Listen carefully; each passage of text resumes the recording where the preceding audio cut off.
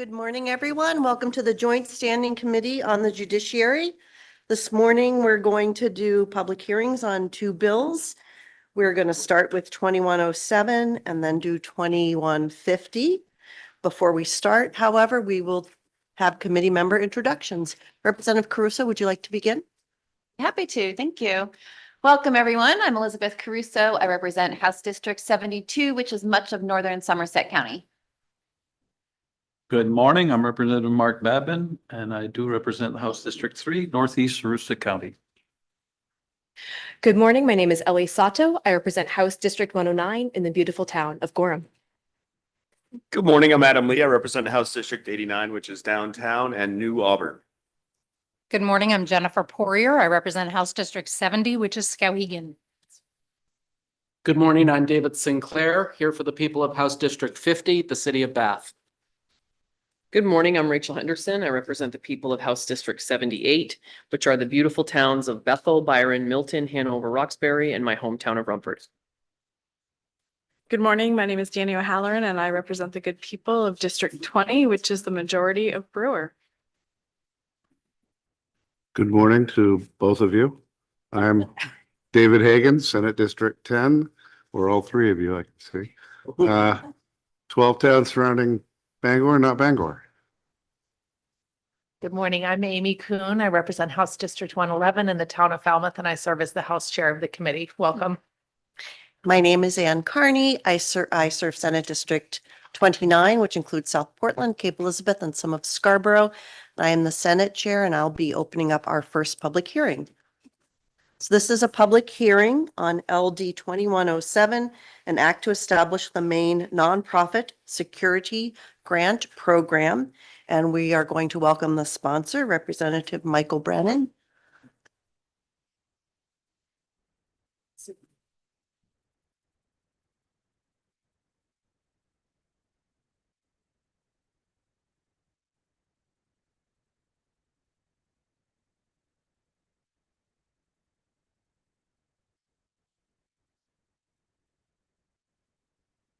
You know the magic. Yeah.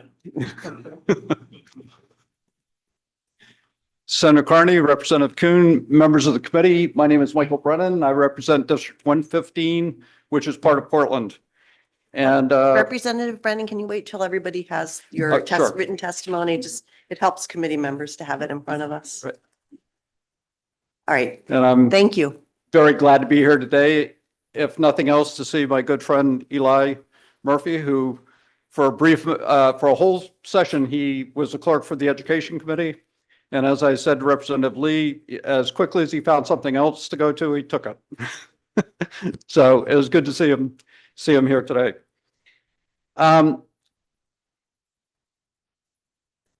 During the time that I've been in the legislature, both the House and the Senate, I've presented over 200 different bills at public hearings. And almost always at the beginning of my testimony, I say that I'm pleased to be here and I'm pleased to present the bill. And today, for the first time, I'm not going to say that. And instead, I'm going to say I'm disappointed and sad that a bill like this needs to be brought to the legislature.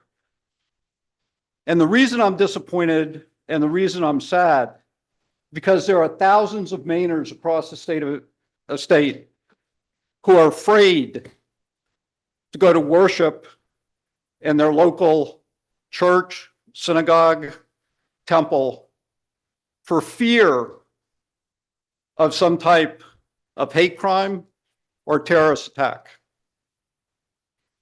Equally important, there are people that are afraid to go to special events because of their sexual orientation and the fear that they may be attacked or assaulted. Last fall, I went to a meeting that was convened by the Jewish Communities Alliance in Portland. It included people from the Muslim community, from the Buddhist community, Jewish community, Christian community, Quality Maine, 10 to 15 different organizations were there. They went around the room and talked about the fear of people in their churches, synagogues, Muslim, and their different congregations because of what's happened not only in the state of Maine, but nationally. And I'm not going to go through a litany of all the different tragedies that we've experienced, not only in the state of Maine and across the country, because many of us know those all too well. So the purpose of this bill is to augment, complement, and to make more resources available for an existing program in the state that provides grants to nonprofits so they can address security issues either on an ongoing basis, infrastructure issues, or for special events. There is a federal program that does provide money to states, and the state of Maine does get federal money, and we're in the midst of receiving $2 million at this particular point, and it's administered by MEMA, the Maine Emergency Management Agency. But the amount of money that's made available at the federal level is not great enough to meet the need in the state of Maine. And that federal money is subject to being lost to the state at any given point. So again, what I'm proposing, and I do have a small amendment, but I'm asking for an allocation of state money to work in tandem with federal money so that we can meet the needs in the state of Maine to assure people that they can attend religious events and special events without a fear of experiencing a hate crime, assault, or some other offensive activity to them personally. The two amendments that I have offered for the bill, one, which is rare for me to do, but the fiscal note calls for $2 million, and I want to reduce that to 1.5. And that's just based on a calculation relative to other states based on our population. And secondly, initially, I placed the program in the Attorney General's office because they have a civil rights division.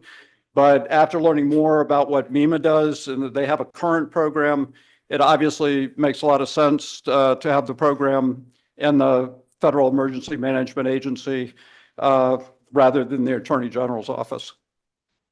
So at this point, I will stop. I know you have a long day, and I know you have a lot of issues to work through. Thank you for allowing me to go first.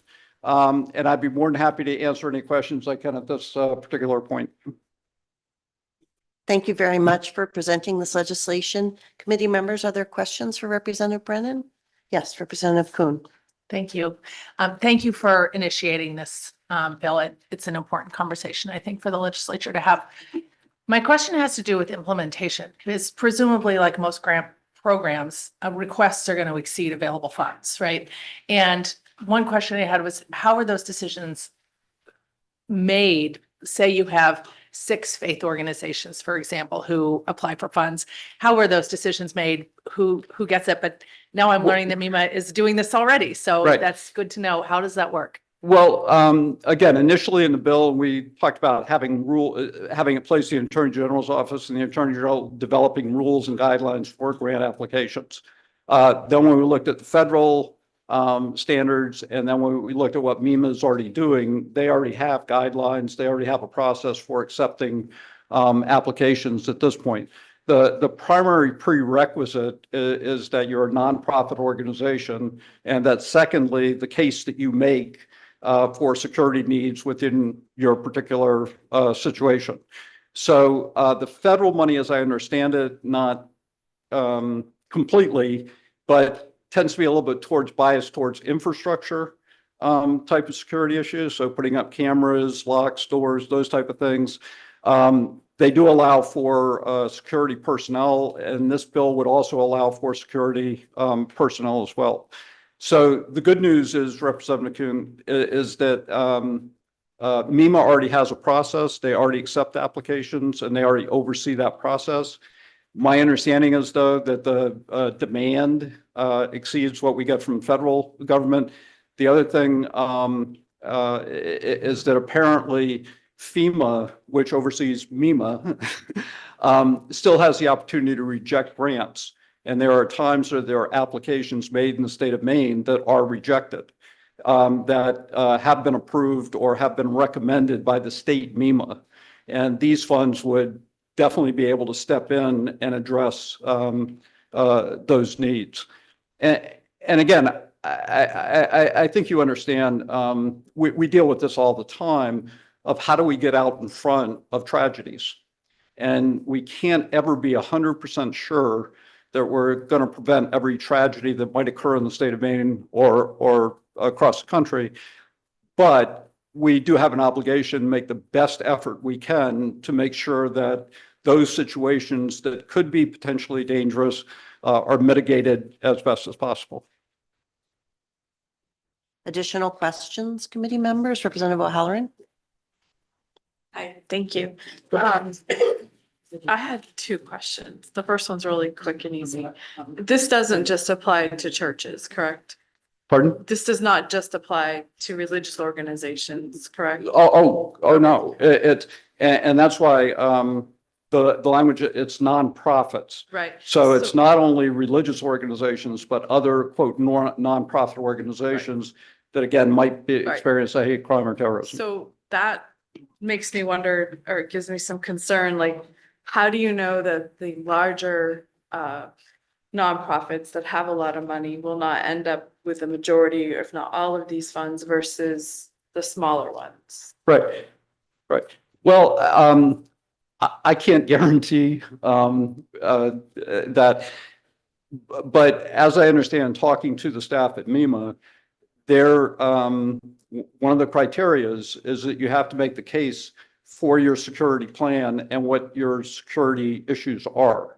And so I think, there is the opportunity for larger nonprofits as well as smaller to make that case.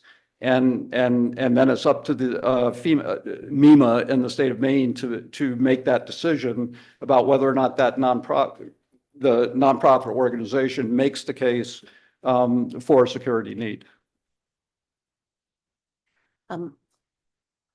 Senator Hagan has his hand up, and I'll come back to you after others have a chance. Senator Hagan, go ahead. Thank you very much. Nice to see you again. It seems to me that this bill allows for state funding for security at abortion clinics. I'm sure those would be included in all this. Say that again, Representative. Abortion clinics, Planned Parenthood and things like that. From what I understand, this looks like it would be tailor-made for that. I just to fund security for. Excuse me, Senator Hagan, can you just clarify what you mean by tailor-made? Well, it seems like the bill also includes or additionally includes funding for abortion clinic security. Let the I don't sponsor know, it's answer just a that. question. Right. No, I understand. Again, I think the criteria is if they're a nonprofit Yeah. and they're in a situation Okay. where they feel that there's a hate crime being perpetrated against their organization and or an act of terrorism, they would qualify. If that's a family planning organization that is providing reproductive services, then they quite possibly would qualify. Additional questions, committee members? Representative Henderson? Thank you, Madam Chair, and good morning, Representative. You had mentioned in your testimony that there are a number of other states that have established this type of program. I'm not asking for it now, potentially for the work session. If you could provide us with those list of states, as well as a breakdown on what type of nonprofit tends on a national level tends to benefit most from these funds, as well as where it's already being administered in the state of Maine, if we can get a breakdown of what organizations currently benefit. And if you'd like a work session, I could have somebody from MEMA come and explain the process, what type of grants they do give out at this particular point, and what some of the limitations they have. Yeah, that would be great. And if there's a way for us to reach out to MEMA as well and ask them for that data set, that'd be great. Yeah, Thank you. I spoke with a staff person at MEMA yesterday. He said he'd be glad to come and meet with the committee and talk about that. So I just want to reiterate, Representative Brennan, so if you could request that MEMA come to the work session. Yep. And then also, if you or they are able to bring both the regulations that apply to the MEMA program. Yep. And then separately the federal regulations so that we can have all of Yep. that information available. I think that would help the committee a Yep. lot. I'll work with Eli on that and make sure that. Thank you. Yep. And Representative Lee? Thank you, and thank you for proposing this bill. I had a question about the definition of hate crime. It seems unique to this bill. It's not in another portion of legislation. Is that accurate? I ask that because it looks like it's the main Human Rights Act categories plus homelessness. My intent was not to do anything above and or extraordinary to what we now use as a definition in Maine for hate crime. I'm not familiar with the inclusion of homelessness of the victim or the owner or occupant of the property. Okay. So it caught my eye. I was Okay. wondering what the intention was that. We could talk about that at the work session. Additional questions, committee members? Yes, Representative Poirier. Thank you, Madam Chair. And this is, if you're working with MEMA or if Eli is, if we could have perhaps a list of the nonprofits that are currently providing Yep. these funds to, that would be great. Any- So, Senator, just to be clear. Yes. For the work session, we'll try to have somebody from MEMA here that can explain currently the program, have a list of current grantees and the guidelines that they use to award those grants. Yes, as well as any applicable federal guidelines. Okay. Thank okay. you. And Eli, you got that list? Okay. All right, committee members, any other questions for the bill sponsor? Thank you very much. And I'm now going to run to the Education Committee, but I hope you have a day that you're able to get through with a minimal amount of anxiety and pushback. So thank you very much, and I look forward to seeing you at the work session. Thank you, Representative. Next, we'll hear from any sponsor or co-sponsor who would wish to provide testimony. Welcome, Senator Dusan. Good morning, Senator Carney, Representative Kuhn, and esteemed members of the Judiciary Committee. I'm Jill Dusan. I represent Senate District 27, which is part of Portland, part of Westbrook. I'm honored to serve as the Senate Assistant Majority Leader and honored to serve as a co-sponsor on this bill presented by the senior member of the Portland delegation. And Senator, if you could just pause for 1 minute until we all have your testimony, that would be helpful to the committee. Thank you.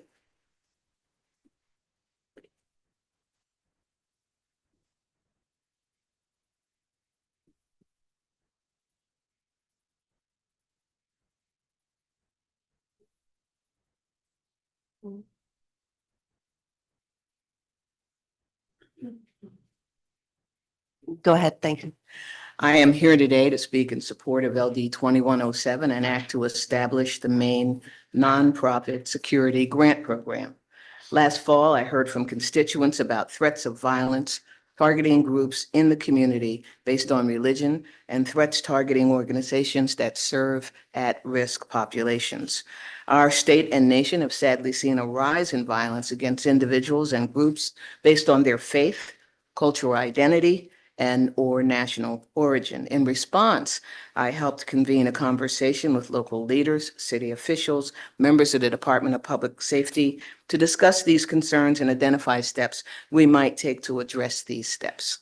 I am happy to co-sponsor this bill brought forward by Representative Brennan, which aims to provide support and resources to keep people from all walks of life safe from acts of violence. As shared by the sponsor, Maine would join other states who have established a program like that anticipated in LD 2107 that works to address the reality-based fears and concerns of folks in communities like yours and mine.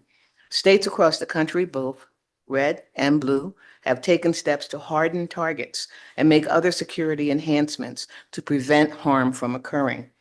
Our constituents, rural and urban, should not have to worry about violence on their way to and from their house of worship, a local gathering spot, or to visit community service organizations. I understand from the sponsor that there are 2 changes that will be offered for consideration by the committee. I am happy to support both of those changes and look forward to the conversation ahead. Thank you for the opportunity to offer comments in support of this initiative. I'd be happy to answer any questions you may have. Thank you very much for your testimony. Committee members, are there any questions for Senator Dusan? Seeing none, thank you. Would the next person in the committee room who wishes to speak in support of this legislation, please step forward?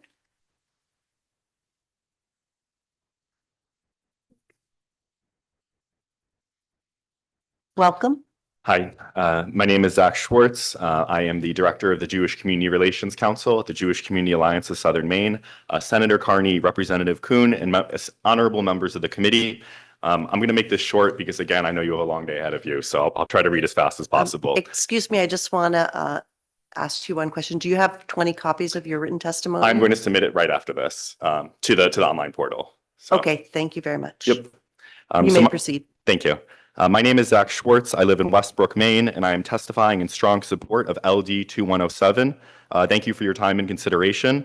Over the last few years, Jewish organizations across Maine and the U.S. have faced the highest levels of anti-Semitism seen since the Holocaust. In 2025, multiple Jewish organizations in Maine received multiple specific death threats, things like letters saying things like, "I will kill all at this place," flyers urging people in Portland to enact a D-Day against the local Jewish community, and another flyer in Bethel, Maine stated that Jews are no longer welcome in this state.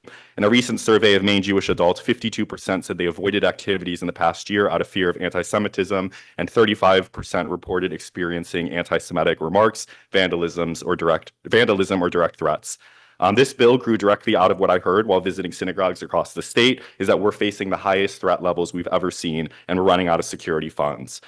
However, this is not just a Jewish community issue. As we've spoken with other partners, including many, many different churches, Buddhist temples, mosques, and nonprofits serving a variety of causes, I've heard the same concerns about threats, safety, and preparedness. In 2025, there were multiple violent attacks against the Catholic community, against the Mormon community, against the Jewish community, and many other communities. I'm here today representing over 20 organizations that have signed an open letter supporting this legislation. I will submit it to the portal. I'm not going to read all of them today, but that letter includes the majority of Maine's Jewish institutions, historic Black churches such as the Green Memorial AME Zion Church, the state's largest Buddhist temple, Wat Samaki, a Southern Maine mosque, and nonprofits and churches across the state. I strongly believe that LD 2107 is a unity bill. Similar nonprofit security grant programs have passed in at least 20 other states, oftentimes with strong bipartisan support. This bill's support is not along geographic lines. We know that many nonprofits and houses of worship reside in the state cities, but we also know there are rural churches in towns which don't have professional police departments and for whom it would take 15, 20, 30 minutes for law enforcement to arrive. This bill's support should not be along political lines. While we know that many Democrats are supporting this bill, the horrific murder last year of Charlie Kirk should show all of us that organizations and people with conservative values are also being targeted, and that is reprehensible. This is a bill for all of us.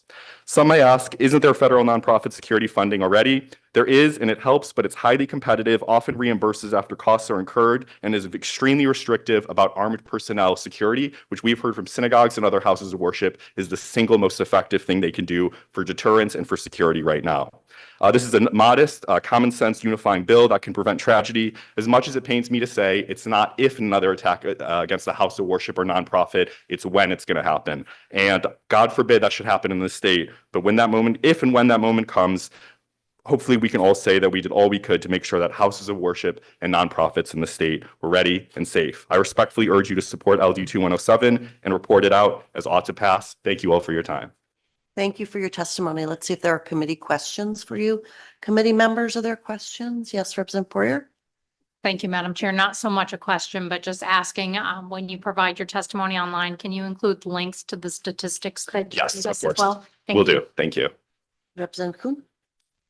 Thank you.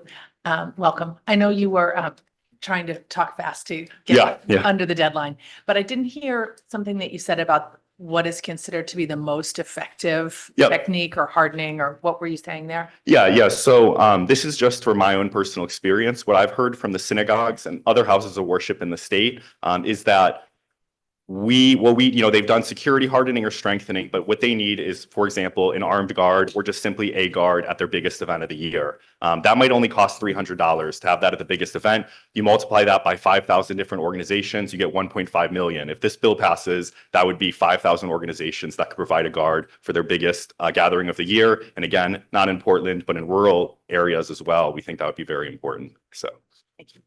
Thank you. Additional questions, committee members? Okay, I'm not seeing any. Yes, Representative O'Halloran? Can you please turn on your microphone? Oh, Are armed guards normally considered to be parts of security things for these types of grants? So for the federal nonprofit grant, I can be at the work session and can provide more information on that. From what I understand, it's extremely restricted in terms of, the limitations around hiring guards. What I can say for the Jewish community right now is for many, if not most of our state's Jewish synagogues, we cannot have a large gathering without an armed security guard because there's that many levels of threats. There's that many threats happening that we have so many we can't reveal the location of events until they actually happen. And we have to, have people directly register. And when we have those names to register, people register with names like Adolf Hitler and Joseph Goebbels. And every time I go to my synagogue in Shabbat, there's an armed security guard because there are that many threats. And unfortunately, that's the state of the world we live in. And that's not just specific to the Jewish community. Representative Caruso? Thank you for being here. I know at my church, we have security. I don't know of any church that doesn't. And they're just volunteers. They're not paid, but they're armed and ready and all of that. Are you saying that they're not, that you have congregations that are not, and that's what this is for? Or is this just for large events? Yeah. So what I've heard from Jewish synagogues is that they need that security. It's critical. I mean, again, the level of threats we are getting is awful. But they're also running out of security funds, is that they no longer have the money to be able to keep their doors open in a safe way. And we also know that there's nonprofits. One of the sponsors of this bill is the state's biggest Buddhist temple. And again, they just don't have the funds for security, but even being able to have a security guard at one event a year could potentially save lives. Representative Lee? I just wanted to thank you for being here and say I'm sorry that you need to be here. Oh, thank you all for your time. I know you got a big day ahead of you, so, yeah. Are there additional questions, committee members? Not seeing any. Thank All you. right, thank you very much. Would the next person who wishes to speak in support of this legislation, please step forward? Seeing none, I'm going to check about the online registrants.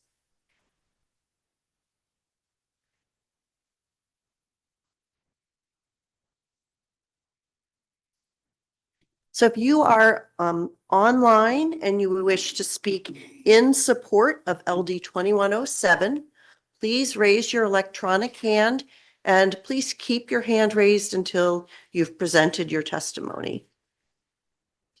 We have one person who is joining us remotely.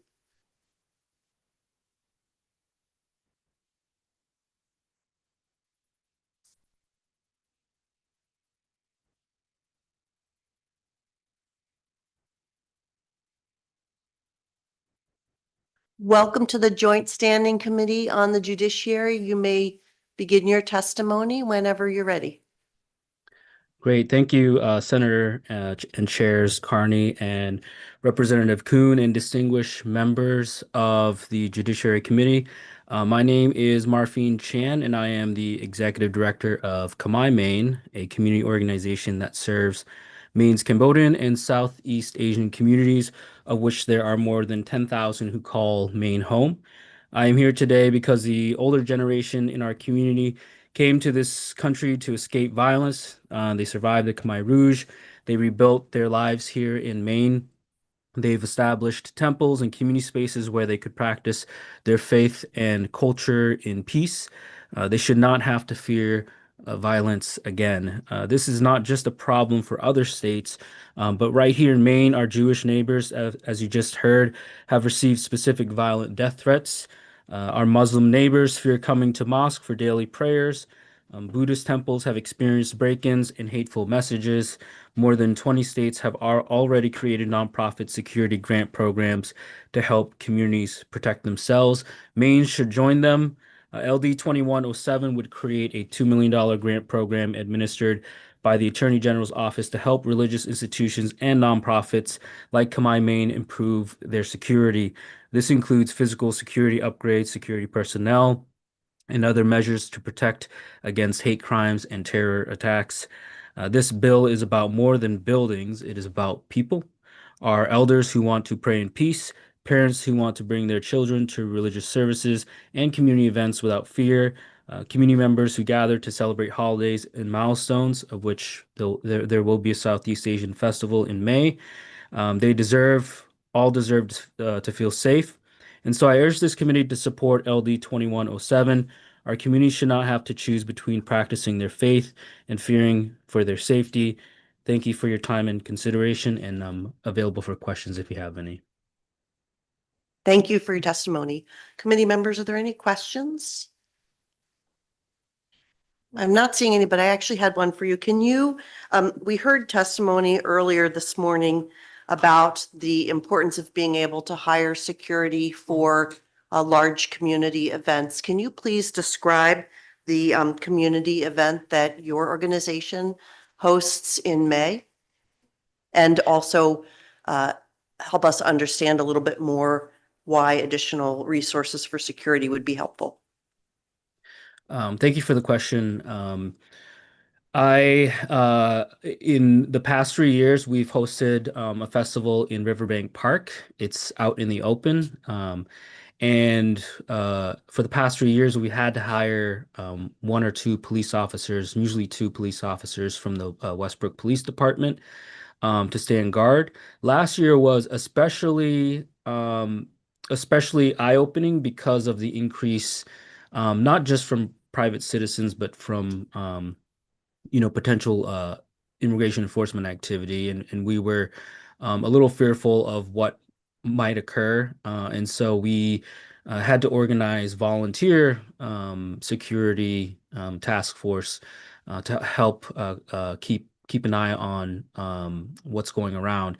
And our event wasn't as big as the Back Cove Music Festival. It was more around 800, but still there's tents, there's people walking around, and there's a lot of activity going on around. And, an organization like ours, a nonprofit, we don't currently have any specific funds for security to keep an eye on what exactly is going on.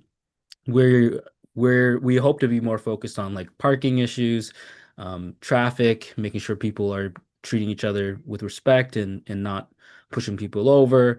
But we have never had to address the issue of, would there be a potential shooter? Would there be a potential hate crime, or someone who might stab, or as we've seen in the past 5+ years, people driving cars into crowds of people. And so for us, now that we're having to start to think about these things, we also have to consider, well, what resources do we have? And nonprofits in Maine, we don't have that many resources. We're all competing oftentimes for the same funding pools. And so I think the $2 million that is being allocated for this fund would be a tremendous help. Thank you for answering the question. Are there additional questions, committee members? Not seeing any. Thank you. Is there anyone else present online or in the committee room who wishes to speak in support of this legislation? If so, please raise your electronic hand or please step forward.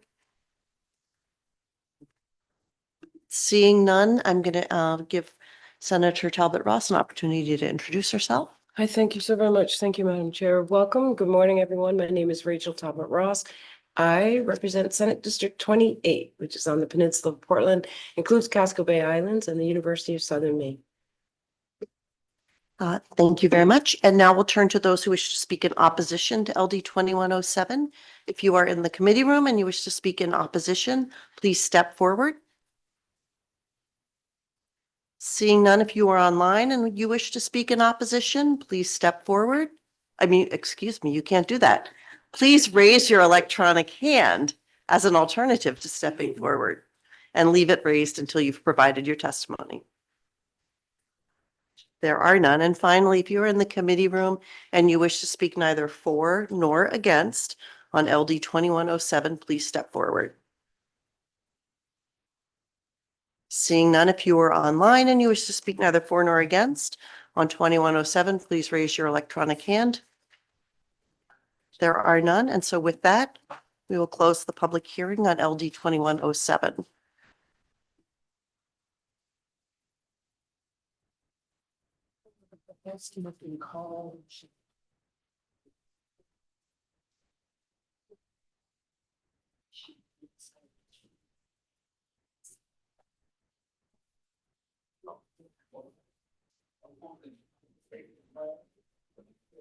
Committee members will be at ease for just a moment or two while the sponsor of the next bill completes some testimony in another committee and then makes her way to us.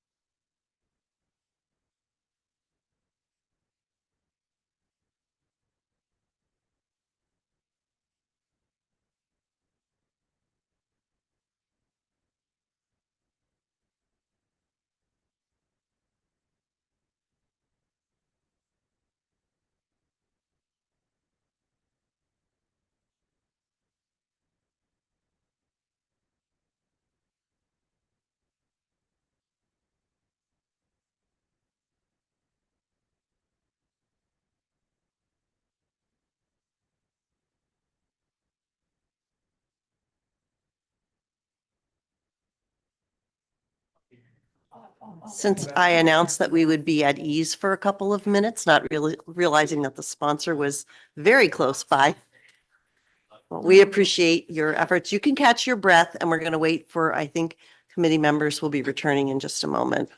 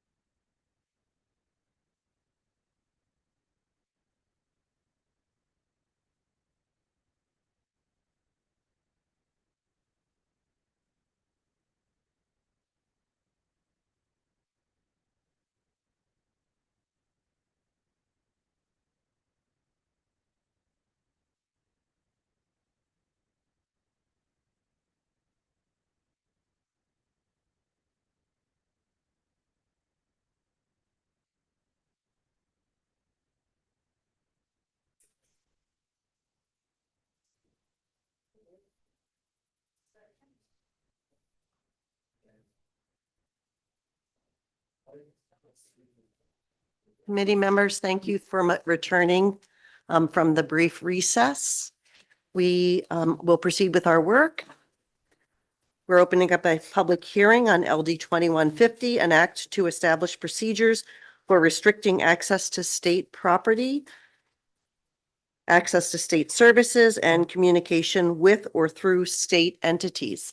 This legislation is being presented by Senator Nicole Grohosky, who's here with us today. Welcome, Senator. And the microphone is off if you, Representative Babin is going to assist with that. Oops. Thank you. I mean, I've been around for a couple too many years. I don't know if there's supposed to be a sign up sheet up here. No? Okay. Okay. Oh, sorry. Great.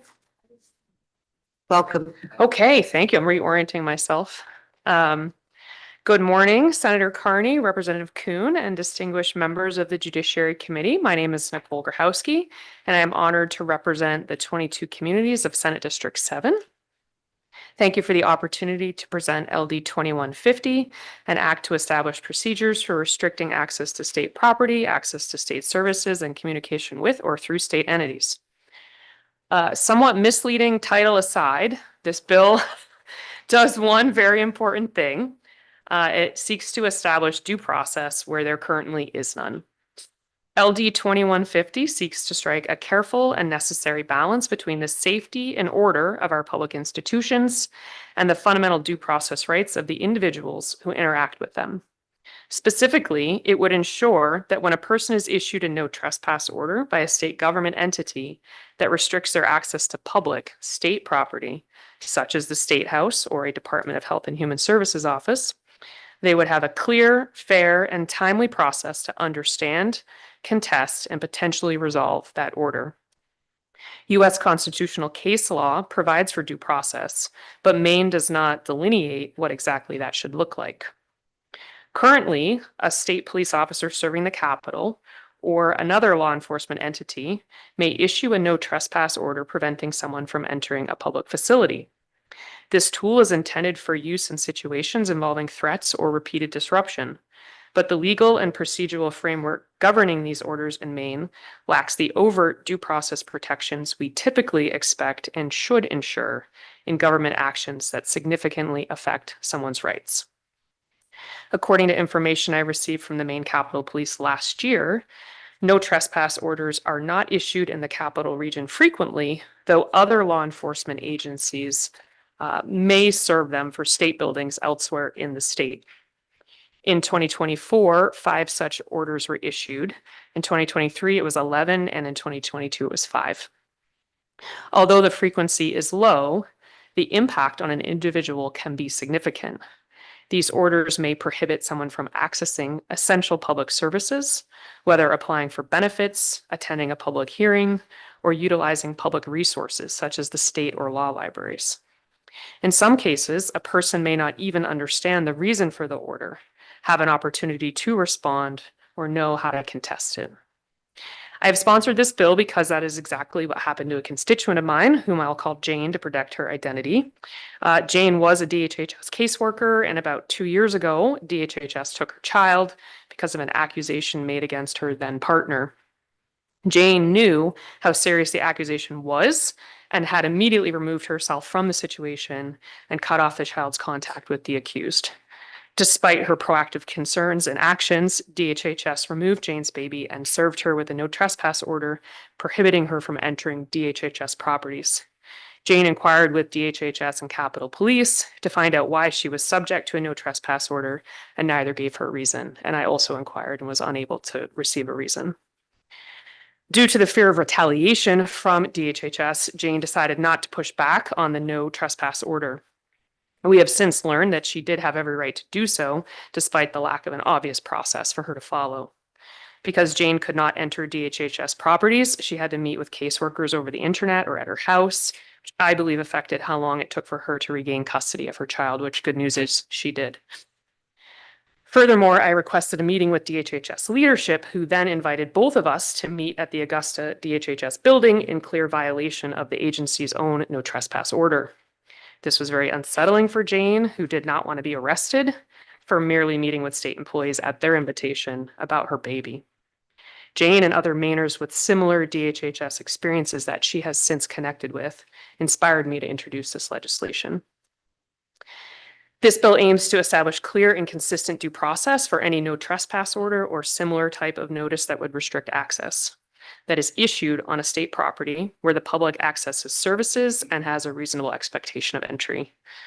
The process proposed in the bill as follows. First, the state entity would issue a no trespass order or similar instrument that restricts a person's access to state property, services, or communications. There is no change in that from the current practice, current law. Then the bill requires that the order must include the factual basis for the restriction, and that must be provided to the restricted person. This is not currently required under the law, but I understand it has recently become part of the state police's policy. The order may be for a period of no more than 90 days under the bill. There is no specific maximum number of days in current law, but it is common for these orders to be in place for a year. If the state entity seeks to extend or renew the order beyond the 90 days, the state entity would bring the matter to the court under this bill. Currently, a restricted person can challenge a no trespass order in court if they have the resources and the know-how. This provision shifts the burden so that the state must seek the court's approval to continue to restrict a person's access. Thus, the burden is on the state to prove the necessity of restricting someone's constitutional rights, not the other way around. And finally, the district court would follow the existing protection from harassment process in Title V, Chapter 337A, to determine if the state has a compelling reason to continue restricting that person. The bill requires the court to prioritize other protection from harassment complaints in its docket so that life and death matters are dealt with first. In working on this bill, I reviewed several existing legal mechanisms that provide due process in other circumstances. Utilizing the protection from harassment statute that already exists seemed like the most straightforward way to ensure due process without creating another similar process for the relatively rare but critically important instances in which this process would be used. Based on the results of a National Conference of State Legislatures research request, it appears that many states are doing similar to what Maine is doing, just relying on case law in the courts to determine whether due process has been violated regarding a person's access to public property and services. I think that establishing a clear process for issuing and contesting no trespass orders that puts the burden on the state would help constituents who do not have easy access to legal representation better understand and protect their constitutional rights. These are modest, reasonable safeguards rooted in fundamental constitutional principles. As the ACLU of Massachusetts has emphasized in its guidance on no trespass orders and public property, which I footnoted above, government officials may not arbitrarily deny people access to public property that is open to the public. Restrictions must be viewpoint neutral, narrowly tailored, and include a mechanism for meaningful review. When we fail to offer a consistent process for contesting such orders, we risk denying individuals access to democratic participation, essential services, or even the ability to seek redress. Importantly, this bill does not seek to eliminate or overly constrain the ability of law enforcement or state officials to maintain safety. It simply ensures that when the government excludes someone from being able to exercise their rights, the decision is transparent, justifiable, and subject to review by the courts. In short, LD 2150 is not just about process, it's about fairness, accountability, and upholding public trust in our institutions. Thank you for your time and consideration of the bill and my testimony. I'd be happy to answer any questions the committee may have. I will caveat that I am not a lawyer, so I really expect that many of you understand this better than I do, but I am firmly passionate about protecting people's due process. Thank you. Thank you very much, Senator. Committee members, are there questions for the bill sponsor? Yes, Representative Sinclair. Thank you, Madam Chair. I have just two questions, but I'll start with one, and then if nobody else is ready with one, maybe I could go forward with the other. Good morning, Senator. Good morning. So I remember we had a brief conversation about this bill or a very similar bill last session. I know this is very, very different piece of legislation, but tailored toward the same aims. I remember asking a question at that time whether you thought it might be more protective of the individual's interest, due process interest, to impose a higher burden on the state entity that wanted to exclude that person. I had suggested clear and convincing as being the next level up from simple preponderance. I'm wondering whether the choice to leave it at the simple preponderance was intentional or just easiest because that's what's currently in the PFH statute, or some other cause. Thank you for the question. I do remember that conversation, and I think my original aim with this bill was to sort of change as little as possible in an existing process in order to make sure everyone was familiar with that. I do think if the committee would find that clear and convincing would be a more appropriate standard given the constitutional rights at question here, I think it would not be hard if we wanted to continue to use the protection from harassment statute to say in the case of, then use this standard. And I think the courts would know how to respond to that. So I'm definitely open to anything that is enhancing the rights of the citizens. Are there additional questions, Representative Lee? Hi. There's a sentence in here that I'm having a hard time figuring out why it's there. Yep. It's on lines 40 and 41 of the first page of the Okay. bill. The court shall prioritize complaints filed for protection from harassment other than those filed pursuant to this subsection. And so am I correctly understanding that saying these PFH complaints should be deprioritized when it comes to the rest of the PFH docket? Yes. So thank you for the question, Representative Lee. I think I don't honestly have a sense of how long does somebody, like how big is that docket for different district courts? But the idea would be if you really can't get to everything, somebody whose life might be at risk that's seeking immediate redress, it would be a priority to make sure that they could have that relief. If a constituent, unfortunately, if somebody had to wait another 5 or 10 days past the 90 days where their life's not on the line, I think that's not ideal, but reasonable. And I will just add that Representative Moonen, who served on this committee, as you know, and has given much of this type of work a lot of thought around speedy trials and things like that, had specifically asked me to consider including this provision. So it made sense to me. If the committee feels otherwise, that's, of course, makes sense, but I wanted to share the history there. Representative Henderson, was your hand up? And then we'll go back to Representative Sinclair. Thank you, Madam Chair, and good morning, Senator. Good morning. Thank you for bringing the bill forward as a co-sponsor. The concept I fully support. I think we should be able to find a way forward. One question that I would have, and I think that this may have been part of the dialogue last year, was the First Amendment argument when it comes to a member of the public interacting with a state agency or state actor. And in my limited amount of research that I've been able to do in the last 24 hours, that this has become kind of a big conversation. One argument that came forward that I felt was a valid one that we should address is the First Amendment argument that says that the Supreme Court has kind of upheld this idea that state agencies can't be quote unquote harassed because they're not an individual with individual feelings. And I appreciate you wanting to put this into an already established protection from harassment part of law because it's already established. This might be a better question or to answer at the work session, but have you considered that perspective?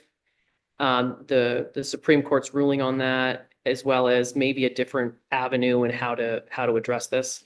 Thank you, Representative Henderson, for the question. A couple things I will say, I was able to look at a lot of other options and none of them seemed to be quite the right fit because it was really important to me that the burden become the state's burden to prove that there was a reason to have this no trespass order, and most other sort of existing mechanisms would put the burden on the aggrieved the restricted person. So that's why I liked the protection from harassment. I think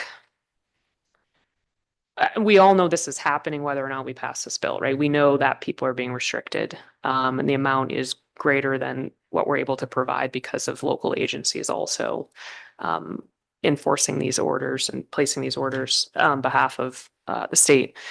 So it's not a lot of people, but I do think it's a problem.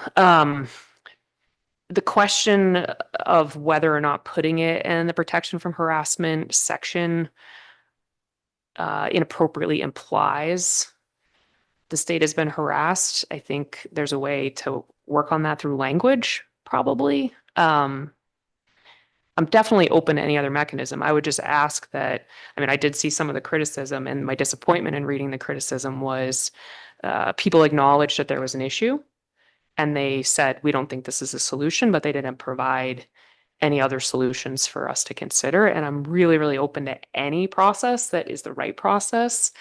This is what I started with. If anyone has a better idea, I'm completely open to it because I'm not trying to get us in a quagmire of lawsuits. But right now, it just feels very, I mean, we all get calls from constituents where you think, wow, the only way the person can really address this is by hiring an expensive lawyer, and going to court, and they don't have the resources. And I really, really want to avoid any process that puts the burden on the person. So very open to other ideas. And maybe there's a way to draft it that says like, this by no way implies the state has been harassed. We are just, however, using an existing process that has the word harassment in it, right? I mean, you have very great analysts here, so I'm hoping they can see a way forward with me and with you all. Representative Sinclair and then Representative Kuhn. Thank you, Madam Chair. This question is one that we're going to have to turn to no matter what process we use. So regardless of how we come out on that question, I'm looking at the issue of venue. I'm looking at lines 13 through 16 on page 2. Yep. Normally in the harassment process or in the PA process, generally, we're more restrictive on venue, either to having it where the alleged activity happened or where the plaintiff or the defendant resides. Here, when we're talking about a state actor, if we leave it up to the plaintiff could potentially say, okay, I'm going to file it in the court in Machias, where the alleged events happened in your county, and that's going to put a real hardship on exactly those defendants that you're looking not to exclude from the process. So I guess I'm not turning to you for a solution, so much as just wanting to highlight for the rest of the committee and gauge your openness to our tinkering a bit with the question of venue. Thank you, Representative Sinclair. Yeah, actually, when I was rereading the bill in the past day or two, I thought that exact thing. And I really, I was like, I hope the state wouldn't do that because that would just be very flagrant, if you will. But I saw what you were saying. And I think, especially if you look at the previous existing statute where it's saying that it would be the plaintiff's previous residents or new residents, I think it could say the defendants, right? Or the restricted person, whatever the right phrase is to use there. It could be based on where they live. Could also be based on where the order originated. That's a little trickier because something could happen.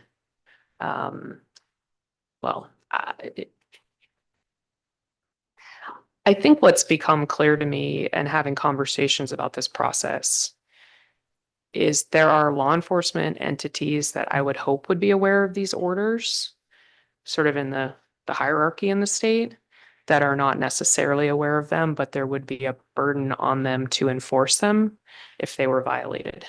And so this is a little tricky because in the case of my constituent, what I've learned is the state police, Capitol Police Unit, didn't issue that order. It was ordered by the Ellsworth Police Department, but it came from DHHS, right? So you would kind of hope that the state police would know because she was no trespass on any DHHS property. It's not just the business of the Ellsworth Police Department at that point.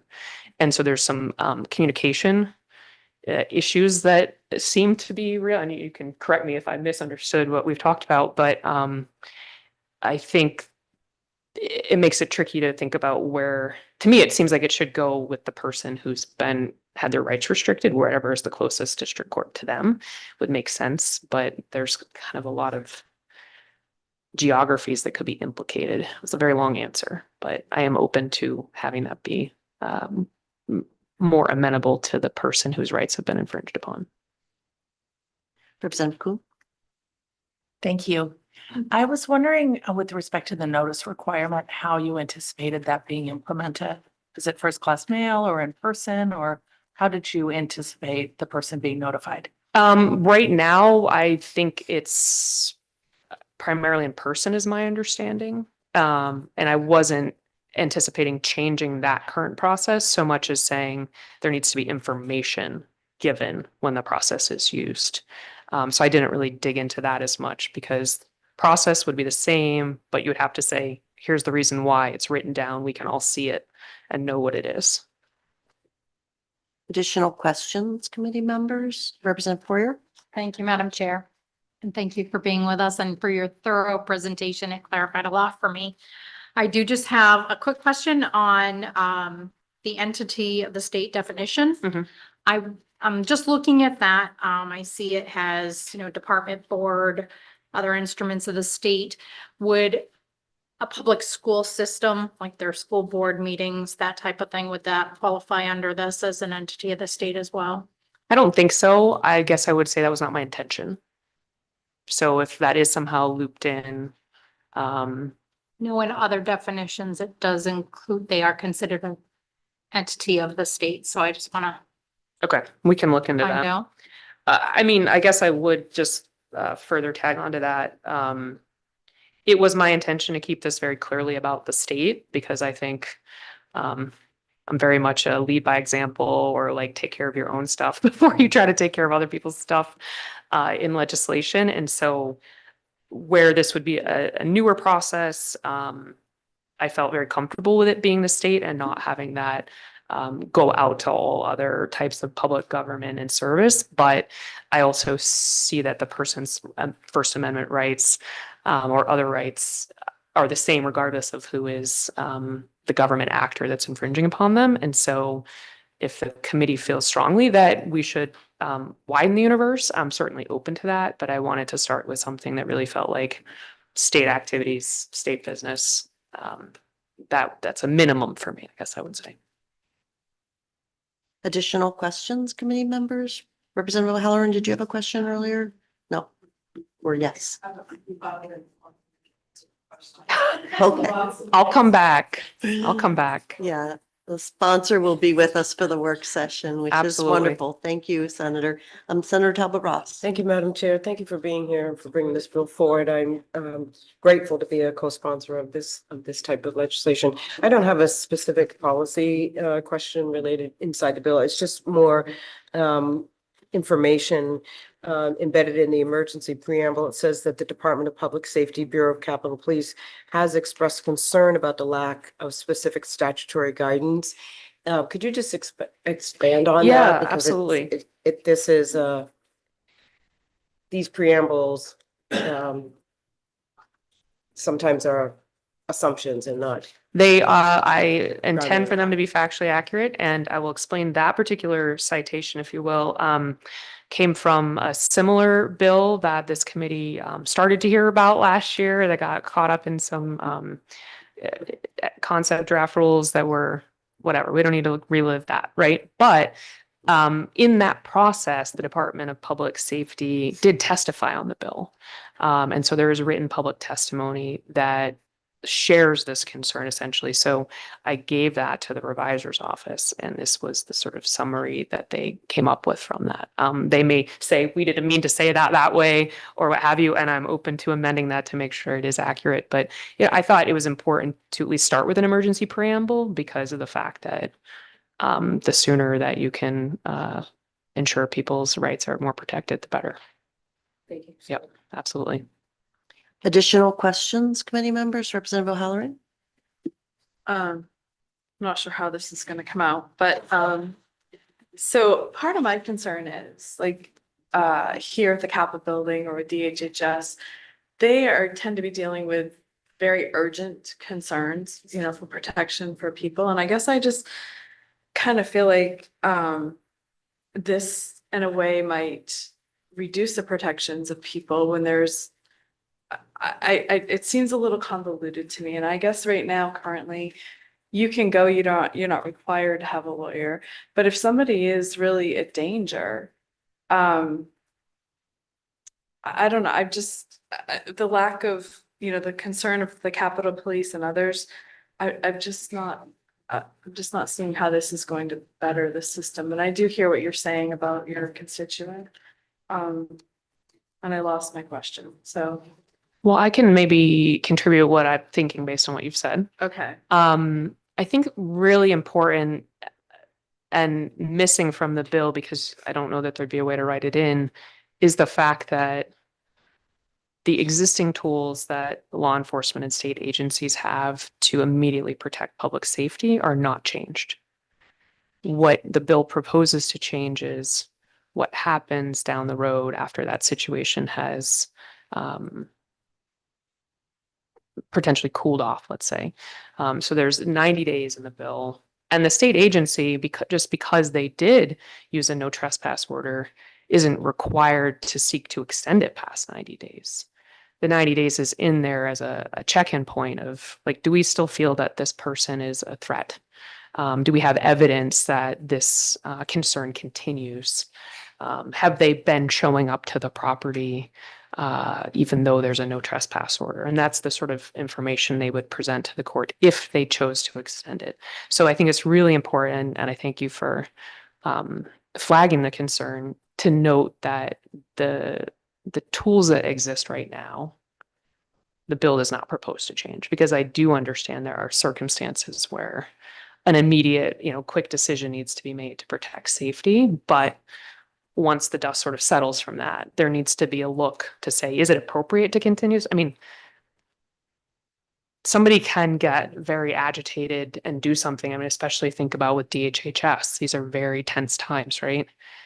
But a year, if the no trespass order exists for a year, is that person still as agitated or confrontational as they were in that moment?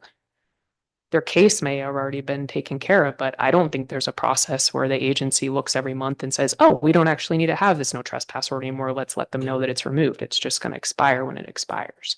So I don't know if that helps at all, but the initial tools for urgent situations are untouched. The question is, how does a person and the courts determine if that initial activity was A, appropriate, and B, needs to be continued? Any other questions, committee members? Representative Lee? Been rolling Representative Henderson's question around in my mind for a little while, because I think it's a really interesting and good one. Mm-hmm. And this is sort of something to think about for the work session. Would you be open to us amending the PFH statute as well to maybe create an entity-based harassment that doesn't require there to be specific individuals within DHHS, for instance, who have been harassed?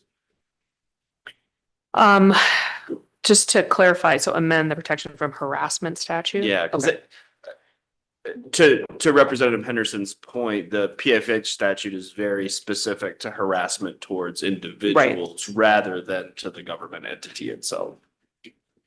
Yeah, I definitely am open to that. I think, as hopefully you've heard, basically any technical details that need to be figured out in order to achieve the overall goal, I'm very amenable to, and appreciate all of the knowledge you have around the law that I do not, to help think about where those gaps are that we can fill. Anything additional, committee members? Yes, Representative Caruso? Sure. Thank you, Senator, for presenting this. I was just looking at some of the testimonies that were logged in online. And did you see the judicial branch's comments? They were neither for nor against, and they had some. No, I actually looked last night, so that must have come in pretty recently. Okay. So I haven't looked at it. Yeah. Okay. I saw about half of them were for the wrong bill. But I would be love to hear what they have to say and I will read it. Or if you have a specific Yeah. question, I can try to answer it. It's great, I don't have to get into it. I mean, I was just thinking if there's already constitutional law, as you have specified, why, I don't know if there was another way of ensuring that constitutional case law is what the process is here, and maybe like a letter or, something could be done differently to achieve the same end. I'll have to review that more. I think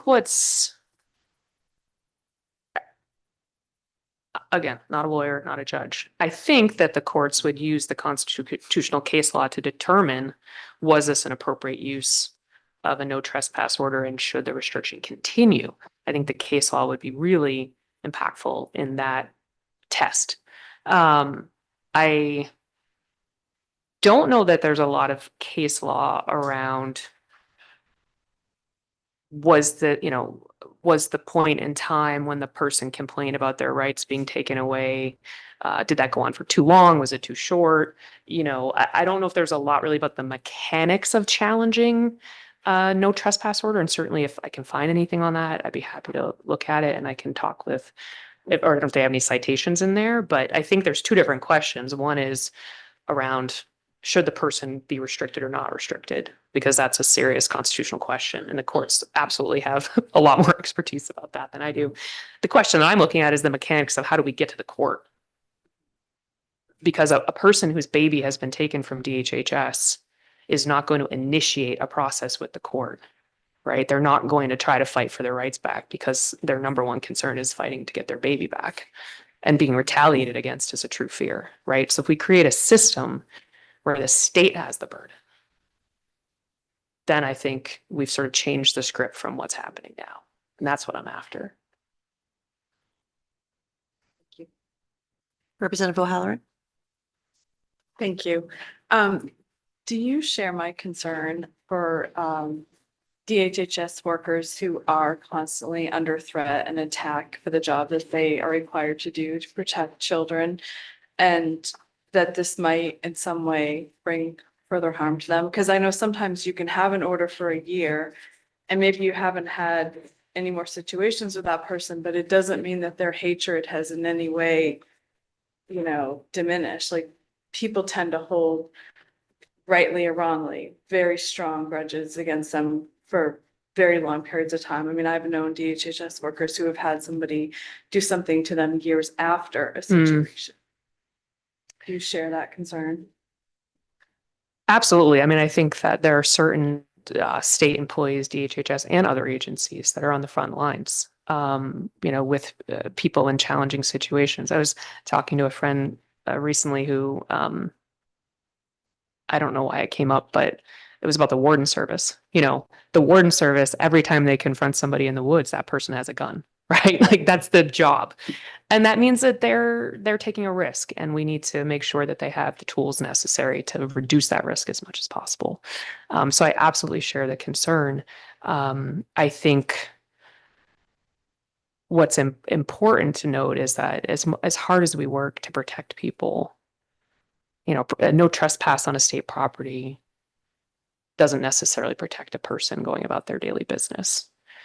This is one tool to protect that caseworker, and I think the tool is really important to keep, but I want it to be revisited by a neutral third party because there's tensions and emotions on both sides. Additional questions, committee members? One follow-up to Representative O'Halloran. Is there, from your perspective, is there the potential that the protection from harassment proceeding would actually add additional protections to state employees in appropriate circumstances? That's a really good question. I think it could under the way the law is written. I mean, there's certainly in the sections about interim relief and relief, a lot of particular types of tools they can use that include protecting people at their homes and things like that. I don't, again, not having ever gone through a PFH process, I don't know if the court has the authority to say, we've learned this and we're gonna provide additional relief that's outside of the state entity that brought this to us. I think if I'm not opposed to that, I think from a quick thought. I think it's a really good question to ask. Like, could they expand beyond just this is the state entity is, what has the standing right there? Can they say, wow, we saw that there was a really specific targeting of an individual and we want to provide them protection? I think it's a good question. I definitely, just on first thought, think I would support that. So more fodder for the work session. Yes, Representative O'Halloran? Thank you. Thinking about this more, do you agree that this could possibly add more of a burden to state employees and actually expose them to more harm if they're going to a scheduled court date where people know that they're going to be showing up? And just on top of the added burden of all the other stress and drama that they have with their job. I appreciate that question, Representative O'Halloran. I think what's hard is when you work for the government, you have a different burden around constitutional protections and restrictions. What you said made me reflect. So my mother's was for most of her career a school nurse, which means she's a mandatory reporter. And there were many, many times that she was the person that had to file the report on a family, right, for things that were concerning. And the truth is that it always fell to her because there were teachers who were afraid, but who saw things, alerted her, she looked into them, that kind of thing.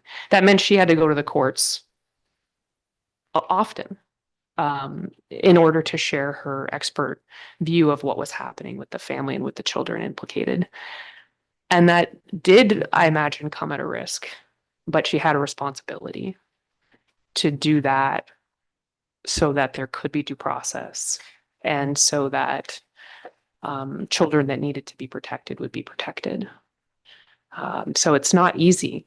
Like, I don't wish anyone to have to put themselves at risk. However, there's a burden that comes with the work that, even the work that we do, but that comes with being a government employee. And I don't want to exacerbate that risk, but I want to recognize it's present always. Thank you. Thank you. I appreciate that. The only difference is, though, is your mom wasn't. Are you engaging in debate or No, are you asking a question?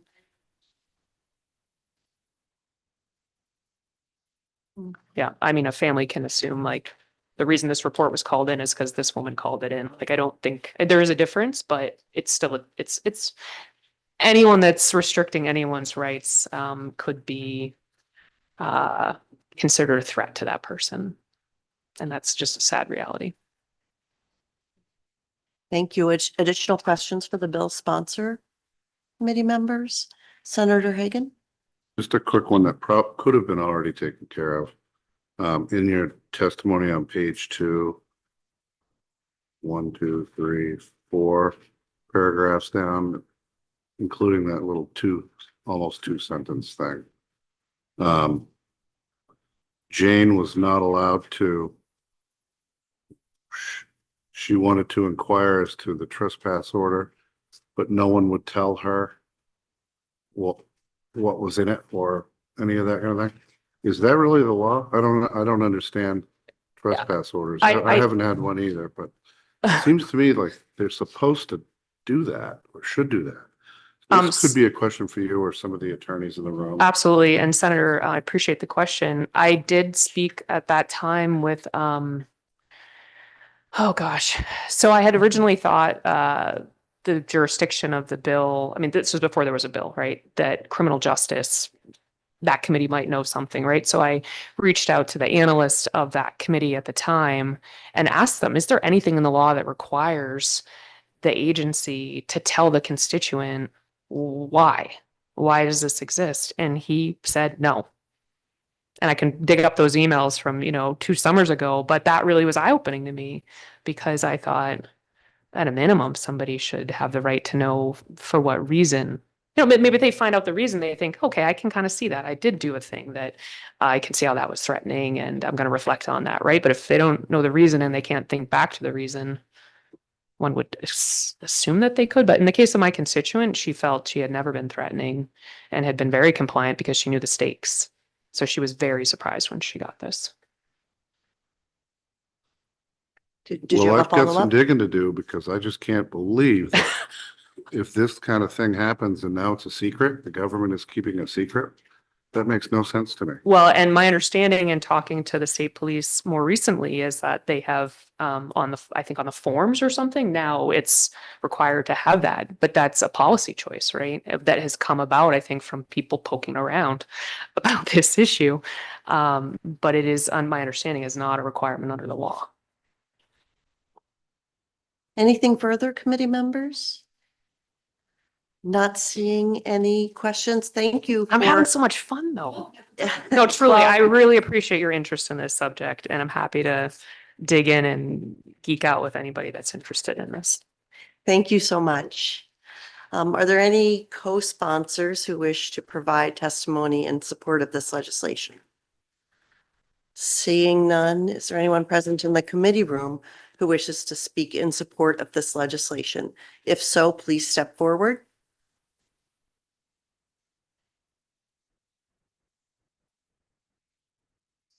Still morning. Welcome. Good morning. Good morning, Senator Carney, Representative Kuhn, members of the Judiciary Committee. My name is Alicia Melnick. I'm an attorney at Bernstein Scher, but I am here today pinch hitting for the ACLU of Maine and Michael Cabetta. I believe he submitted his testimony online, but if you have not received it, I'll make sure that it gets submitted right after I testify this morning. I am here today in support of LD 2150, an act to establish procedures for restricting access to state property, access to state services, and communication with or through state entities. And really appreciate Senator Grahowski going before me and really digging very deeply into a lot of the issues and questions that are covered by this bill.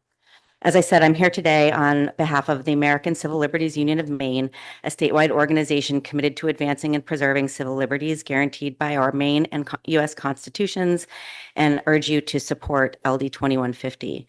As you've heard, this would establish a formal process by which the state and its agencies may restrict a person's access to state property, state services, or communication with or through a state entity. This process replaces an informal and inconsistent current process with a clear, understandable framework. LD 2150 requires that any restriction in accessing state services, property, or communicating with the state must be based on a documented, factual justification communicated in writing to the restricted individual and limited to 90 days unless subsequent action is taken to extend or renew the restriction. After 90 days of restriction, the state must seek to extend or renew the restriction through an already existing judicial process, as you've heard, the protection from harassment process, which would ensure transparency and a neutral decision-making process. Prior to this legislation and under current law, there is no standard statutory framework for restricting an individual's access to the state or its agencies. Unwritten authority and informal practices are more dangerous than regulated ones because they are harder to monitor, more difficult to challenge, and applied unevenly. This legislation will enhance due process for individuals who are restricted from state services, state property, or communications, and we urge you to vote ought to pass. And I would also add that based on your all's discussions, I do think that there is the possibility that this could enhance the deterrence aspect of these orders, because if, as you said, if someone does not understand the reason for which they have this order or restriction, they are less likely to be able to avoid that behavior in the future. So I think that this is a good bill for all the reasons that you heard described by the sponsor, and I really appreciate your time. I'd be happy to try to answer questions or bring them back to the ACLU for the work session. Thank you. Committee members, are there any questions for the ACLU? Seeing none, thank you for your testimony. Thank you so or for much. presenting the ACLU's testimony. And I will submit it. Thank you. Is there anyone else present in the committee room who wishes to speak in support of this legislation? Seeing none, is there anybody online? If you are online, and you wish to speak in support of LD 2150, please raise your electronic hand. Please keep it raised until you've provided your testimony. There are none. Is there anyone in the committee room who wishes to speak in opposition to this legislation? If so, please step forward.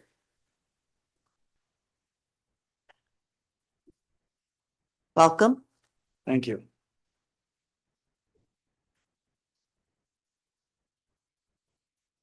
And if you can wait just a moment till we have your written testimony.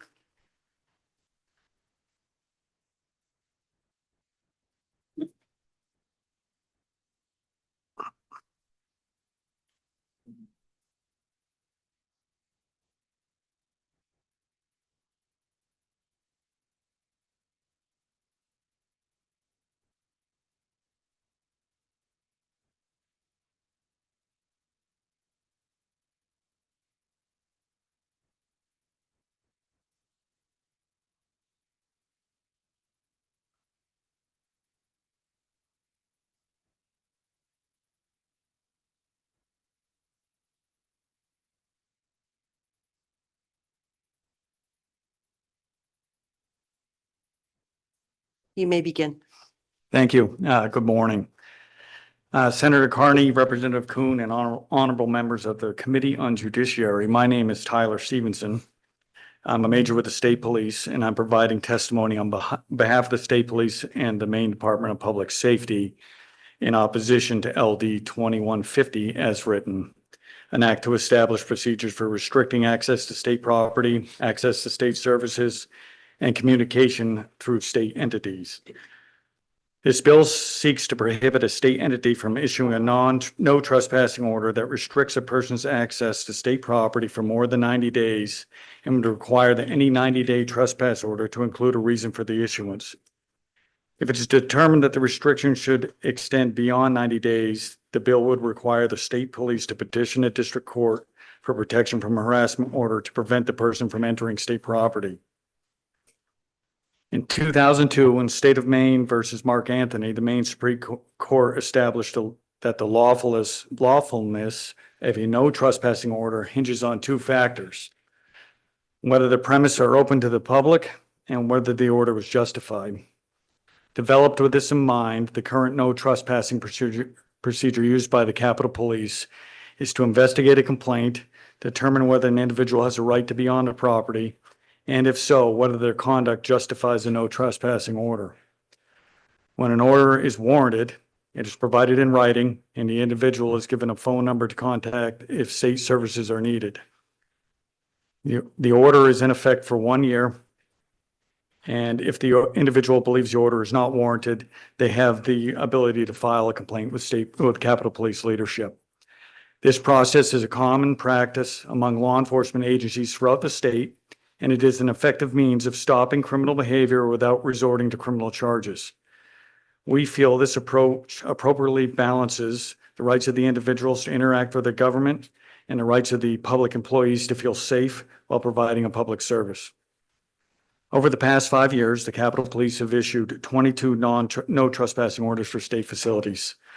None of these orders required an extension beyond a 1 year period. During the same time frame, Capitol Police records show that 5 arrests were made for trespassing after an order was violated, most occurring within a few days of the order being issued.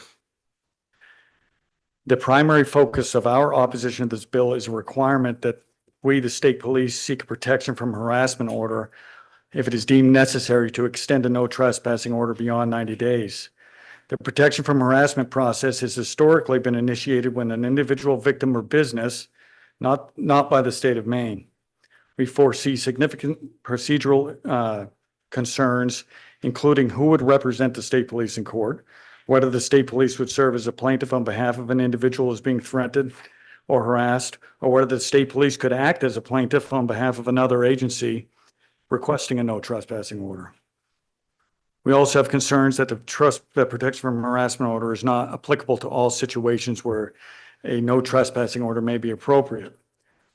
Harassment is defined as 3 or more acts of intimidation, confrontation, physical force, or the threat of physical force directed against any person, family, or business made with the intention of causing fear, intimidation, or damage to personal property, and that do in fact cause fear, intimidation, or damage to personal property. There are numerous circumstances where trespassing notice may be justified, but does not meet that definition. Major, if you could wrap up in a Yep. sentence or two and then be available for questions. Sure. Over the past 5 years, there's of the trespassers being issued. Examples are people attempting to live in state facilities, or in an incident where someone assaults another person and they're issued a trespass notice that would not meet the definition of harassment. Thank you. Let's see if there are questions. Committee members, are there questions? Yes, Representative O'Halloran? Thank you, Madam Chair. Do you believe with these changes that it will end up leading to more criminal charges instead of the no trespassing? I think there's a possibility. It seems now that the trespassing for Capitol Police, the trespassing orders are working. I have 20, only 5 reoffended and were charged. I cannot speak for there could be hundreds of others throughout the state that other police agencies are issuing that we don't know about. Additional questions, committee members? Representative Lee? Thank you, and thank you for being here. I was mulling over one portion of your testimony, and I just wanted to make sure I'm not missing something. You said that an act of assault would not meet the definition of harassment, but the definition of harassment in the PFH statute says 3 instances of what you were talking about, or a single instance of something that would constitute, and then there's a whole set of crimes, including assault. And so And that may be, that was, or a threat, or right. More often than not, it's a drunken, disorderly person in the parking lot. Those don't meet the definition of harassment. But assault would, criminal threatening would. It would. Yeah, okay. Thank you.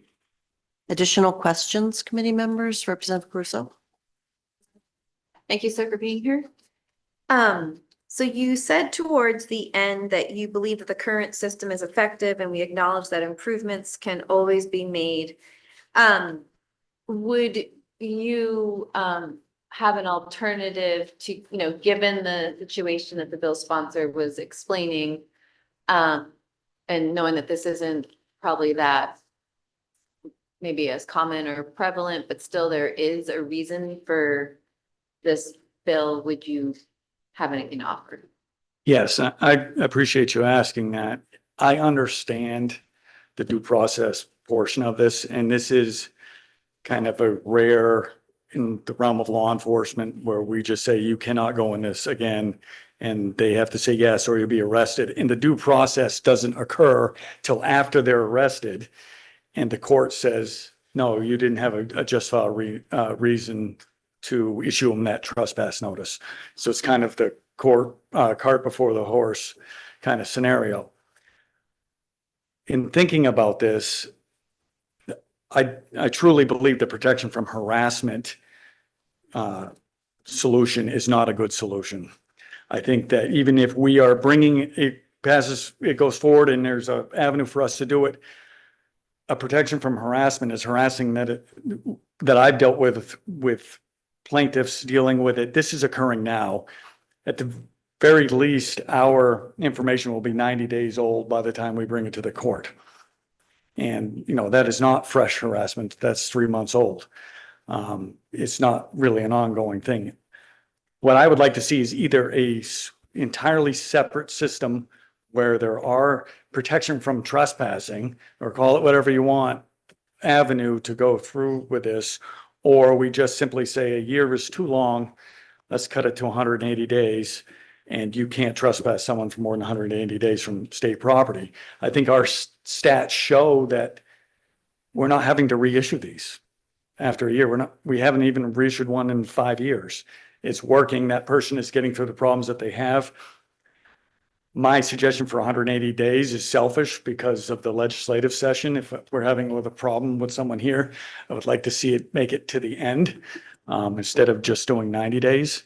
But that would be a solution that I would suggest. Thank you for that suggestion. Senator Talbot Ross? Thank you, Madam Chair. Thank you for being here. In the sponsor's testimony, she wrote that in terms of the proposed process, that the order must include a factual basis for the restriction and be provided to the restricted person. And then she goes on to say that this is currently not required by law, but I understand it has recently become part of the state's police policy. Can you tell us what the policy is? That's the first question. Then my follow-up question actually relates to something that Representative Kuhn asked, and if you could tell us how you communicate this, that would be great. Our policy is a form. And so it's a standardized form that is issued to the person that has all that information, you know, and it's one form that could, because we issue warnings for harassment too. Because a lot of times you have to be warned for harassment before you can actually be charged for harassment. So it could be a box that you're being warned for harassment, you're being trespassed. This is the address. Both parties sign it. So there's a lot of communication going on while that form is being issued to them, and it's issued in person. The example that was given today, and I'm sure that they're happening, is kind of unique because it kind of happened behind the scenes. Like it sounds like the trespass order request came from DHHS through a separate channel, and it wasn't an event that was happening. You know, most of the times there's something that is happening and the police are involved and there's interaction, and it's pretty much obvious why you're receiving the trespass order. But we are not against that reason being on the order that they're being issued. I don't think that's bad policy or policing for someone to know why they're receiving something. Follow up? Yeah, thank you, Madam Chair. Major, would you be able to provide the committee with a copy of that form? Yes, So that we can. it's the Capitol Police form that they're using. Yes, I will. But if you could just email it to us, that'd be great. Thank you. Additional questions, committee members, Representative Lee?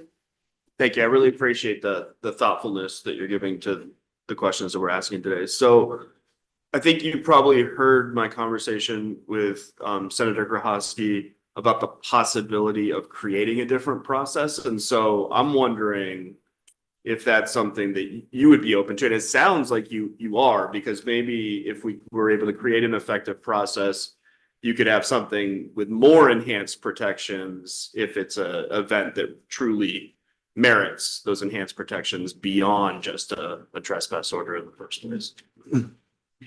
Personally, I would be. I don't want the colonel to come in here and hit me on the head. No, because we are obviously limited in resources, and I think that's something to consider in this. If the state police is going to be responsible for every trespass order that's issued on a state facility in the state, I'm not even sure what those numbers are.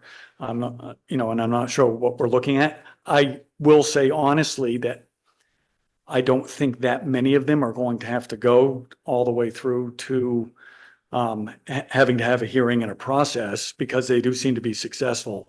But that will be a concern of ours, obviously. Anything else, committee members? Representative Caruso? Thank you. And I'm sorry if maybe you talked about this and I missed it. I'm learning more about the process. In the sponsor's testimony, the concern was that the person tried to find out why she was subject to a no trespass order, and neither DHHS or the Capitol Police gave her a reason. And the premise behind this is that people should be able to understand the reason for the order and have an opportunity to respond. And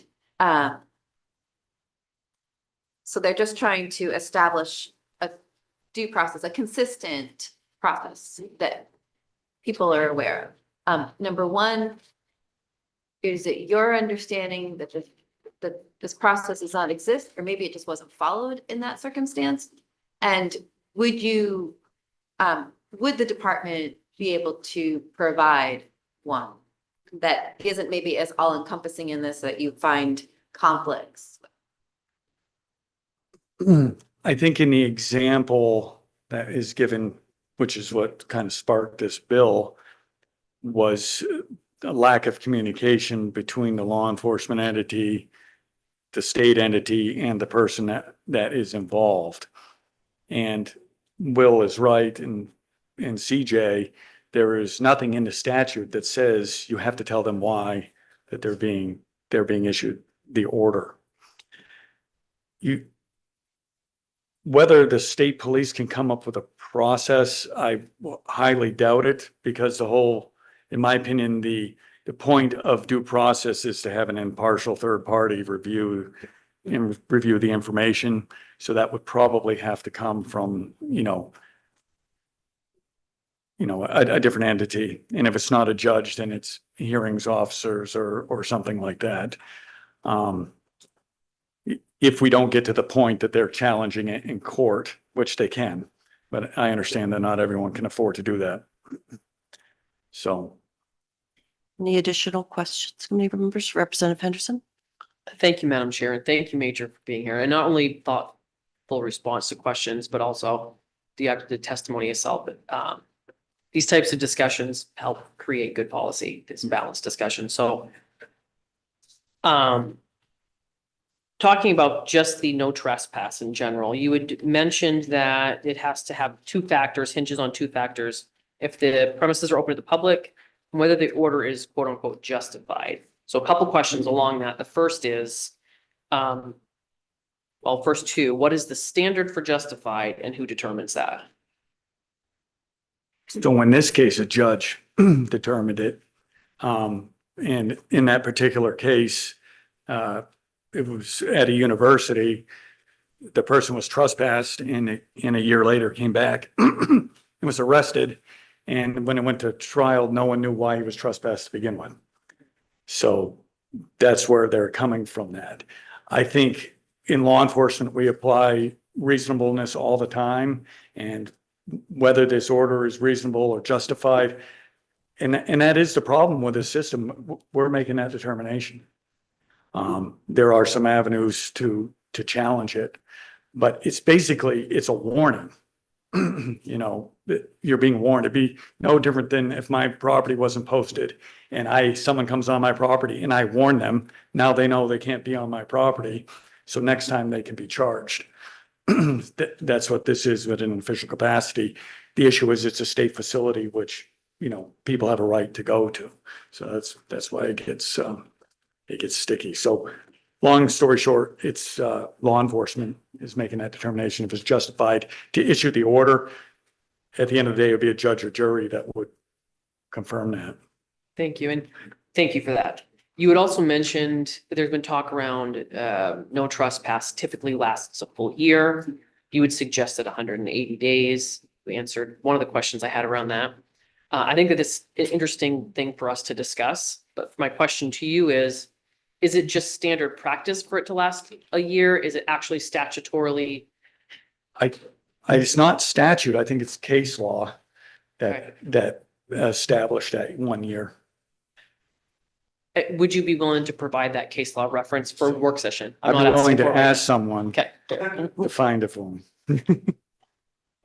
And as a follow-up, will you be able to attend the work session? Yes. Thank you very much. Committee members, any additional questions? Seeing none, thank you very much for your testimony. You're welcome. Thank you all. If there's anyone else in the committee room who wishes to speak in opposition, please step forward. Welcome.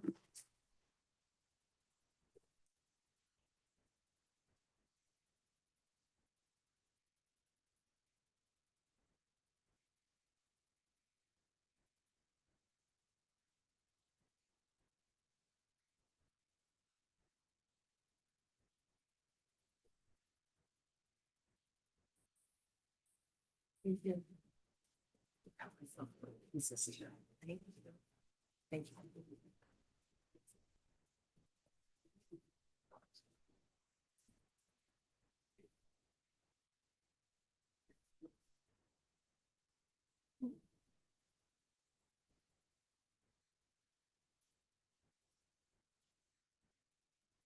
Senator Carney, Representative Kuhn, and distinguished members of the Judiciary Committee.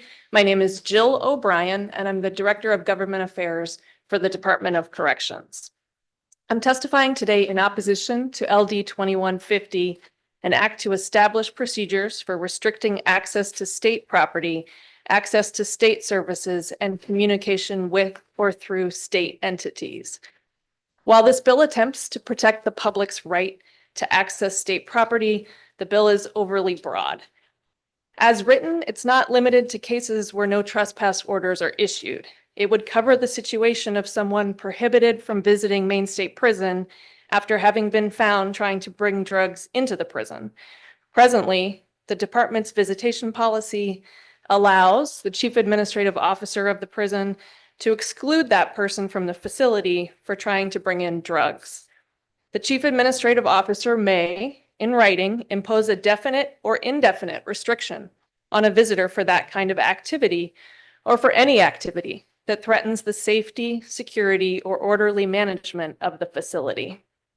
The visitor may request reinstatement of full visiting privileges by writing to the chief administrative officer. This authority is necessary for chief administrative officers to safely and effectively manage the facilities. It's important that the Department of Corrections retain the ability to prohibit visitors that traffic drugs and other contraband. In the last year, more than a dozen Maine State Prison residents had to be taken to the hospital after overdosing on substances smuggled into the prison. The onus should not be on the department to prove in a judicial proceeding that people bringing in drugs or other contraband are harassing the department before stopping those visitors from bringing those materials in. Nor does it make sense that the department would have to rely on the state police to go to court on behalf of the department as written in the bill. Each agency should represent itself rather than all agencies relying on the state police for assistance, legal assistance. There will also be a cost associated for attorneys and the courts involved in these proceedings. Finally, the language that a state agency cannot restrict communication through the entity is also vague. Presumably, this would apply to the Department of Corrections restricting residents from communicating with victims or with other persons for whom prison residents have no contact orders. If such communication is considered to be through the entity, then this bill would interfere with criminal and child protection laws regarding contact between prison residents and victims and other prohibited persons. If there was a situation where a citizen believes they're wrongfully denied access to a public building, they can pursue a remedy in court, such as through Maine Rule of Civil Procedure 80C, which allows someone affected by a final agency action to challenge the action in court.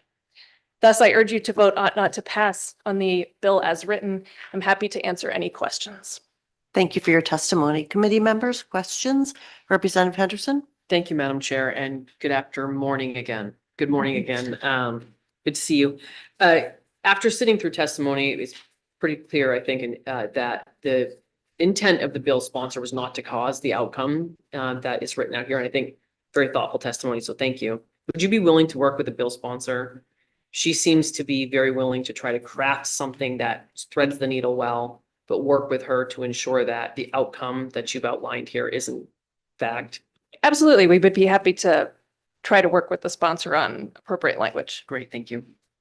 Any other questions, committee members? Representative Lee? This is a very in the weeds legal question, and if you want to think about it and come back to the work session with an answer, I'm perfectly happy with that. I'm trying to think of the ADC remedy here that you list at the very end of your testimony. And I'm trying to figure out what the final agency action would be. Would it be the simple issuance of the trespass order? Or I know that you probably have some procedure for challenging the no trespass orders that is internal to the department. And so would someone have to go through that whole process to get to the ADC right now? So the Department of Corrections doesn't have to issue a no trespass order. That's something the state police or police departments do. And I doubt there is an appeal process, but perhaps Major Stevenson can answer that. So I believe that that order would be final and the appeal would be to the Superior Court, and the action challenge would be, I think it could be either the order itself or the fact of being banned or prohibited. And in the prison context, the act of being removed or told you can't come back in would be that agency action challenged. Does that answer make sense to you, Representative? But I think the previous testimony we heard is that the state police actually do have a mechanism for appealing to them as to the veracity of the order. And so, yeah, so I don't know if I agree with your conclusion, but that's a work session discussion. It's true that in an ADC proceeding, the defendant can move to dismiss it if you haven't used the internal appeal process, but if you have, then the ADC would go forward. Thank you. Do you have a follow-up?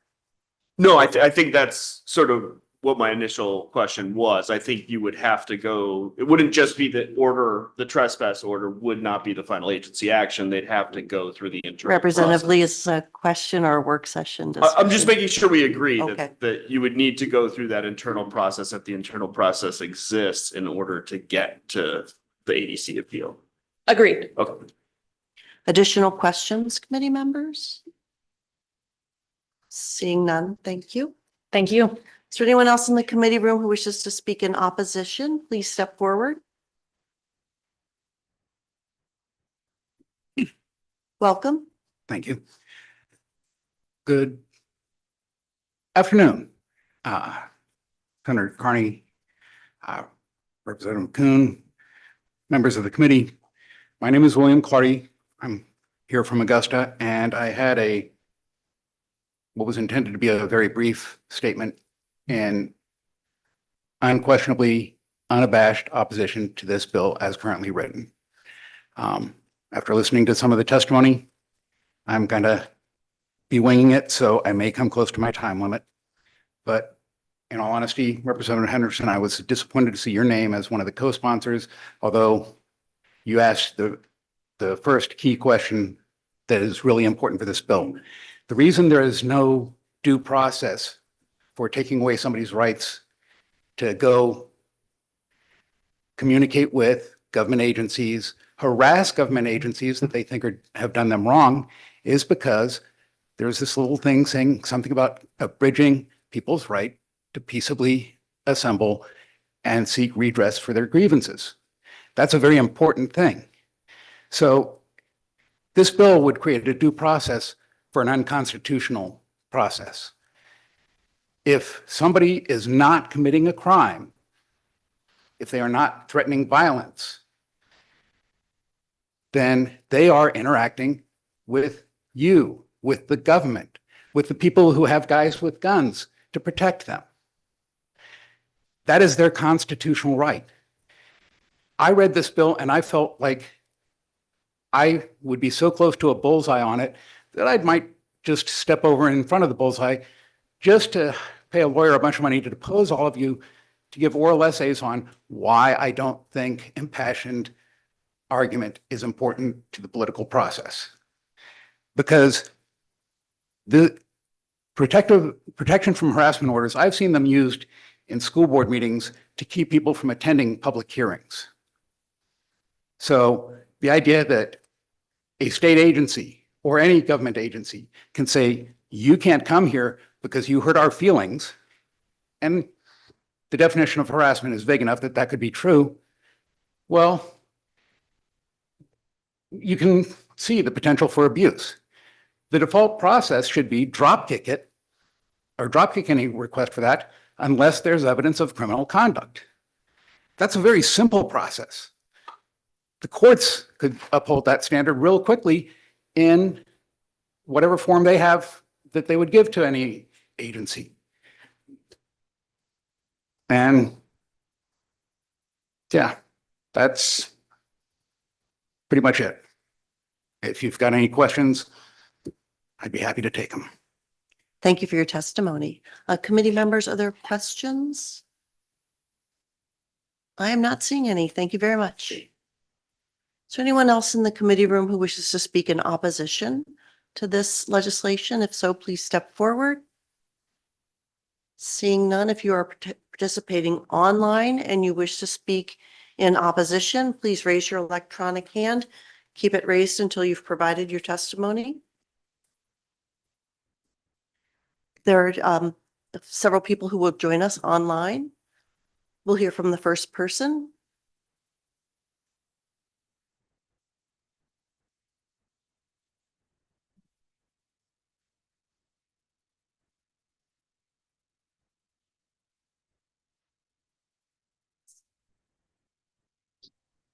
Hello, can you hear me? Yes, we can hear you.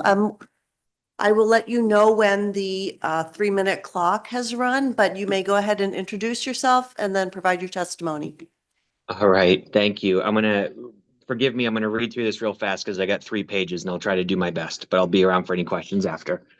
Members of the Judiciary Committee, my name is Ryan Michaels. I am a Maine resident, a father, a disabled veteran, and a citizen who has spent the last year trying to lawfully, persistently, and in good faith to hold state agencies accountable for actions that have harmed my family.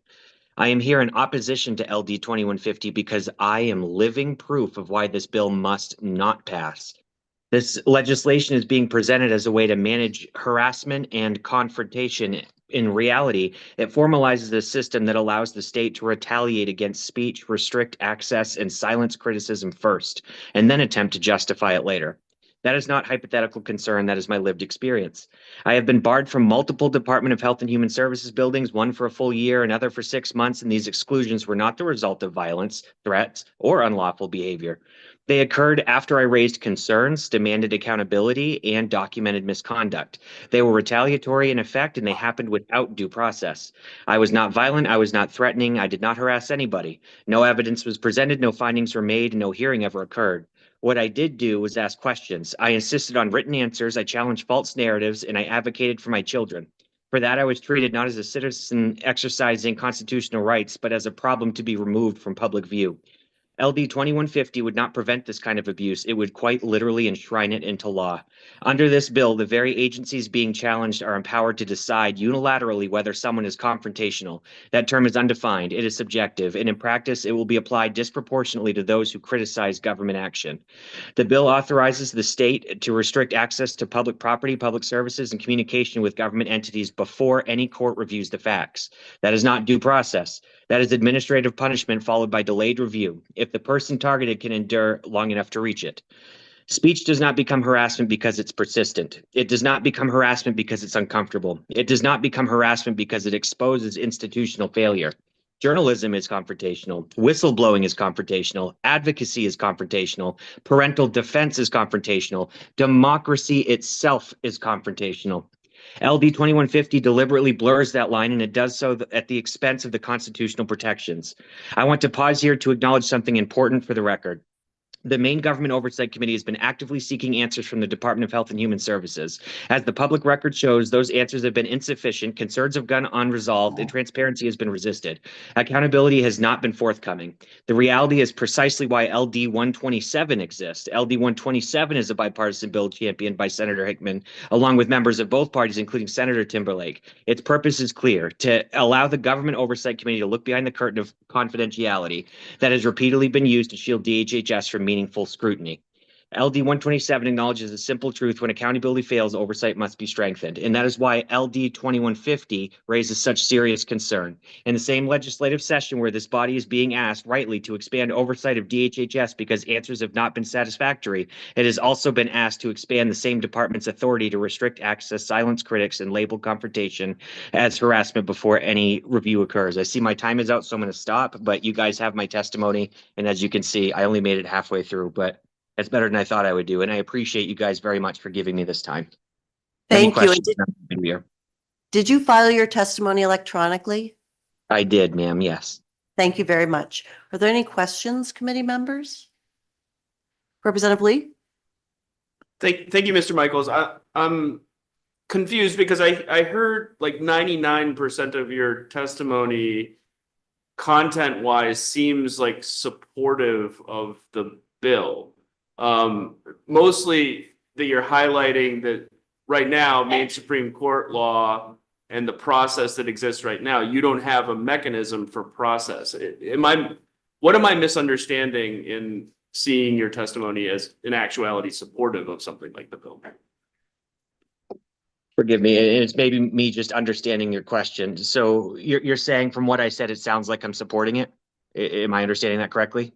Because to answer that, I guess I would say is that right now, I was actively banned from a building for a year, and I documented the entire thing on recording. Right now it's Ryan Michaels v. State of Maine DHHS. There's so many oversight processes. I'm involved with MHRC. There's a Department of Justice active complaint going on. And by the way, DHHS is being actively sued right now. I'm the guy, if you click on the news and type in WMTW Channel 8 or anything, Ryan Michaels, I'm the guy asking DHHS for records, and they're telling me it would cost me over $50,000. I'm 100% disabled veteran. I'm 100% unemployed, and I'm being told to pay $3,000 a month in child support, $50,000 of back pay for kids I haven't seen. I mean, my situation is not an outlier either. I'm one person, but this is happening to many people. And all of these things I see, I've never been involved in this politics before until now because I have to, because I'm turning my pain into purpose for my children, and not just my children, but all of Maine's children. I mean, come on, guys, look at the news. DHHS is a problem. We need truth, transparency, and accountability. And those three things are non-existent. And I'm telling you right now that my opinion is that this, as it stands, only gives those people who are actively and factually harming people. And I am lived testimony. And one day I'll have millions in my pocket because of suing these people. But that money won't be in my pocket. I'll be putting it towards building an actual organization to help represent the actual people. I appreciate what you guys are doing here, but it's hard to be treated the way that I'm treated and the way we are all treated by this organization. And then we sit here to see how we could give them more power. I mean, I was told not to come into a building for an entire year at once, and they didn't give me a reason why. I asked for months. I recorded all of this and I put it online. You can go to www.letsgetgrowing. Mr. Michaels, Mr. Michaels, let me just see, has your question been answered, Representative Lee? I think to the extent that I need an answer to the question, it's been answered. Thank you. Okay, thank you. Are there any additional questions, committee members? Yes, go ahead, Representative Caruso. Thank you, Madam Chair. Thank you, Mr. Michaels. Mr. Michaels, did you hear the sponsor testimony when she presented the bill? I did, and I want to be fully clear too. I do believe that her heart is in it. I'm not familiar with her, and I really did appreciate the things that she was trying to say. And honestly, honesty is key. And she's, like herself said, she's not a lawyer and she's looking to you guys for help. And I would look to you guys too to say the same thing. I'm just saying, let's not rush to give the entity more power that very clearly, I mean, even Craig Hickman, the guy who I believe is involved with this bill, is the one trying to push LD 127 because they're not being transparent. And this 2150 gives these people the ability to make their decisions without giving us any due process at all. It's just a guaranteed. Do you see what I'm saying? They kind of conflict with one another. And what I'm saying is that the elephant in the room is DHHS, and we all know this. And I want to speak with that with facts. And that's why I'm trying to get investigations to take place through the Government Oversight Committee. But as you can tell, that can't happen because of this iron curtain. I mean, this is a big deal, and I'm one guy, and I rely on you guys. I thank you for answering Representative's question. Is there anything else, committee members? Go ahead, Representative Sinclair. Thank you, Madam Chair. Sir, do you agree that if in your current circumstance, instead of the departments being able to exclude you unilaterally for a year, if instead of that, the law allowed after 90 days for a neutral entity, the court, to review whether that was a proper exclusion, do you agree that you would have more process available to you to get a better outcome? I'm sorry. I don't want to make you repeat that again. It's just I have a hard time memory wise. I have a TBI, and I'm not saying that to make excuses. But I guess my point is when you are no trespassed, you should have a reason. Like I was there. They came there that day to legitimately arrest me because they said I was already no trespass, but that never happened. And the officer Chenard of Sanford PD did his job, and he checked, and he said, "No, you weren't no trespass, but they're telling me I have to." And they won't tell me why. You're going to have to take it up with them. Well, it took me 3 months to ask them. I called them. They hung up on me. They mistreated me. They denied me that I had a disability. These are real things that actually happened. And to the point where I had no other point to go. Like, how can I get no trespass from a building and not be given an answer to begin with? There has to be an answer. I asked the police tell me to ask them. I asked them, they hang up on me. And then on March 11th, months later, I went to Biddeford DHHS and just to ask them, why was I no trespass months ago? And you know what they did? Within 15 seconds on March 11th, 2025, they no trespassed me from there too. And I have the whole thing on recording. I even have DHHS staff there saying, shh, don't let them hear me talking to you because they'll yell at me if they hear me talking to you. Talk about toxic work culture. That my story, once it fully gets out there, and it will one Mr. day. Michaels, I think Yep. you've answered the question. Let's just see. Yes, Representative Sinclair's nodding. I feel like you've satisfied his question. No, I appreciate your Members? guidance. Thank you. Are there any additional questions? Seeing none, thank you for your testimony. Thank And you now, guys very much. and now we'll hear from the final person who's online.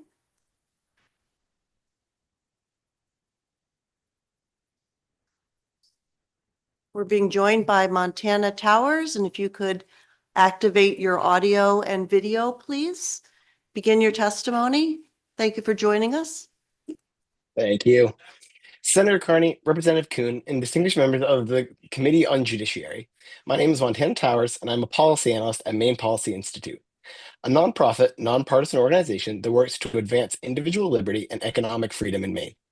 Thanks for the opportunity to submit testimony in opposition to LD 2150. While we recognize the legislature's intent to address a specific and challenging individual circumstance that served as the impetus for LD 1958, the previous version of this bill, Maine Policy Institute remains concerned that the bill in its current form goes further by codifying new statutory language with broader and lasting implications. In attempting to resolve a particular case, LD 2150 establishes a framework that could create unintended consequences, introduce new ambiguities, and raise constitutional concerns when applied more broadly across state agencies and future situations. LD 2150 allows a state entity to impose a 90-day restriction on a person's access to public property or services based on a notice or communication. Codifying such a regime without pre-deprivation judicial review risks undermining the foundational principle that individuals must be presumed to have access to public services and property unless a court determines otherwise. The U.S. Constitution guarantees notice and meaningful opportunity to be heard before the government can restrict a person's rights. Courts have repeatedly affirmed the restriction on speech and access to public forums must meet high constitutional standards. Requiring judicial approval before enforcement would better safeguard individual rights and reduce legal exposure for the state. The bill also permits restrictions based on the harassment terms like intimidation, confrontation, and causing fear. These concepts can be interpreted broadly or inconsistently, especially in politically charged or emotionally sensitive contexts. The state, as a public actor, must not restrict speech or access unless it rises to the level of true threat or unlawful conduct. Any ambiguity in these definitions may result in a chilling effect on protected speech, particularly for journalists, protesters, or whistleblowers who engage in confrontational advocacy. Finally, LD 2150 proposes to use Maine's harassment protection laws, originally designed to safeguard private individuals, to restrict public access to government, property, and services. We caution against extending these protections too broadly to include government entities. These entities do not have emotions or personal rights that harassment statutes are meant to protect, and courts have consistently held that allowing the government to label speech as harassment would violate the First Amendment. As the Supreme Court has emphasized, public debate must remain uninhibited and robust, even when it is sharp, repetitive, or uncomfortable for those in power. For that reason, harassment law should not be used by government entities to restrict speech directed at the government itself. For all these reasons, Maine Policy Institute urges this committee to vote ought not to pass on LD 2150. Thank you for your time and consideration. Thank you for your testimony. Committee members, are there any questions? Representative Lee? Take one more shot at this. In the status quo, the state is issuing no trespass orders on these bases. Those trespass orders, in the very few cases in which they're being challenged, are being upheld by courts in Maine. Why isn't a process for challenging those that is quicker and actually affords a meaningful opportunity for the person challenging the trespass order? Why is that not preferable to the status quo?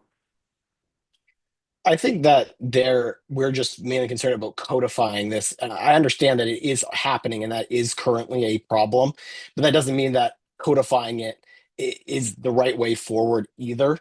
That is how I would come down on that, that it is still concerning that for this 90-day period, they can have their rights removed extrajudiciously. And like you said, I understand that is currently happening, but I am still weary about codifying it anyway with this bill. Just one quick follow-up. If you have an alternative solution to the problem that exists in the status quo, I'd be very happy to hear it for the work session. Yes, we'll work with our team and have you something for the work session. Thank you. Are any additional questions, committee members? Seeing none, thank you. And I feel that we've heard from all those in opposition, both in the committee room and online. So at this point, is there anyone in the committee room who wishes to speak neither for nor against on LD 2150? If so, please step forward.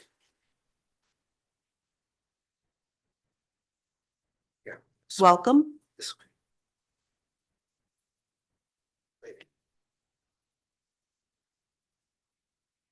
Senator Carney, Representative Kuhn, members of the committee. My name's Gil Tierney. I'm from Augusta, Maine.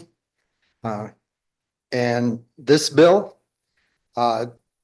is probably one of the better bills I've seen come through this committee. I'm actually not dead set against it.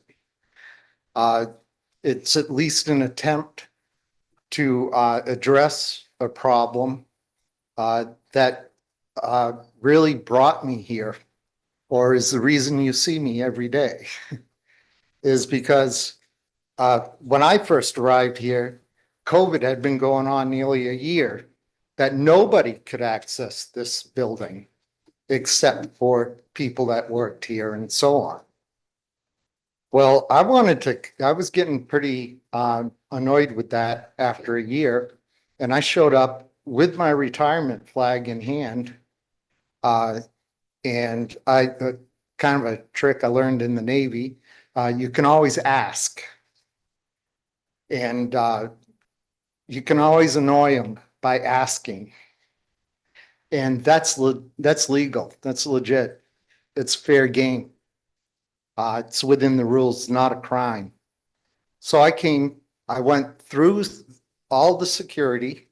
I was completely scanned down and made safe, which for some reason I wasn't considered so to begin with, even though I won't get into that. But I asked the question, can I go up to the Hall of Flags? And he says, no, nobody's allowed in there. Meanwhile, dozens of people are walking by all of us in and out of the building at will, like there was danger of COVID in here or something. And so I asked again. He told me I'd have to get an appointment. And I said, well, I'd like an appointment. And then he says, you can't get an appointment or something like that. It's 5 years ago now. It's getting a long time to recall every detail. But there is video of this whole thing, and my story holds up. So I'm glad you're approaching this issue. I think the worry is that now it's a year-long penalty just out of the process, the way things are set up now. You get a year-long penalty because somebody doesn't like your attitude. And this seems better because it's only 3 months, but it's codifying. You get 3 months. Plus, I got to mention, I got a night in jail for asking a question they didn't like twice. I got a night in jail for that. And I don't want to waste my time. I'm already over my time now. But you should do something better than this bill. I appreciate this bill. But the key is you need a judge to immediately decide if there's a crime or not. And you can't punish people with the process. That's the problem. 90 days is a long time. Thank you, All Mr. right, thank you. Tierney. Let's see if there are any questions for you. Committee members, any questions? I'm not seeing any. Thank you for your testimony. Is there anyone else in the committee room who wishes to speak neither for nor against? This is on LD 2150. Seeing none, if you are online and you wish to speak neither for nor against on 2150, please raise your electronic hand and keep it raised until you've provided your testimony. There's one person who wishes to provide neither for nor against online.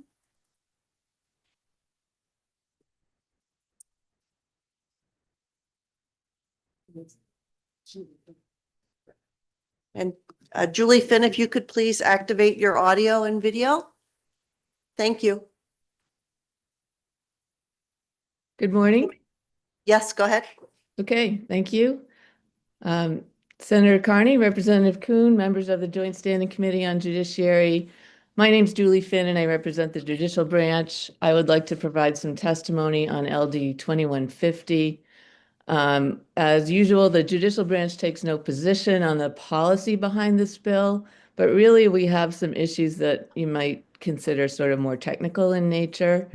Those are specified in some detail in my testimony, but I will just describe, and my testimony has been filed online, so you can see it there. I'm not there to pass it out to you, but you should have it. And I'll go through those fairly quickly. I will say that I have been listening to all morning to the sponsors' comments as well as those of others, and will try to tailor my testimony accordingly.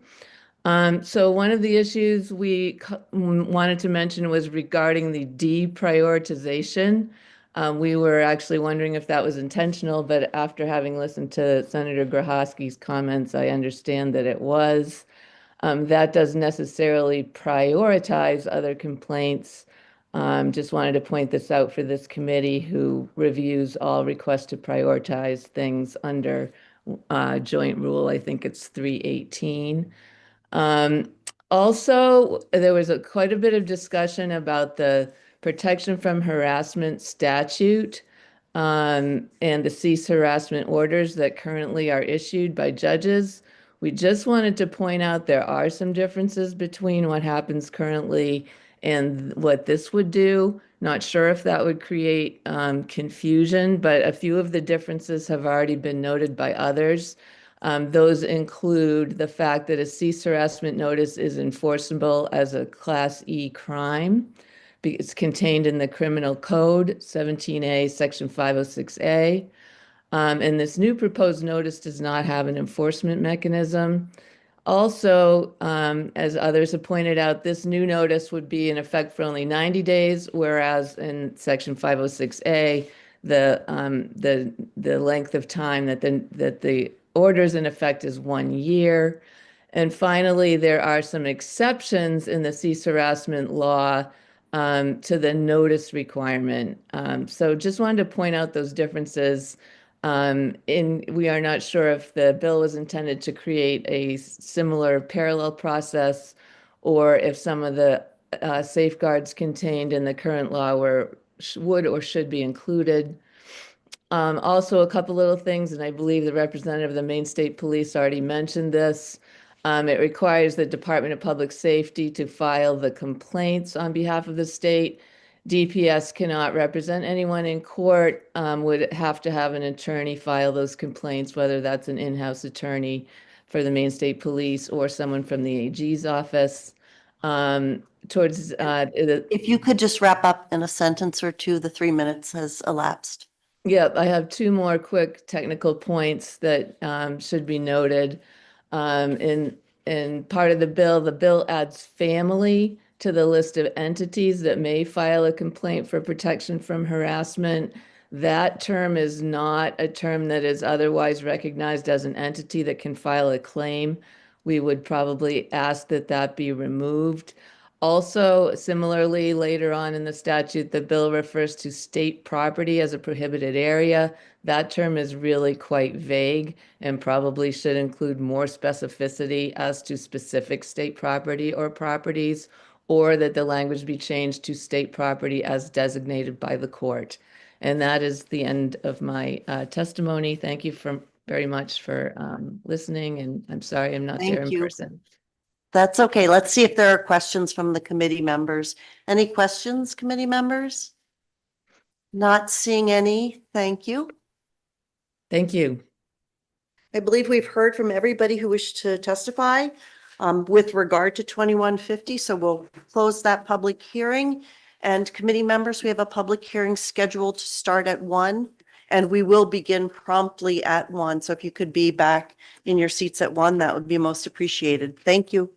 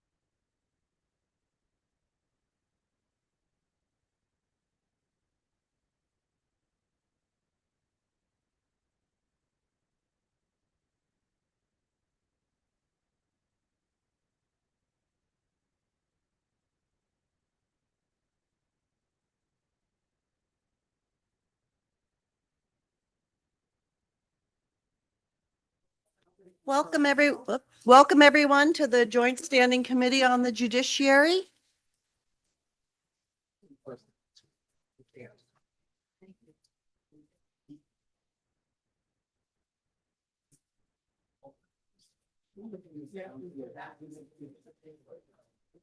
We're going to take up our legislation for this afternoon.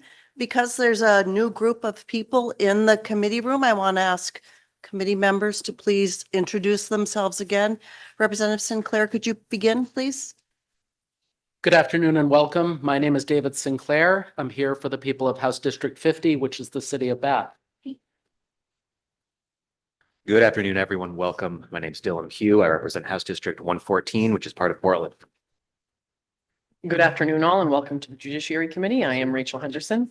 I represent the people of House District 78, which are the beautiful towns of Bethel, Byron, Milton, Hanover, Roxbury, and my hometown of Rumford. Good afternoon. I'm Dave Hagan, Senate District 10, 12 towns surrounding Bangor, not Bangor.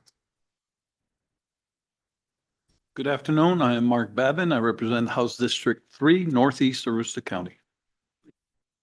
Good afternoon. My name is Ellie Sato. I represent House District 109 in the beautiful town of Gorham. Welcome. I'm Adam Lee. I represent House District 89, which is downtown and New Auburn. Good afternoon. I'm Jennifer Poirier. I represent House District 70, which is Skowhegan.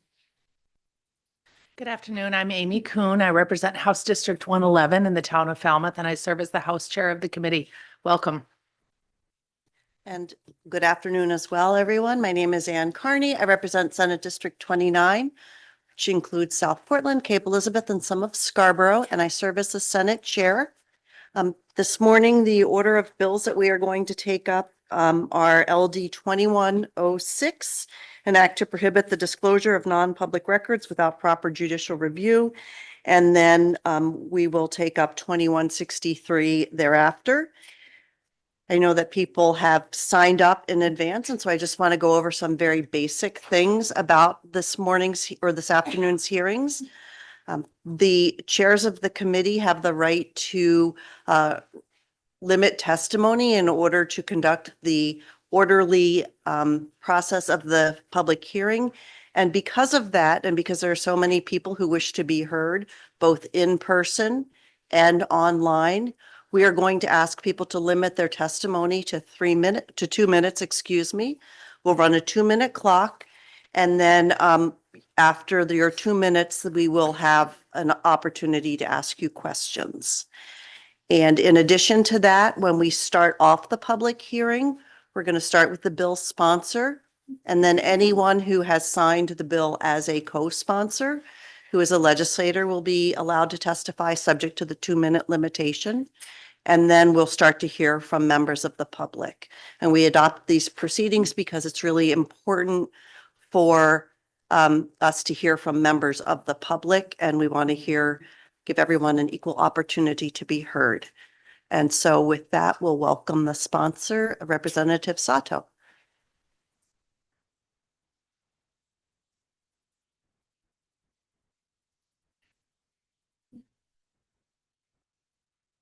Before you begin, Representative Caruso, would you like to introduce yourself? Thank you, Madam Chair. Hi, my name is Elizabeth Caruso. I represent House District 72, which is much of northern Somerset County. Welcome, Representative. You may begin. Thank you. Senator Carney, Representative Kuhn, and esteemed members of the Joint Standing Committee on Judiciary, my name is Ellie Sato, and I represent House District 109, which includes part of Gorham. And I'm proud to be here today to present LD 2106, an act to prohibit the disclosure of non-public records without proper judicial review. This past week, we have begun to see how U.S. Immigration and Customs Enforcement operates in full force in our state. The Department of Homeland Security has begun their, quote, Operation Catch of the Day, unquote, which has resulted in the unlawful detention of many of our community members, the vast majority of whom don't have criminal records. In fact, according to data from the Transactional Records Access Clearinghouse out of Syracuse University, about 73% of those detained as of November 30th, 2025, did not have a criminal record across the country. Advocates have recommended that immigrants shelter in place. Many in our community aren't going to work, not attending school, nor are they going to the doctor when they need medical care. To be clear, the current ICE operation in Maine doesn't just affect the immigrant community. It affects all Mainers of color, regardless of immigration status. We are all living in fear of being disappeared by ICE, including those who were born here, like myself. I now carry my passport on me at all times, something that never would have crossed my mind 2 years ago. It is truly devastating to see the terror and fear in our communities. That's why I'm here today presenting this bill. That would further strengthen due process in our state. This bill would require those conducting immigration enforcement to provide valid judicial warrants in order to enter non-public areas of sensitive locations, which includes public schools, health facilities, daycares, and public libraries, to either detain individuals or retrieve non-public records and preventing voluntary consent for entry. This bill is narrowly tailored to solely impact federal immigration enforcement and would not inhibit state, county, or local law enforcement from conducting their duties. And for those who've just gotten my testimony, I believe I'm on page 2. The purpose of this bill is to strengthen existing constitutional protections under the Fourth Amendment. Immigration and Customs Enforcement previously operated under the, quote, sensitive locations policy, which prohibited civil immigration enforcement in sensitive locations unless under exigent circumstances. This legislation is a state version of that policy, which was in effect from October 2011 to January 2025 under various federal administrations of both parties. This legislation only restricts voluntary consent for entry in the absence of a valid judicial warrant signed by a judge, a right that we all can exercise under the Fourth Amendment to the Maine and U.S. constitutions. By strengthening due process, we would be improving public trust. Maine Health has reported that they have seen an increase in, quote, call-outs with an increased presence of ICE in our state, leading to understaffing. Community organizations are reporting that people aren't seeking medical care when they need it for fear of being detained. In a time when access to medical care in Maine is already decreasing, the terrifying tactics of immigration enforcement that we are seeing on the ground are only exacerbating this public health issue. This legislation would help both medical professionals and patients feel safer entering health facilities to work and seek care. Public schools, daycares, and libraries are the primary locations where children stay when they are not at home. And children are some of the most vulnerable in our state. Many students are already staying home from school for fear of being detained by ICE. Schools across our state are seeing increases in absenteeism as a result of the ongoing immigration enforcement. Last Friday, over 1,100 students were absent from the Portland School District, which includes nearly half of the multilingual population of that student body. This legislation would provide another layer of protection for students from the violence that we have seen occur when ICE conducts detention. After recent conversations with stakeholders, I would suggest that the committee look further at our ability as a state to direct private entities to comply with this proposed legislation during the work session. And I will continue to work with stakeholders and advocates to ensure that the final language can be implemented and will, in fact, help our communities. The heart of this legislation is the intent to reduce violence in these community hubs and public facilities where the most vulnerable in our state seek services. The tactics that we have seen ICE use to detain and incarcerate individuals causes extensive harm and terror in our communities. 9 people have already died in this country this year alone as a result of ICE. It's not even the end of the month yet. This bill is aimed at preventing this violence from occurring in our schools, hospitals, libraries, and daycares, because such violence causes permanent and lasting harm on children who have to witness it or experience it firsthand. We have the opportunity to help our neighbors, friends, and family be safer and live their lives freely without terror. So I urge you to vote ought to pass on this legislation. And I thank you for your consideration, and I'd be happy to answer any questions. Thank you very much, Representative. Committee members, are there any questions for the bill's sponsor? And I will note that I'm sure she will be with us for the work session as well. I'm not seeing any question. Oh, yes. Go ahead, Senator Hagan.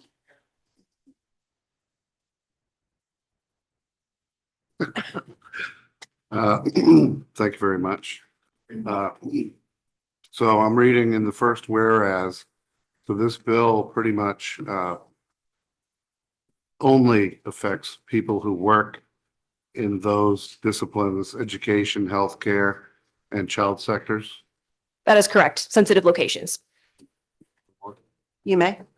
And then could you explain, like in the world of education, what's covered and not covered in education? Because we have lots of different types of that with elementary, homeschool, private school, colleges, tech schools, and blah, blah, blah. Is this all inclusive or just specifically for a few things?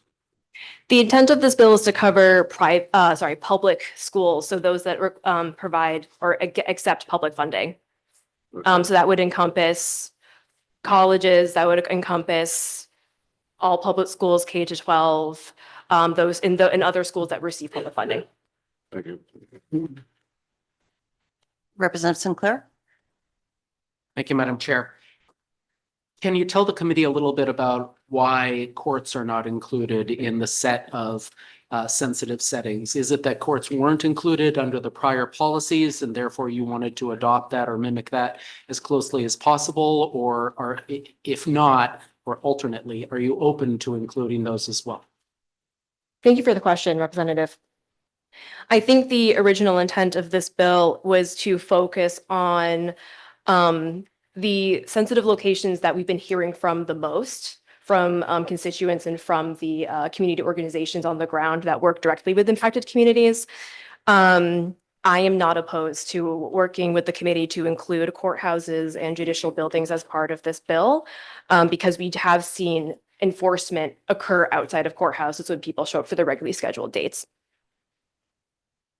Any additional questions, committee members? Yes, Representative Kuhn. Thank you.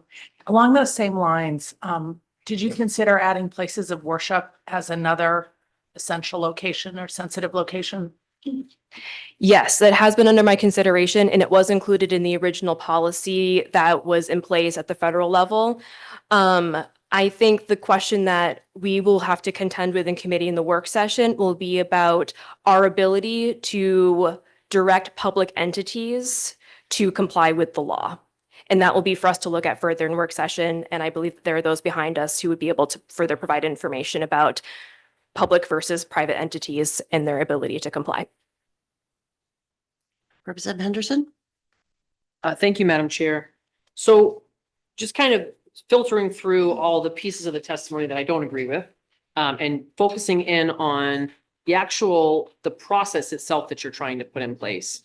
Can you walk me through what that judicial process would look like to receive a court order that says, yes, you may enter a university to enforce, say, F1 student visas? What would that process look like through a court? Well, the goal of this legislation is not to prevent court-ordered or any valid judicial proceedings that need to happen. So if that ends up being a court order, that will not be affected by this bill. What we're talking about here is when ICE shows up to facilities who either do not have a valid warrant that are not signed, or it's an administrative warrant that does not require a individual to open their premises under the Fourth Amendment, or they don't have anything at all, and ensuring that in these specific locations where those who are very vulnerable expend most of their time, that they are not being subject to the voluntary consent of people handing over information or themselves. Right, and I get that, and thank you for the explanation. Well, I guess what I'm looking for is, say you are an immigration officer, where would you go? What would you do to get a court? What would that court order look like? Like, would you file it with the district court? Would you have to file it with a federal court? Like, what does the process look like and what does the timeline look like for federal enforcement to receive that order? So this bill does not change the current process that already exists for getting a search warrant or an arrest warrant through any of the courts, federal or state, or any court in the land. This bill is predominantly around when those warrants are not provided. Right. Maybe we could get an explanation of what that process actually looks like for the work session. If we don't mind. Additional questions for the bill sponsor? Yes, Representative Caruso. Thank you, Madam Chair. Thank you, Representative, for presenting this, and for their, thoughtful work on this. My question, I guess, has to do with, those sensitive areas where they wouldn't be able to access. Would that be, kind of creating sanctuary public spaces that may be a target for people who are trying to hide, who are criminals, say violent criminals who have done anything, murder or whatever, but they could hide in those locations knowing that ICE couldn't come there? So you're picturing a scenario, so say in a public school where there's a violent criminal Not in a public who's school. this would be in a sensitive location. Public school is a sensitive location. In a public school. Well, I don't think they could go to a public school, what I'm saying. Right, and that's why, as I'm clarifying the Like a public example. library, like a town library or something. So this bill does not prohibit ICE entirely from entering those facilities.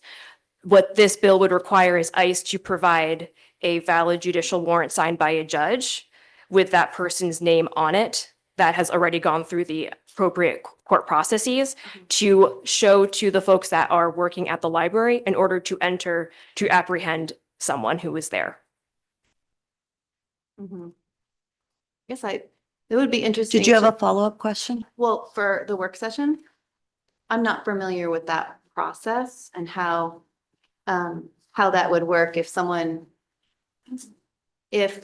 law enforcement was in pursuit of someone and then they ran into a library to get away from one. That's what Yep. I'm wondering. Okay, and we can get some information on that for the work session. It's not germane to the bill because it remains unchanged by the legislation, but we can definitely get that so that you have that background information. Are there any other questions, committee members? Representative O'Halloran? Hi, thank you. Thinking about schools and everything that it encompasses, can you tell me how this bill would affect school buses or school bus stops where kids are waiting for the bus or getting off the bus?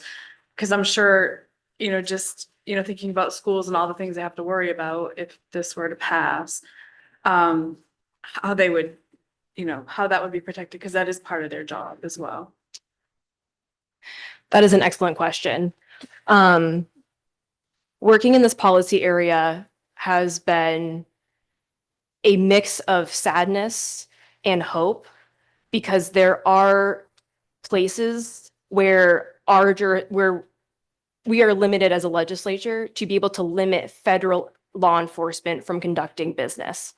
And so this bill is specifically tailored to ensure that we are able to, as a state, to protect students when they're in the classrooms, when teachers are in the classrooms and conducting business. If I could extend this bill to bus stops across the state, I would. If we can find a way as a committee to do that, I would love to do that. But I've yet to find an answer to make that happen. Any additional questions, committee members? Representative Poirier? Thank you, Madam Chair, and thank you very much for being with us today. My question is, say that an ICE officer has detained somebody outside of one of these protected facilities, and that person, maybe there isn't a judge's court order for this detention yet, but there was reason that they have the person, but that person requires medical care. So obviously they're going to bring them to a hospital. If this bill were in place where there isn't actually a judicial order, would that officer not be able to, in fact, keep the detention of that person while they're in, say, a hospital situation? How would that work?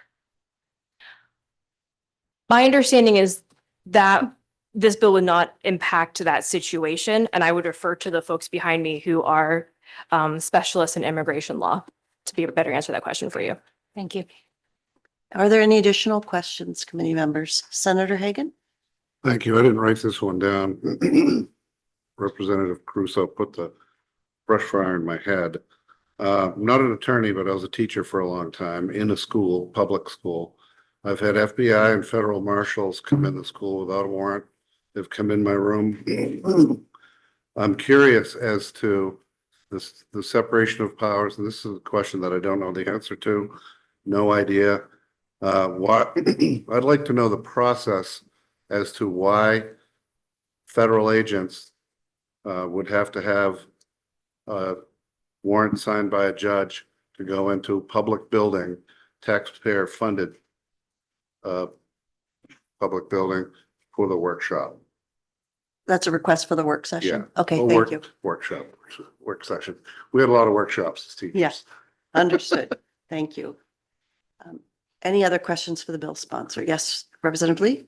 I see that each of the separate subsections includes an exception for exigent circumstances. Is that in the bill to provide a resolution for those instances in which there's an exigent circumstance that's happening requiring ICE or another DHS body to enter one of these facilities? Yes. Are there any additional questions, committee members? Representative Henderson? Thank you, Madam Chair. I'm having a hard time getting over the judicial warrant process, and I'll be fine with that, and we'll take care of that in the work session. But the judicial warrant that's authorized, is that a search warrant or an arrest warrant? It would be any judicial warrant So it could be, to enter a premises under the Fourth Amendment. but either one of those would be required to enter the premises, just to enter the premises. To enter non-public areas. So they'd be able to enter the building. They just can't, they just would need a judicial warrant to enter a non-public area of that building. Okay, may I ask a follow-up? You may. If there is someone that immigration believes to be, has reasonable articulable suspicion that they're an individual that could be subject to immigration enforcement, and they're in a publicly accessible space, would this bill prohibit them from being able to execute their federal authority in enforcing immigration in a public space in one of these buildings? Like I said, I think the bill only covers non-public areas. Okay. So if they're in a public area, they would be able to provide voluntary consent to allow federal immigration to enter a public area. And who would provide voluntary consent? The folks that work at those institutions. Okay, but if I may, if it's a publicly accessible area, why would they need to provide consent for federal law enforcement to enter the premises? Let me clarify. Yeah. So for non-public areas, what we're saying is the only way for immigration enforcement to be conducted is to provide a valid signed judicial warrant. And so in public areas, the other ways, valid judicial warrant, providing voluntary consent, and or any sort of, I'm just here, I want to enter to look at this person, they would still be able to arrive. Okay, thank you. Any additional questions, committee members? Yes, Representative O'Halloran? Thank you. I just, the way I'm seeing this bill does not prohibit any member of any law enforcement, whether it's local, state, county, municipal, ICE, or anybody else, if they are chasing a known criminal, or if it's a potential school shooter, or anything else, from protecting the members of the community, the members of the school, the students within the school, they still have the right to follow through on that. Is that correct? That's correct. This is only for immigration enforcement specifically. Okay, but if it's ICE chasing somebody that is a criminal, they can chase them wherever that may end up within the school, correct? That's a very interesting scenario. I've only seen ICE conduct immigration enforcement. This is targeted towards like federal agents who are conducting immigration enforcement. Or yes. Any additional questions, committee members? Senator Hagan? Thank you. I'm on the third whereas in the bill. The legislation is required to clarify the duties and responsibilities of those working in education, healthcare, and childcare in the state with regard to, and this is where I'm hung up on this one, cooperating with law enforcement officers enforcing immigration laws. I know that we are a republic and we are, under the supreme law of the land, the Constitution. No one is above the law for sure. So therefore, my question, what state law is required for clarification of duties and responsibilities in order for cooperating with law enforcement officers, enforcing immigration or any other kind of law? So that's what this bill does. This bill would clarify those duties and responsibilities by ensuring that a valid judicial warrant signed by a judge is presented in order to enter non-public areas for those who are conducting immigration enforcement, which is in the whereas, enforcing immigration laws. Okay. Any other questions, committee members? Yes, Senator Hagan?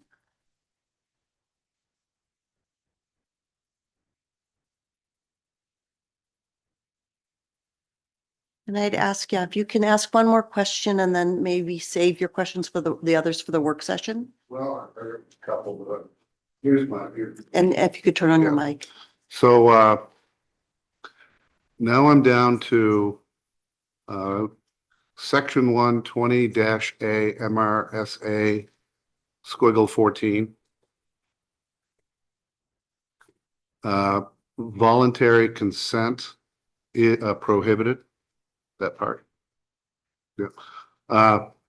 So a person acting on behalf of a public school, state may not provide voluntary consent permitting a law enforcement officer engaging in immigration enforcement or supporting immigration enforcement to enter a non-public area.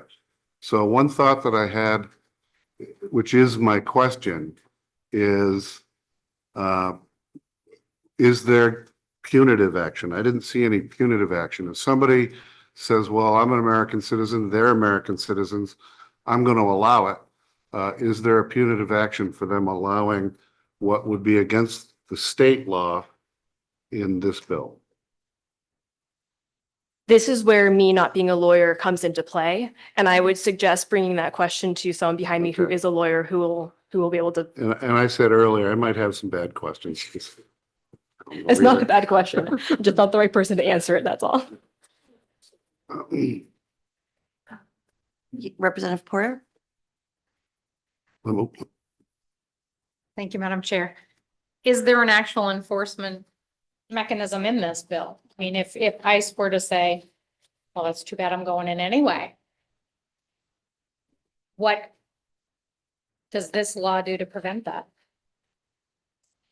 That is a very good question, and it's something that I think we should think about in the work session. The priority of this bill was to get something into statute to help give guidance and clarity for those who work in those sensitive locations to better have a footing on how to respond when ICE shows up to their school to detain or to any sensitive location to detain or to retrieve public records or non-public records. So just to clarify, as of right now, there's really no enforcement mechanism on this? Nothing beyond what is already accessible to folks in the state if they are unlawfully detained or if there is a breach in how immigration enforcement is being conducted. Thank you. Anything else, committee members? Representative O'Halloran? I'm not sure if this is for the workshop or for Ellie, but I guess my next question would be, how does this apply to playgrounds, sports fields, and if a school rents a facility to play basketball or things like that, how does it pertain to those areas? I think it would come down to how the interpretation of the law of what a non-public area is. That could change from school to school depending on the location of the playground, what is the accessibility, who is allowed there, that sort of thing. Senator Hagan. Thank you very much. Now I'm down to section 427 MRSA squiggle 109-A. And then I'm in number 1, voluntary consent. Nope, that's not the one. It skipped on me. Gosh dang it. Nope. So I'm down to section 5. Model policies and guidance for public schools. Are you there? Yep. State post-secondary educational stuff. And then it says the Attorney General shall publish model policies and guidance for public schools and state post-secondary and healthcare and all the long list of things. Do you have examples of model policies and guidance, or for later? Yes, and that would actually be a great question for the folks behind me who work specifically in this area and provide direct service to folks who are impacted. Thank you. Anything else, committee members? Seeing none, thank you for presenting your bill, for answering our questions, and you can return to the horseshoe. Thank you. Are there any co-sponsors of the legislation who wish to provide testimony? Welcome. Welcome, thank you. And President Daughtry, I was just warn you that we will run a 2-minute clock on your I can, remarks. for the Senate, you know I can talk fast. Good afternoon, Senator Carney, Representative Kuhn, and esteemed members of the Joint Standing Committee on Judiciary. My name is Maddie Daughtry. I proudly serve as the president of Maine Senate, as well as representing Senate District 23. And I'm honored to be a co-sponsor of this bill. And I'm here today to speak in firm and strong support of LD 2106. I want to thank Representative Sato and the advocates who have brought urgency, clarity, and resolve to this legislation. This bill is necessary, it is timely, and addresses a real and escalating threat to the safety and stability of Maine communities. Schools, hospitals, childcare centers, and public libraries are foundational institutions in communities across Maine. They are pillars of civil society, places where children learn, where people receive life-saving care, why families are able to work, and where knowledge and opportunity are shared freely. When fear enters these spaces, the damage is profound and it spreads quickly. Fear is not a neutral condition. It weakens institutions and disrupts access to critical services. When people, and especially children, can't trust schools, hospitals, childcare providers, and libraries to operate under clear and consistent rules, the foundation of community life begins to crack, with the consequences having a rippled effect. Today, many immigrant families, as we'll hear, in Maine are living under the constant weight of impossible choices. Parents are asking themselves whether sending a child to school could risk family separation. People experiencing serious or even life-threatening medical symptoms are delaying or avoiding care. Parents are questioning whether it's safe to drop their child off at care. These are not hypothetical fears or situations. They are daily calculations being made in households across our state. Many new Mainers feel like they're left with no option but to stay home to protect themselves and their families. You can read in my testimony about the chilling effect we're seeing in school attendance, as well as what we're seeing with workforce participation for small businesses, especially in our hospitality industry as well. ICE appears to be targeting the places people cannot opt out of: schools, healthcare, childcare. This does not enforce the law. It weaponizes human need in an attempt to dehumanize our neighbors. I urge you to pass this important law, especially to clarify the portion around voluntary consent. I'd be happy to answer any questions, and I urge you all to read my full testimony. Thank you very much. Committee members, are there any questions? Yes, Senator Hagan. I've been receiving phone calls, of course. Nice to see you. Lovely to see you as well, Senator. And I don't have any answers, but I'm super curious. The bottom part of the first page of your testimony, the 89% and 84%. I'm in constant contact with teachers and principals because that's who I hang out with. Yeah. In the Bangor area. Yeah. I'm not hearing that. Is there a way that GME or somebody, not really, is that a TV station? It's a TV Yeah. station. I think it's actually here today. Not to put I'd any like other to- reporters on the spot, having done their job.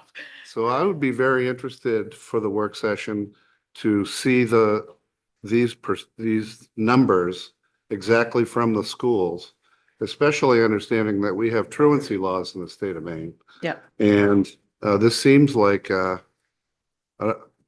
Are they doing Zoom or would you know?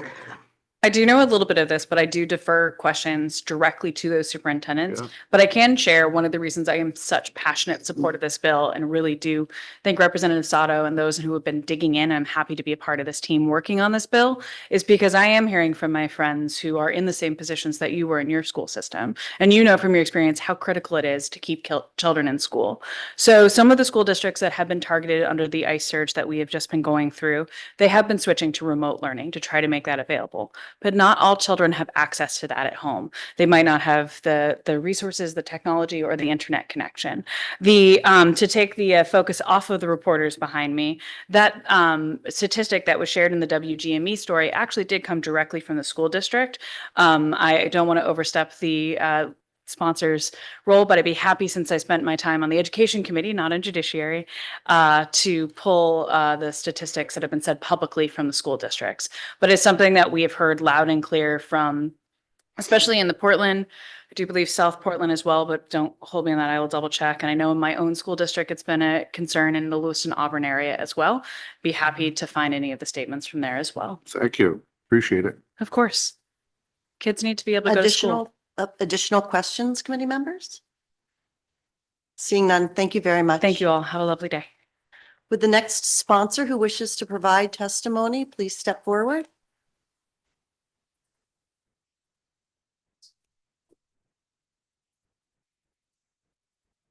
Welcome. Good afternoon. Representative Kuhn. I'm Jill Duson. I appreciate your dispensation and allowing me to appear before the committee, not as a co-sponsor on this bill, but on behalf of the lead Senate sponsor, Senator Peggy Rotundo of Lewiston. I agreed to appear and present her words. She was not able to be here today, but this bill is of critical importance to her. She writes, I want to express my strong support for LD 2106, an act to prohibit the disclosure of non-public records without proper judicial review. For those of us, I'm sorry, I should wait until the committee has the testimony. Actually, please go Oh, ahead. okay. For those of us living in communities with an ICE presence, we particularly understand the urgency of protecting sensitive documents pertaining to our residents and the need to insist on proper judicial review before any private records are obtained or reviewed. This bill helps by clarifying that employees of healthcare facilities, libraries, childcare facilities, and educational institutions, what their legal responsibilities are. There is currently great confusion around this. People need to be able to trust their government to protect their privacy and uphold the rule of law. There are many law-abiding, hardworking people in our state who are living in fear of being taken by ICE. It is our responsibility to put safeguards in place to protect their rights and safety. In protecting their rights, we are protecting the rights of us all. And she thanks you for your consideration. Thank you, Senator Duson. And since you are reading on behalf of Senator Rotundo, we will not ask you any questions. Thank you kindly. Is there any other legislator in the room who wishes to provide testimony, who is a sponsor of this legislation? Welcome. I believe my testimony was dropped off with the It clerk. was. Okay. I need a copy Yes. myself. Somebody, We have two copies. Maybe the representative can tell us which one we're supposed to be directing our attention to.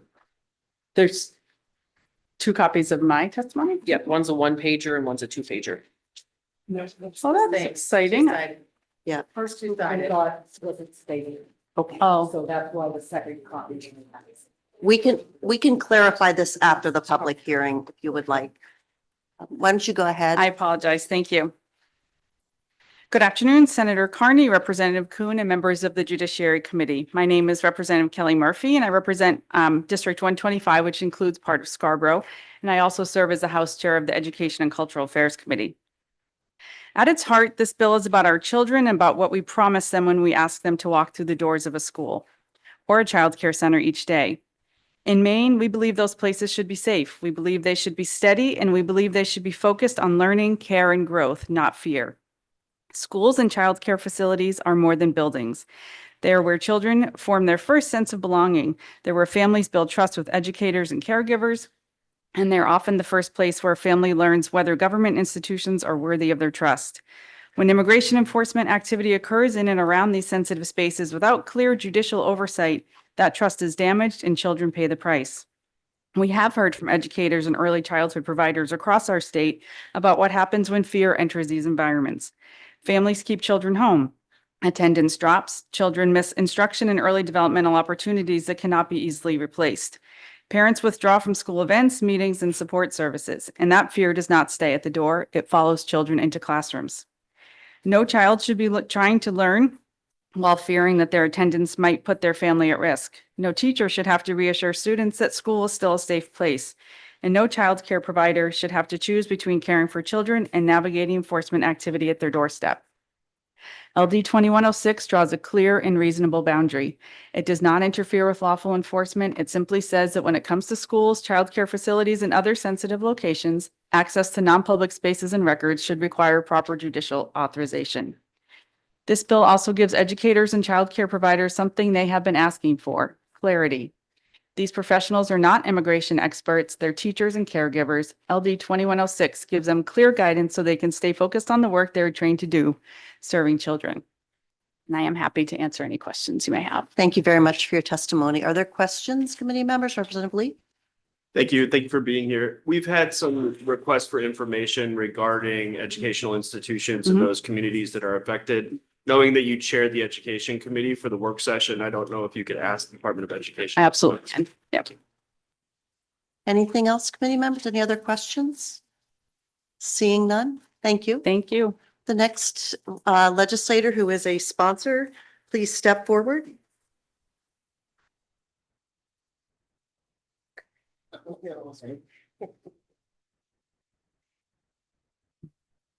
Good afternoon, Senator Carney, Representative Kuhn, and distinguished members and colleagues on the Judiciary Committee. My name is Umbreen Rana.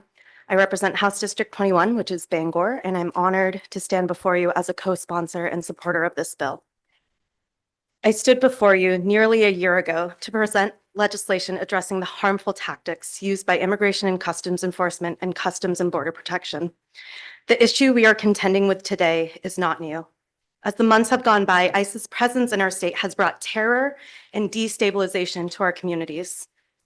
ICE and CBP are using inhumane tactics in their enforcement and completely disregarding the law. We've seen widespread reports of federal agents driving recklessly and violating traffic laws in communities across Maine. We've witnessed them threaten peaceful protesters and observers with chemical weapons, verbal abuse, and threats to be labeled as domestic terrorists. The real terror is imposing this harm on those who are seeking the basic right to education, healthcare, and access to public resources. The unsafe and violent climate created by the presence of federal agents in our state is forcing Mainers to stay home. Their unlawful tactics are sending a chilling effect of fear to our community members. We have witnessed them stalking at schools, instilling fear in the youngest of community members. People have withdrawn from society, staying home and sheltering in place. Over the last week, streets that are known for their bustling vibrancy have been left empty and quiet. We've seen reports of hospitals and staffing shortages. Maine is not functioning at its optimal capacity right now, with so many of our residents hiding in fear. Children are not being sent to school. Mainers are not reporting to work. People are not applying for open jobs. Lawfully present students are considering unenrolling from school, adult education programs, and denying opportunities to study abroad. Lawfully present residents are afraid to exercise their First Amendment rights. The damage from this last week will have lasting effects on our communities, and immigration lawyers will be fighting these cases for months and years to come. Just this last week, federal agents have arrested over 200 people in Maine. They claim that they are going after violent criminals, but what we are witnessing proves that this is far from the truth. Representative Rana, could you finish up in one sentence, please? Absolutely. They're using racial profiling indiscriminately.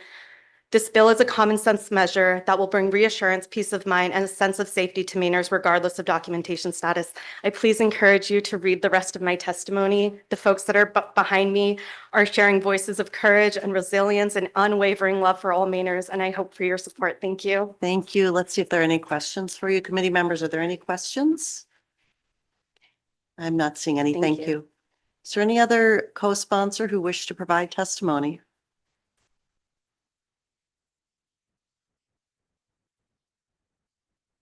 Thank you. Good afternoon, Senator Carney, Representative Kuhn, and my esteemed colleagues of the Judiciary Committee. My name is Rachel Talbot Ross. I proudly represent Senate District 28, which is on the peninsula of Portland, part of the Casco Bay Islands, and includes the University of Southern Maine campus. I'm here today to testify in support of LD 2106, an act to establish procedures for restricting access to state property as a co-sponsor.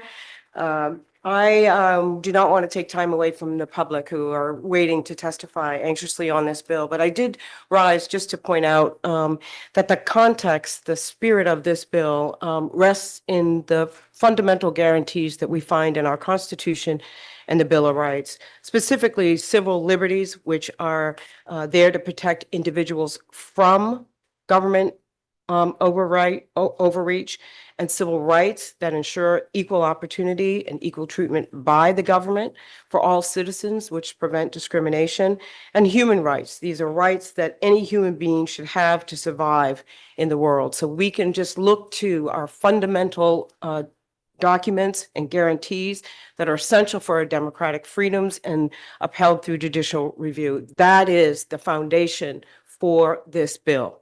We can talk about how we respect that and how we get there by looking at the specifics in the bill, but I just needed to rise and remind ourselves what we're really talking about here.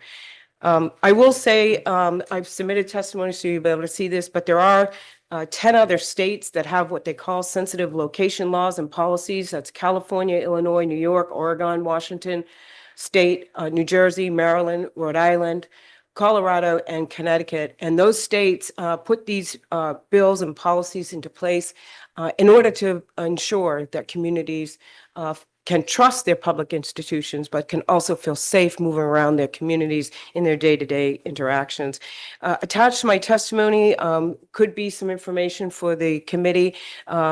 Cornell Law School and the President's Alliance on Higher Education and Immigration. Senator, if you could finish up in I one will. sentence. Thank you, Senator. They issued a what you need to know that does answer some of the questions that some of my colleagues have asked this morning about public and non-public spaces, warrants, and a number of other pieces that help schools and other public entities. Let's see if move there are on. any questions I for you. appreciate your patience.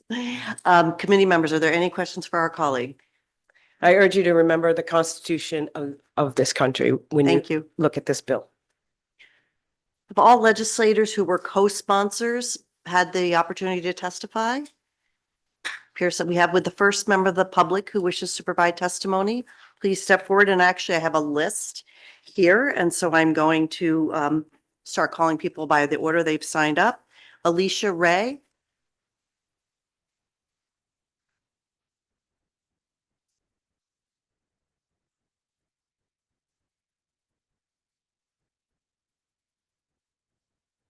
Good afternoon, Senator Carney, Representative Kuhn, and members of the Joint Standing Committee on the Judiciary. My name is Alicia Ray, and I am a policy fellow, and I may come to regret this, but I am an attorney, a lawyer for the ACLU of Maine, a statewide organization committed to advancing and preserving civil liberties guaranteed by both the Maine and U.S. constitutions. On behalf of our members, we urge you to support this bill. Maine communities deserve safety, and this bill seeks to provide that safety in vital community spaces. In a time when immigrants are under constant attack, they should be able to feel secure in their communities. However, the repeal of the Department of Homeland Security's sensitive locations policy has left these spaces at risk for indiscriminate civil immigration enforcement and warrantless searches by the government. I just want to note that that's Department of Homeland Security's sensitive locations policy has been a continued policy from October of 2011 until January of 2025, and that has been under both Democratic and Republican federal administrations. Since those guidelines have been removed, there have been numerous enforcement actions at those previously protected locations, and many of which have led to arrest, deportation, and civil liberties violations. One particular population that has become vulnerable is students and families. We also have folks who are prevented from accessing important community hubs like healthcare facilities, public colleges and universities. Public libraries also feature in this legislation. I think that's incredibly important as we think about warming and cooling shelters that are often hosted there. And while this legislation protects those sensitive locations, it does not prohibit federal law enforcement from executing valid judicial warrants. I see my time's about to be up, but I'm happy to tell you what that actually means if someone wishes to ask. We urge you to vote to pass on this bill. Thank you for your testimony. Are there questions, committee members? Representative Lee?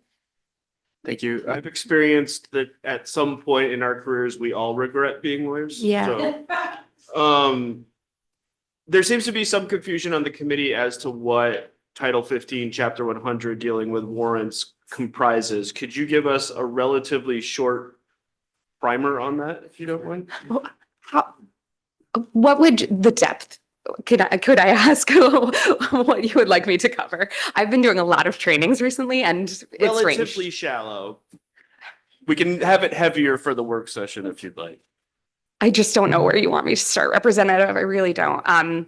I can tell you what a valid judicial warrant requires. How about we start there? So a valid judicial warrant under the Fourth Amendment requires a number of things. It needs to be in Maine, from the District Court of Maine. That is the only district court we have in Maine. It needs to be signed by a district court judge or a magistrate judge who serves here. Has to have the district court listed at the top. Your name and your address on it must be correct and listed. Earlier, there was a question about search or arrest warrants. If it's a search and seizure warrant, then the search parameters have to be listed on there. So warrants are time and space limited. So if it's a search warrant, it has to describe the area to be searched. So that's what I mean by space limited. Time limited. Warrants expire after 14 days. And so you want to check the dates on a valid judicial warrant. Is it still valid? If it's an arrest warrant, that's for arrest of a person. And so the search does not come along with that unless it's the search of the person. An administrative warrant, on the other hand, has a department's name on it. So that could be the Department of Homeland Security. It could be Immigration and Customs Enforcement. It might just have a form name on it. There are many, many versions of administrative warrants. I don't think I could go through all of them, but those are not signed by a judge and those do not have specific parameters on them. They usually just list the name of the person they are seeking and often do say the word arrest somewhere on there, but it's not going to have those court names on it there. It's not going to be signed by a judge. It's not going to have the space parameters we just talked about. If you would like to see examples of those, I'm happy to provide those for the work session, some samples. Was that helpful? Great. Senator Hagan? Thank you very much. So I was thinking about while you were testifying right at the end of it, how the supremacy clause of the United States doesn't basically unravel this bill. And you were starting to allude to those things and then you ran out of time. So I wanted to hear more about that and then how this has to do, how is it that federal immigration authorities doing their job can be limited by a state? Sure. So I think that's where some of the nuanced questions that were asked earlier about places of worship, courthouses, that's where we get into some stickier questions here, right? So under the sensitive locations policy, when the federal government itself administered it, they were able to tell themselves what they could or could not do. They could set their parameters for themselves because the supremacy clause allows them to govern themselves. In this framework where we're trying to govern upward, the state's trying to tell the federal government what's allowed and what isn't. What we're doing here is we're asserting and we're trying to protect, I think, these public entities and these public employees, and just telling them again what their rights are. I think this is like training, guidance, and reaffirming our independence and what our rights are. That valid judicial warrants mean something still in the state of Maine, and that the Fourth Amendment really means something to us. So the way that we're trying to do this, I think there's some language changes that we can definitely talk about for the work session, but this is giving some guidance. I think there's an allusion in the current version of the bill to the Attorney General helping us provide that policy and guidance to these public entities. And it's really providing some cover to those folks and some uniformity across the state for those public entities to say, here's what a valid judicial warrant requires, all those things I just listed. Everyone who works in one of these public entities should know that, should feel confident in that, and should feel confident enforcing what we say the law is here. Did you have a follow-up? Yeah, so at some point, I guess not being an attorney, just being a history teacher, I'm hung up on the supremacy stuff of the federal government. Yeah. And this bill, allowing the state to do what it's doing. And I'm also cognizant of, I want to say the 9th or 10th Amendment, where all powers not listed in the Constitution fall to the states. Is that relatable in this bill? Yeah, so again, I think there are certain entities that we will not be able to regulate, and we'll have to have a conversation about how we frame that. There is an anti-commandeering sort of principle that we can deal with at the work session. I don't know that it's worth getting into right now, but yeah, federal law enforcement will and federal civil immigration officers will continue to be able to operate in Maine as they have long before the past 2 weeks, as they have traditionally done so. Even if this bill is passed, even if this bill is amended and passed, that will remain true because the supremacy clause does exist. Can I ask you a question? Or I'll wait because she's doing her thing. I'll save me. Yeah, why don't you save it for the work session? Representative Poirier? Thank you, Madam Chair, and thank you very much for being with us today. So what I'm understanding from what you've said is this bill is like a tool to help these entities to understand their rights and so forth. But when it comes down to it, if the federal government is saying, no, we're going to go in there, this bill isn't going to stop them because of the supremacy clause and the fact that the state can't tell the federal government what to do. Correct. I think this is reinforcing the due process protections that we've had for a long time. And those protections have been violated. And we have numerous examples of that over the past couple of years. We have seen a real surge in enforcement over the past 2 weeks, and there have been repeated violations of what we understand to be longstanding precedent and longstanding Fourth Amendment jurisprudence. I think this is a bill that goes a long way to protecting our communities, reinforcing what we in Maine know the law is, and telling, I think it's enabling those public entities and their employees to stand up for what we know the law is here in this state. Brief follow-up. Yes, go ahead. Thank you. In speaking with the sponsor of the bill, it was already established there is no enforcement mechanism in this. Do you see anything different? So I think during the work session, it should definitely be discussed what could be an enforcement mechanism for this. I see in this version of the bill, the Attorney General is called on for policy and guidance. And so I would hope either they're here today or at the work session to talk with us about what could be a possible enforcement mechanism. Thank you. Representative Lee? By its operation, wouldn't a search that was conducted by the federal government in one of these buildings that's because of the way that the state law is written, not consented to, wouldn't that render the search an unlawful search? It would, yes, if it did not have a valid judicial warrant with all the elements we previously discussed. And that evidence would then either become inadmissible in court, or there could be repercussions if you wanted to challenge and get some recourse. Representative O'Halloran? Thank you. And kind of thinking some of this through, would you agree if this passes that like an ER may be the only known location of a I'm not even sure what the term I want to, an undocumented person after a violent incident?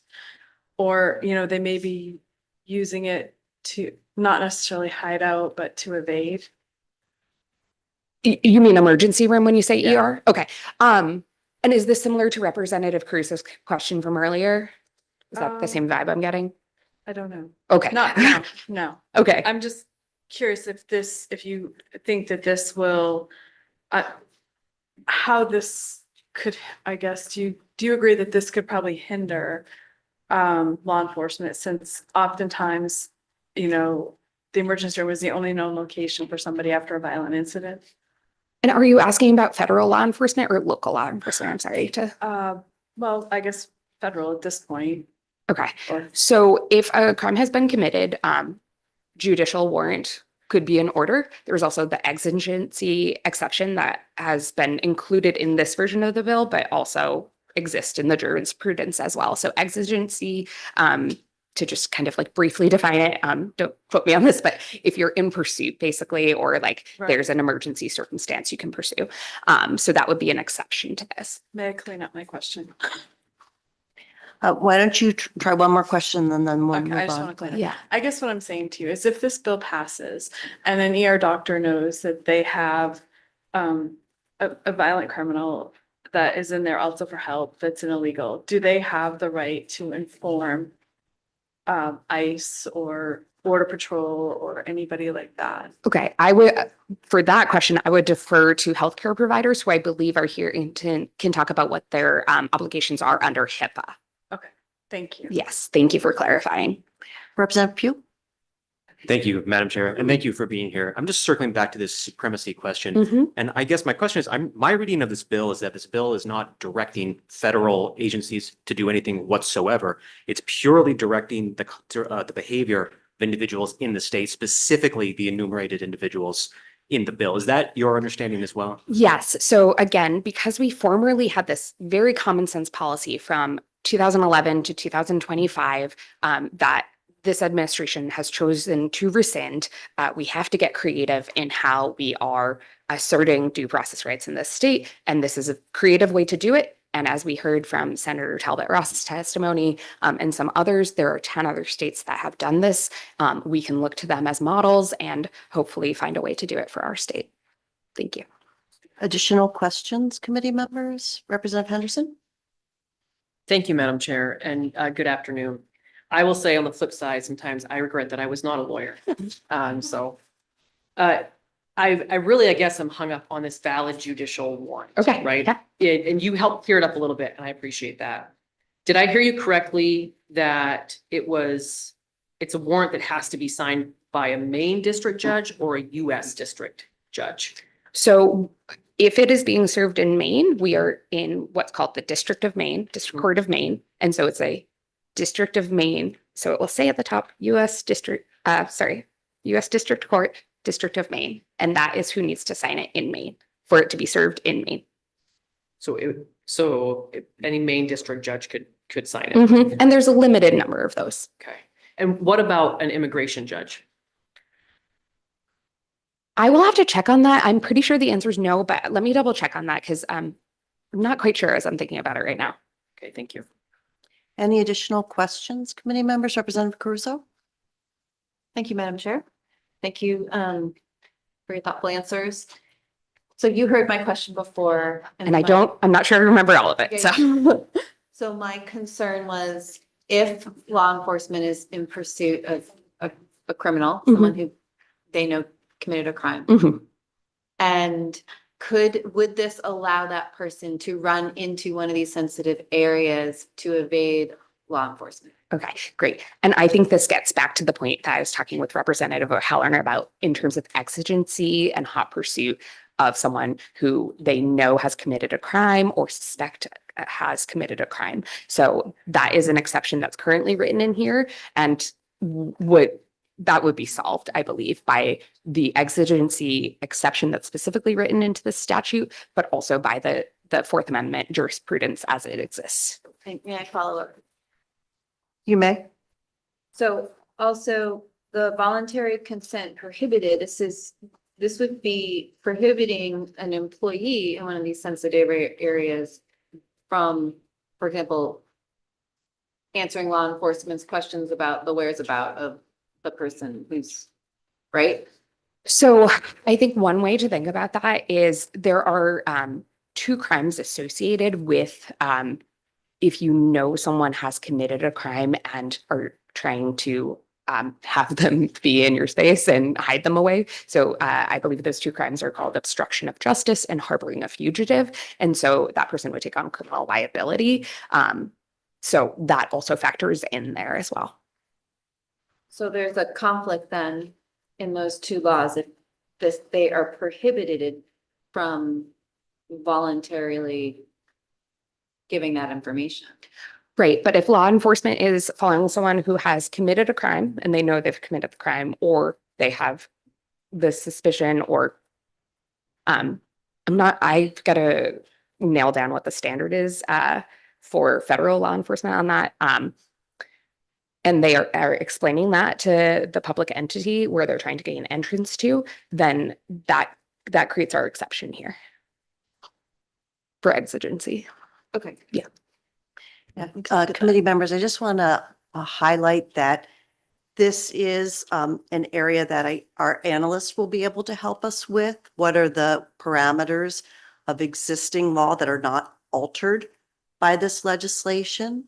And so I know people are struggling to grasp that concept, and it's a little hard to move away from that. But if we could please focus on the bill itself rather than the area of law that's not being altered by the bill, I think that would be helpful, and it would allow more members of the public to provide the testimony that they've been waiting to provide. And then we, of course, will get a full description of the parameters of federal law when we do our work session and we have the legislative analysis. Yes, Representative Sinclair? Just a quick one, I promise, Madam Chair. I'm presuming that either you or the organization will join us for the work session. I'm hoping that you'd be willing to work with Janet to make sure that for those 10 states that have already implemented very similar legislation, if there's any pending litigation, that we have an update on what the status is, particularly broken down by circuit, would be helpful. Absolutely. And I do want to recognize my dear colleague from the Immigrant Legal Advocacy Project has put together a very helpful chart already, which I know your analyst loves charts. And so hopefully, I don't know if she'll have time to mention that. So I will mention that since I have a moment. Thank you. I think we all love charts. Senator Hagan. Great. Just a quick clarification. Representative Henderson had asked about district court, and I was confused and didn't quite understand. Is it the federal district court or the state district court? Or That's a great I question. didn't know what you were, I kind of lost. Sure, that's federal district court. Say that again? Federal. Federal, thank you. Any other questions, committee members? Seeing none, thank you for your testimony. Thank you so much. Next, we'll hear from Mayor Shaleen.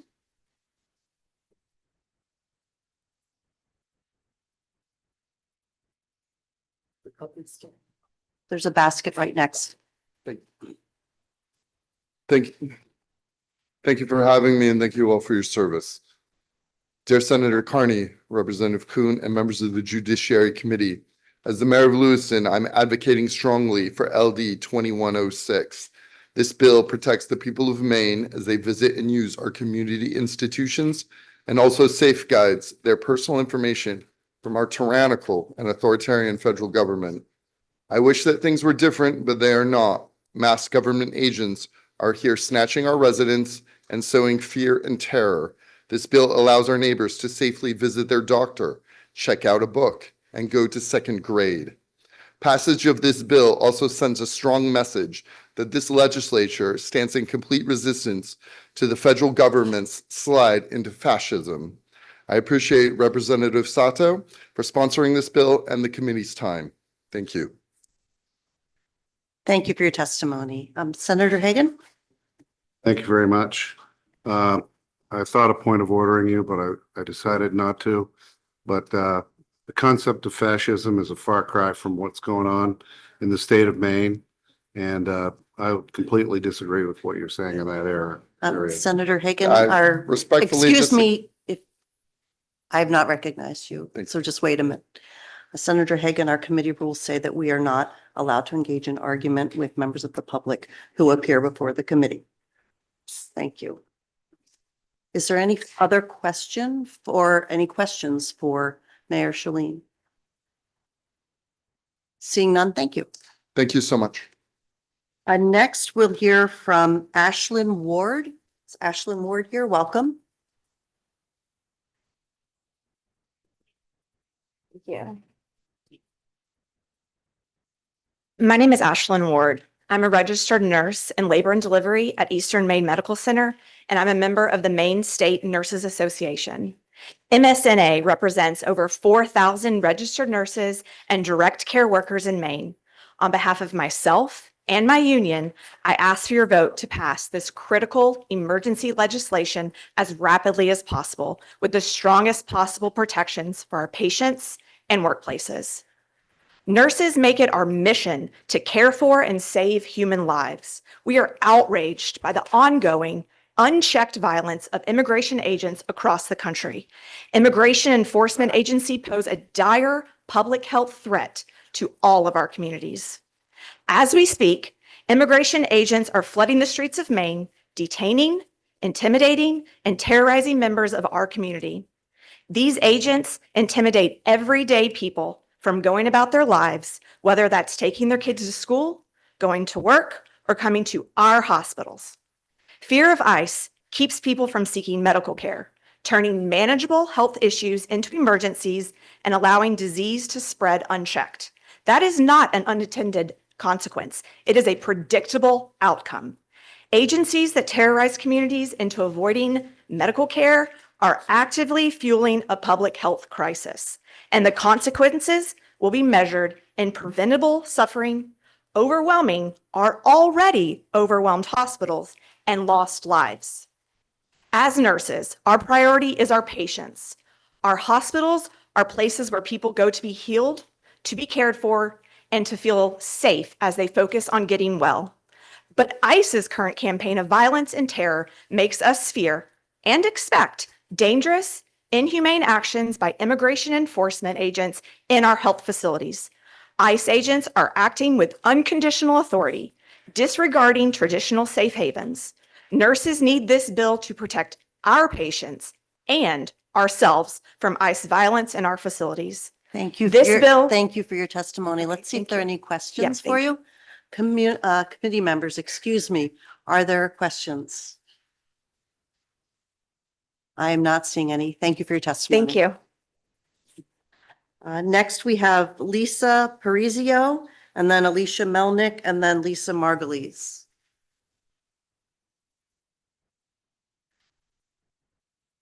And also, just as a note, as announced in the process email that went out, we'll have 2 hours of those proponents, so until 3:00. And then we'll have those who wish to speak in opposition, and then those who wish to speak neither for nor against. And with that, you may begin. Welcome. Good afternoon, members of the Judiciary Committee. My name is Lisa Parizio, and I am here today from the Immigrant Legal Advocacy Project, or ILAP, in support of LD 2106. ILAP is Maine's only statewide immigration legal services organization, and as such, ILAP has a unique bird's eye view over the impact of federal immigration policy on Maine's residents, communities, and our state as a whole. For decades across both Democratic and Republican administrations, versions of federal policy had been in place limiting immigration enforcement at certain locations, including schools, hospitals, places of worship, and more, with narrow exceptions. This includes the Clinton administration, George W. Bush administration, Obama administration, first Trump administration, and the Biden administration. Such policies have been in place on a bipartisan basis because of the overwhelming public health and safety interests at stake. LD 2106 will bring Maine closer to that previous longstanding public policy on a bipartisan basis and address the public health and other fallouts that are actively happening in our communities. This bill has been urgently needed over the past year in the current immigration enforcement environment, and the true emergency nature of this legislation has come into acute focus over the past days.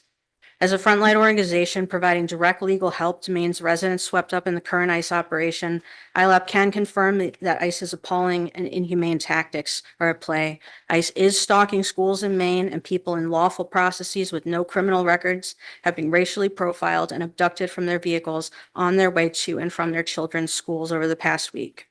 There appears to be no bottom to what this agency will do, and that is why the very basic and common sense protections and requirements outlined in LD 2106 are urgently needed. This is about ensuring that there is a justification and a lawful basis for conducting immigration enforcement at these places. Thank you. Thank you for your testimony. Committee members, are there any questions? Yes, Representative Lee? I have a question because some of the testimony has confused me a little bit, and asking an immigration lawyer seems like the best decision. Sure. I'll try.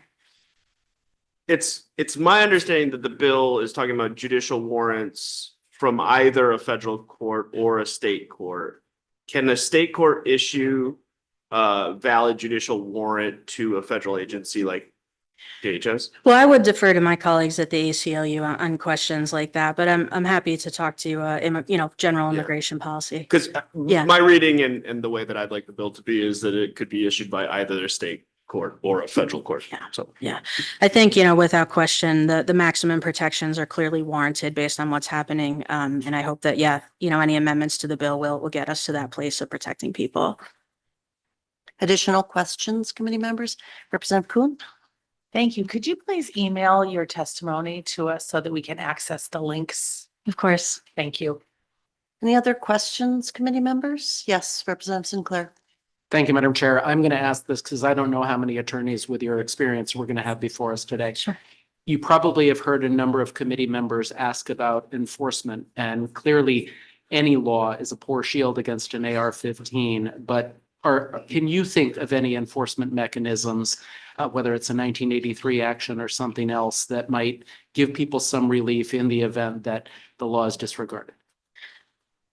I think that, the part of, the part of the bill that talks about the Attorney General's guidance will warrant additional discussion in order to figure out what's appropriate. But clearly, as we are seeing violations, people are able to bring that to the Attorney General's office, and the mechanisms that exist can be used. So figuring out what will be helpful for this bill, I think, will be for further discussion. I'm sorry, I don't have a great answer to that right now.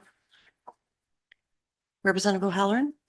Thank you. I think you were the one that raised your hand back there that said you could answer my question about the ER. Oh, I'm sorry. Okay, then I'll wait for her. Sorry. Any additional questions, committee members? Seeing none, thank you. Alicia Melnick? Welcome. Good afternoon, Senator Carney, Representative Kuhn, members of the Judiciary Committee.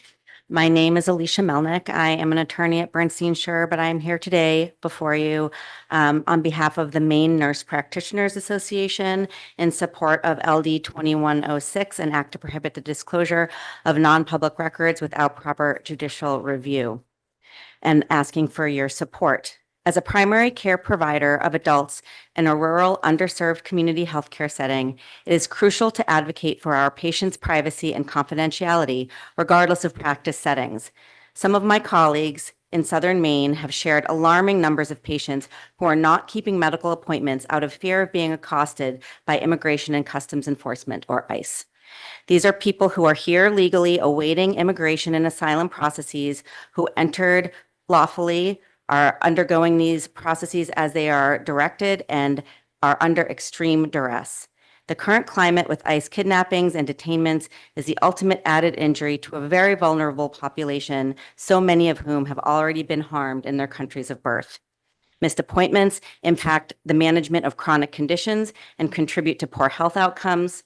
Threatened access to public schools, libraries, education classes adversely affect education and health. Workforce attendance suffers if daycare is a necessity for parents to earn a living and support their families, yet they are afraid to leave their children. Schools, libraries, and daycares have high numbers of students and children and low numbers of staff. It is imperative to provide judiciary protections and clarity from a government organization that clearly does not follow the law. Again, I'm asking for your support to vote ought to pass on LD 2106, an emergency bill to protect Maine citizens and prohibit the sharing or disclosure of private information or allow access to non-public areas. And that was signed by Dorothy O'Keefe, co-chair of the Maine Nurse Practitioner Association. And also you have testimony, I believe, submitted from another colleague at the Maine Nurse Practitioners Association that I hope you will review, from Constance Jordan, who also urges you to pass this Thank bill. you. Thank you. And since you were not reading your own testimony, we will not ask you questions. Let's see who's next. Lisa Margulies, and then Taylor Treese, Jane Michaela, and Joshua Langtree. Those are the next people who have signed up. Go ahead.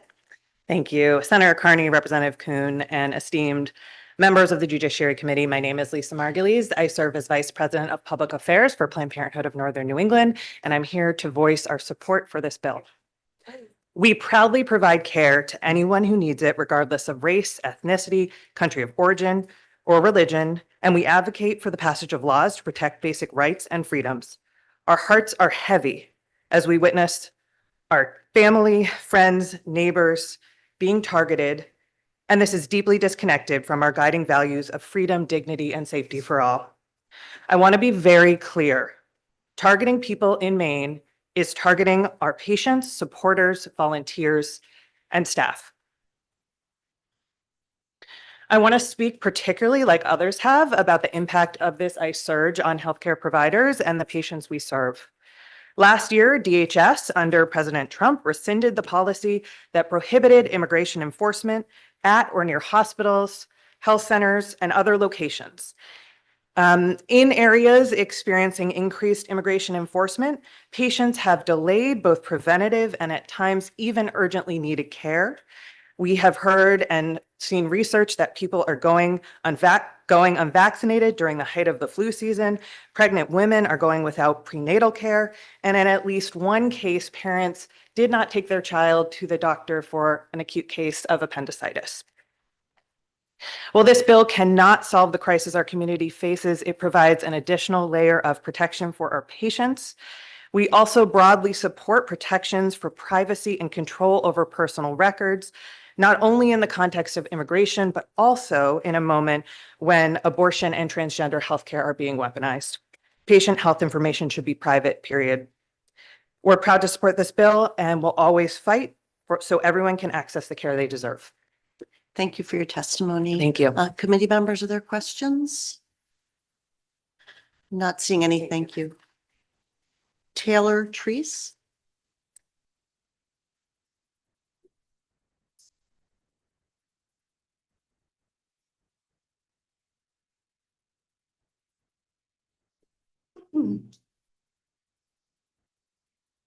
Greetings, good afternoon. My name's Taylor Treese. I'm a Mainer. I live here in Augusta. I'm a registered nurse, and I'm here to testify in my support of LD 2106. At the core, this bill is about who we choose to be as a state. For decades, under both administrations, our country has recognized that immigration enforcement does not belong in places where people go to heal, learn, and care for their children. Hospitals, schools, daycares were treated as sensitive locations because society understood a basic moral truth. No one should have to choose between their safety and their health, or between a child's education and their family's survival. That understanding has been abandoned and the harm is already becoming visible. Patients are delaying care until pain becomes unbearable.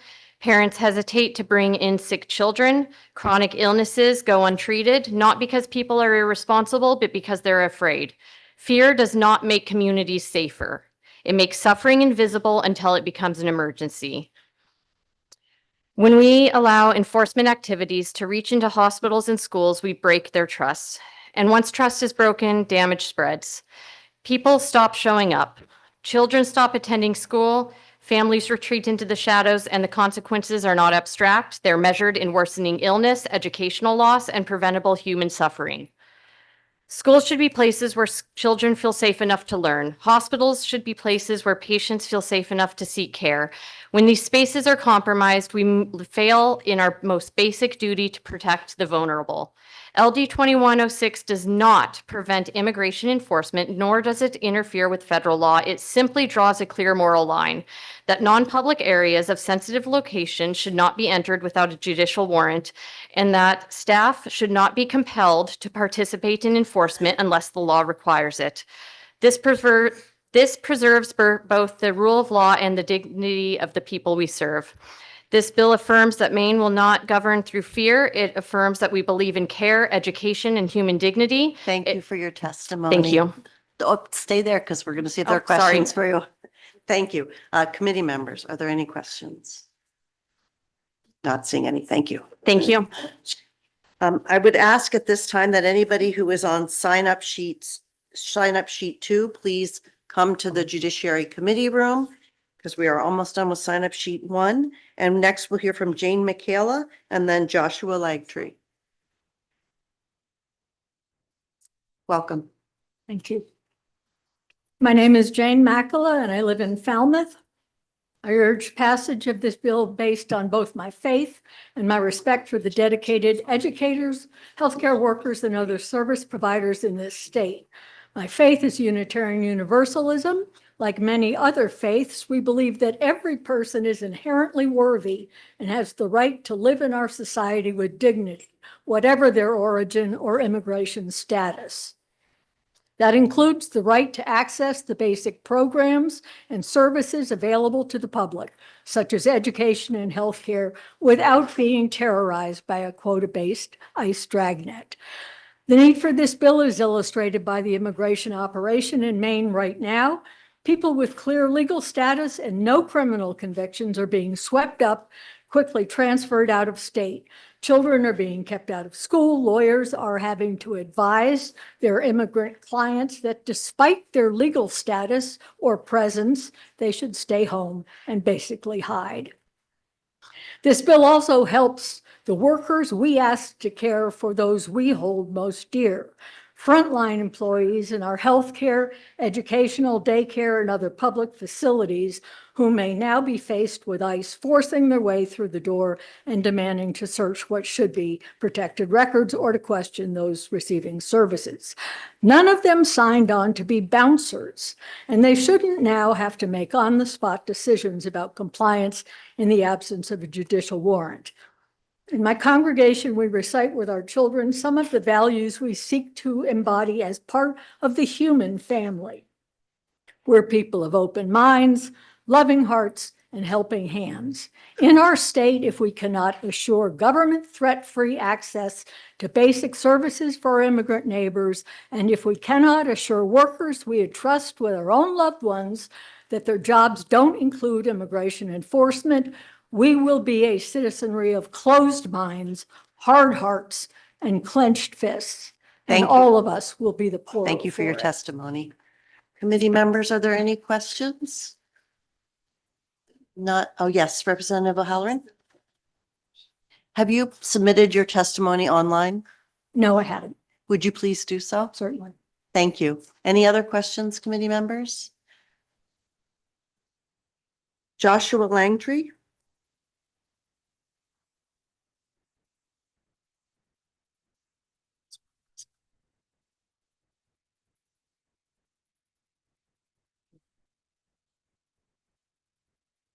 Members of the committee, my name is Joshua Langtree. My community knows me as Teacher Josh. I run a nature-based early learning program in Saco where I serve 24 children and their families. I come to you today to testify in favor of this bill. I don't have enough time in 2 minutes to share with you all of the worries that my parents have expressed to me, but I'm submitting them in my written testimony for your review. I'll read a few of them. 1, as a Jewish child, I once asked my mother if we would ever need to go into hiding. As a Jewish mother, I am heartbroken that children are needing to ask these questions once again. Another parent is now wearing a baseball cap wherever she goes to appear more white. She says, every night I go to bed wishing that this was all just a nightmare. These are just a few of the concerns my parents had. In the last week, I've had to cover for an employee who is a longtime green card holder and a military spouse because she was too afraid to leave her house. I've had to come up with policies to try to plan for an ICE raid. We've had to find ways to gamify emergency drills for young children in a way to minimize trauma. It's not a sustainable situation. This level of fear does enormous harm to the healthy development of young children. So on one side of the coin, this bill would create more certainty for me and my fellow directors, and that's why I support it. I'd like to believe that we are a nation of laws that can be enforced. But on the other side, I have to express I have a lot of worry. This bill would call on us to be the enforcers. But we know from example after example in Minneapolis and right here in Maine that ICE does not care about following the law. On January 13th, DHS even wrote on X that ICE officers have federal immunity in the conduct of their duties and, quote, no state official can get in the way of your duties. We saw that when Renee Good and Alex Preddy were murdered in the streets, the DHS secretary branded each of them domestic terrorists to justify their actions. Even here in Maine, we have video evidence of ICE agents taking plates and then telling upstanders, now you're a domestic terrorist.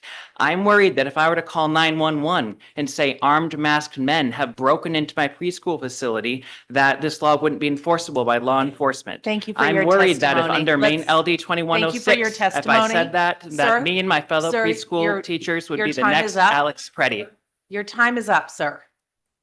Committee members, are there any questions? I just want to say it's very important that everyone is treated equally and has the same opportunity to provide their testimony. So I'm going to ask folks to please comply with the rules when you're at the podium. Thank you for your testimony. There are no questions.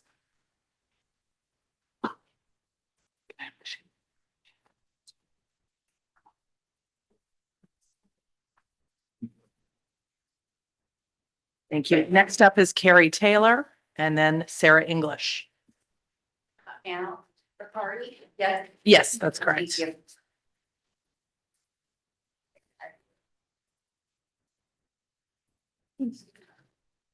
Good afternoon, Senator Carney, Representative Kuhn, and honorable members of the Joint Standing Committee on Judiciary. My name is Kari Taylor. I'm the Executive Director of the Western Maine Addiction Recovery Initiative and the Hills Recovery Center in Oxford County. I'm also a woman in recovery from substance use disorder. I'm here to testify in support of LD 2106. Our work is public health. We support people in recovery, people who are actively using, families who are trying to keep their loved ones alive. We help people access treatment. We provide peer support. We distribute naloxone. We respond to overdose risk every day. Our services only work when people feel safe enough to seek help. Fear is a public health problem. When people believe that getting help could expose them or their family, they stop showing up. They stop seeking medical care. They stop reaching out for support. They isolate, they hide. That is when harm increases. That is when overdose risk increases. That is when people die. LD 2106 supports the basic conditions that enable harm reduction and recovery, which is trust and stability. The bill does not stop law enforcement from doing their job. It does not prevent cooperation in emergencies. It does not interfere with investigations supported by the proper judicial review. It simply draws a clear line. Access to non-public spaces and access to records should not be granted through voluntary consent, pressure, or confusion. It should go through the courts using a valid judicial warrant unless there are exigent circumstances. Recovery centers and community centers like mine work with people who are carrying trauma and fear and instability. We cannot build a successful overdose prevention strategy if Thank you for people your are afraid to testimony. ask for help. If you can just pause a moment, we'll see if there are questions. Committee members, any questions? All right, not seeing any. Thank you for your time. Next, we have Sarah English.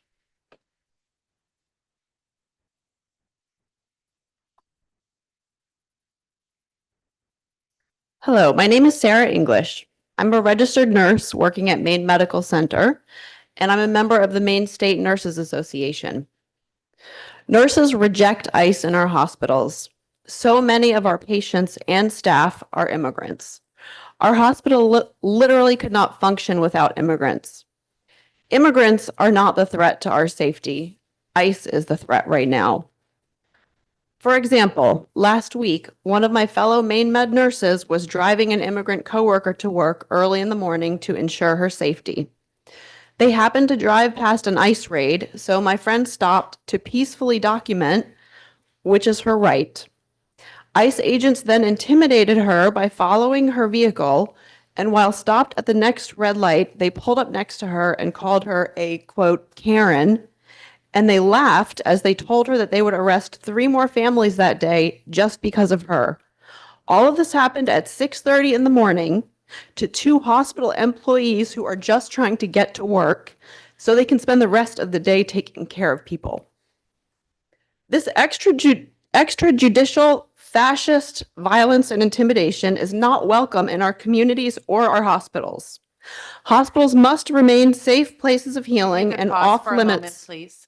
What is your point of order? The term fascism is an extremely offensive term, and I do not believe that it is germane to the subject of what we're doing here. I would say the witness is free to express their views. That's what they're coming here to talk about, is the impact the bill would have in their I would have to community. disagree that the use of terms like this are beyond the pale of acceptability in this body on a bill like this. It's not germane. Senator Carney?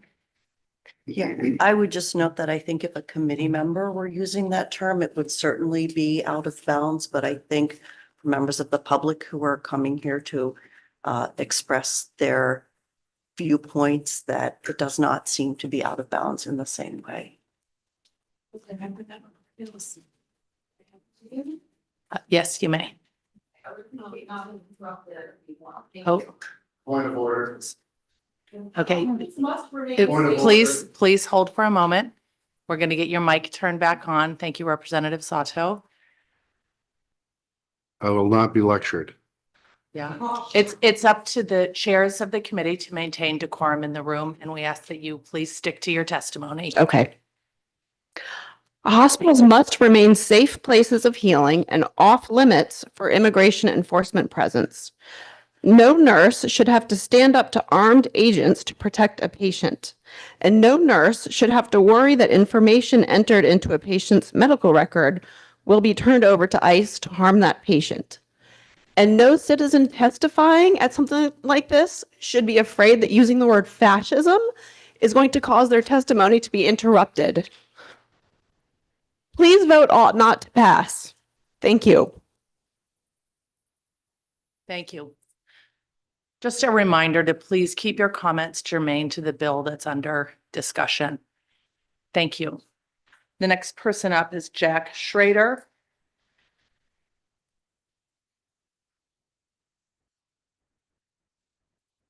Hello.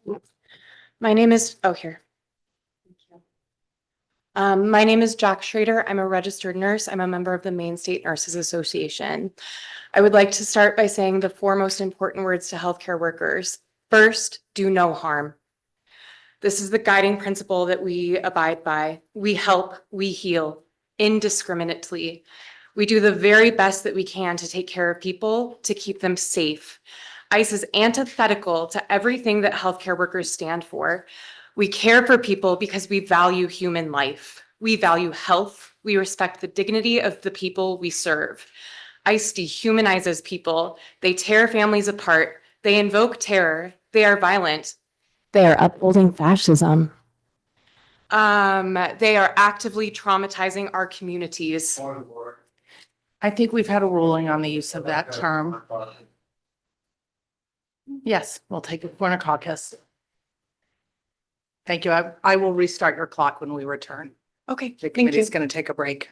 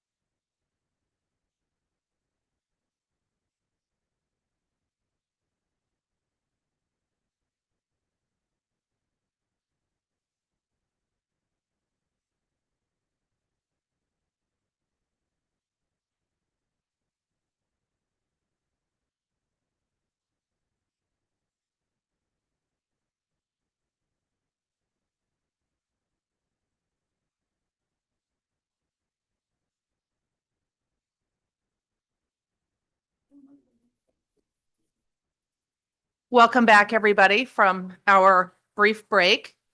Just to recap where we are taking testimony in support of this legislation. And we have 22 minutes left in this block before we will switch to testimony in opposition, and then neither for nor against, and then we'll circle back through again. I do just want to remind members of the public that your comments when you're at the podium should be directed to the chairs. That is our custom and part of our committee rules here in the Judiciary Committee. So with that, I believe we're on Jack Schrader and then.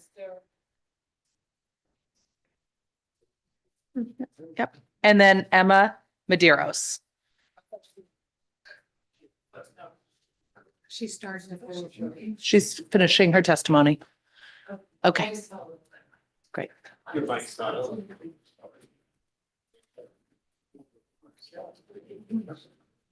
Okay, thank you. Okay, so nurses are trained to do everything we can to keep our patients safe. We're the ones who are calm in a crisis, who are brave even when we were scared, and who will not bat an eye at putting ourselves in the path of harm to keep another person safe. Alex Preddy is a great example of someone who lived the core values of a nurse. He did something that I am certain any of my coworkers would do. He responded to harm with selfless compassion in order to help his fellow man. We should not have to face armed agents in our workplace. Nobody should have to feel the agony of choosing between potentially life-saving care or being forcibly removed from their car and abducted like Portland resident Juan Sebastian Carbajal Munoz was 7 days ago. Nobody should feel safe Nobody should feel unsafe sitting in a hospital bed, uncertain of if they will be taken away from the life that they know after they are discharged from the hospital or even during their hospitalization. That is terrifying. Nurses reject the presence of ICE in our hospitals. We reject the terror that they cause to our patients and coworkers. I urge you to vote in favor of this legislation and require hospitals to have a clear policy and right to protect patients and the healthcare workers that serve them. Thank you. Thank you. Are there any questions, committee members? Not seeing any. Thank you. Thank you.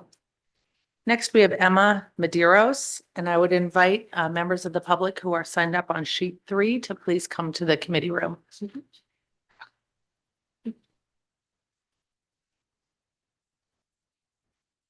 Hello, everyone. Thank you so much for hearing from all of us.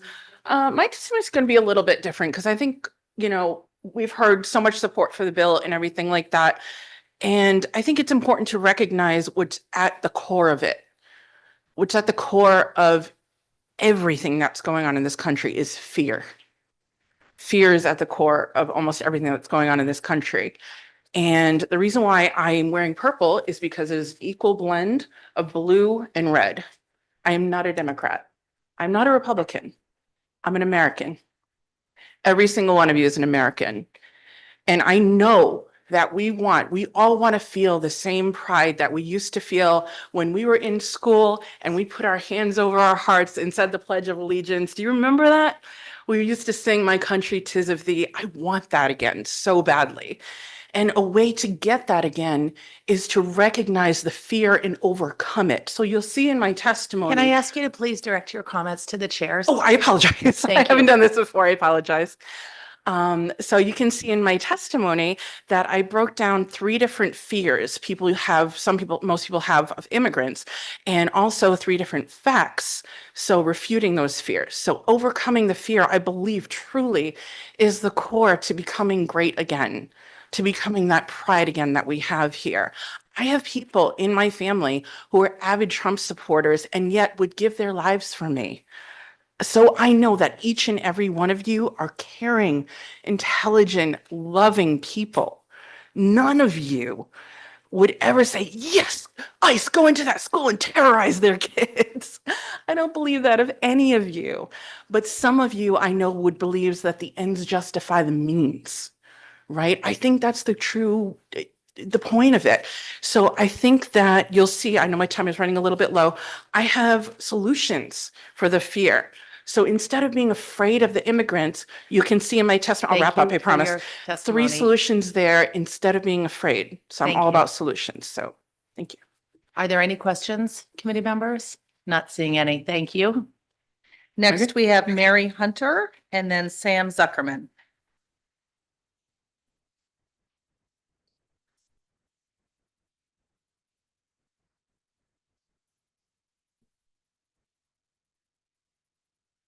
Hello, Senator Carney and Representative Kuhn, members of the Judiciary Committee. My name is Mary Hunter. I have lived in Lewiston since 1979. I volunteer as an English conversation teacher at Lewiston Adult Ed and as a string teacher in the Lewiston schools. Because of both my volunteer positions, I come into contact with a small segment of the immigrant populations of Lewiston, Auburn. And what I am seeing, even among the few people I know, is heartbreaking and appalling. All classes at Lewiston Adult Ed are radically down in numbers. People are frightened to come and do the things that until recently the national right wing has routinely insisted they don't do enough of: learn English and work to support themselves. At least one high school student I teach, a star athlete and musician, is locked in their house with their family, unable to buy groceries.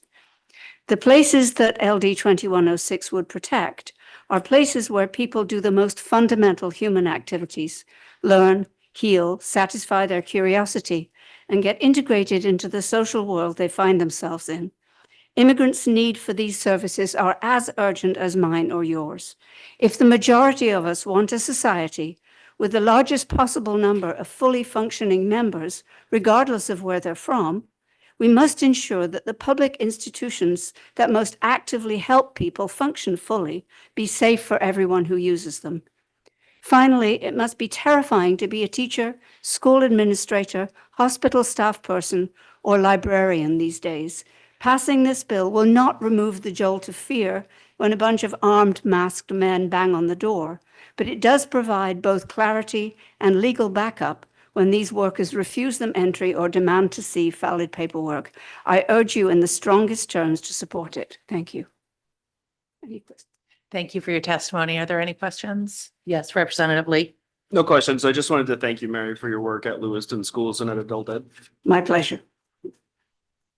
Thank you. Next, we have Alicia Melnick.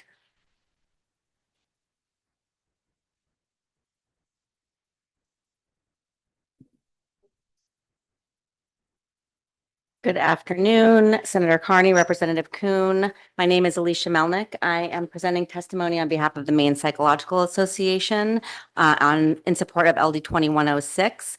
And Stacy Whitcomb-Smith is the person who you would look for if you're looking up this testimony. Ms. Whitcomb-Smith is the current president of the Maine Psychological Association. MAPA is a nonprofit association which represents the 600+ psychologists and psychological examiners in Maine. Their mission is to advance psychology as a science, a profession, as a means for promoting human welfare, consisting of practicing psychologists, academicians, students, retirees, associates, and affiliates. They write to urge support for LD 2106, which prohibits disclosure of non-public records without judicial review. Psychologists and other mental health providers are prohibited from disclosing personal information without clear authorization, either from the individual or their legal guardian. To do so is not only a violation of ethical principles, but would erode the trust that is so critical to a therapeutic relationship and would dissuade individuals from seeking needed services. This bill reinforces the importance of protecting confidentiality of private information and should be reinforced through passage of this bill. Thank you so much for your consideration today. Thank you. And since you were reading testimony for another person, we won't ask you any questions.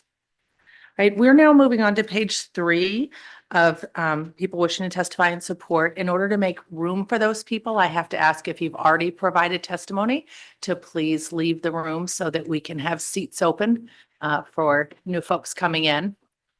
And I'll read the names that are on page 3 so you know who is coming up. It's B. Burks, then Dina Malval, Catherine Buxton, Amy Cohen, Julie Shermer, Annika Moore, April Mallon, and Gwen Walsh.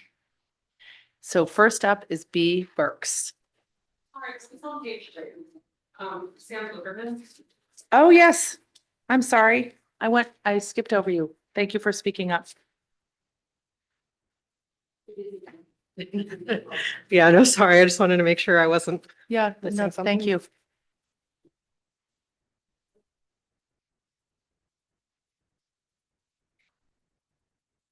Good afternoon, Senator Carney, Representative Kuhn, and members of the Joint Standing Committee on Judiciary. My name is Sam Zuckerman.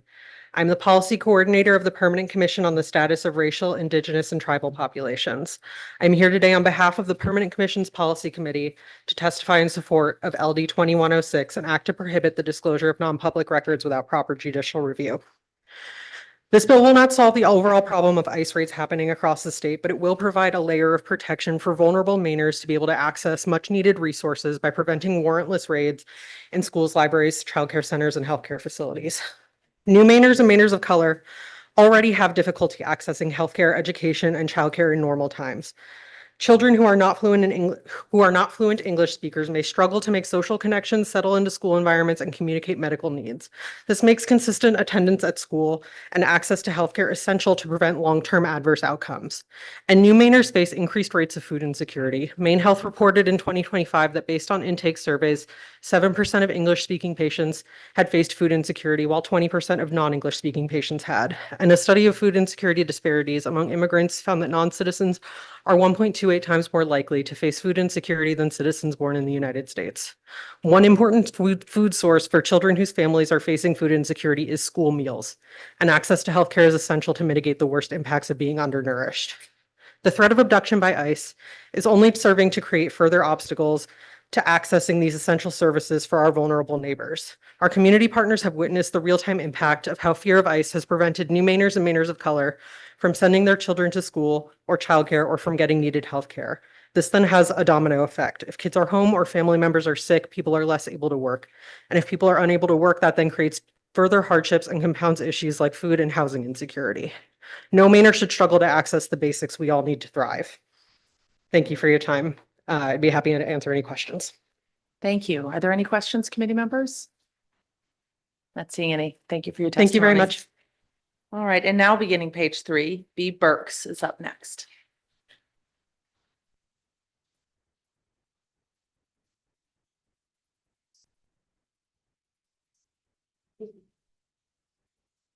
Good afternoon. My name is B. Burks.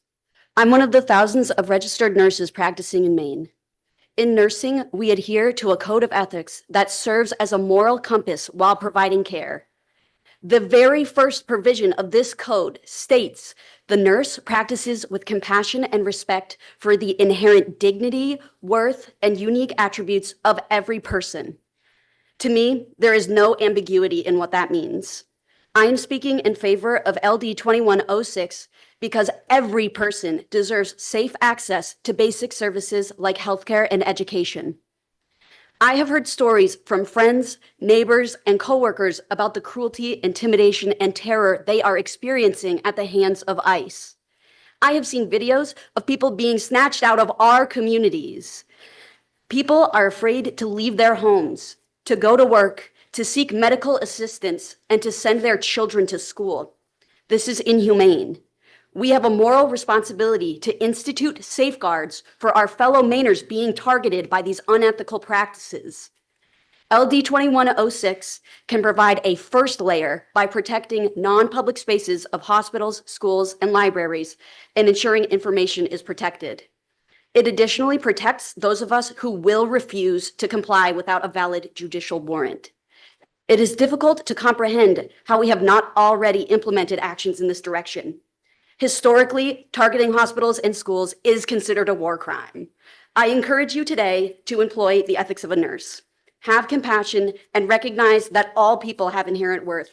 Do what you can to protect your community. Thank you. Any questions? Any questions, committee members? Not seeing any. Thank you. Next is Dinah Malval. Apologies if I got that wrong.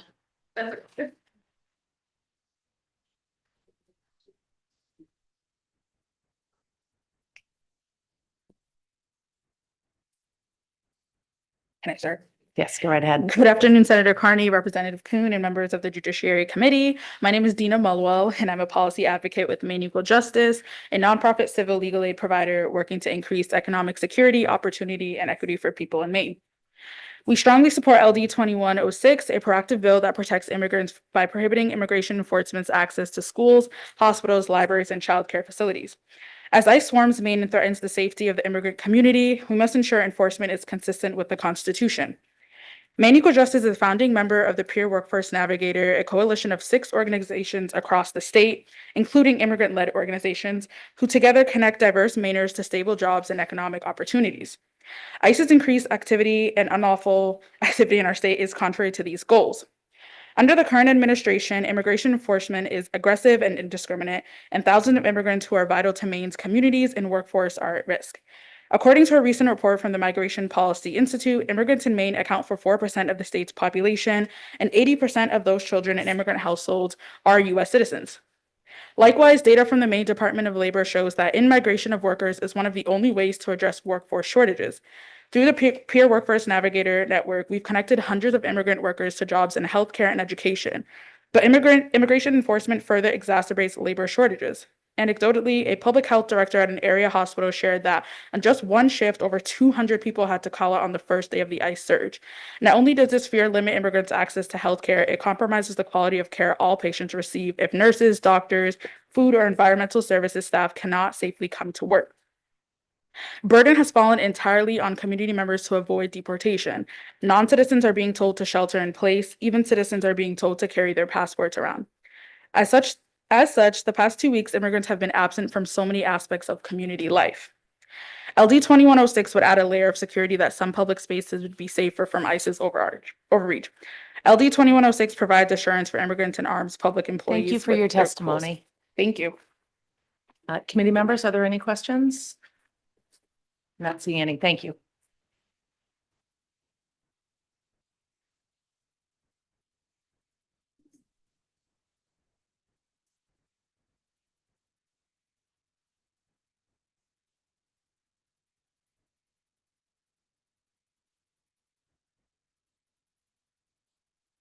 All right, next up is Catherine Buxton.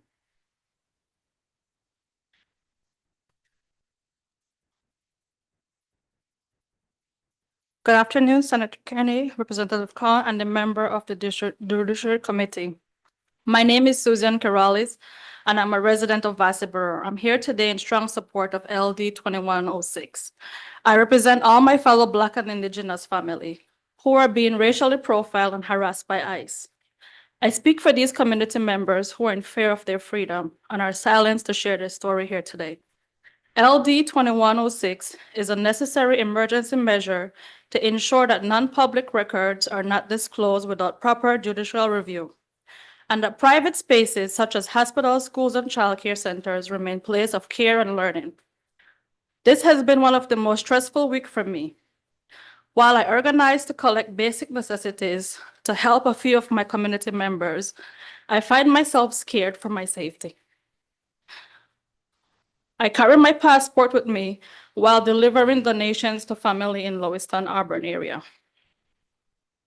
These families are afraid to send their children to school, childcare, schedule doctor's appointment, attend food pantries, and take in just simply a healthy walk because of the threat of immigration enforcement entering private spaces.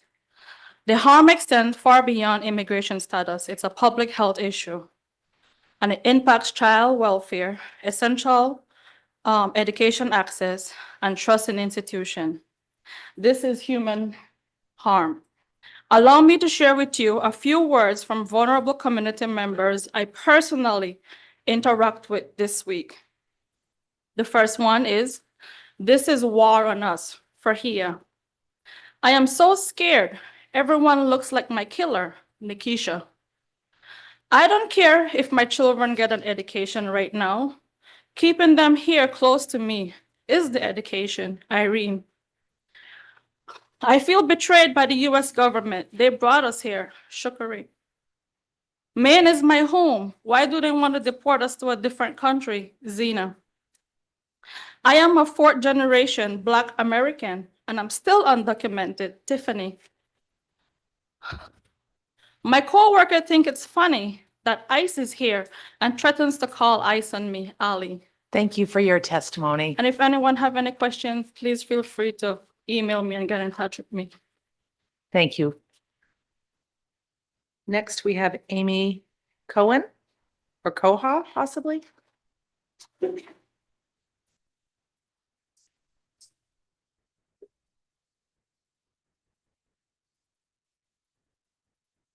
Good afternoon, Senator Carney, Representative Kuhn, and esteemed members of the Judiciary Committee. My name is Amy Koa. I'm a social worker and Vice President of the National Association of Social Workers Maine Chapter Board. I live in South Portland. I'm also a volunteer ICE verifier.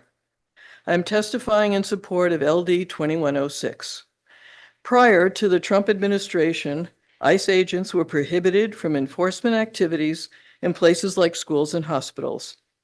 This policy was followed by both Republican and Democratic administrations.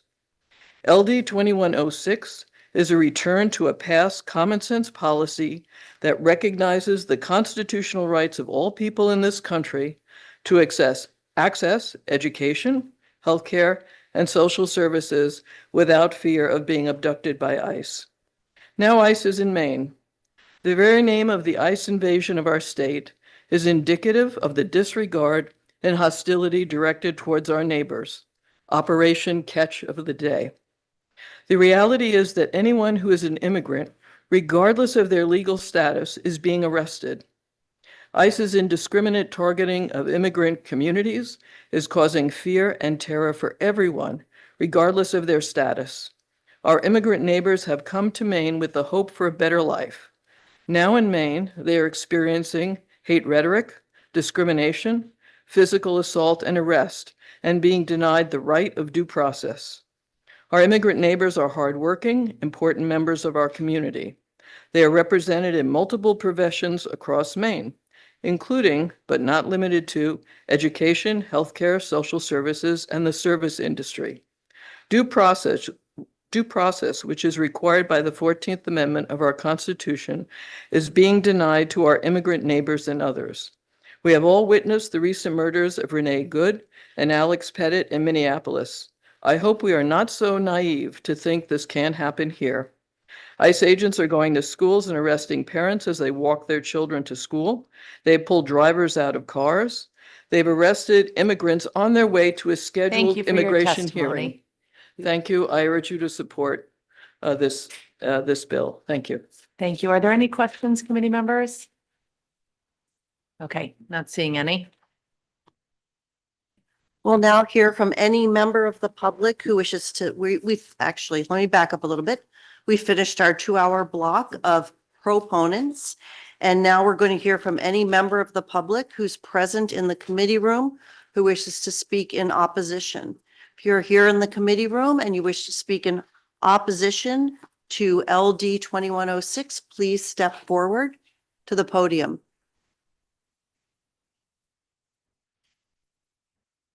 Seeing none, we'll move on to those who wish to speak neither for nor against. And we have Lori Stockman, I believe. If you could please step forward. Yes.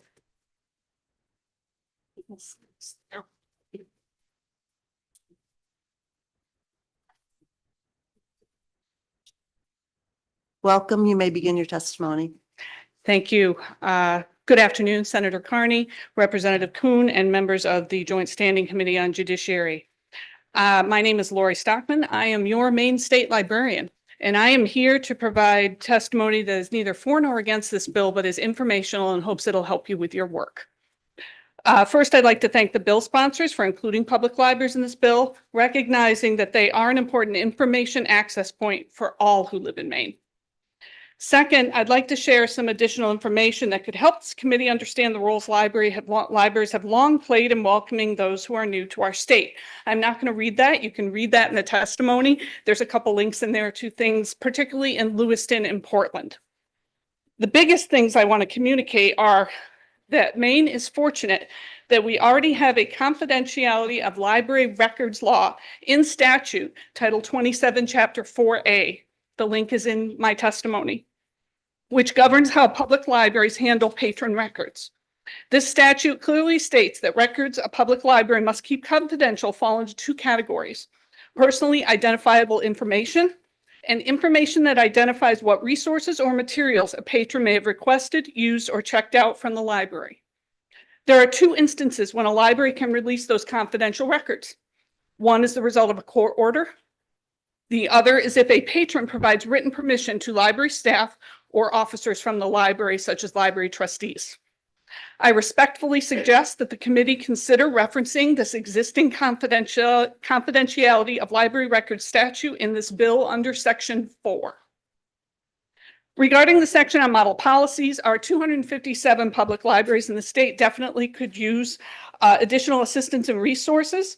And so we'd be willing to help with any work that the AG's office is going to do and to disseminate that information out to public libraries if this becomes law. And last, I'd like to point out there are two phrases in that Section 4 that really need better definition. One is non-public area and the other is records held by a public library. Thank you for your testimony. Committee members, are there any questions? Yes, Representative Lee. I can short circuit a number of questions by asking, are you going to be available for the work session? I certainly can be if the committee desires it. We do. Thank you. Any other questions, committee members? Thank you. Thank you very much. Okay, and that concludes the block of neither for nor against. And so at this point, we'll turn to those back to those who wish to speak in favor. And Julie Shermer is next. And I'll read the next couple of names as well. Annika Moore, April Mahan, and Gwen Walsh. Welcome. Okay, thank you. Senator Carney, Representative Kuhn, and members of the Judiciary Committee. I am a proud Falmouth resident and immediate past president of the National Association of Social Workers. So I am here in support of, speaking in support of the organization that has over 1,000 members. And I'll tell you that there are over 7,000 clinical or licensed social workers in the state of Maine. I'm going to jump quickly to paragraph 3. So LD 2106, I believe is good for our community and good for our economy. Yet I don't think the bill goes far enough. Despite the support of this bill, I would love to see a buffer zone around these buildings where ICE officers will not be permitted. By doing so, it would allow our immigrants to have less fear about going to work, not having to quit or lose their jobs, and allow them to be financially self-sufficient and stable contributors to our community. And let me tell you, I have been, over the last 2 weeks, I have been one of the hotline immigrant operators, and I can't tell you how they brought me and our operators to tears, some of the stories that we've been hearing. Anyway, given country-based quotas, Maine immigrants, some have been here for over 2 decades. And they provide the backbone in our community, doing the hard labor that allows hospitals, our educational institutions, and other industries to function. So the other thing that I want to make sure is that the behavioral health facilities are also included in that health designation.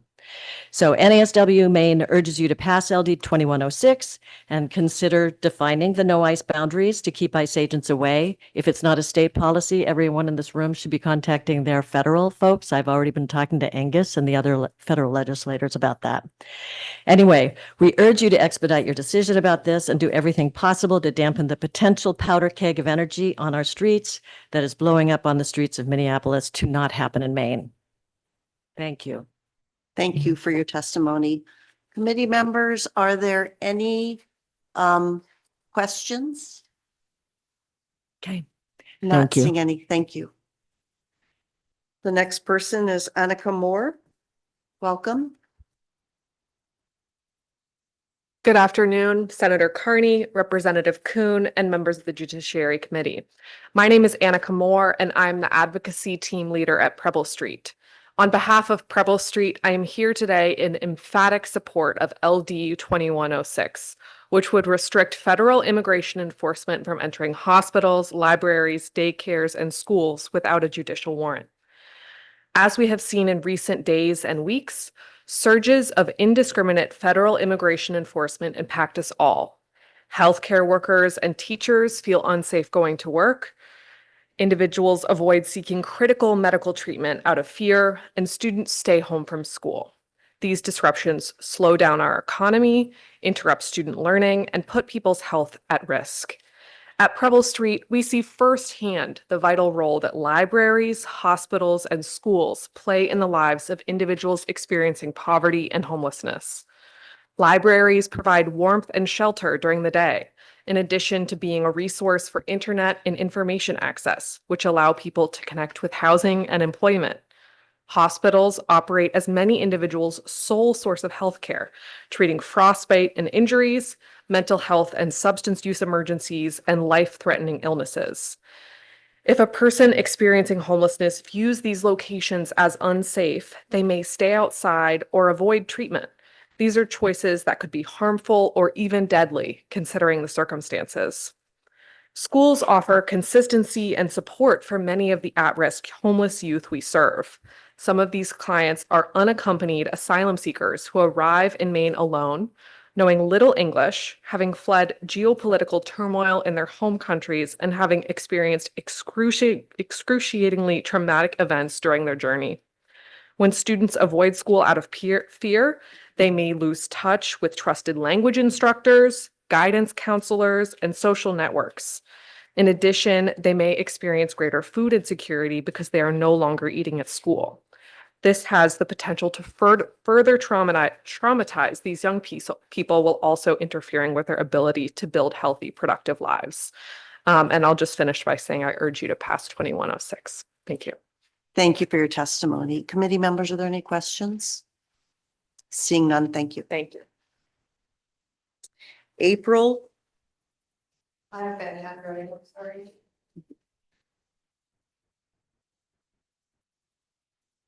welcome. My name is April Carlson Mahon, and I hold a master's degree in nursing, and I'm an active registered nurse in 2 of the emergency rooms in Bangor, member of MSNA, and moved to Maine in 2022. My mother was a first-generation American, and my paternal grandfather's family were immigrants who struggled to assimilate and learn our primary language, but I was taught to love our country and the Constitution it was founded upon. We moved from Salt Lake, where I'd been working at a hospital who served many affected by healthcare disparities, whether it was being an immigrant, a minority, or of low socioeconomic status. During COVID, I worked in the ICU where I saw more than I ever wanted to see, though through it, I learned to be an advocate and take a stand for what is right for not only our patients, but ourselves.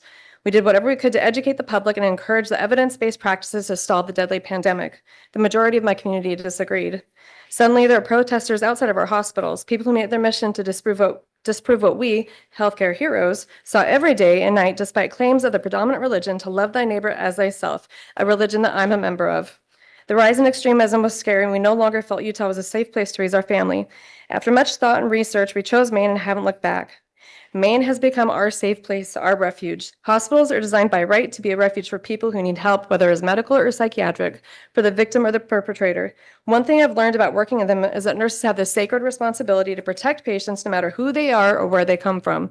People will avoid hospitals if they feel they are not safe, regardless of how sick they are, a fact I witnessed firsthand through undocumented who eventually sought help for the pandemic, many too sick to survive. We're now in a different pandemic, a pandemic that is assaulting our First, Second, Fourth, and Fifth Amendments, leading to something. I have 4 veterans in my immediate family, countless others further on who have had varied expenses with the VA who need good nurses. And last Saturday, we lost one. Alex Preddy, by all accounts, lived to serve our veterans at their most vulnerable. The ICU is not an easy place to work and takes not only medical skills, but compassion and advocacy as well, attributes exhibited during his final moments while protecting someone aggressively approached by ICE. As of today, those responsible have not been held accountable at any level, nor is anybody else affected by them. What message does it send to our communities that we would allow an agency with absolutely no known real oversight to access non-public areas of hospitals in Maine and other places of refuge? Thank you for your testimony. Committee members, are there any questions? My friend in the green is gone, but yes. Representative Henderson. Thank you, Madam Chair, and that was it, Representative O'Halloran's not here, but she had asked questions. Yeah. I don't remember exactly what. I'm trying to remember them too. I think it had to do with the context of what, like, the current procedure is right now. If an For immigrant. the non-public areas. So I don't speak Not for, necessarily, so. Just a moment. Let's let Representative Okay, Henderson sorry. finish her question and then you can begin your answer. It was very close. I'm still like, You did a good job. So what your current procedure is, that immigration officer comes in and asks, either is seeking information on someone that is potentially there or asks permission to go into a non-public area. First, thank you for your question. First, I'd like to define what a non-public or was it non-private area or a public area of the hospitals are. But essentially, it's anywhere any member of the public can walk in. So you can walk into a hospital lobby. I work in the ER, so we have a metal detector right past triage. I triage quite a bit. Not everybody can get past the metal detector to go back to even the waiting area. However, what I've seen personally is when I've seen a Border Patrol officer, when there was a patient in the hospital who was under their detention, walk through the emergency room. If you're in a hospital, any hospital, and you're supposed to be guarding somebody's, I'm assuming, thinking the best of them, they probably did like a swap off, because I've had inmates or people under arrest as patients before, that nobody really follows them. But what this does, I think it goes back to what the Fourth Amendment is, where you have due process, where you need to have an actual warrant to be able to go past those areas to say, hey, you know, I've got this warrant from this Maine judge from Maine that says I can go in this place during this time and not violate patient privacy. Because I also have a lot of times where some officers will be in the emergency room and they just kind of walk around. We don't let family walk around. We don't let visitors up from over here go upstairs. We don't let, especially at night, I'm predominantly a night worker. I predominantly work at night, I should rephrase that. But so it just, again, I think it gives us as nurses the legal protection to say, hey, excuse me, what are you doing here, without fear of any kind of retribution. Are there any additional questions, committee members? Yes, Representative. Thank you for your testimony. So, you said that you have already experienced having patients who have law enforcement in relation. So I'm just unfamiliar. So that's why I'm asking questions, so I could get a vision for that. Thank you for the question. I'm just used to just talking with people, so it's weird to go like this formal. That's why I work at night. But so I've been a nurse for, including my experience as an LPN. I've been a registered nurse for 10 years, and LPN for 5 years before that. I've worked in psychiatric institutions, both in Washington, Utah, and here. Emergency rooms, I have everything but L&D. I didn't want to do that. Throughout those specialties, if a patient is in jail and they need medical care, they come to the ER. If a patient needs a clearance for jail, they come to the ER. If a patient goes into diabetic ketoacidosis, they need that medical treatment. So if they're under custody, even if it's like a county, local, state, if they are in custody, they have to be handcuffed or have somebody from law at bedside 24/7. And then from my understanding of the situation, granted, this person who was detained was not my patient. I just happened to see this person walk at the ICE agent walk around, is they do switch off. You know, they don't stay 24/7 with them. And, you know, nobody escorts anybody else out of the hospital, especially like a law enforcement officer. So it would just prevent them, it would at least enable nurses to say, hey, can I help you? Are you seeing a patient here? Oh, you're not? Okay, you need to leave. Do you have a warrant to be here? Just gives us that extra legal support that we need. Thank you. Any additional questions, committee members? Seeing none, thank you. Thank you. Gwen Walsh.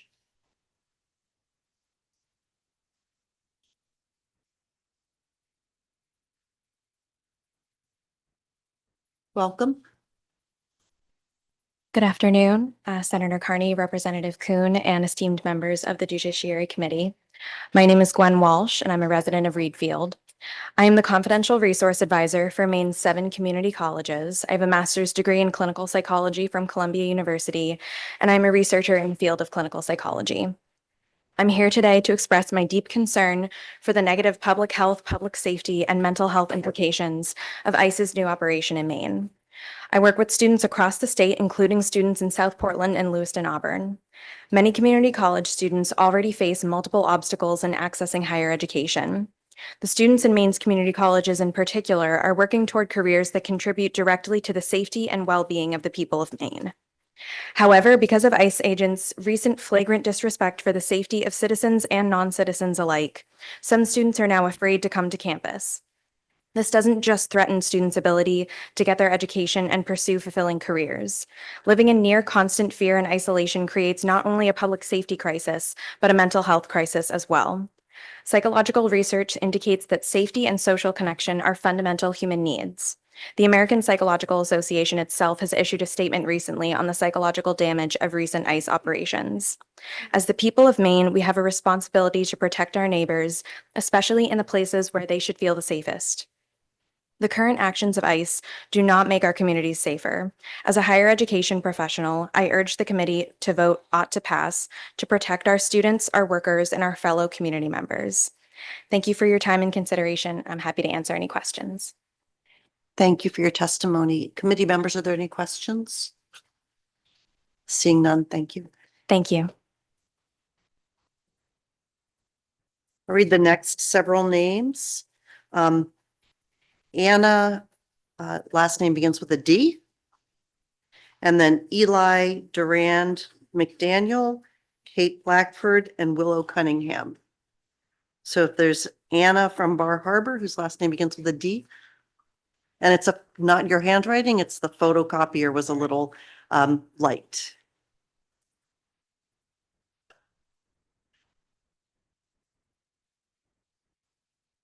Welcome.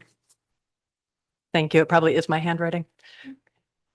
Thank you. Okay. My Senator Carney, Representative Kuhn, and honorable members of the Judiciary Committee. My name is Anna Durand. I have been a small business owner in Bar Harbor for the last 34 years. I serve on the boards of several local nonprofits, as well as serving on one of my town government boards. I'm here, excuse me, I'm here to urgently request that you vote in favor of LD 2106, not in my civic or business capacity, but in my capacity as a mother of 4. I cannot even imagine the pain and terror that every New Mainer mother and father must experience every day as they consider the very real possibility that as they bring their children to or from school, childcare, the doctor, or the neighborhood library, they risk being abducted, violently arrested, or even killed in front of their children. And so the decisions must be agonizing. Keep the child home from school and hurt their education. Keep the child home from childcare and lose a paycheck. Keep the child away from the library and limit their exposure to books, free programs, and their wider community. Keep the child away from the doctor and risk their life. LD 2106 is one small way that Maine's legislators can begin to address these very real fears and begin to rebuild trust. Requiring a judicial warrant to enter these spaces seems pretty basic. Providing clarity around what they are allowed to share and who may enter a particular space does a service to Maine's hardworking teachers, childcare providers, library staff, and healthcare workers. I hope you will support the rights of all Mainers to be secure in the civic spaces of our state. I hope you will support the rights of Maine workers to the relief of legal direction around immigration enforcement. And I hope you will support the rights of mothers and fathers to access the places that keep our communities strong and whole with a little less fear and a little more hope. Thank you for your consideration and your humanity. Thank you for your testimony. Committee members, are there any questions? Seeing none, thank you. Next, Eli Duran McDaniel.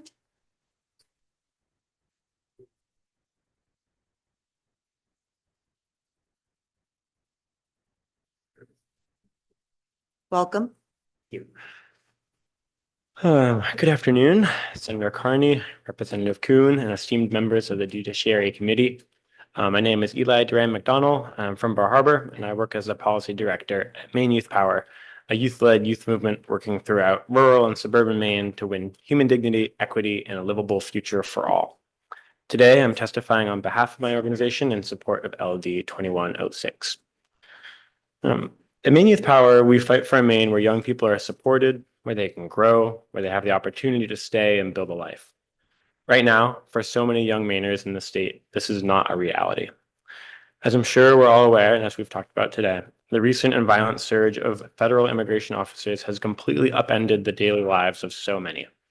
Amongst the results of this federal presence, again, this has already been talked about, but has been massive decreases in school attendance by students who fear getting torn from their families while just attending school. In response, LD 2106 would help protect young people as they attend school, get the healthcare they need, or perhaps attend after-school programs and find community at public libraries. While this legislation would help meet the needs of the current moment, it's also critical to think ahead. If we put this into place now, we'll have even more tools to protect young Mainers in the future when federal immigration enforcement and violence spikes again. Young people in the state deserve the opportunity to learn and grow without fear. Once again, I urge you to support LD 2106. Thank you. Thank you for your testimony. Committee members, are there any questions? Seeing none, thank you. Kate Blackford, and then Willow Cunningham, and then Annie Kiermeyer. Welcome. Thank you. I submitted my testimony online, so it's in your packets. Senator Carney, Representative Kuhn, and honorable members of the Judiciary Committee. My name is Kate Blackford. I'm the Public Policy Director for Maine People's Alliance. Our 32,000 members across the state are committed to creating a world where everyone has what they need, contributes what they can, and no one is left behind. Thank you for the opportunity to testify today on LD 2106, a bill that speaks directly to that mission. This will be an abridged version, and there's more in my written testimony. These are important places that we all access every day, places that have beautiful and sometimes challenging memories. When I enter a hospital, I can't help but think of past medical emergencies, but also about leaving with my newborn babies. When I go to school, it brings back memories of both teen angst and the teachers who saw the best in me. The smell of a library will always make me feel at home. And walking into the cheerful, cozy space of a preschool brings back that joy and awe of my tiny daughters running to greet me at the end of the day. These are places that we all rely on and to keep us healthy and whole, to keep our kids safe and prepare them for the world. That's why for so long it has been the law of the land that these hospitals, schools, libraries, and daycares are safe, where you don't have to worry that someone from immigration would use them for enforcement. The longstanding and common sense policy helped ensure that all people could access crucial public services and connect with their community. This bill would provide important guidance to workers at these places that in Maine, immigration officers are prohibited from entering those locations or collecting information on people without a valid judicial warrant. And workers at these places are not allowed to provide voluntary consent to all immigration officers to enter or provide information that they have about Maine residents. If every Mainer cannot access hospitals, schools, childcare, and libraries, how can we ever hope that they will have what they need, contribute what they can, and no one is left behind? Others today have and will continue to speak about why these protections are so important. I'll leave you in my written testimony with 2 stories from our staff about the challenges they're facing right now. Thank you for your testimony. Are there questions, committee members? Seeing none, thank you. Thank you. Willow Cunningham.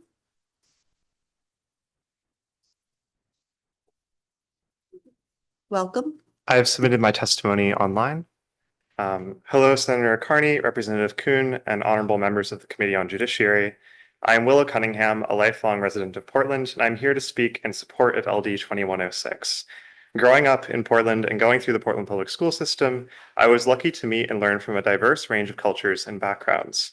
My education and development as a young person was enhanced greatly by the influence of my immigrant classmates. I say all this because if my classmates had been afraid to go to school because ICE might abduct them at any moment, if my classmates' parents had been unable to receive medical care because they might never see their children again if they went to the hospital, if that welcoming and safe environment was made into another traumatizing and dangerous place for my classmates, I would never have been able to meet and learn from them, and I would be a shadow of myself today. The fact that this criminal narrative is getting in people's heads is disgusting. The children I grew up with were not criminals then, and they certainly are not criminals today. They are kind, intelligent, resilient, and proud, and when one group of students is singled out and targeted just because of where they're from or how they look, The safety and quality of life for everyone suffers. This is not a radical piece of legislation. What we are asking you to do is to restore the bipartisan status quo that has kept people safe in our state and across the country for decades. ICE should not operate in spaces like schools and hospitals, period. ICE should not operate in our state at all. I strongly urge you vote ought to pass on LD 2106, and I hope that this is the first step in a campaign to restrict ICE's ability to terrorize the families that make Maine great. Thank you. Thank you for your testimony. Are there questions, committee members? Seeing none, thank you. Annie Kiermeyer? Senator, Welcome. thank you. Senator Carney, Representative Kuhn, and members of the committee. My name is Annie Kiermeyer. I'm a resident of Rockport. I'm testifying in support of LD 2106. As a retired mental health clinician, LCSW, specializing in the mental health of young children, I'm very concerned about the terror and trauma that many children in Maine, both immigrant and native born, are facing today.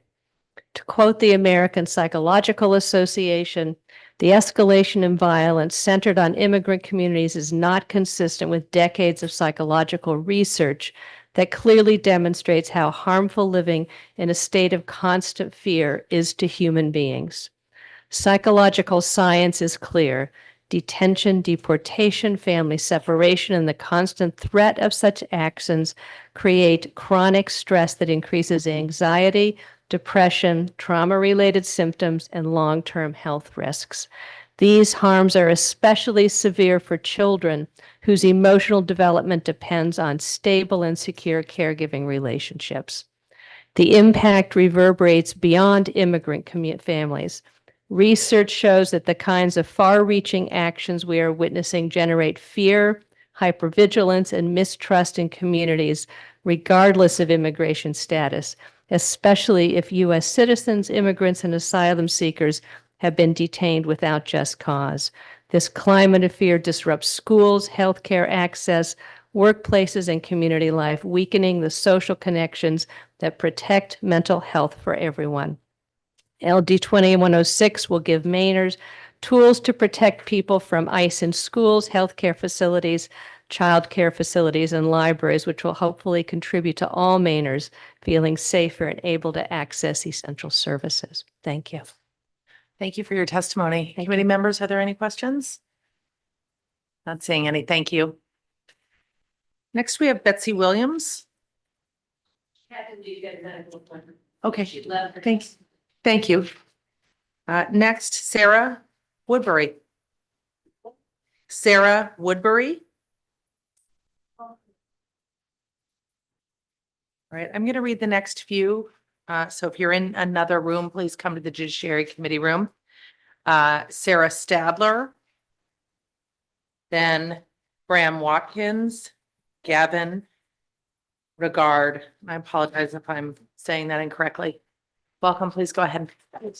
Good afternoon, Senator Carney, Representative Kuhn, and esteemed members of the Joint Committee on Judiciary, whatever it's called.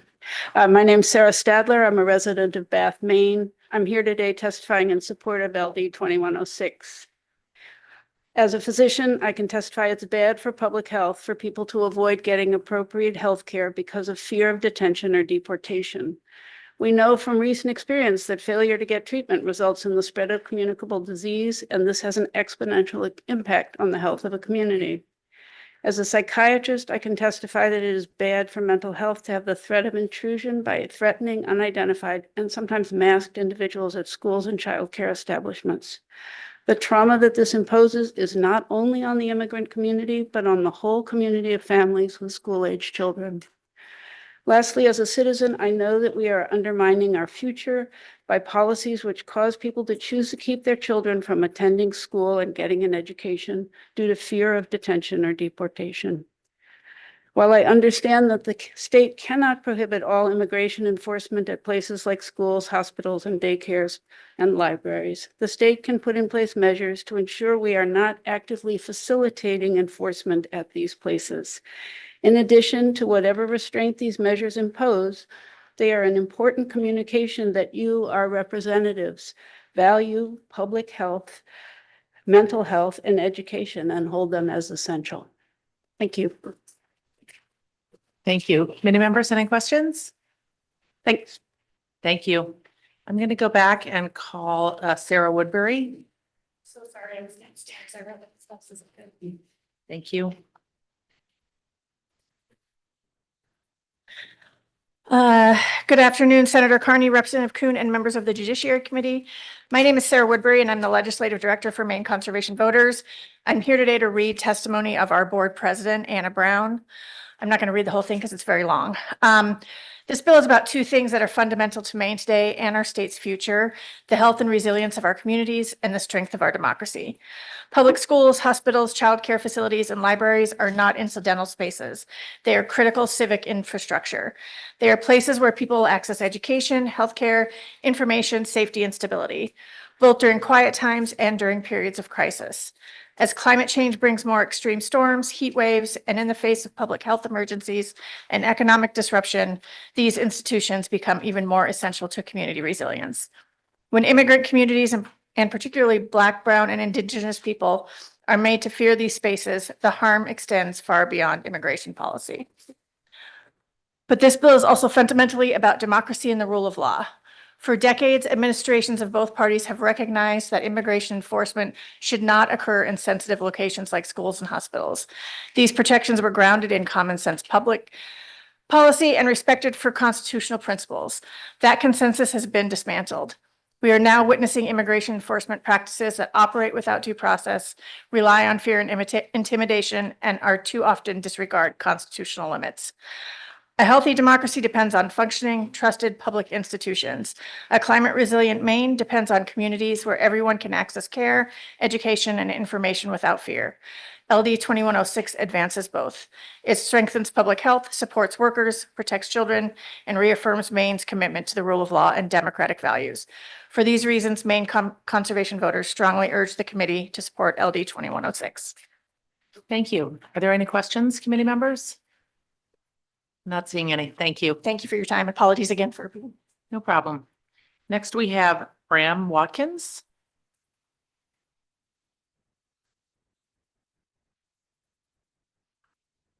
Thank you all for being here today to discuss this issue. My name is Bram Watkin, and I'm here from Portland to speak in support of proposed bill LD 2106. Having recently transitioned into the field of education in the Portland area, I have become intimately aware of the need for the safety of all who rely on our public school system. Public schools stand as a promise of security and an investment in our community. I believe LD 2106 is a crucial step in protecting all those who depend on our public schools for their children as community members or for their employment from the recent intimidation of masked federal immigration officers in our community. Right now, these places of community and safety are overwhelmed with fear and anxiety. As ICE agents have violently disrupted and harmed the lives of our neighbors, public schools and other settings of public use proposed in this bill have transitioned from homes of connection and security to nodes of fear and concern. This bill would communicate to all public school parents, students, and employees that they are safe from the threat of violence and abduction. Our public schools are our community's promise to our children and our neighbors' children of a safe place for growth and recreation. There are more than 21,000 U.S. citizen children in Maine who have at least one non-citizen parent. It is your responsibility to protect these citizens, as they are in need of greater care and support now more than ever. These children deserve and have a right to the same safety and comfort we all enjoy. Yet now, many do not go to school out of fear for their family's future. We must protect our public schools from the harmful intimidation of federal agents seeking to abduct our neighbors and let every public school student, parent, and employee know they are safe. I urge you to move forward with this bill. Thank you for your time. Thank you. Are there any questions, committee members? Thank you. Next, we have Gavin Vergara.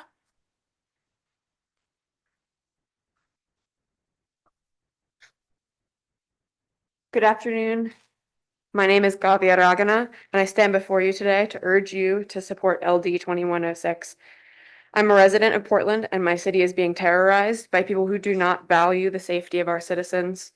As ICE has infiltrated our state and corrupted the security of our communities, they have also inundated our bodily systems, hijacking the nervous systems of folks all across Maine. As I have been out in the community these past weeks, I have overwhelmingly heard that Mainers of every demographic are experiencing deep fear and terror.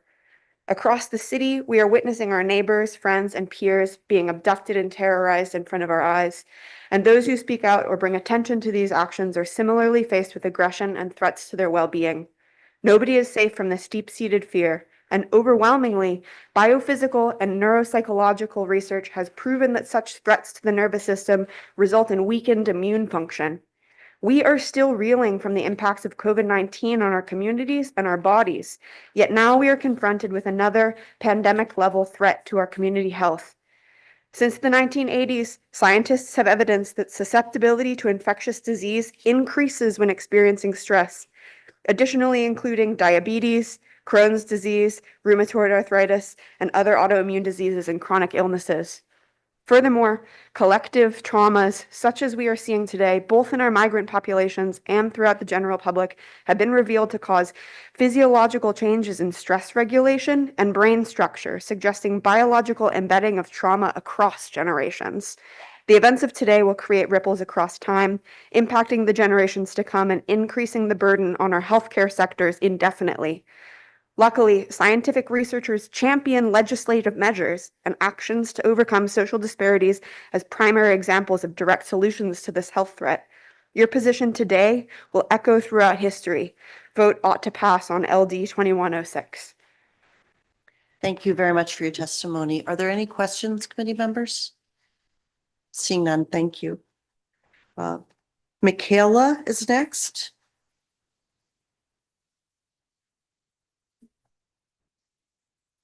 What name did you say? Louise, Michaela from Hallowell.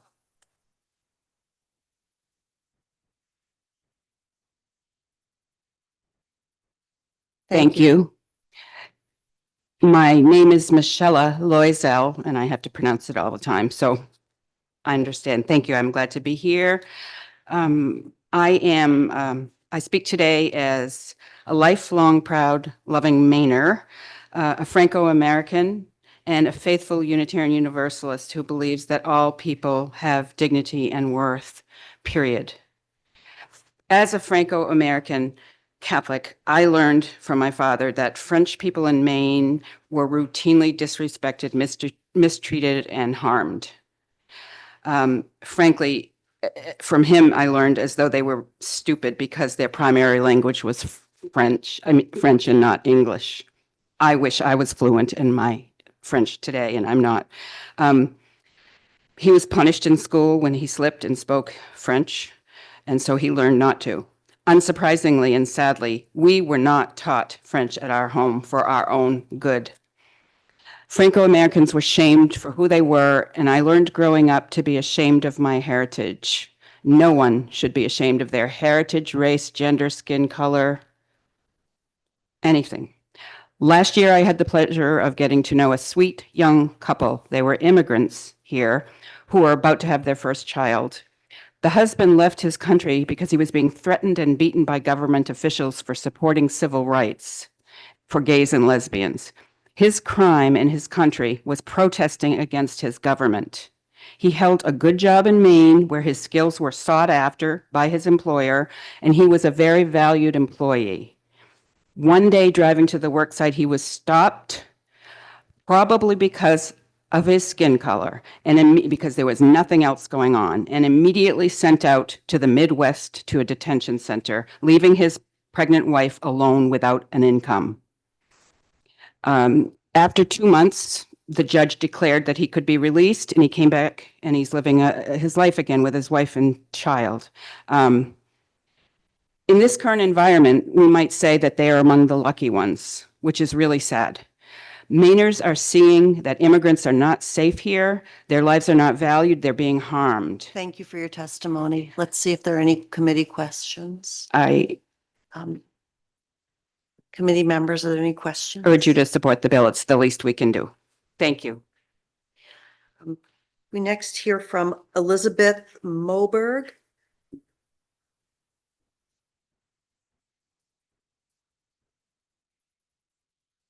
Thank you. Welcome. Good afternoon, Senator Carney, Representative Kuhn, and members of the committee. My name is Elizabeth Moberg, and I live in South Portland. I'm here to testify in support of LD 2106. I noticed this bill is designated emergency, and as a resident of a quiet neighborhood where ICE has been active, I understand that characterization. This session is urgent, but the impact of passing LD 2106 will also be far-reaching. Unchecked immigration enforcement is having wide ripple effects. I want to talk about just one of those, absenteeism in the healthcare sector, in settings that this bill addresses, schools and hospitals. A neighbor who is a nurse tells me the hospital where she works now has only 1/3 of its housekeeping staff reporting to work. That makes her job harder than it already is. Another nurse who volunteers for a medical training program with all new Mainers enrollment had classes canceled last week because fear kept students from attending. People of color are afraid to come to their workplace and schools. The ability of immigration enforcement to sow fear and intimidation with impunity is the reason. Preserving the rule of law is up to us now. ICE's aggressive overreach must be met with regulation and accountability, as it has been in the past. Hospitals and schools are invaluable training grounds for the essential healthcare workers who are sorely needed in our state. Maine's immigrant workers and students are the bedrock of a sustainable and outstanding healthcare system here in Maine. To get back to work and school, they need to feel safe and know they are supported not only by their neighbors, but also by the law. I urge you to pass LD 2106 to address our urgent need for safety and the rule of law, and for the future of our precious immigrant community, our healthcare system, and quality of life for everyone in Maine. Thank you for your consideration and all of the work that you do here. Thank you for your testimony. Committee members, are there any questions? I'm not Thank you. seeing any. Thank you very much. We're going to hear from 3 more people, and then we're going to take a little stretch break.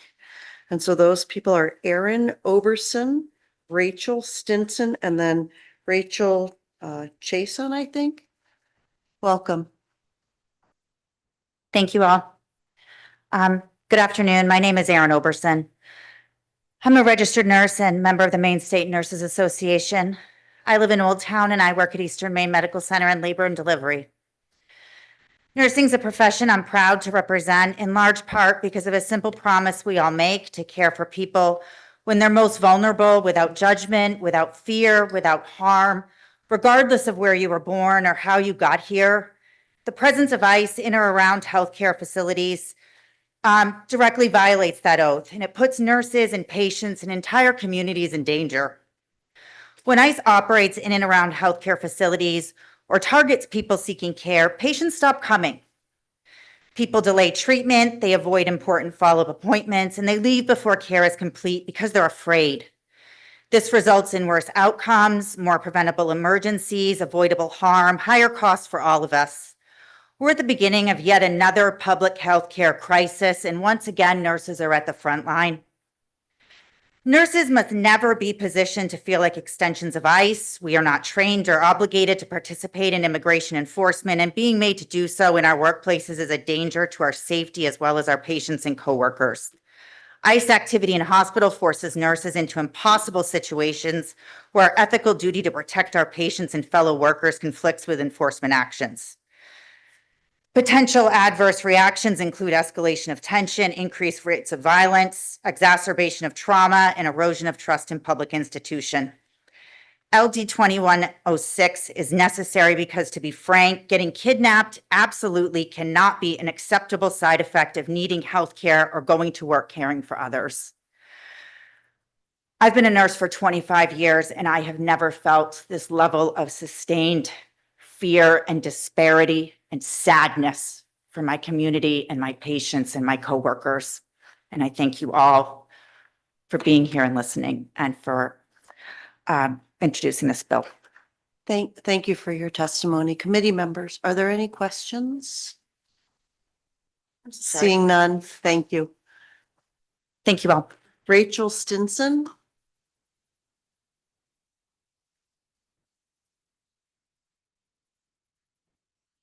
Welcome.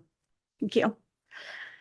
My name is Rachel Stinson, and I am testifying on behalf of the Maine Association for Education of Young Children and the Family and Child Care Association of Maine. These organizations represent early childhood educators and childcare providers across the state, the vast majority of whom are small business owners. Every single day, childcare providers carry an immense responsibility ensuring that every child in their care is picked up safe, happy, and by the right person. Parents trust them with what matters most. That responsibility is constant, heavy, and non-negotiable. To meet it, providers already operate under extensive safety requirements. They maintain plans for fires, severe weather, active threats, and intruders. They verify who is authorized to pick up a child. They follow court orders in custody disputes. They make real-time safety decisions under pressure, often while caring for multiple young children with limited staff. What they cannot carry is uncertainty. Right now, childcare providers are being asked implicitly or explicitly to navigate immigration enforcement without clear legal guardrails. They are not trained law enforcement officers. They are not lawyers. They are not trained to determine who has a legitimate badge or who looks the part, or what authority someone may or may not have to enter their space or access records. That puts providers in an impossible position. If they get it wrong, children could be put at risk, families could be harmed, and providers could face serious legal consequences. The stress of that uncertainty is already causing real fear and confusion in a workforce that is stretched to its breaking point. This bill provides what childcare providers desperately need: clarity. B, by requiring proper judicial warrants or clearly defined exigent circumstances, this legislation gives providers a safety net. Thank you. Could you please wrap up in one sentence? That was the period. Thank you. Thank you very much. Thank you. Are there any questions, committee members? Thank you. Next, we have Rachel Chason or Chason. Yeah, you have it right. Yeah. Thank you. Welcome. Good afternoon. My name is Rachel Chason, and I'm here today as a Maine resident, a mother of three, and the owner and leader of 3 early childhood education centers serving over 200 children every day and supported by over 50 educators. I am here today in support of LD 2106. For more than 20 years, I have spent my mornings in early childhood classrooms during drop-off. I have watched parents kneel on the floor to help children take off their coats in the morning, wipe tears of nerves. I've seen them give that last hug before they leave that's so hard, and that hesitation. But ultimately they do leave because they know their children are safe with us. And within minutes, those very same children are running around looking for their best buddy. They're reading stories, they're dancing, they're playing, and they're doing that because they know they're safe. That safety is not accidental. A classroom is more than tables and chairs and whiteboards and learning materials. It is intentionally a curated space designed to protect the emotional, physical well-being of our most vulnerable citizens, built through trust, predictability, and care. A child's safe space is not the place for law enforcement action. Children should view law enforcement as their heroes and run to them, not people that create chaos or associated with chaos, fear, and disruption. LD 2106 provides clarity where confusion exists right now. It ensures that schools, early childhood programs, hospitals, and libraries remain spaces where people can access essential services without fear, and where staff are not placed in a position of making legal judgments that they are not trained to make. It reinforces due process while allowing educators and caregivers to focus on the very important work that they do. This bill does not prevent law enforcement from doing their jobs. It simply establishes appropriate boundaries around sensitive places. Thank you for your where children testimony. are vulnerable. Thank you. Committee members, are there any questions? I actually have a question for you. You used the word predictability, and could Yeah. you please tell us a little bit more about how the predictability of a childcare environment impacts children and what threats to that predictability That's a great might question. happen, might cause. So I always say this, if I could write a book about how to raise children or how to raise children that are emotionally stable, in the title would be consistency. And I think maybe predictability and consistency could be used in the same sentence. Children thrive on knowing what comes next. They thrive on knowing that their person is there and their person is safe. If they're in a program or in a situation where there may be chaos or the unknown or feel that stress and fear of the adults in their care, that takes that consistency, that predictability away, and it creates the fear in them, stress in them. So not an environment where they can thrive any longer. Thank you. Yeah. Are there any additional questions, committee members? Seeing none, thank you. Thank you. Okay, at this point, we're going to take about a 7-minute break. Let's give ourselves 10 minutes. If we could come back at 4:25, appreciate it. Thank you, committee members, and thank you, everyone.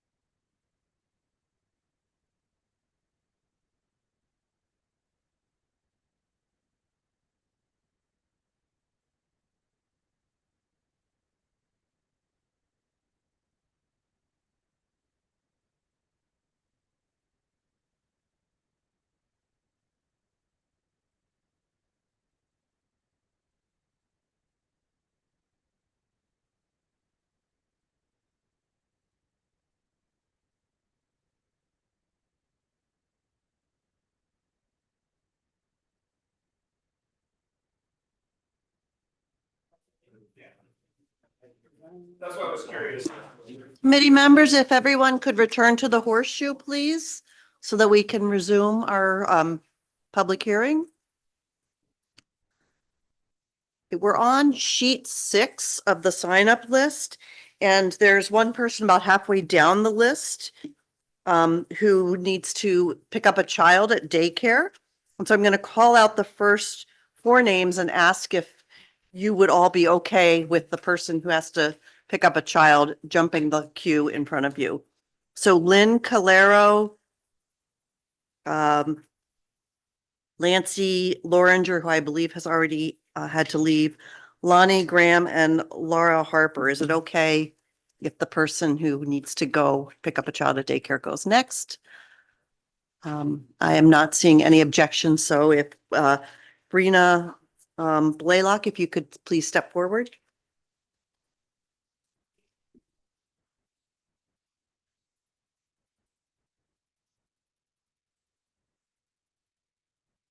You may begin. Oh, we need to put your mic on. Oh.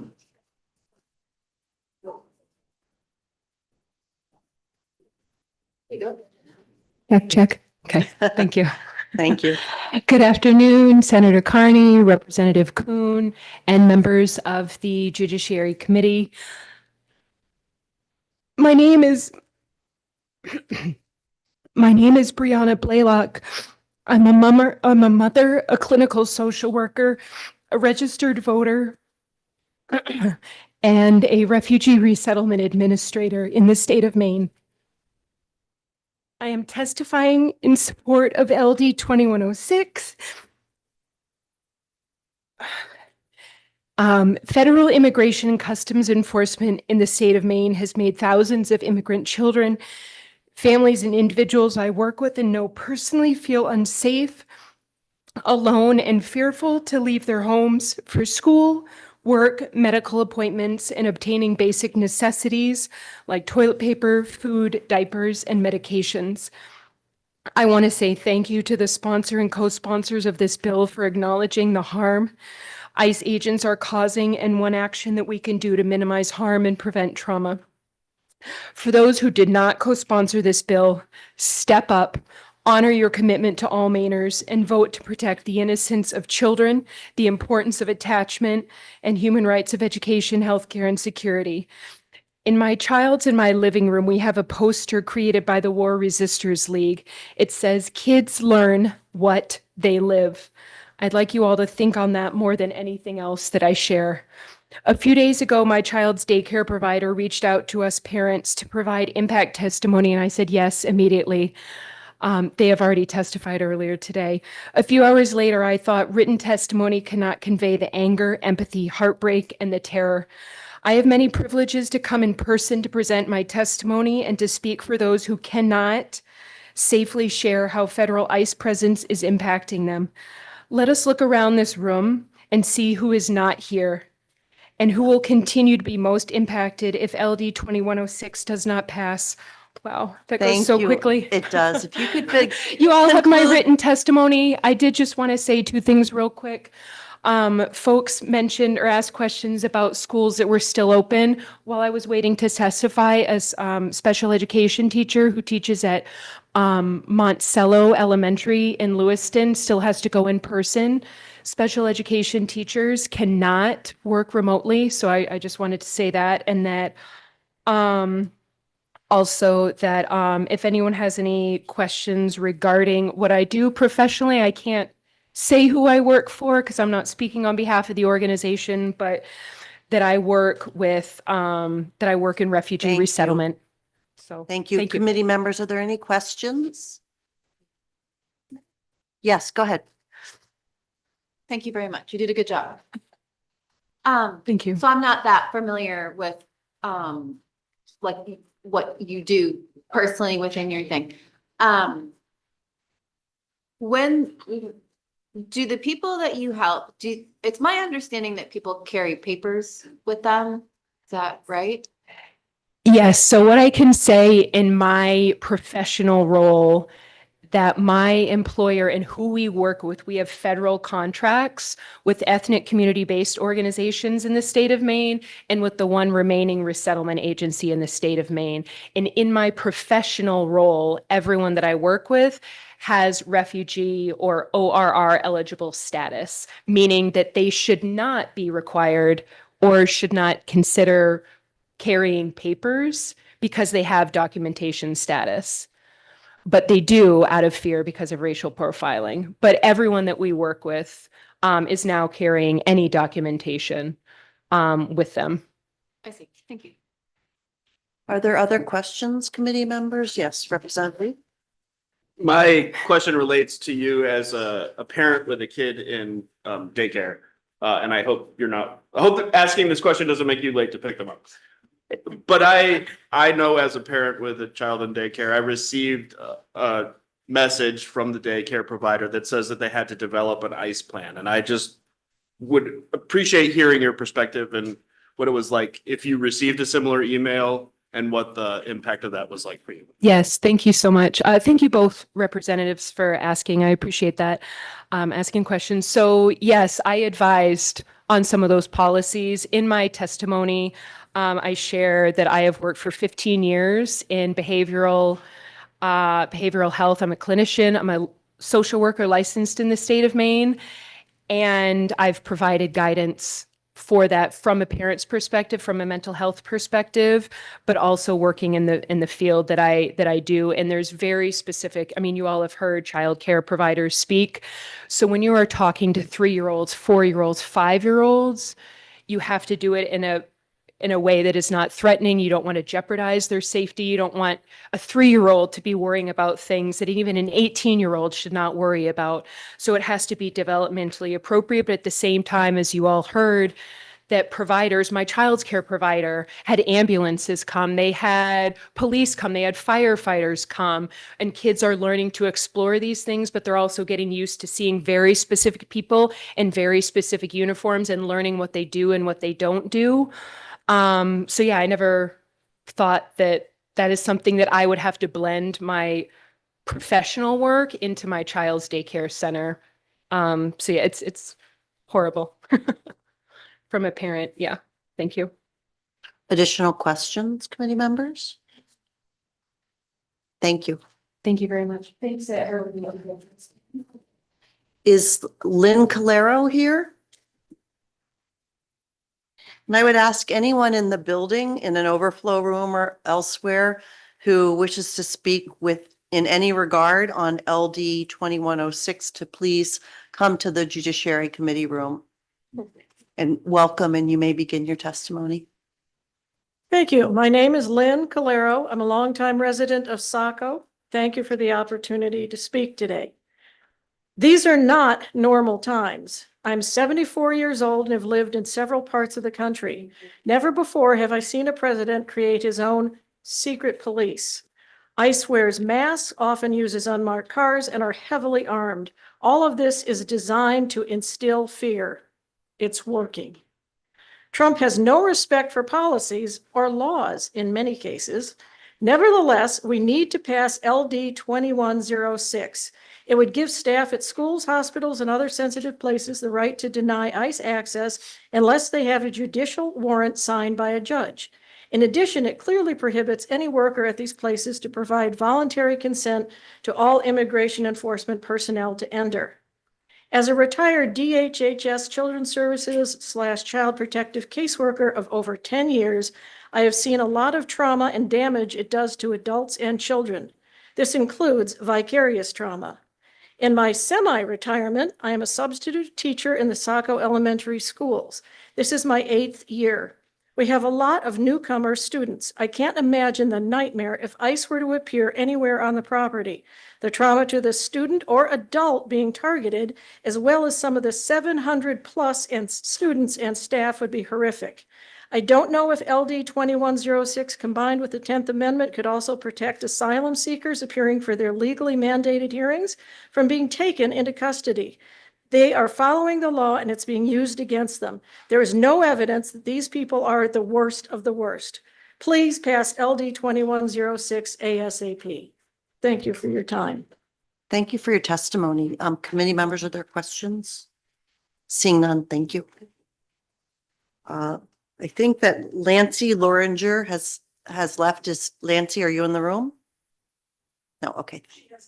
Yes, thank you. And then Lonnie Graham is next.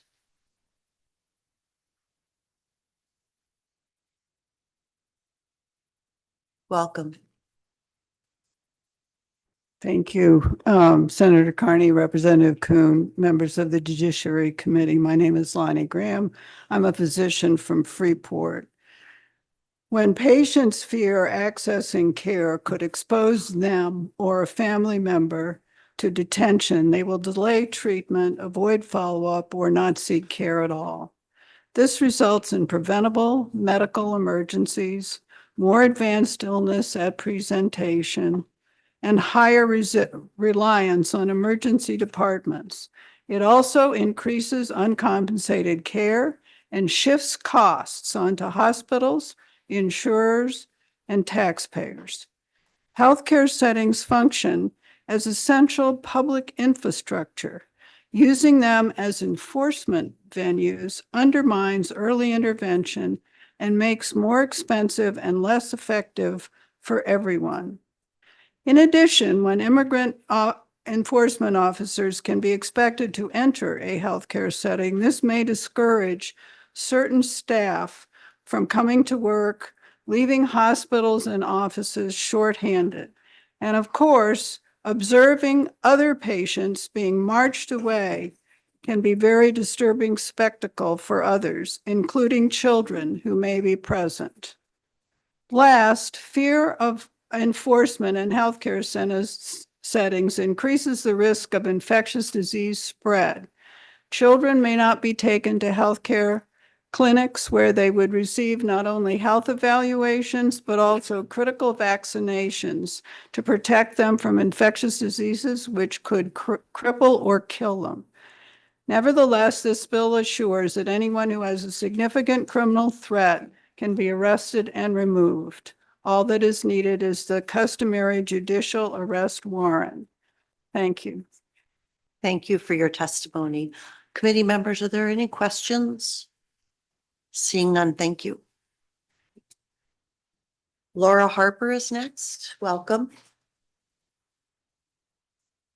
Thank you so much. Senator Carney, Representative Kuhn, and members of the committee. My name is Laura Harper. I'm a senior associate at Moose Ridge Associates. I live in Hollowell, and I'm here today testifying on behalf of my client, Maine Family Planning, or MFP, in strong support of this bill. MFP provides comprehensive sexual and reproductive health care to adults and teens at 18 health centers statewide, as well as one mobile medical unit. For more than 50 years, MFP has served as the nonprofit administrator of Maine's statewide family planning network, encompassing federally qualified health centers, school-based health centers, as well as 4 Planned Parenthood clinics in southern Maine. Altogether, Maine's sexual and reproductive health care network consists of 63 individual sites, stretching from Calais to Fort Kent, all the way down to Sanford. At MFP, our mission is to ensure that all people have access to high-quality, culturally relevant and affordable sexual and reproductive healthcare services, comprehensive sexual health education, and the right to control their sexual and reproductive lives. To put it more succinctly, we provide affordable, confidential care, no matter who you are or where you live. There are no exceptions here. Our commitment to patient confidentiality is just as rigorous, regardless of your age or legal status. We are proud to provide the care we do to all Mainers, including non-citizen residents. As a matter of course, we strictly follow HIPAA and other privacy laws to ensure our patients' sensitive data remains private. Unfortunately, the tactics of fear and intimidation outside the clinic or in the waiting room are not new to us. There is a violent history surrounding access to sexual and reproductive health care, from clinic bombings and invasions more common in the 1990s to ICE intimidation at sister clinics in Minnesota earlier this month.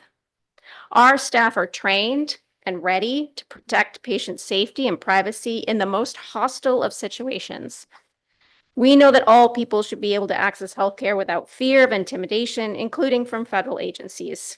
Thank you for your testimony. Okay. I was just going to wrap up by saying the specific section in my testimony lays it out very clearly. These are things that we already do, but we appreciate the law buttressing our current practices. So sorry to Thank go you. over time. If you could just wait a minute and see if there are questions for you. Committee members, are there any questions for Laura Harper on behalf of the Maine Family Planning? Yes, Representative Henderson. Thank you, Madam Chair, and good afternoon.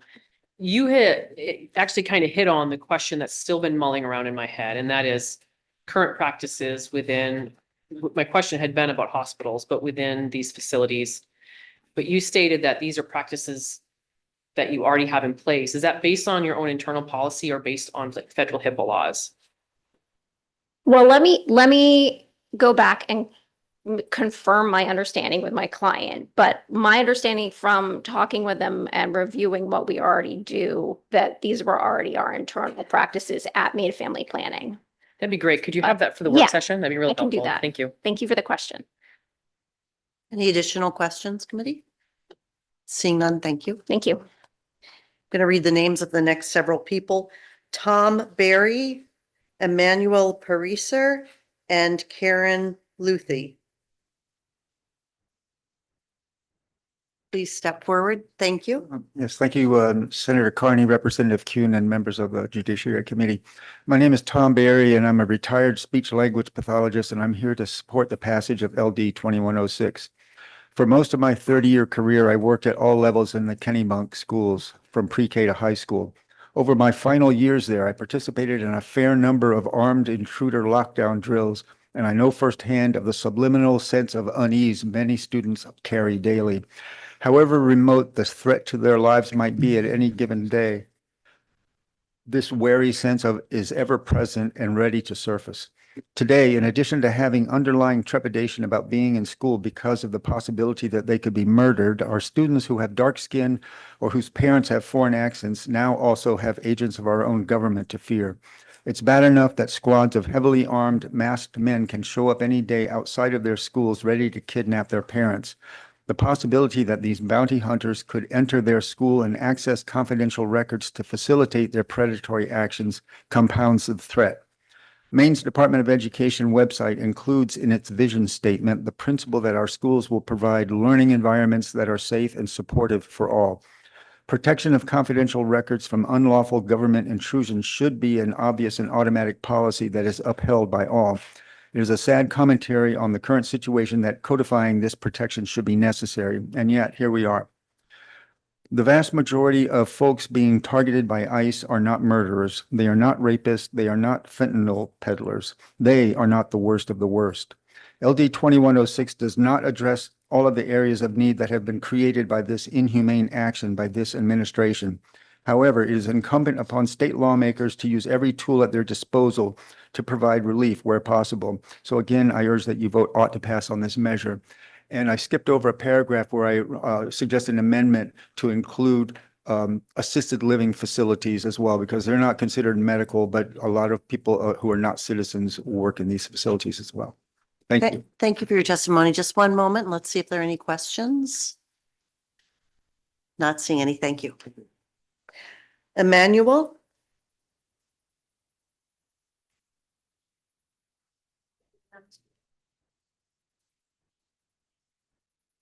Senator Carney, Representative Kuhn, and honorable members of the committee. My name's Emily Parker, and I'm reading testimony on behalf of Emmanuel Pariser from Waterville. Mr. Pariser writes, "This bill primarily restores a policy that the federal government rescinded at the beginning of the new administration. The original policy limited immigration enforcement in schools, hospitals, daycare centers, and other critical public areas. We do not want parents afraid to let their kids go to school or to miss important doctor's appointments. This bill would reestablish the fact that immigration authorities could only have access to these important public places in Maine if they have a signed judicial warrant. This country was built by immigrants, and unless we, with the exception of the Wabanaki, we are all immigrants. As the oldest state in the nation, we need immigrants in our workforce, and we need to make them feel welcome and safe. As a German Jew, my dad suffered the effects of World War II, having to escape Germany and come to England. He witnessed the beginning of the Nazi onslaught when migrants and Jews began getting rounded up. As a 12-year-old, he saw someone clubbed to death outside of his house on the street. The parallels right now are too similar. With an administration that is focused on terrifying the population of this country, especially our neighbors of color, and an administration that's intent on retribution against blue states. I have a daughter in college here in Maine. She has brown skin, and my wife and I are both worried for her. We are anxious that she could get picked up in a raid on the university or near campus. We don't want ICE agents to be able to go into her dorm and snatch all the brown-skinned kids living there. We don't want them disrupting her classes to do the same. Please vote in favor of LD 2106 to protect the most vulnerable among us here in Maine and to send a strong message to immigration authorities that they are not above the law and they do not belong in our public institutions. Thank you. Thank you for reading the testimony of Emmanuel. Next, Karen Luthi.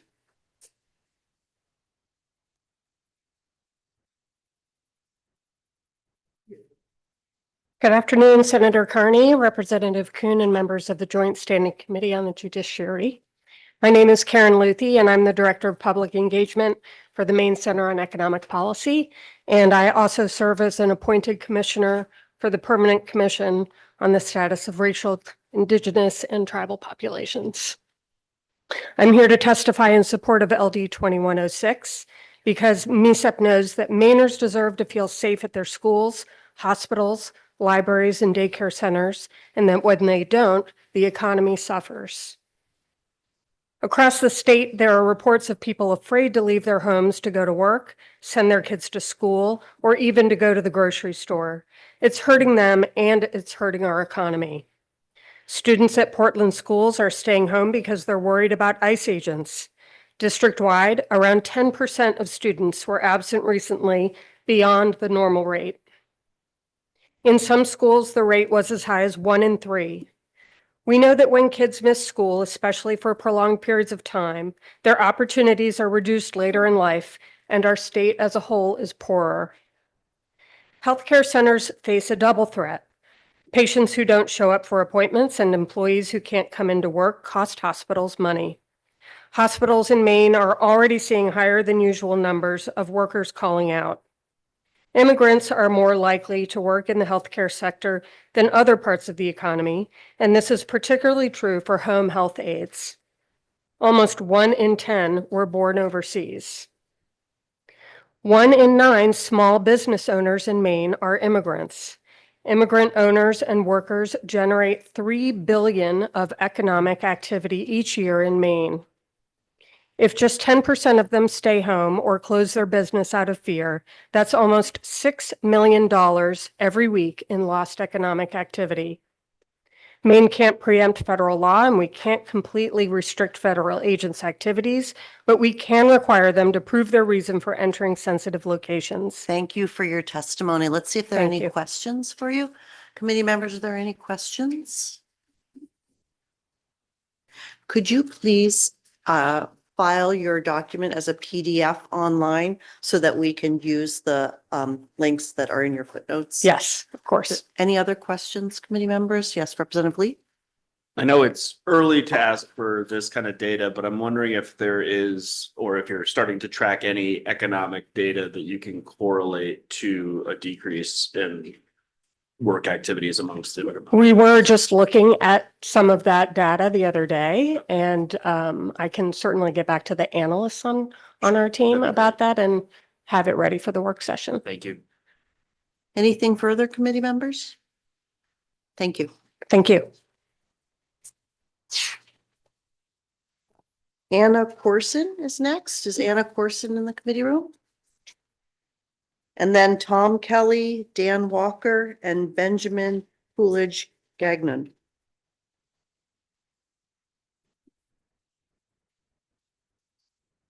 Good evening at this point. Senator Carney, Representative Kuhn, and members of the committee. I'm Anna Corson, Deputy Director with Full Plates, Full Potential. We are a statewide nonprofit working to address childhood food insecurity in Maine by maximizing access to federally funded USDA nutrition programs like school meals and SNAP. I'm here today testifying in support of LD 2106 because, due to increased inhumane actions by ICE in Maine, childhood hunger is increasing. At Full Plates, we're on a mission to end hunger for every child in Maine. And when we say every child, we mean every child. Hunger doesn't care about zip codes, status, or where your family is from, and neither do we. Instead, unprecedented immigration action in our state has created an environment of fear, uncertainty, and hunger. It's chased thousands of children, regardless of their current legal status, away from our schools, disrupting access to healthy school meals that many rely on, and those meals are often the healthiest that they have access to. Any action that denies students access has only one outcome: increased childhood hunger in Maine. Children are not collateral damage, and childhood hunger is never an acceptable cost. Children and families are living in fear of leaving their homes, cutting off access to critical nutrition provided by school breakfast and lunch. My son attends Portland Public Schools, where last Friday, over 1,000 students, or 1/8 of the student body, were absent, and that represents half of the multilingual student population.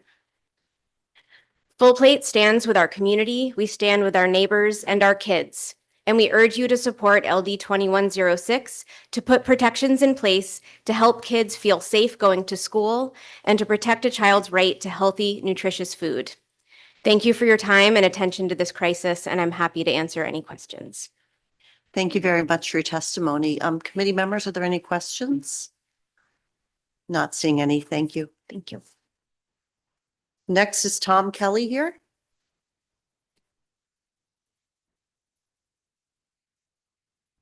Welcome. Thank you. Tom Kelly from Brunswick. Greetings to Senator Carney, Representative Kuhn, and the committee. I wrote to support the LD 2106. You've heard about the facilities, the institutions that are going to be assisted here, libraries, hospitals, daycare centers. Lots of people have spoken more eloquently than I can about the difficulties that those institutions are facing and the people that are using them. In my testimony is included a YouTube reference to healthcare professionals in Minnesota, which has had an ICE presence even longer than in Maine. If that's helpful for folks to take a look at that and to see some specifics that have occurred in that state as well. I hope that's useful. In terms of the way this law works, it seems to me that the helpful thing is that it provides useful guidance to administrators, people who ICE, when they come in and come into a facility, these are the people who have to say, yes, you can go past that gate. No, you can't. All right. Well, the way this law works is that it takes the onus off of that person. All right. The law says, if this law is passed, the law will say that the person at the desk doesn't have the authority to give the ICE agent permission to come into the facility. That's the way the ICE agent works. The ICE agent's not going to show up with a warrant typically. He's going to come in, he or she will come in and try and kind of talk her way into the facility. And this will prevent this will give the assurance to the professional who's in charge that professional can just say, I can't do that under Maine law. Thank you for your testimony. Let's see if there are any questions. Committee members, are there questions?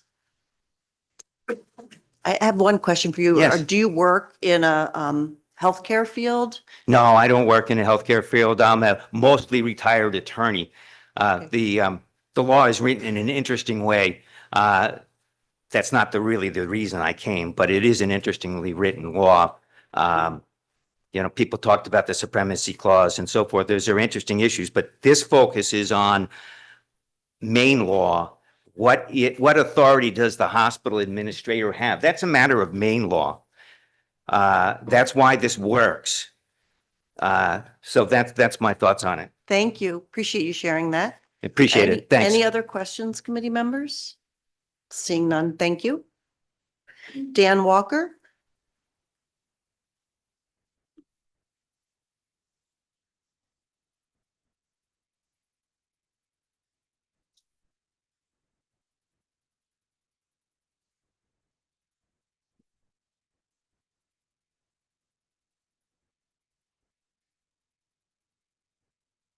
Welcome. Welcome. I thought I would save you some time today, and I'm testifying on behalf of three different organizations. So I'm testifying on behalf of Maine Association of Independent Schools, which I wrote down, the Maine Independent Colleges Association, and Maxby. The Maine Association of Independent Schools represents 23 different independent schools in the state of Maine, including town academies. The Maine Independent Colleges represent our 11 independent colleges in Maine throughout the state. And Maxby represents nearly 100 community-based agencies delivering person-centered educational, vocational, residential, and community-based supports, serving over 5,500 adults with intellectual disabilities. And they have about 9,000 staff working there. And they also represent special purpose private schools for students with disabilities. So they're very much part of this. So we want to thank the representative to bringing this forward, for presenting this bill, and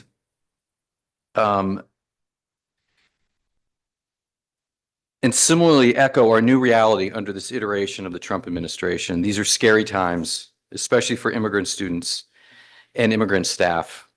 Immigration law enforcement activity in the state is operating at unprecedented levels, as you've heard. And a byproduct of this administration's scorched earth immigration policies is the growing insecurity and anxiety Maine students are forced to confront daily. And you've heard this. So my main ask on this, and I don't have to repeat what you've already heard today, is that I represent the independent private institutions here. Some of them do receive some state funding, and we would love for them to be included in this. And that's both from the college's perspective, from the independent K through 12 schools perspectives, and also from the special purpose private schools perspective as well. Thank you. Let's see if there are any questions for you. Committee members, questions?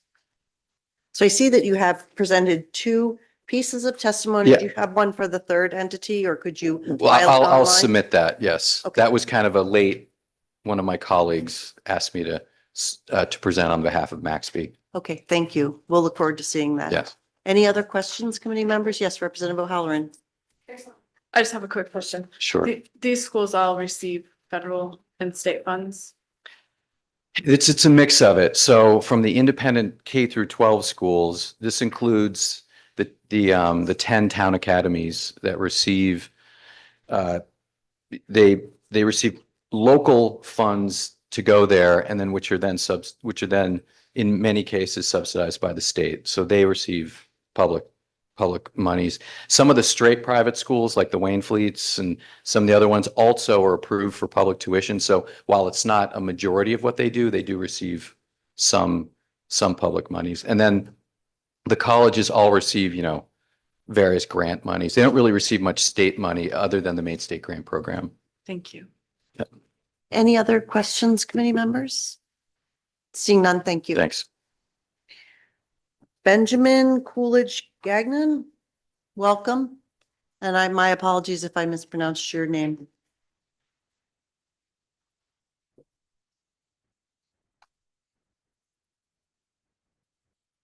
Senator Carney, Representative Kuhn, and Benjamin Coolidge Gagnon with Sarah Public Affairs here representing Penobscot Community Healthcare. I've just submitted Lori Dwyer, the President and CEO of PCHC, her written testimony in support of the bill. In my testimony here today, I'm just going to highlight some of the points and also provide additional information. PCHC is the largest of Maine's 20 federally qualified health centers, serving approximately 55,000 patients in Penobscot, Waldo, and Somerset counties. They provide high-quality integrated primary care at 22 clinical service sites. They employ 715 mission-driven staff, including more than 200 clinicians. Community health centers are the largest independent primary care network in the state. PCHC is also the regional provider of medical screening services for newly arrived refugees in the Bangor region.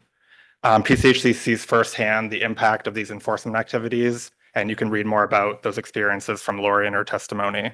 PCHC wants to specifically raise for the committee's consideration a few technical details with an eye towards broadening the definition of healthcare facility to align what we think is the bill's intent.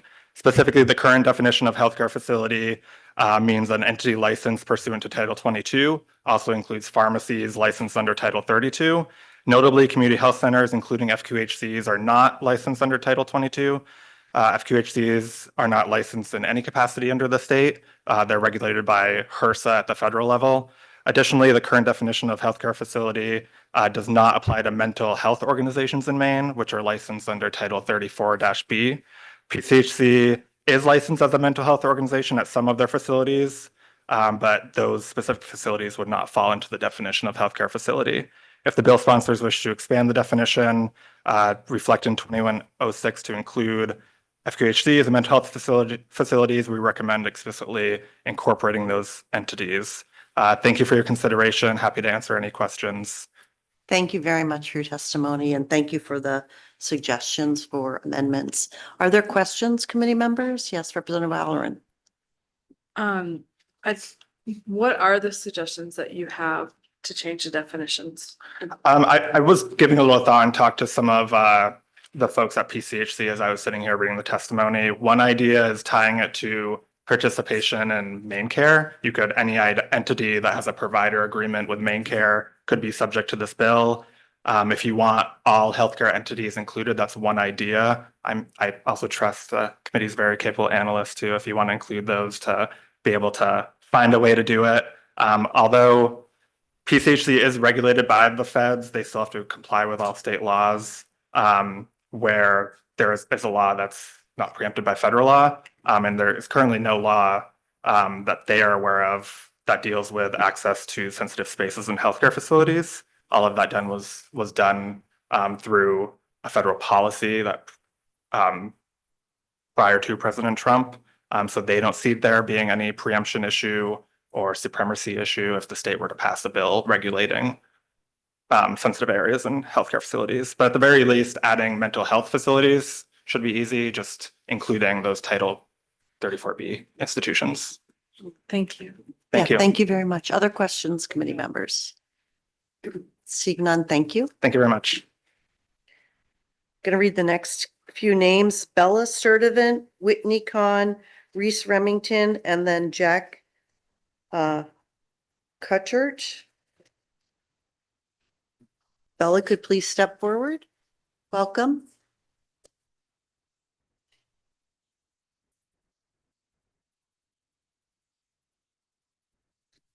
Good evening, Senator Carney, Representative Kuhn, and members of the Judiciary Committee. My name is Bella Sturdivant. I'm a resident of Leeds. I'm speaking to you today in support of LD 2106, an act to prohibit disclosure of non-public records without proper judicial review. I'm going to skip the first part. As a student at Thomas College, I'm being informed by my professors that if ICE comes to our school, we do not legally have to let them into our academic buildings without a warrant. ICE should not be entering buildings without a warrant, but they are.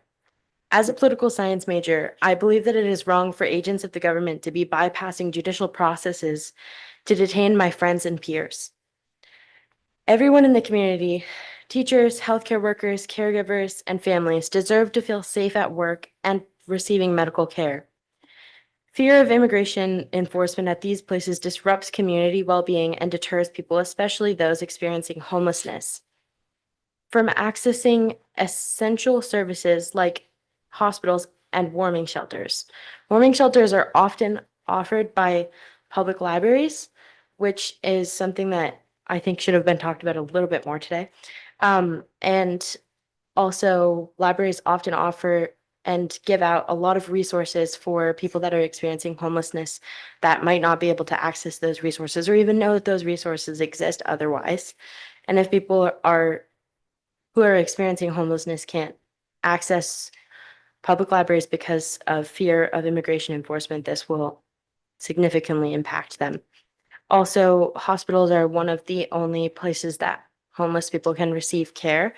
And we should be protecting their ability to access care, medical care.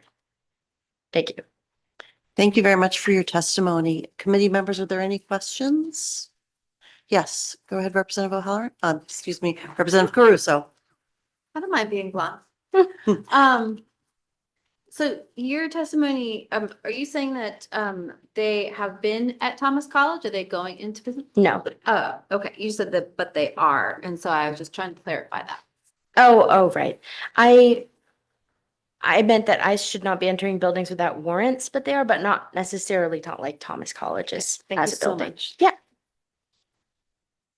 Any additional questions, committee members? Seeing none, thank you. Thank you. Whitney Khan?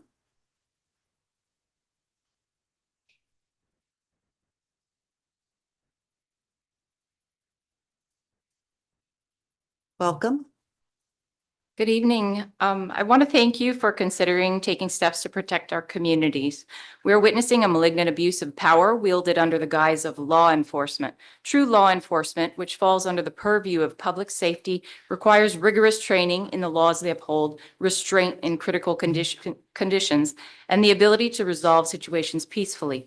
The recent actions of ICE and Border Patrol contravene the very concept of public safety. Since January 20th, 2025, federal agents have beaten, tasered, tear gassed, maimed, choked, and shot at numerous people, putting even the lives of bystanders at risk. On January 7th, Renee Good was shot and killed. 17 days later, Alex Preddy was pepper sprayed, pinned by 6 agents, and shot 10 times over 5 seconds. But the killings are only the most visible. 5-year-old Liam Ramos was used as bait to knock on his own door, then flown to a Texas detention center. His family had a pending asylum case, no deportation order. Thousands have been taken from homes, workplaces, and schools. Agents are prowling neighborhoods, circling schools, and stalking buses. Even if every person detained lacked legal status, that would not justify terrorizing communities, brutalizing families and individuals, or shredding human rights. Immigration status does not strip a person of their humanity or constitutional protections. Our rights are being violated. Our humanity is being tested. Our hearts are breaking for the inhumane targeting and treatment of our neighbors and friends. This must stop. LD 2106 represents a crucial step in the right direction by protecting our most sensitive community spaces from federal incursion. When federal agents invade these spaces with impunity, they destroy the fabric of our communities. I urge you to pass this legislation and to continue advancing even more measures to protect all people from persecution and to provide framework to prosecute these lawless thugs operating within ICE and Border Patrol. Thank you very much for your Thank you. testimony. Let's see if there are questions for you. Committee members, questions? Not seeing any. Thank you. Thank you. Reese Remington?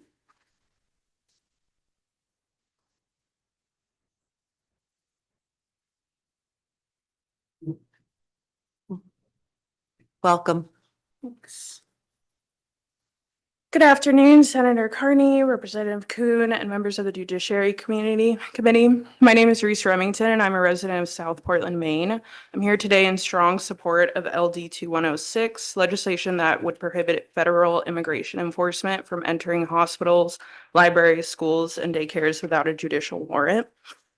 These locations are not only essential public resources, they are spaces of safety, care, and belonging for thousands of families across our state. Yet we are already seeing the harmful impacts of increased discrimination, ICE activity in our communities. ICE presence in and near places like schools and daycares has instilled such deep fear that children are being kept home for days or even weeks now at a time.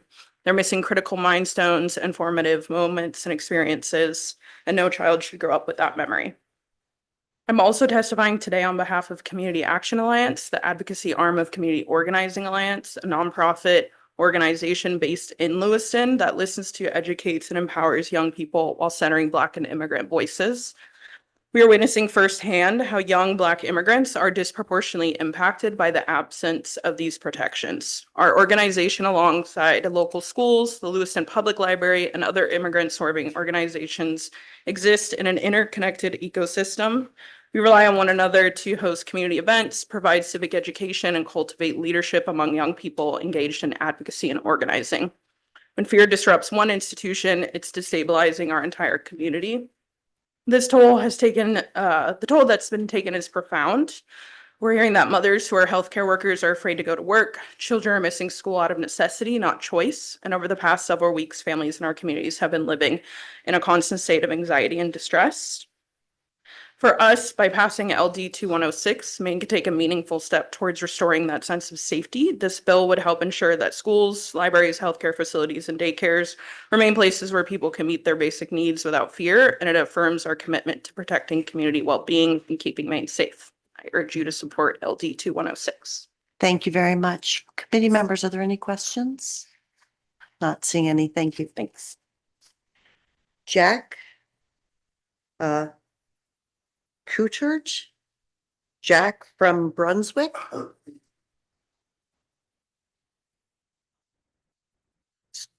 We'll move on to June from political something. June, is there a June in the committee room? Kelly Merrill, is Kelly Merrill present? Emma Hill? Faisal Khan?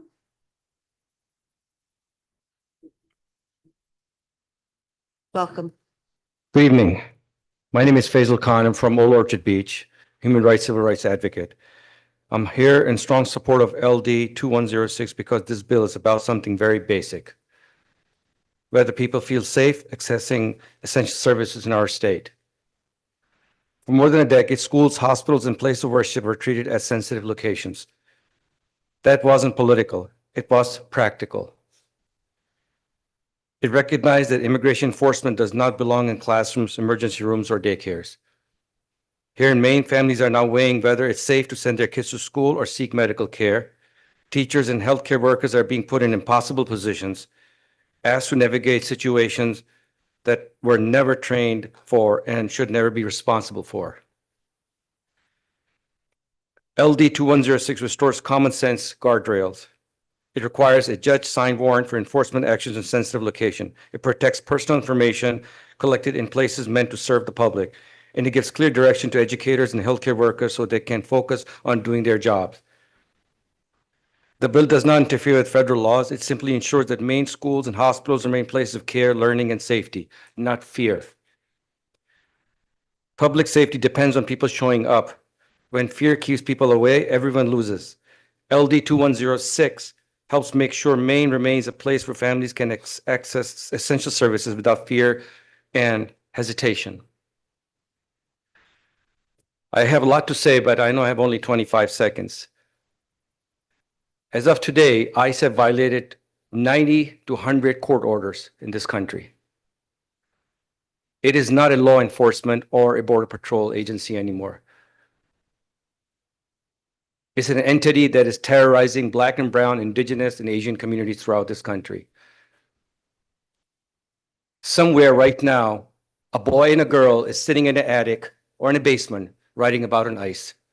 And history is going to judge this country harshly. And I hope that you can support this legislation. Thank you for your Thank you. testimony. Could you just wait a moment and so Sure. we can see if there are any questions? Committee members, are there any questions? I'm not seeing any. Thank you. Isis Orchard. And then Julia Rowe and Megan, whose last name begins with a B. Welcome. Thank you. My name's Isis Orchard, and I'm here to testify in favor of LD 2106. Since ICE has increased their presence in our state, all the protected sectors in this bill have been heavily affected. In terms of our schools, Portland schools have been having lockouts when ICE has been reported nearby. More than 1,100 students were absent last week in the Portland district, and some schools have even been considering doing hybrid online classes for those who don't feel safe leaving home. The disruption this causes to their schooling greatly affects their development educationally and emotionally. The importance of students being able to be in the classroom with their peers and to be safe doing so cannot be overstated. Unfortunately, we see this impact on childcare facilities as well. From how we see ICE operating in other states at these places, we should be preemptive rather than wait for the inevitable. Just last year, ICE detained 3,800 minors, some which were as young as 1 and 2 years old. The facilities these children end up at typically lack adequate childcare. Often ICE detains children this young to lure their family members to detain them as well. It is horrifyingly dehumanizing how they're using people as bait. In the healthcare sector, we're seeing mass callouts from staff. We already have a state healthcare crisis, and the increase in shortage due to people feeling scared to go to work will do nothing but hurt patient care in a state that already is struggling. This time last year, DHC rescinded their policy, which considered hospitals to be protected areas. It's even more reason why we as a state should protect them, and it's clear their intention is to target these facilities. It's important that our libraries are protected in this as well. Patrons' personal information such as name, address, web history, and books they've checked out shouldn't be given to ICE agents without a warrant. It's imperative that ICE be forced to follow the law and have warrants to access private areas in the sectors mentioned in this bill. It's our Fourth Amendment right for everyone in our country, regardless of legal status or citizenship. To argue otherwise is to argue against the very foundation of our country. Everyone should be subject to the same equal due process and protections, and if our federal government can't ensure that, it's our duty as a state to do that. Passing this bill is a protection of our Constitution and should not be a partisan issue. Please support it. Thank you. Thank you very much for your testimony. Committee members, are there any questions? Seeing none, thank you. Julia?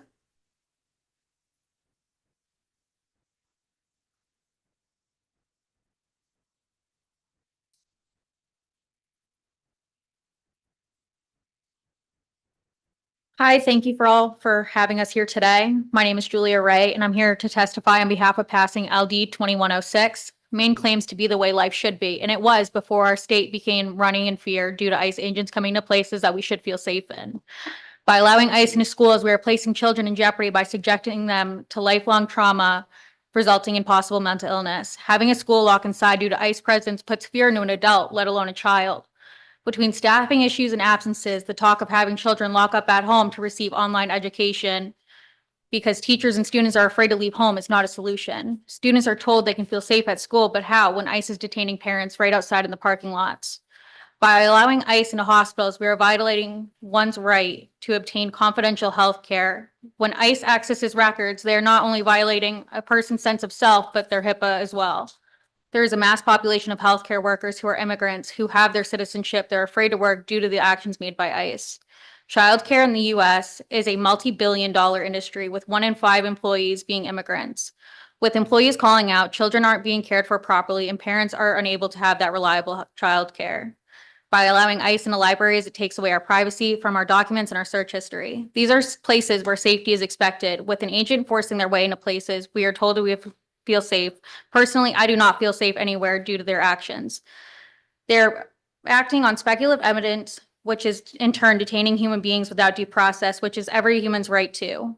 It's what immigrants coming to this country have fought for. We are immigrants. By passing this bill, it forces ICE to slow down, obtain evidence, place that evidence before a judge, and having it signed off before acting. It forces due process. Thank you. Thank you for your testimony. Just pause for a moment. Are there any questions, committee members? Not seeing any. Thank you. Next is Megan from Augusta.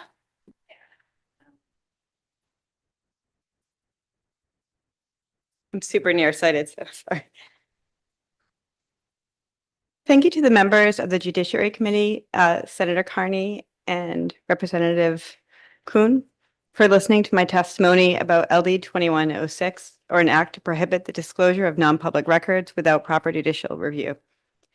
My name is Megan Basti from Augusta. I'm testifying in support of the emergency protection of LD 2106 for our hospitals, schools, libraries, and child care services. I hope that we can protect the important work happening in these necessary places and the people in need of these services from the callousness and chaos many have already begun to see in Maine and throughout our country. I am in the information and library science field, so I am already devoted to every member of my community and protecting their private information, but I'm not here only in that capacity.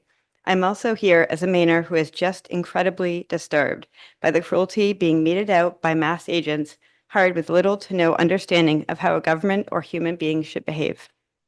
The lack of respect for ourselves and our personal information is part of what brought me here, but I was compelled to take the day off and be here today because I'm genuinely scared, and like many, unable to sleep, worried by what will happen to my neighbors, to my state, to my country, if we do not stand up with conscience in effort to stop this cruel and unconstitutional overreach, at least in these necessary spaces. Please, I urge you to act and support LD 2106. Thank you. Thank you. Committee members, any questions? Not seeing any. Thanks. Is Aiden Seitz here next?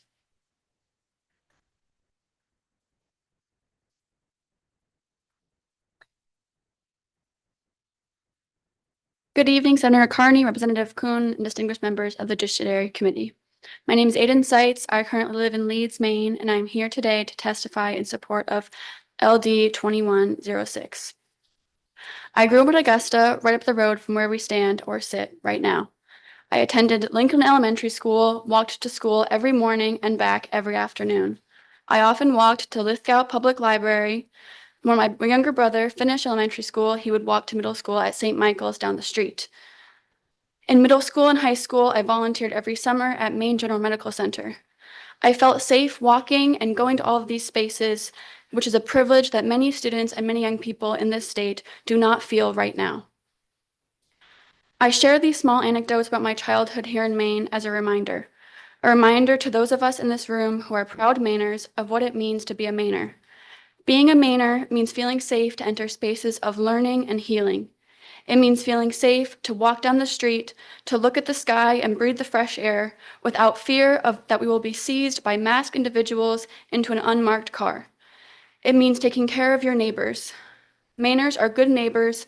We are kind and caring, and that is the kind of Mainer I was raised to be, like I know so many of you were as well.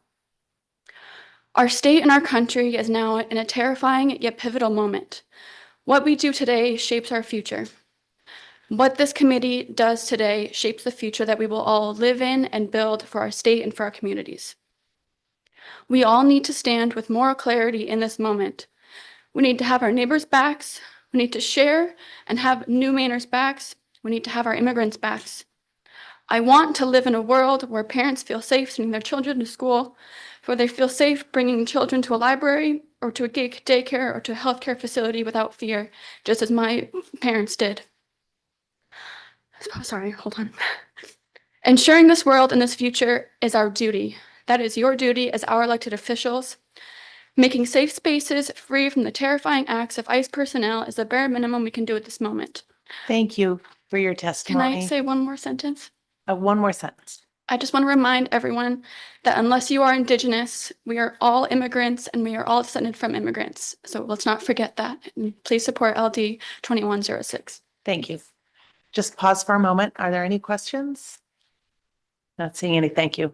Oh, sorry. Representative O'Halloran. I was gonna say you did a very good job. and Thank you. I wasn't have a expecting to lot get of- emotional. Thank you for your you had a lot of patience. valid points. Thank you. Next, we have Patricia Collins. Amy Partridge Baber.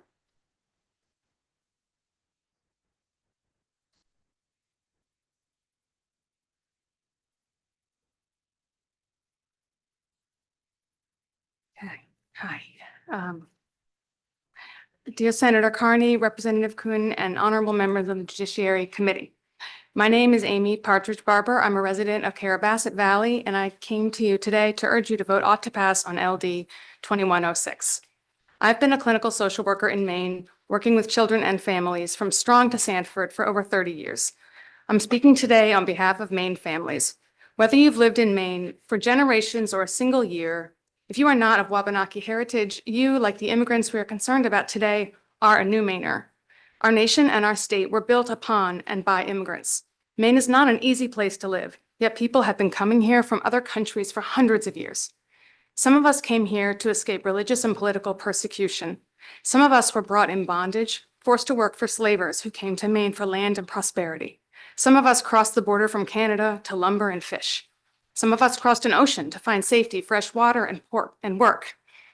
These are our ancestors. We who are not Wabanaki are all from away. The immigrants I'm speaking of today are not speaking for themselves because they fear for their safety. They, like us, came to Maine to find safety, make a home, build a life. Let us not forget we invited them because we need them.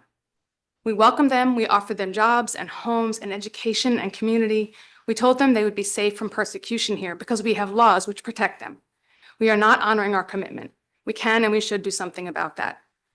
LD 2106 establishes common sense protections for children and adults so they may be free from fear in schools, libraries, daycares, and hospitals. This is the moment our constitutional democracy was made for. Maine has the North Star on her flag for a reason. The Latin word dirigo means I lead, I guide. Since Latin, the language of the Romans, is an archaic one, I propose we make one small modern edit. We lead, we guide.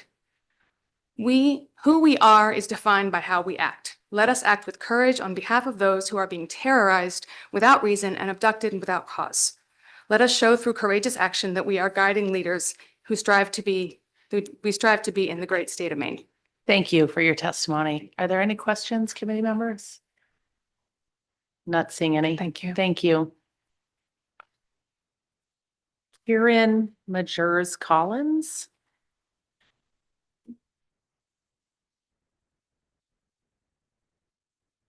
Hi. Go right ahead. Thanks very much, Senator Carney, Representative Kuhn, members of the committee. I won't take too much of your time. Had a very long day today. My name is Kieran Majoris Collins. I'm an attorney in Lewiston, and I primarily represent members of Lewiston's immigrant population. You've heard a lot of really good testimony today, and I want to encourage you to support LD 2106.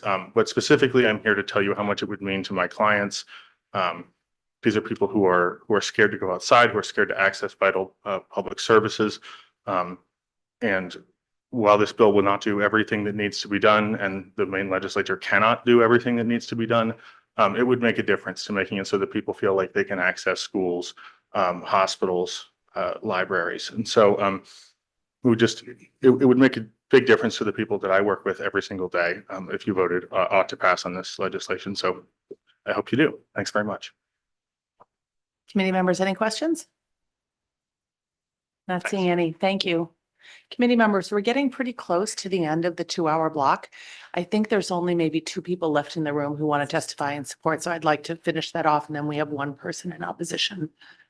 So everyone agrees to that? Okay, thank you. Next, we have Susan Cavalis. Nicole Lemoy. LeMay. I'm messy handwriting. It's the photocopier as much as anything else.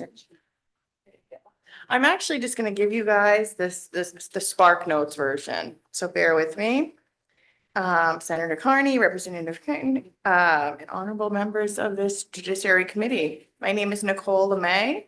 I'm a resident of Lewiston, but most importantly, I'm a proud granddaughter of immigrants. I'm writing in support of LD 2106. And I'm not going to keep repeating the things that you already know and that many people have shared. You know, it's pretty well documented, the impacts that the ICE practices have had on our communities. My grandparents immigrated here 100 years ago, and they shared with me like the struggles that they went through working in the Bates Mill in Lewiston. My father was disciplined for not being able to speak English at 5 years old. And my brother and I, we just didn't believe that there was a world like that. So many years later, I serve as the executive director of a nonprofit that serves the youth's community in Lewiston, which we have we serve quite a bit of the population that's being targeted right now. It might not be them directly, but it is their families.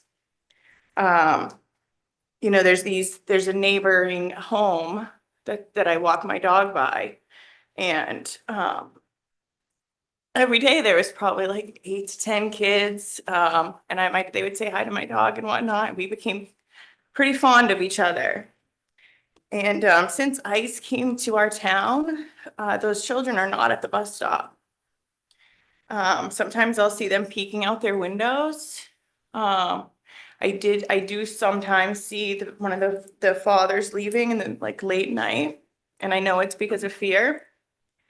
Last week I was driving several of my youth that I work with, and I said, "Do you feel safe?" And they said, "I have my passport." Like, I don't even own a passport, and they feel like they need to carry their passport, and they're 14 and 15 years old. Thank you. Thank you for your testimony. Just pause for a moment. Are there any questions, committee members? Not seeing any. Thank you. All right, and the last person is Ruben Torres.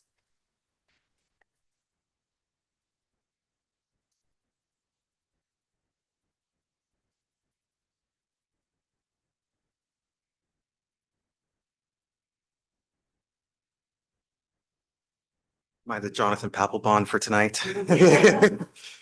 Wish me luck. Thank you, everybody, for taking the time to be here. I know it's been a long day. My name is Ruben Torres. I'm the Advocacy and Policy Manager for the Maine Immigrants' Rights Coalition. MERC is a statewide organization, coalition of over 100 member organizations, including immigrant-led groups, legal service providers, direct service agencies. Together, we work to improve the economic and social standing of Maine's immigrant communities, recognizing that stable immigrant families strengthen Maine's workforce, public health, and local economies. We are here today in support of LD 2106. I want to focus my remarks today on what we've been seeing on the ground during this current wave of immigration enforcement and why that reality makes this bill both timely and necessary. MERC and our partners have been operating a community hotline and working closely with immigrant community leaders across the state. We are hearing consistent reports from families who are afraid to carry out their basic daily lives, parents who are afraid to drop off their kids at school, families who are sitting around the dinner table having tough conversations about what it might look like if mom and dad don't come home tonight. We're also hearing from schools and childcare providers about increased absences and disengagement, not because families don't value education, but because they're afraid. This fear has been starting to implicate and dictate daily decision-making. The fear is not limited to immigrants. It extends to U.S. citizens, children, and mixed status families who are deeply rooted in Maine's communities. When parents feel unsafe accessing schools, healthcare facilities, or childcare, the impacts extend well beyond immigration's policy. They affect educational stability, childhood development, workforce participation, and public health. The bill does not interfere with federal law or immigration authority. Instead, it gives workers at schools, libraries, and childcare facilities clear guidance, so they are not forced to make legal judgments under pressure. From a policy perspective, this bill also makes sense. For these reasons, we urges you support. Thank you. Thank you for your testimony. Committee members, are there questions? Yes, we have his testimony in front of us. All right, thank you very much. Okay, next we're going to turn to members of the public and who are speaking in opposition, and then we will take legislators in the room. And I believe we have one person, Gil Tierney.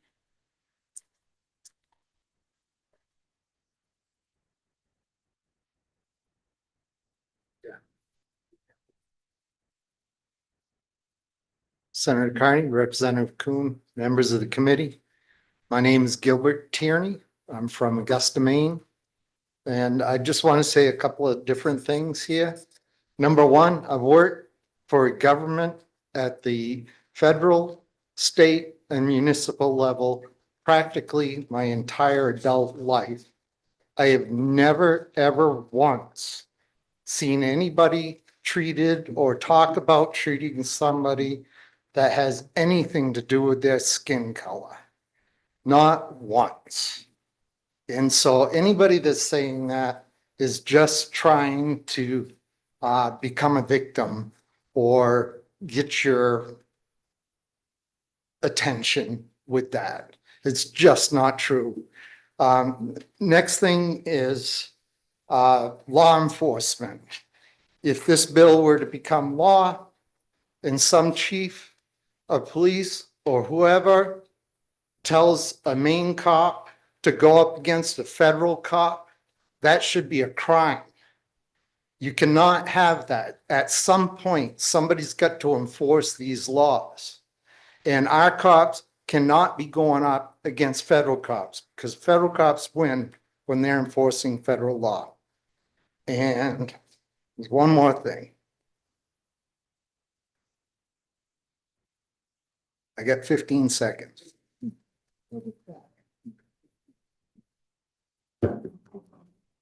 That's why I should write stuff down. But anyway, I hope this law does, or this bill does not become law. Doesn't need to, it doesn't help anything. No, the best idea is to give people up when they go into our legal system. If they're in our jails, if they show up in our courts, they should be turned right over to the federal government. And I don't think ICE would be looking for people elsewhere. Thank you very much. Thank you. Are there any questions, committee members? Not seeing any. Thank you. Next, we will switch to legislators in the room who'd like to speak in support. Yeah, this is, then we'll do opposition, and then just a heads up to the folks who are online, we might just take a brief break and then we will turn to testimony from individuals who are participating remotely. Welcome. Well, thank you. Good evening, Senator Carney, Representative Kuhn, and distinguished members of the Joint Standing Committee on Judiciary. I'm Morgan Riley, and I represent House District 127, which includes part of Westbrook, and I'm here to provide testimony in support of LD 2106. I come before the committee today outraged for the community I represent. ICE has acted with utter recklessness on the streets of my hometown. They are terrorizing my neighbors, business owners, students, and faith leaders. To them, it doesn't matter if you're an immigrant or a citizen. We've seen Westbrook come up in the local news. They're staking out school bus stops. They arrested a student getting groceries. They detained a pastor of a church. They're intimidating law-abiding community members, especially those who are exercising their right to document them. Yesterday morning, I stood in the freezing cold outside of the factory I used to work for to ensure workers could walk through those doors and do their jobs. How is this keeping us safe? Well, it isn't. They promise to go after criminals, but instead have gone after those who follow the law. They show up claiming to protect, but menace my community. ICE's presence on the streets of Westbrook is an attack on us and who we are as a city. In the handful of examples I've listed, ICE has violated our 4 freedoms: freedom of speech, freedom of worship, freedom from want, and freedom from fear. It's just downright un-American. ICE needs to leave my hometown before they kill one of us. Every day, I have a pit in my stomach, dreading when I get the text or see the headline that someone that I know in my hometown has been murdered by the government, which I never thought I would ever say on mic. LD 2106 is a step in the right direction and is a necessary guardrail for federal law enforcement that clearly does not respect the rule of law. I want to thank the bill sponsor for bringing this piece of legislation forward. The new mayors in Westbrook make our community better. They belong in Westbrook. ICE doesn't. I also want to say that I'm proud of the community members who have stepped up to document ICE in their neighborhoods and provide food for those afraid to leave their homes. I know that I have time left. If I can just say my last 2 sentences. Okay. They represent the good in my community and in our country. On behalf of my community, I'm begging this committee, I'm begging you on behalf of Westbrook to please pass this bill and protect my constituents. Thank you. Thank you for your testimony. Are there any questions for Representative Riley, Representative Henderson? Thank you, Madam Chair. So one very important question, have you ever served on judiciary before? And do you owe us tribute? I've never served on judiciary. Okay, all right. Second, equally as important question is, did you happen to hear the news this morning that Senator Collins broke about the ending of the enhanced ICE operations here in the state of Maine? I saw that. I hope that's the case. At the same time, I mean, my constituents side, we've been burned by Senator Collins a lot, and been burned more than, and I have very pale Irish skin. Felt like I've been burned more by Senator Susan Collins than I have been by the sun. So hopefully that's the case, but who knows? Here. Any other questions? Thank you. Thanks. And now if there are any legislators in the room who would like to testify in opposition.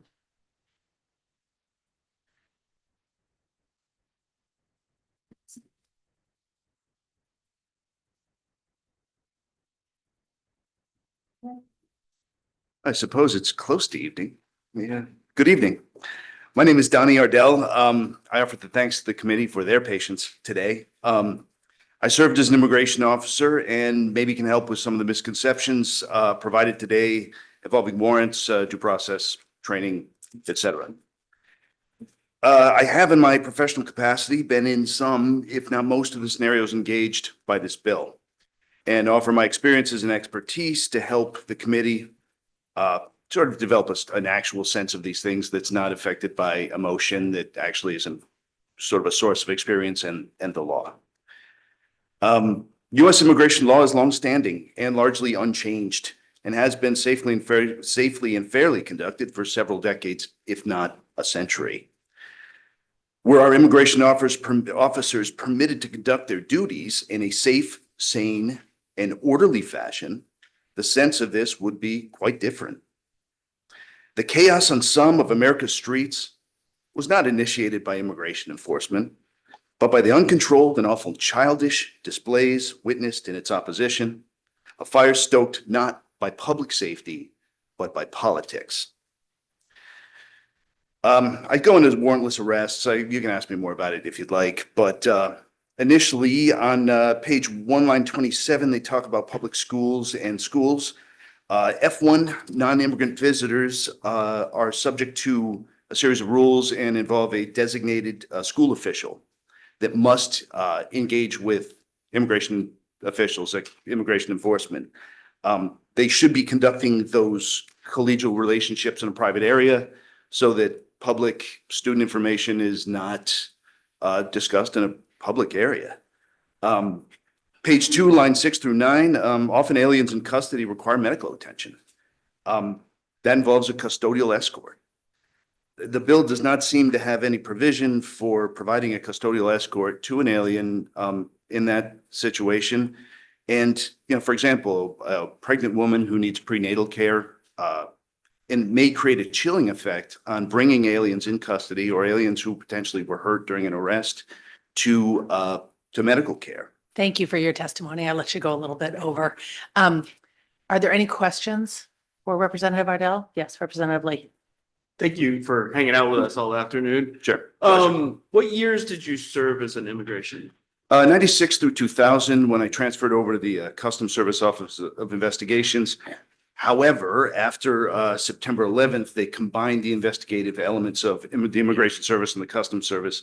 So as of 2004, I technically became an immigration officer again and for the rest of my career, but only acted in that capacity when I was working with the visa security program in Saudi Arabia. It was a screening process for visas to make sure we didn't allow any more terrorists in the country. So did you ever do immigration enforcement after 2011 when policy number 10029.2 was in effect? I'm not familiar with the policy, but I did peripherally do some types of investigations, including one in a medical clinic in Aroostook County. It involved a non-immigrant alien visitor who was out of status, had provided the police with a fake ID. He was a pharmacist at the medical facility, and ultimately the state police had received this fake ID, called the Border Patrol. They determined he was an alien out of status and called in the investigators to help. I ended up conducting a brief but friendly and professional investigation with that medical center within private areas of the medical center, because they were concerned that this subject, their pharmacist, had provided them with fake employment information. And they were concerned that if he was really a pharmacist or not. Ultimately, he was charged criminally and then ultimately deported to, I believe, Kenya. I believe it was Kenya, maybe Angola. But that's an example of a situation where, collegial professional relationships with a medical facility could help public safety, and did. Just one more. Go right ahead. So that policy, I'll let you acquaint yourself for the work session if you want to come back and talk to us about it. But it essentially was a policy within Customs Enforcement, ICE, that precluded going into these sort of sensitive locations that this very same bill deals with. And I just want your opinion whether you think that policy, which existed from the Obama administration to the first Trump administration to the Biden administration, was an unwise policy. There's a key difference between that policy and what's in this bill.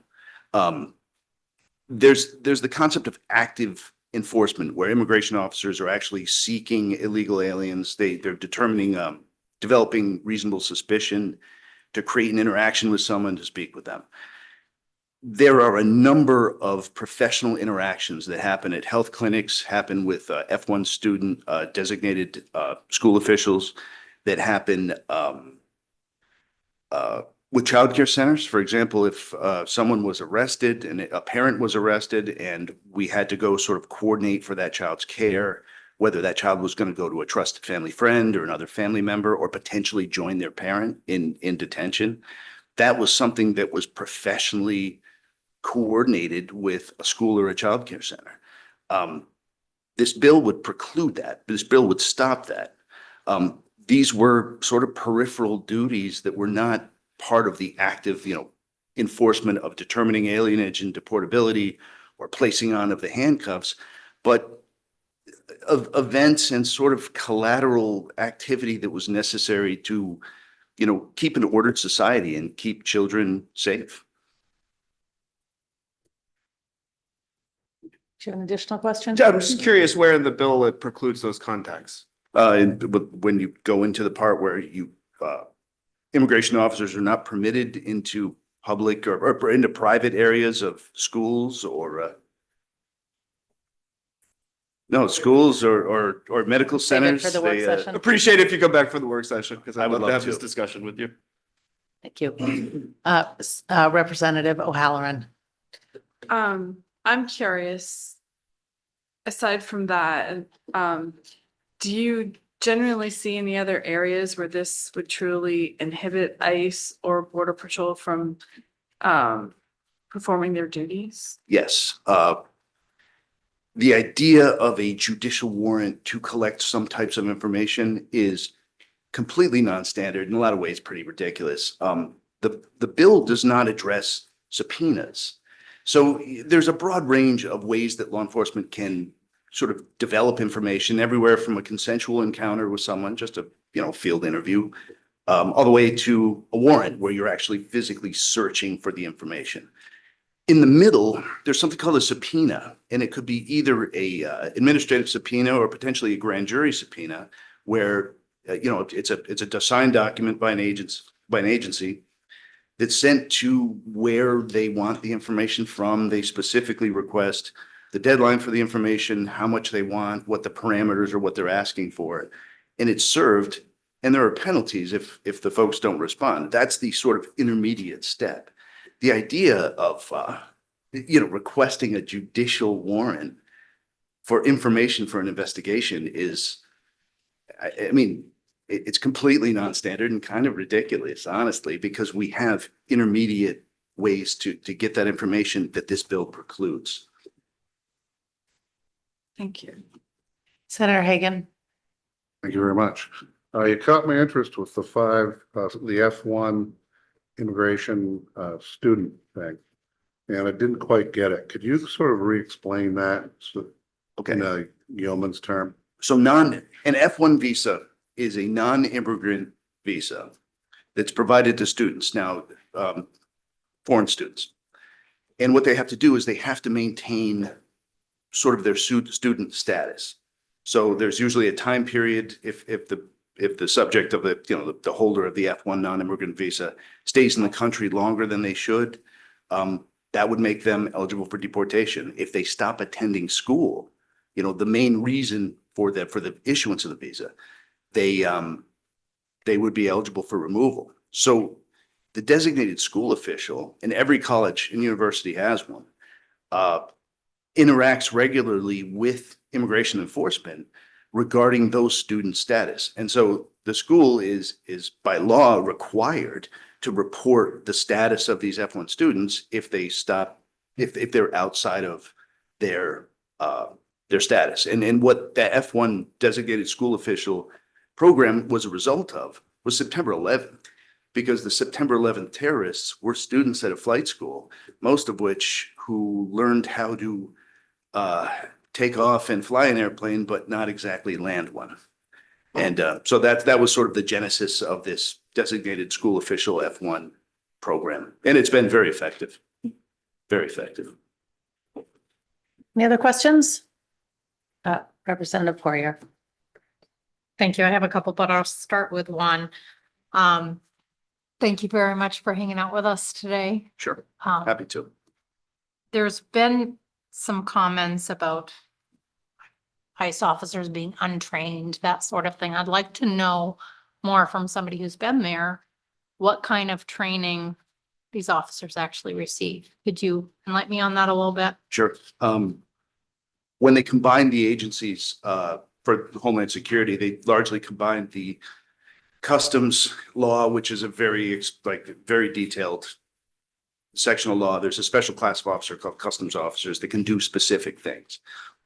The same for immigration officers, that not all federal agents have the power to make field determinations for aliens. Essentially, the administrative arrest of an alien involves, it's like a two-step flow chart. The officer determines alienage, whether someone is a US citizen or not. And if they're not, then they determine removability or deportability. Is that agent's status such that they would be eligible for removal proceedings? As part of that process, which is based on probable cause, the breakover for an immigration arrest is the same as for a criminal arrest. The immigration officer can make a warrantless arrest based on that. The overwhelming majority of my arrests as an immigration officer were probable cause arrests. In an interview, determined alienage, and then determined deportability. Either, from statements the alien made, or sometimes criminal history databases. You look through and you see what they're convicted of. Like if someone was a immigrant alien, a permanent resident alien, but had been convicted of certain very serious crimes, they could be in status, but the crimes would make them eligible for deportation. So back to the training. The training essentially involves two parts when it comes to the immigration element. There's nationality law, which determines who's a US citizen and who's not. And then there's immigration law, which involves a huge list of typically they're letter and number visa combinations. So like F1s are students, F2s are spouses of students, H1As, H1Bs are certain types of work visas, B1, B2 visas are people admitted for like vacation or for business. So there's a whole, and the tests are actually pretty difficult because you have to memorize the visa classes. So the training is very extensive. On top of that, there's, arrest technique, searching, driving, firearms. Federal officers actually trained with firearms at deadly force up to 4 times as often in a year as Maine state law enforcement officers. So it's, the training is very long and very intense. I don't know if they still do the Spanish training, but they used to do a Spanish school that was intensive and 6 weeks long. So the training, it's conducted typically in Brunswick, Georgia, at the Federal Law Enforcement Training Center, and it's very intense and very difficult. Thank you. I have other questions, but I can wait for any other questions, Representative. Thank you, Madam Chair. Thank you, Representative, for being here. I had 2 questions. One of them, I learned early, last year when I was trying to learn more about Border Patrol and what was happening, that everyone who is not already a citizen needs to carry papers that show where they are in the process or something. Can you explain what that is? Aliens in the United States with a visa actually have a requirement to carry that visa on them at all times. Technically, not failure to carry, it's called, is grounds for removal. But in the modern world, we have computer databases. We've got, a world of information in our pockets.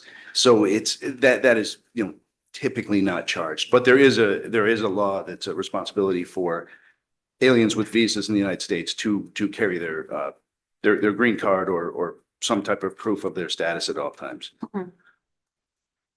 And to like part of that process that they're in, they have like certain steps that why would they be illegal if they didn't meet certain requirements or certain steps or? It's a big question, but it involves a lot of training. But I can kind of break it down into classes. There's there's strictly illegal aliens who were not admitted to the United States. So that would be sort of fence jumper, border crosser, type, the traditional illegal alien. There are non-immigrant aliens who were admitted for a, sort of time, place, and purpose, such as F1 students that they're not immigrating to the United States. They come for a very specific reason, typically with a time frame. So if they exceed that time frame, or they don't maintain the status that they were admitted for, they're eligible for removal. The next class is permanent residents, which used to be called the sort of green card because it used to be green, but then it turned pink. Whatever. That's an immigrant alien. That is someone who, that's the step to citizenship. So that's someone who comes to the United States with the intent for this to be their home, to actually immigrate here. Immigrant aliens actually have to have a residency requirement where they have to reside in the United States at least 6 months in a day. That if they leave the country for a longer period than that, they actually have the potential to lose their status because because they're not making the US their residence. They're supposed to be permanent residents. Permanent residents also face removal for criminal violations. So a series of smaller crimes called crimes involving moral turpitude, involving, let's say, a couple small thefts, all the way up to serious, sexual assaults, murder, drug trafficking. These would all be crimes that would make a permanent resident. A conviction of those crimes would make a permanent resident eligible for removal. So, and then, the permanent residents typically are on a path to citizenship. So, there's a certain time that a permanent resident has to maintain that status before they become eligible to become a US citizen. Okay. Senator Carney? Thank you, Madam Chair. Can you please tell us the date of your retirement from the Department of Homeland Security? September 25th, 2021. Pardon me? September 25th, 2021. 2021. Oh,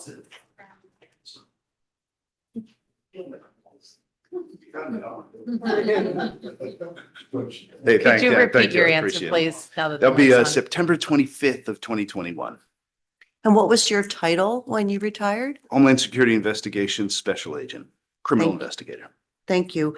And did you ever provide training when you were working for the Department of Homeland Security? Yes. Thank you. Representative Lee?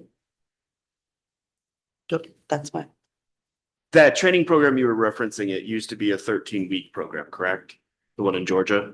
It depends. It depends on specifically which one you go to. There's a series of programs. There's a series of job classifications that would engage the program. So like when I went through the first time, I believe it was a 14-week plus a 6-week Spanish. But when I went back the second time, there was a 12 or 13-week criminal investigative program only. And then there was the follow-up agency school. So that ran into low 20s. I believe it was like 22 weeks. The training is intensive, full-time, and live in. Was prior to 2025 when it was cut to 6 weeks, right? Not that I know of. Well, it was.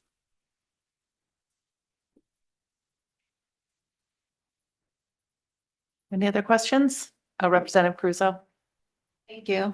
I have a question with regards to the limitation in the sensitive areas.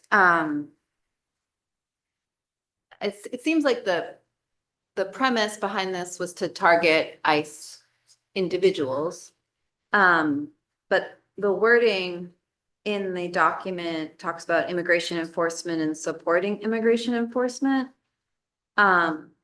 So I'm thinking that it's very broad, and does that include like FBI, HSI, like any law enforcement who would be working that would have anything to do with Well, I mean, the laws of immigration? I didn't draft the bill, but the way the way I've read it is it's written as specifically immigration officers, and that is a specific class of federal enforcement officer who who has the ability to make those determinations of alienage and deportability. So it appears to be just officers with that sort of immigration officer capacity or power. So what would that include? Is it just ICE or is that more? That would, that's funny to ask. That would involve CBP, Office of Field Operations, which would be the inspectors you meet at the border or the airport that actually admit you to the country. They are considered immigration officers. It would include their canine handlers. I believe that includes CBP air and marine officers, to include the pilots and the boat operators who often work closely with the Coast Guard. It would involve CBP Border Patrol, and then U.S. Customs and Border Protection. I'm sorry. So under Homeland Security, there are two major border agencies: U.S. Customs and Border Protection, which includes their Office of Field Operations, and the U.S. Border Patrol, and Air and Marine Operations. So under Immigration and Customs Enforcement, there's Enforcement and Removal Operations called ERO, and they're the ones who typically do the administrative immigration enforcement. There's also HSI, Homeland Security Investigations, which are the special agents, criminal investigators who tend to do criminal investigative work, drug smuggling, alien smuggling, child exploitation investigations involving child pornography, fraud, bulk cash smuggling, all types of conspiracies. So, I mean, it's got a very wide playlist, but HSI special agents are immigration officers as well. And I think that's it. But it actually includes a large number of officers, sort of nationwide. Any other questions, committee members?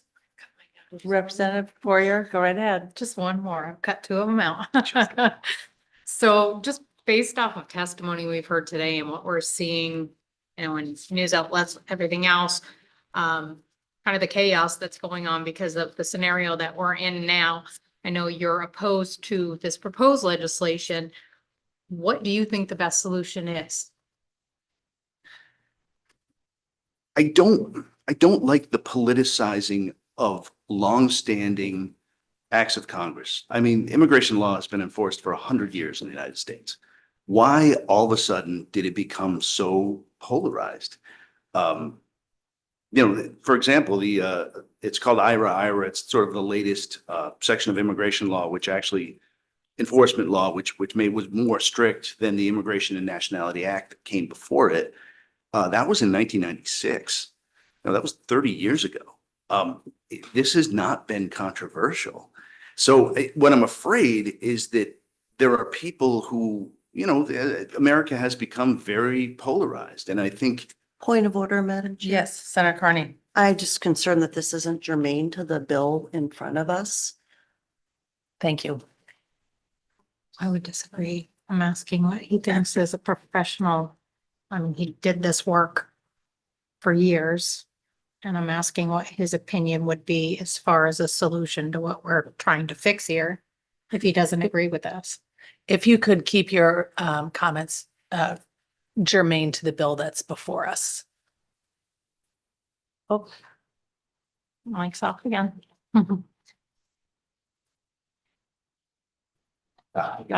There we go. I was getting to it. I think if we just turn down the heat, the law enforcement use of force, these are rules like Graham v. Connor is a 1989 U.S. Supreme Court case which defines the four corners of law enforcement use of force. This is. Point of order. Yes, Senator Carney. I feel that we have, I think that Representative Poirier is asking you for a specific indication of what you think a fix would be. And we did make an exception to take legislators before all of the people who are waiting to testify online. And so I just would really appreciate if you could focus on answering her question rather than a long narrative that goes back to 1969 or prior. I'm afraid that is the answer. There's been polarization. Immigration enforcement has been conducted for years. I think if everybody, to include the news media, to include people running for office on both sides. Representative, do you could have a turn down- specific could turn solution down- that could be a part of the Could bill? turn down the heat.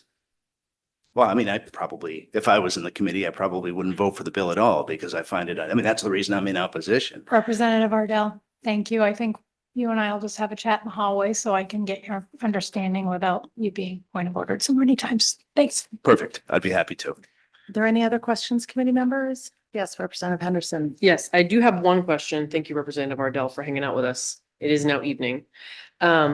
You had indicated in your testimony a bit about warrantless arrests, but for the sake of time, it's just kind of moved on.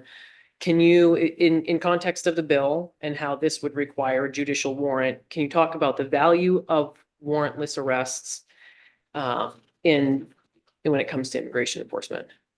Warrantless arrests are so commonplace that it would be a practical impossibility to be able to conduct enforcement or really any type of law enforcement without them. They're absolutely necessary. And not only necessary, extremely commonplace. For local law enforcement as well, like it's the standard practice against amongst many agencies. At every single level. Probable cause is the breakover point that one must achieve, an officer must achieve to make an arrest a warrantless arrest. Thank you. Representative O'Halloran? Thank you. So as I'm listening to all this and you listen to the news and, I've heard a lot from my constituents. How do you overcome when the federal government is starting to overlook really even our constitution, allowing allowing law enforcement to break into homes now, and changing the protections that we once had were eliminated in 2025? How do you balance that? I mean, I'm a firm believer in the Constitution and our rights. And to hear that now law enforcement can break down a door without a warrant and invade your home, how do you balance that? I mean, there are and have been for a very long time exceptions to a search warrant. Exigence, hot pursuit, consent is one of them that people can be allowed in. I think the question is it happening? And the answer so far that I know of is no. That this isn't for example, there aren't these Fourth Amendment violations that are occurring in people's residences. They just haven't happened. Any other questions? Okay, not seeing any. Great. Well, Thank you. Thank you for your time and patience. Thank you. Committee members, we have about 20 members of the public waiting to testify online. Going to suggest we take maybe a 10-minute break and come back and we'll continue our work. So at about 6:20, we'll be back.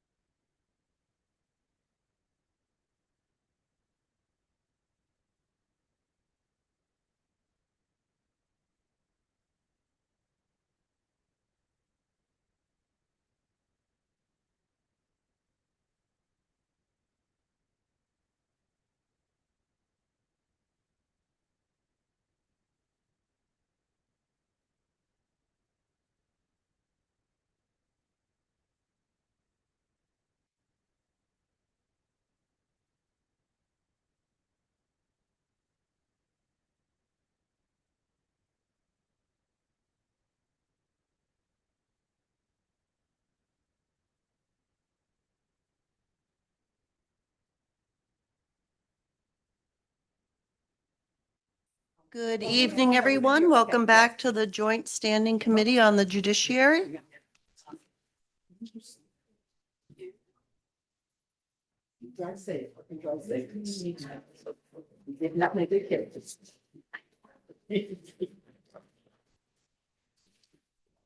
If you are in the electronic aspect of this meeting and you wish to speak in support of LD 2106, please raise your electronic hand. And for everybody who has their hand raised, keep it up until you've provided your testimony. What we do is we move those with their hands up over onto the panel, one person at a time. And so we'll just start with the first person in the queue whose hand is up. And this is again in favor of LD 2106, an act to prohibit the disclosure of non-public records without proper judicial review.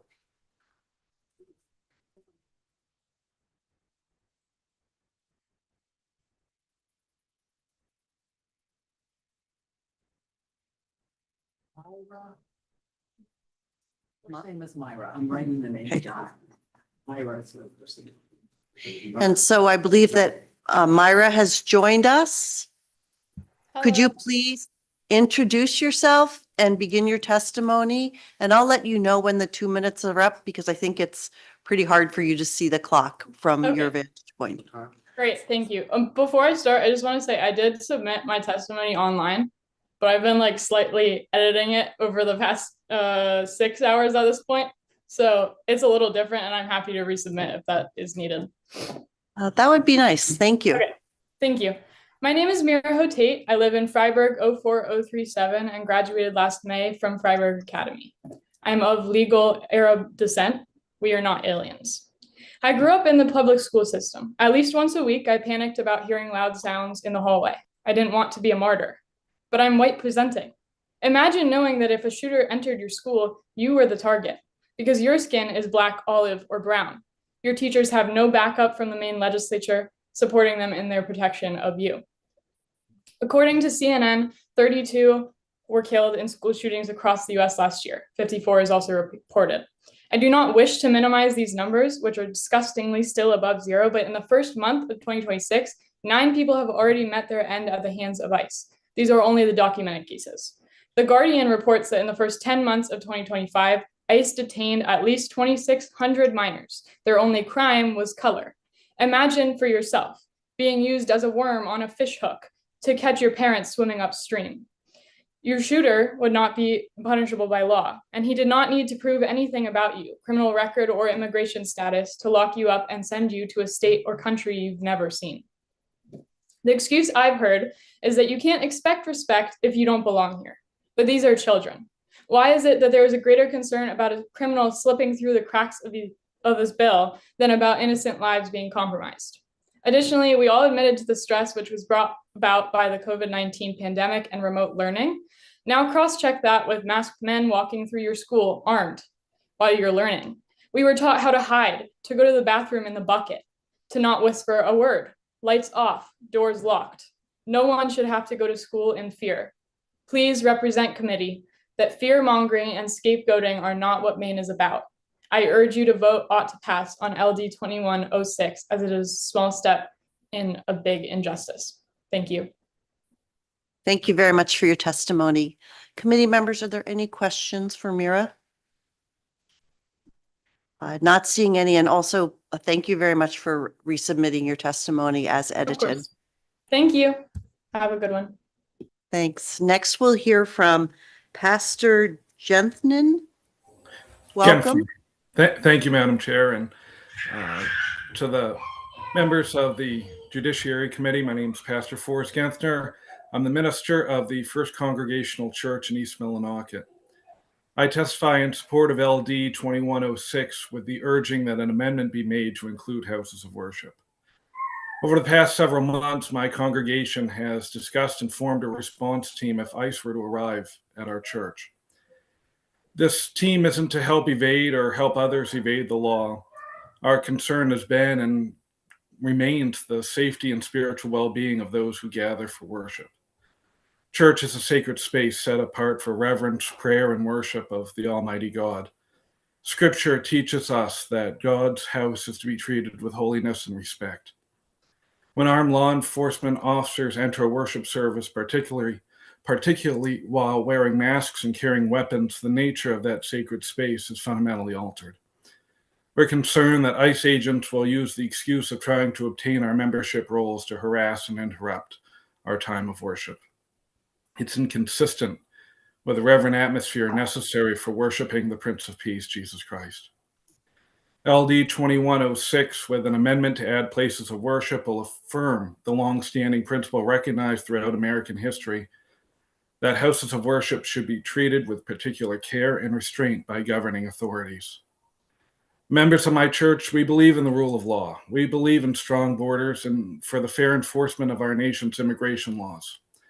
I respectfully urge the committee to support LD 2106 and ask that they add an amendment to help uphold our First Amendment rights for the freedom of worship. Thank you for your time, careful consideration, and service to the people of Maine. I'm happy to answer any questions.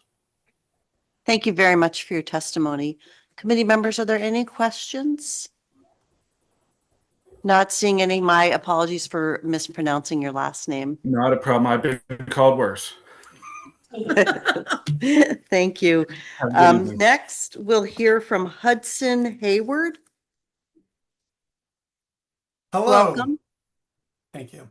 Senator Carney, Representative Kuhn, and distinguished members of the Judiciary Committee. My name is Hudson Hayward. I'm the Vice Chair of the MS80 75 School Board and currently serve on the Board of Directors for the Maine School Boards Association. Today, I am speaking on behalf of MSBA's Legislative Committee in strong support of LD 2106. At a time of confusion and uncertainty regarding immigration enforcement, our association strongly believes that LD 2106 will provide clear, consistent guidance to Maine schools and frontline staff members regarding their legal responsibilities. As school officials, we hold student safety as our most important duty, and LD 2106 would allow us to better protect our students and keep our schools safe. This bill would largely mirror the policies and guidelines already in place in many Maine schools. That an immigration agent may enter a non-public space inside a school building like a hallway, classroom, or cafeteria only if they have a valid judicial warrant. We believe this is appropriate. A judicial warrant requires an agent to provide evidence for why they must enter private property, and a nonpartisan federal judge must affirm that there is probable cause. Decades of legal precedent and the Constitution have acknowledged the standard. We believe this standard is appropriate, and LD 2106 would codify that standard in Maine law. As one legal expert put it to us, LD 2106 would make sure that an independent judge and not a school secretary would determine whether an immigration official should enter a school building. If these decisions are left up to our school staff to enforce, they could be placed in intimidating, uncomfortable situations. A school secretary could be confronted by immigration officers and be forced to make a split-second decision at a time of confusion and fear. Clear state statute and guidance could help de-escalate these situations. Our association believes LD 2106 would offer clarity and peace of mind to the entire school community, students, families, and staff members. Teachers, nurses, school secretaries, and counselors would have crystal clear guidance on how to respond to situations involving immigration enforcement. Families would feel more confident about sending their child to school, knowing that an agent could not arbitrarily enter a non-public area of a school building. Students would feel safer and more secure in their classrooms. Thank you so much for your testimony. Let's just see if there are any questions for you. Committee members, are there questions?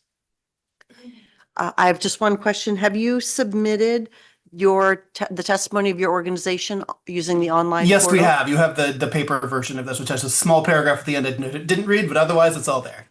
Great. Thank you so much. Thank you very much. Have a good evening.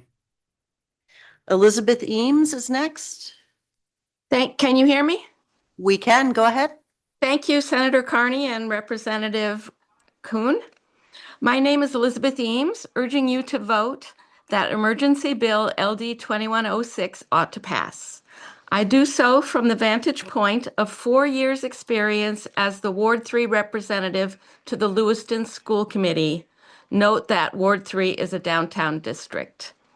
Paragraph 14, number 1, forbids public school employees from giving voluntary consent for immigration enforcement personnel without the requisite paperwork to enter non-public areas of their institution or access school records. Having this rule formally on the books will protect student learning environments statewide, which I contend will be especially important for divided communities such as my own. Lewiston is the second largest school district with the fastest growing student population in the state. Approximately half of our students are Black or Brown, which means most, if not all, likely fear for their own or their friends' security at this moment. I'm relieved that our LPS school motto affirms, "All our kids are all our kids," succinctly reflecting the landmark 1982 Supreme Court ruling in Plyer versus Stowe, the case where public schools cannot deny students a free education based on immigration status. Unfortunately, despite the 14th Amendment's Equal Protection Clause, some have vociferously and publicly proclaimed their dissatisfaction with the inclusive practices reflected in our school motto. Hence, I submit that it is not impossible that a staffer might share the view that only a subset of our children are worthy and might blithely or even gleefully place our valuable charges in unnecessary peril. I urge you to vote ought to pass LD 2106 on an emergency basis in order to ensure this protection is well publicized and can become enforced not only statewide, but also as soon as possible. Thank you. Thank you for your testimony. Committee members, are there any questions? Not seeing any. Thank you. Thank you. Next, we'll hear from Nicole Kellett. You may begin. Okay. Good evening, Senator Carney, Representative Kuhn, and honorable members of the Judiciary Committee. I greatly appreciate the opportunity to speak in support of LD 2106. I am a member of the Maine chapter of the Scholar Strategy Network and am a professor of cultural anthropology at the University of Maine at Farmington. I have taught at UMF since 2011. Being a professor to new Mainers has been one of the most rewarding experiences of my career. I've had numerous students who were born in or have families members from Somalia, Djibouti, Kenya, Mexico, and other countries. Every one of them has demonstrated a level of dedication, grit, and passion for education that enhances the entire learning experience for every student in the classroom. My new Mainer students have graduated to then serve on the Maine legislation, become directors for nonprofit organizations, attend graduate and law school, and other paths, ultimately becoming trusted leaders in their communities. Currently, many of my students, those who are from away or not, are afraid. They are scared to leave campus and in some instances to even attend class. Students have expressed apprehension about participating in protests or vigils out of fear of facing violence and even lethal backlash. This does not feel like the United States of America. This feels much like Latin America, where I've spent over 20 years conducting fieldwork. I am seeing the long-used playbook of Peruvian and other Latin American authoritarian regimes used here in our own communities. While we were once the envy of those from Peru and other countries I visit frequently, we are now often pitied as they know all too well the path upon which we are heading. I also work as a country condition expert for asylum cases from the country of Peru. In this capacity, I have become intimately familiar with the trauma and danger families experience and have gained insight into the ways in which our immigration system is deeply flawed, often leaving families in limbo for years at a time. I truly believe that we need to find better ways to offer asylum for those seeking refuge, and we need smart immigration reform. But sending out undertrained, armed masked thugs to terrorize our communities is not the answer. Much has changed since the Immigration Reform Act of 1996 and since Representative Ardell retired in 2021. Immigration enforcement is now Thank you being for your weaponized. testimony. If you could wrap up in a sentence, please. Okay. The 2 minutes is up. Okay, for political gain. Thank you for supporting LD 2106. Thank you. And can you tell us, did you submit your testimony online? Yes, I did. Fantastic. Thank you very much. Are there questions, committee members? Not seeing any. Thank you. Thank you. Next, we'll hear from Hannah Moore. Hello, good evening. Before I begin, I just want to make sure that you can hear me all right. Yes, please begin. Perfect. Good evening, Senator Carney, Representative Kuhn, and members of the Judiciary Committee. My name is Hannah. I'm a resident of a small rural town close to Waterville. My partner and I chose to move back to Maine 2 years ago to make our forever home as a young family because of what Maine offers: community values, small towns with big hearts, and safety, the way life should be. My partner is a teacher in a special education elementary school classroom. My partner works directly with kindergartners through second graders who need additional support in the classroom. Every day, my partner is scared to go to work. And this is not the usual fear of being a public school teacher in America where everyday gun violence is rampant in our classrooms. This is a new fear, a fear that ICE will indiscriminately kidnap my partner's students, and my partner will be helpless to protect them. My partner cries himself to sleep at night with anxiety and fear if their students are detained. Will they even know? Or will their students just disappear slowly and stop coming to school? And my partner will never even know if they are safe. We'll never again draw pictures of Bluey together or make up songs to learn how to tie their shoes. And they will never have the opportunity to celebrate milestones because their students have been disappeared. We picture 5-year-old Liam Ramos in his blue hat and backpack being used as bait by ICE to lure his family members out of the house. We picture Liam scared, alone, and confused in a detention center hundreds of miles away from home. My partner imagines their students who might not understand what is happening, who have special needs, who need medication and support with basic needs, who utilize alternative communication devices.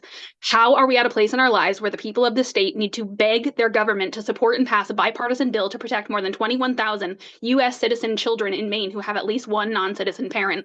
The federal policy that prohibited ICE enforcement actions at places like schools and hospitals was in place for decades with good reason. It ensures that all people can access essential public services and meet basic human needs, education, healthcare, etc., without fear. LD 2106 protects the people of our state accessing these services at sensitive locations, as well as the people who work there. Our teachers, doctors, nurses, librarians, daycare providers, and all the helpers of our state need to be able to do their jobs without worrying that they will be shot for trying to help. Alex Preddy was a helper. Alex Preddy was an ICU nurse with the VA. Alex Preddy's last words were, "Are you okay?" I ask you that question. Are you okay with what is happening in our state? My partner's elementary school put on a school play recently. We went to support and celebrate their success on a frigid single-digit temperature Saturday afternoon. Thank Kids you for shrieked your with- testimony. Could you wrap up in one sentence? And we'll be sure to read the rest of your written testimony. Thank you. The drama program director tells the kids, be seen, be heard, be brave. The children of our community should not suffer because of the prejudice of those in power. So I ask you, no, I beg you, be seen, be heard, be brave, like the children of our state. Do the right thing. Support LD Thank you. 2106. Committee members, are there any questions? Seeing none, thank you very much. Thank you. Alan Lewis is next. Welcome.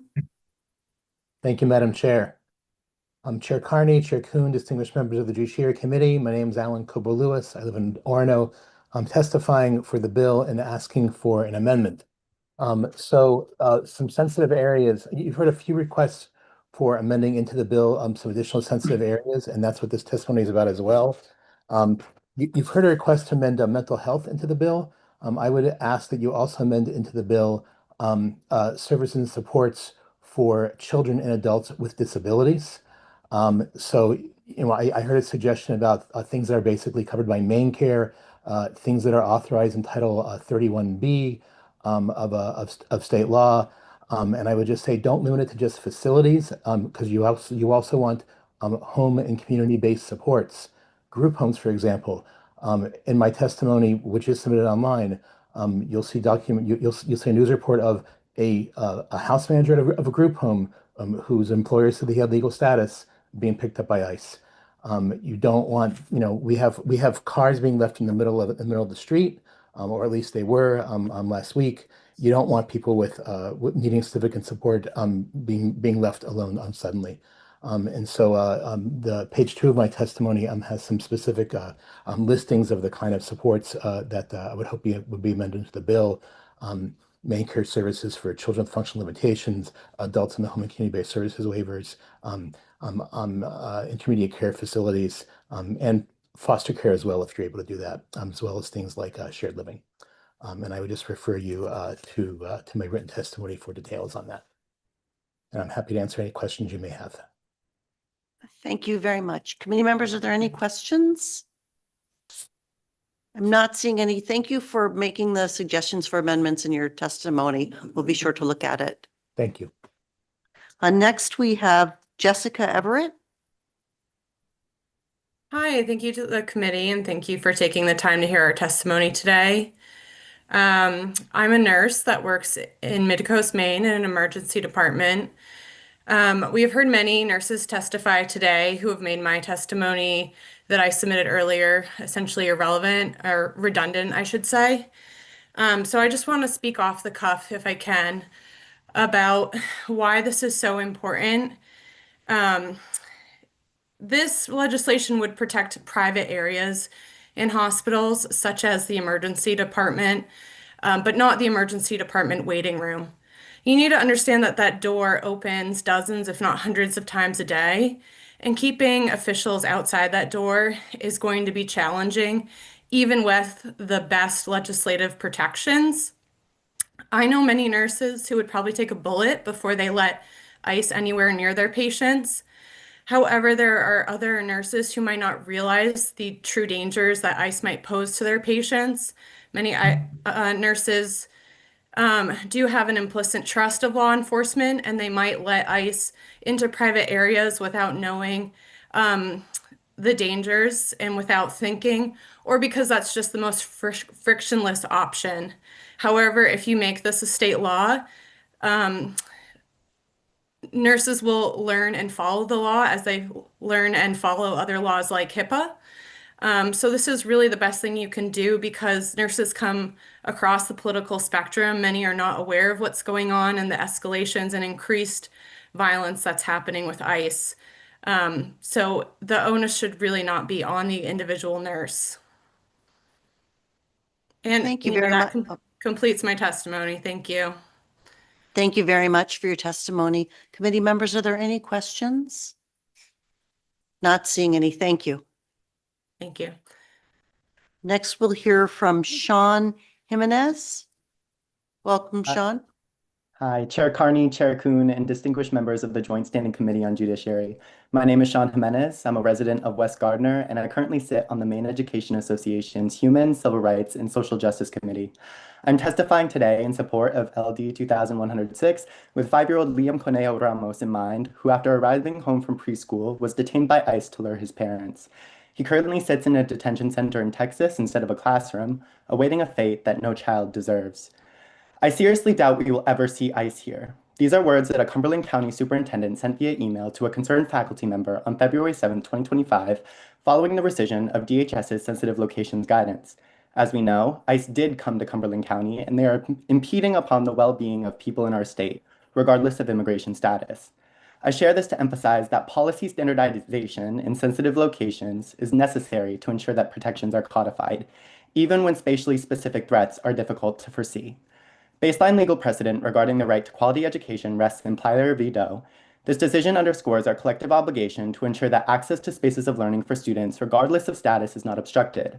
A study published by CBER found a 22% increase in total daily student absences in California school districts following intensified immigration enforcement. Maine has seen a similar rise in absenteeism following enforcement operations. Chronic absenteeism correlates to increases in dropout rates and incarceration, which may pose a financial burden on our state in the long run. I will be sending over a report informed by gaps in FOIA data that I collected from 7 school districts last February to highlight the necessity for additional provisions or further legislation that clarifies processes on retaining sensitive records in students' cumulative files, memorializing school-based enforcement interactions for future redress if necessary, and contacting child welfare services if a student's parent or guardian is detained. If helpful, I'd love to be present for the work session on this bill, and I encourage you to look at California Assembly Bill 699 and Nevada Assembly Bill 217 for further inspiration regarding enforcement mechanisms and the AG's role in creating model policies, which were 2 things that you had questions on earlier. I urge you to vote ought to pass on LD 2106, and thank you for your time. Thank you so much for your testimony, and thanks in advance for the resources you'll be sending to us. Are there any questions, committee members? Not seeing any. Thank you very much. Thank you so much. She declined, but maybe she just doesn't understand, but Caroline is okay. This is an announcement for Ann Lichtenwalker, and I'm sorry if I'm mispronouncing your name, but you'll be sent a prompt to accept transfer onto the panel in order to provide your testimony. Please do so that we can hear from you. Thank you. And next we'll hear from Carolyn Hadlaskano. Hi. Again, my apologies if I don't pronounce your name correctly. That's okay. Thank you. Thank you for giving me the opportunity to speak today. My name is Caroline Hadilaksono. I'm a resident of Portland, Maine. I'm here to support LD 2106 and to ask you to please protect Maine's public schools, hospitals, daycares, and libraries from ICE. With the new ICE operation in Maine, depravedly named Operation Catch of the Day, Maine's non-citizen residents are living in deep fear and anxiety, scared to leave their homes, go to work, take their children to school, to seek health care. To the representative who asked if this bill will create sanctuary spaces for criminals, in Portland, I'm not witnessing criminals running into the public library to hide from law enforcement. The only people who are currently terrorizing my town are ICE agents who are smashing car windows and detaining people illegally. My white neighbors and I are currently rallying to help our community members who are asylum seekers to shelter in place. We are escorting their children to and from school. We are driving them to and from work, bringing them groceries because they are afraid to leave their homes. They are Maine residents who have lived here for years. They are here legally. They have pending immigration court cases to seek asylum. They work multiple jobs. They pay taxes. They have no criminal records, and yet they are living in fear. LD 2106 would provide a clear guidance to workers at these essential public places that a decision has been made in Maine's state government that ICE agents are prohibited from entering these locations without a valid judicial warrant, and thus putting back in place a long-standing federal policy that was rescinded in 2025. We can see in the news that constitutional violations are happening. Black and brown people have been losing their lives to ICE for years. The most recent uninvestigated murders of Alex Preddy and Renee Good are particularly chilling for us in the immigrant community, because if ICE agents are killing white people on video, what will they do to us, immigrants, non-citizens, and Black and brown people of color off camera? I urge you to do what's right and support this bill. Thank you. Thank you for your testimony. Committee members, are there any questions? I'm not seeing any. Thank you so much for testifying this evening. Thank you. Next, we'll hear from Kathleen McGovern.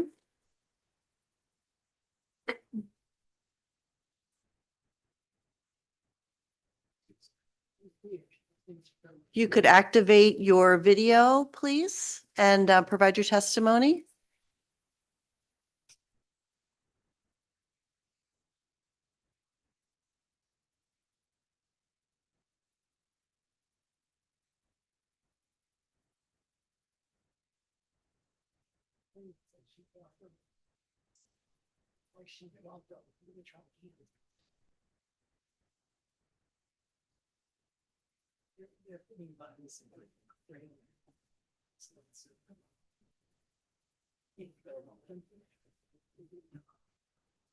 We're having some trouble reaching people, so we're going to go on and hear from Robin Hadlock Seeley.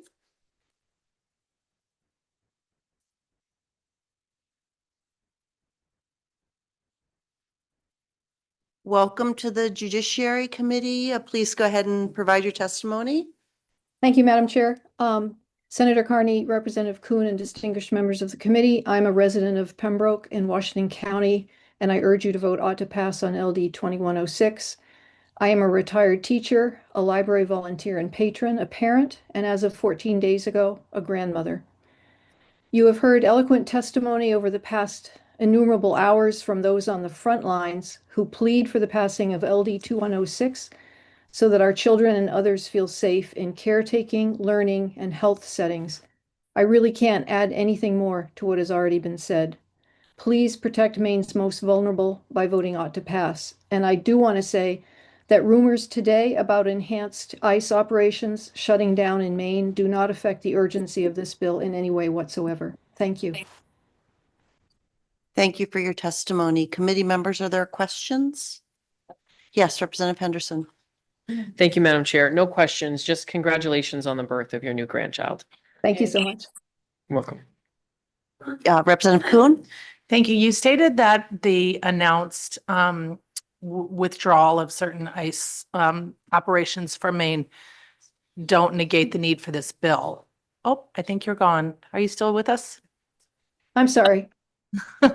Oh, thank you. Okay. I just wondered if you could explain that statement to us of why you feel that that withdrawal doesn't impact the necessity for this bill. Because like everything else, it seems like a very slippery thing. Things have been said, things have been retracted. no matter what's happening on the outside, this seems like basic protections that we in Maine need, no matter what's going on in the political swirl that's going out there in the world. This is something that we really need, no matter what's happening politically out there. Thank you. Any further questions, committee members? Seeing none, thank you for your testimony. Thank you. Kathleen McGovern, you may begin your testimony. Okay, thank you. I urge you to pass this legislation. I serve as an assistant professor of teaching English to speakers of other languages. And though I am not speaking on behalf of my institution today, but rather from my own personal expertise and experience, I do work with multilingual English speakers, their teachers, and communities who are all terrified right now to attend schools or carry out their basic duties because of recent ICE actions in the state.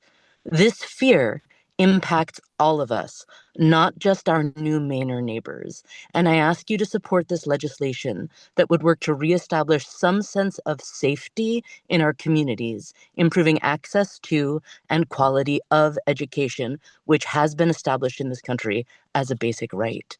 With over 21,000 students enrolled in Maine schools having at least one non-citizen parent, this policy would have a huge impact towards increasing safety, security, attendance, and quality of education. While Maine doesn't have the authority to prohibit all immigration enforcement at these places, the state can put in place measures to ensure that we are not actively permitting enforcement. LD 2106 would provide important clarity and guidance to workers at these places, especially teachers, that a decision has been made by Maine state government that immigration officers are prohibited from entering these spaces without a valid judicial warrant.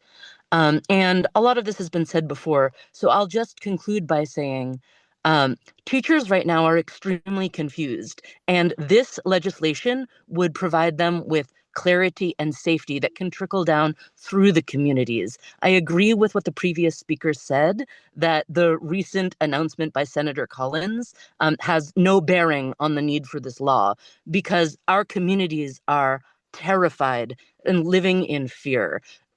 Adopting this legislation would send a clear message that you stand with them and that you are ready to take action to protect our teachers, our students, our healthcare workers, and our communities. Thank you very much. Thank you for your testimony.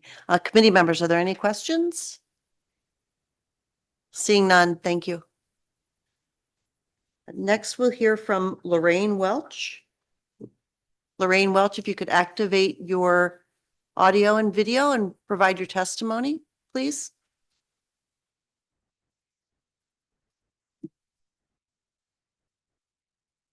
Oh, thank you so much for letting me discuss.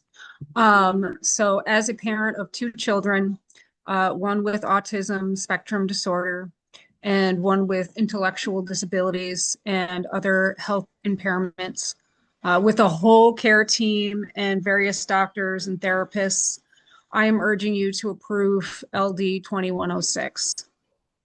What our kids need is stability and safety, not armed, masked, mostly men, shouting and overall being aggressive.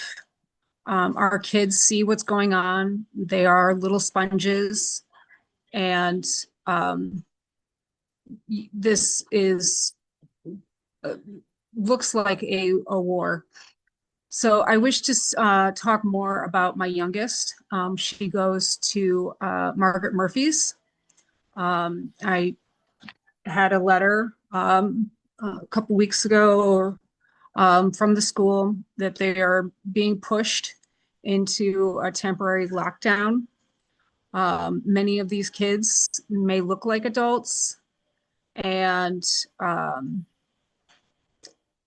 what a neurotypical person deems as a small temporary change, these kids may go into a severe fear response and act unpredictable and aggressive. This is dangerous, as seen in Minnesota. And what was also written were that Many kids in this school are rewarded with outings. And this can't happen now. And again, this can be very chaotic for kids who need, especially who need this stability. So I advocate that you please approve this LD 2106. Thank you. Thank you so much for your testimony and sharing the information you received from your child's school. Committee members, are there any questions? I'm not seeing any. Many thanks. Next, we'll hear from Jasmine Landry.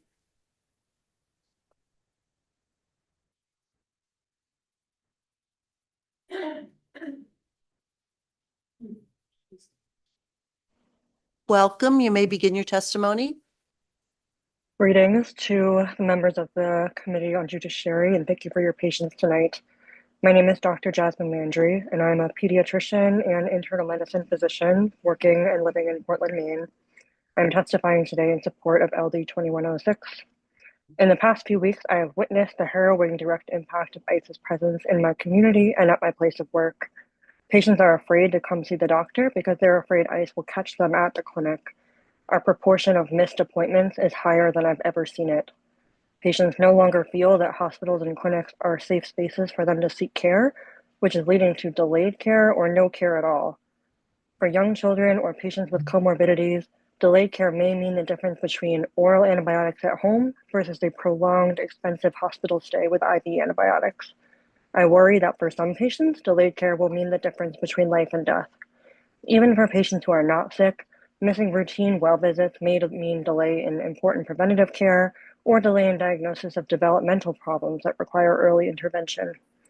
LD 2106 ensures that ICE cannot enter Maine's healthcare facilities without a valid judicial warrant. This will protect both people who are accessing services as well as the people who work there.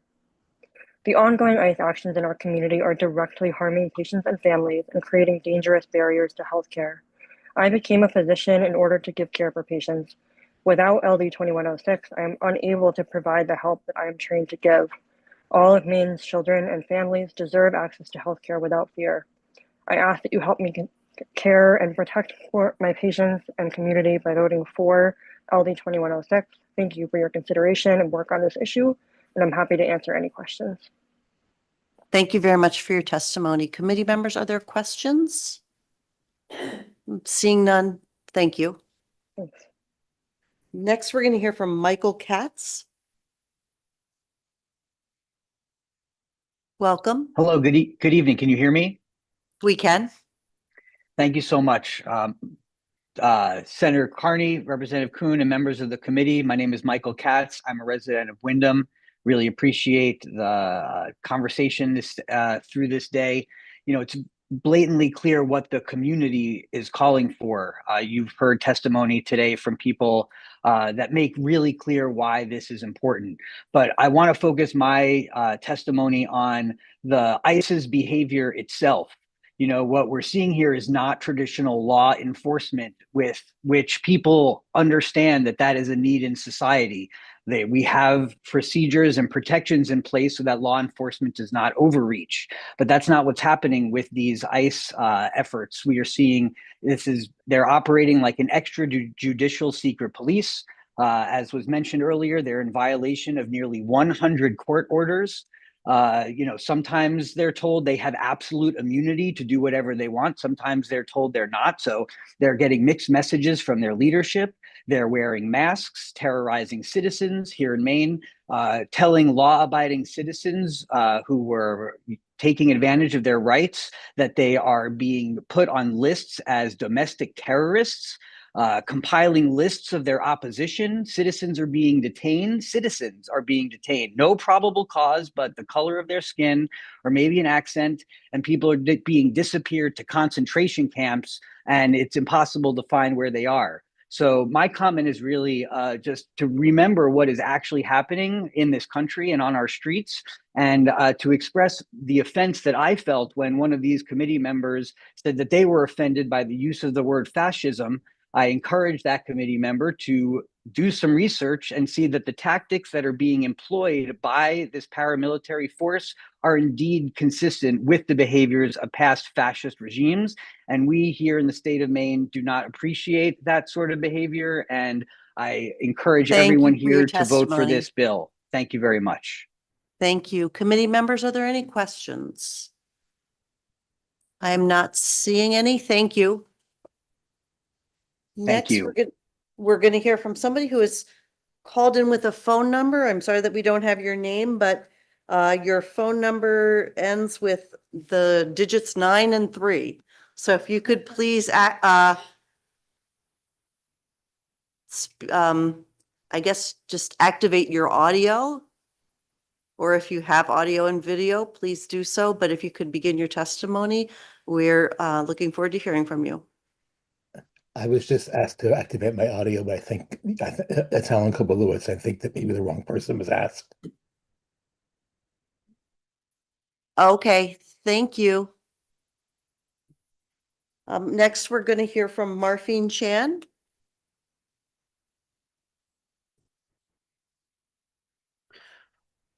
Greetings, Senator Carney, Representative Kuhn, and distinguished members of the Judiciary Committee. I'd really hoped to be in person, as you saw a little bit of me earlier today.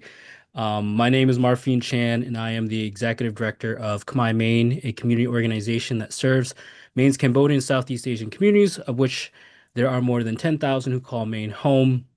In the past 2 weeks, I've watched our community change in ways I never thought I would see in Maine. Parents are keeping their children home from school. Multiple healthcare appointments have been canceled. Families are afraid to leave their homes to buy groceries or go to the food pantry. And elders are unwilling, at least in our community, to leave their rooms, let alone their homes. I'm going to skip a lot of what I said because my written testimony is available in person there. But I've spent 5 years on Portland's planning board, working in housing, zoning, sustainability. I've served as an at-large charter commissioner. And as many of you understand, policy is about people, about the conditions we create for them to live, work, and raise their families. I have extended family who came to this country as immigrants. I know the hopes that motivate people to build new lives here. I also know the fear that can unravel those hopes when communities feel under attack by their own government. We are better than this. Maine is better than this. LD 2106 ensures that enforcement follows proper legal channels. It protects spaces that must remain trusted for our communities to function, our schools, our hospitals, our libraries, our child care facilities. Thank you, Representative Ellie Sato, for putting this forward.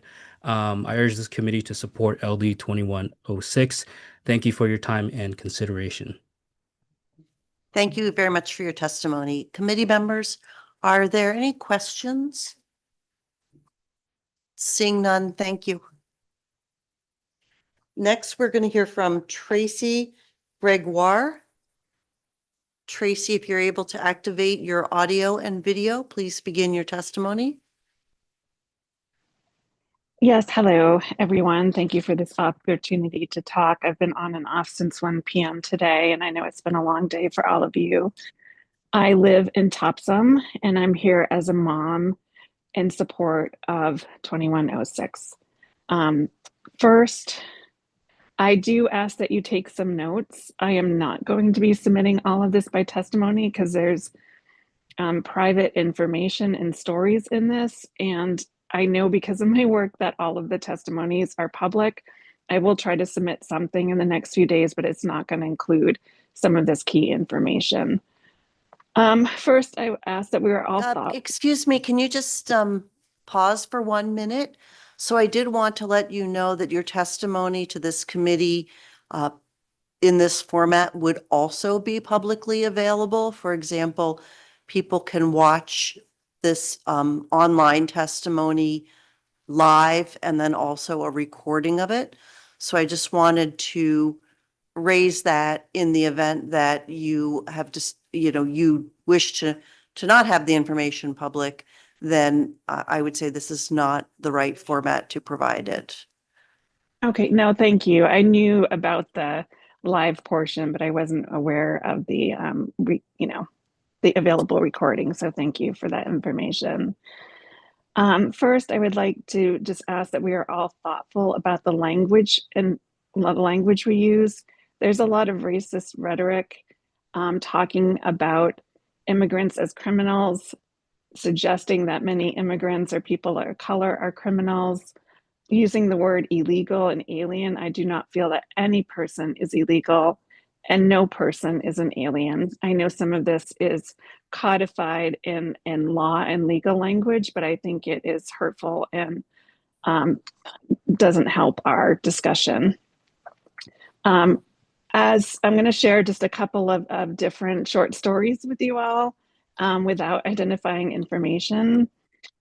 First, I just want to share that a developmental disability doctor who specializes in kids with autism told me directly that this is the most scariest thing she has ever gone through, meaning ICE agents and abducting people and the fear in her patients and in her community. She says she has the hotline to both legal counsel as well as hotlines to report ICE agents right next to her computer and has had that for several months. Another couple I know, the woman is African American and Latino, here legally, has paperwork, and might be a US citizen as well, but that doesn't matter. Their fear is so great that she does not leave the house right now. Tracy, if you could, the 2 minutes are up and we did turn the clock off when I was talking to you about confidentiality, but if you could please wrap it up in a sentence or two. Yeah, so also, as a mom with a son who is Black, who is a US citizen, I am still fearful that he could possibly be pulled over or not feel safe at school or at other settings. And I also know some parents who have a copy of their child of color, their child's passport in all of their collars and all of their wallets. I would ask the committee to, yeah, thank you. Thank you so much for your testimony in support of LD 2106. Committee members, are there any questions? I'm not seeing any. Many thanks. Thanks. Next, we'll hear from Ann Lichtenwaller. If you could activate your audio and video and begin, please. Okay, thank you so much. I'm sorry for the difficulties in getting connected. My name is Ann Lichtenwalner. I am a retired veterinarian and professor at the University of Maine, and I live in Orono. And I just wanted to say that, not to reiterate all the testimony that's gone on, but that much of the work of creating a healthy, thoughtful, democratic society is done in our schools. And as well, many kids depend on schools for at least one meal a day. So if people are afraid to go out of the house, afraid to send their kids to school, afraid to seek medical help, etc., eventually our society and also, of course, public health will suffer. And, anxiety and fear is a big deal in our immigrant communities right now, but it's beyond that as well. And I'm sure you've heard that tonight, but family and friends are disappearing, conditions in detention are apparently inhumane. The risks of attacks by ICE agents actually kind of extends to all of us. Because we've had cases of mistaken identities, detention of full citizens and others who are legal immigrants, and detention of law-abiding people, including corrections officers here in Maine, and violent attacks on observers. So while ordinary compassion for each other should impel us to restrict ICE's activity, enlightened self-interest should do so as well. A well-armed militia that targets the American people is not in anyone's best interest. So let Stephen King keep his well-earned title as Maine's master of the horror genre, and let's stop this nightmare. Please don't let ICE trample all over Maine's landscape, and please follow your conscience, of course, but take action. I hope you will support this bill. Thank you very much. Thank you very much for your testimony and thank you for your efforts to connect with us. Committee members, are there any questions? Thank you very much. And then next we'll Thank hear you. from Martin Chartrand. Martin, if you could please activate your audio and video and begin your testimony.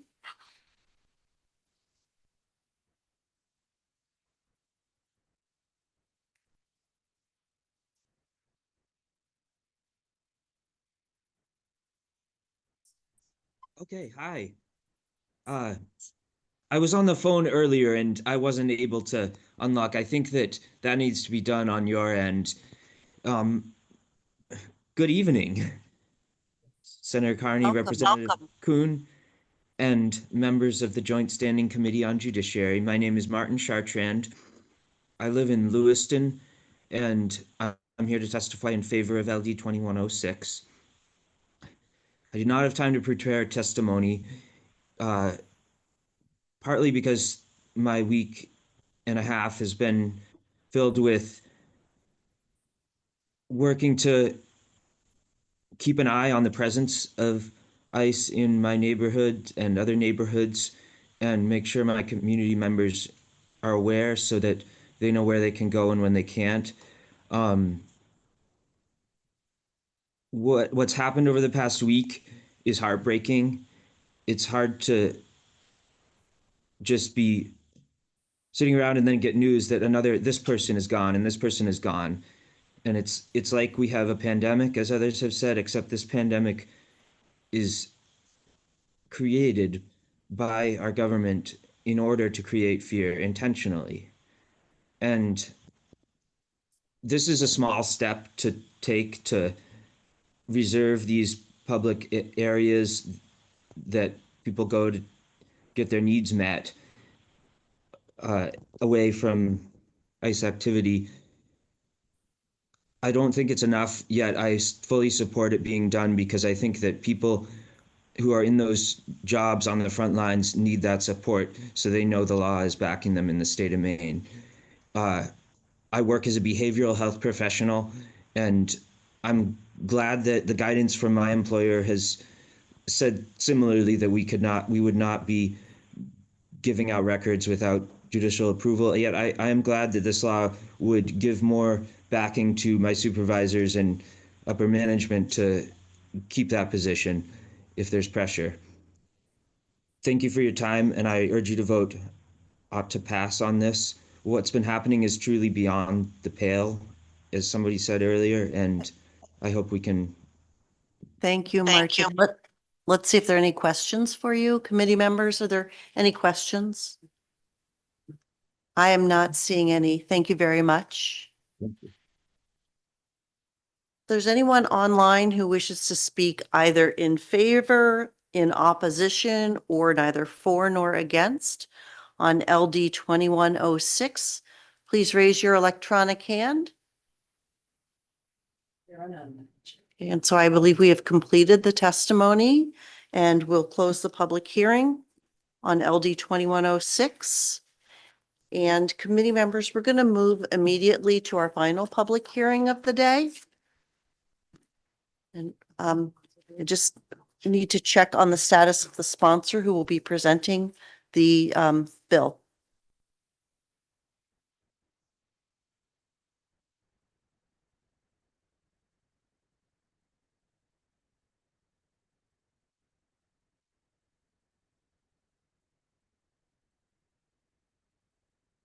We'll get started in just one moment.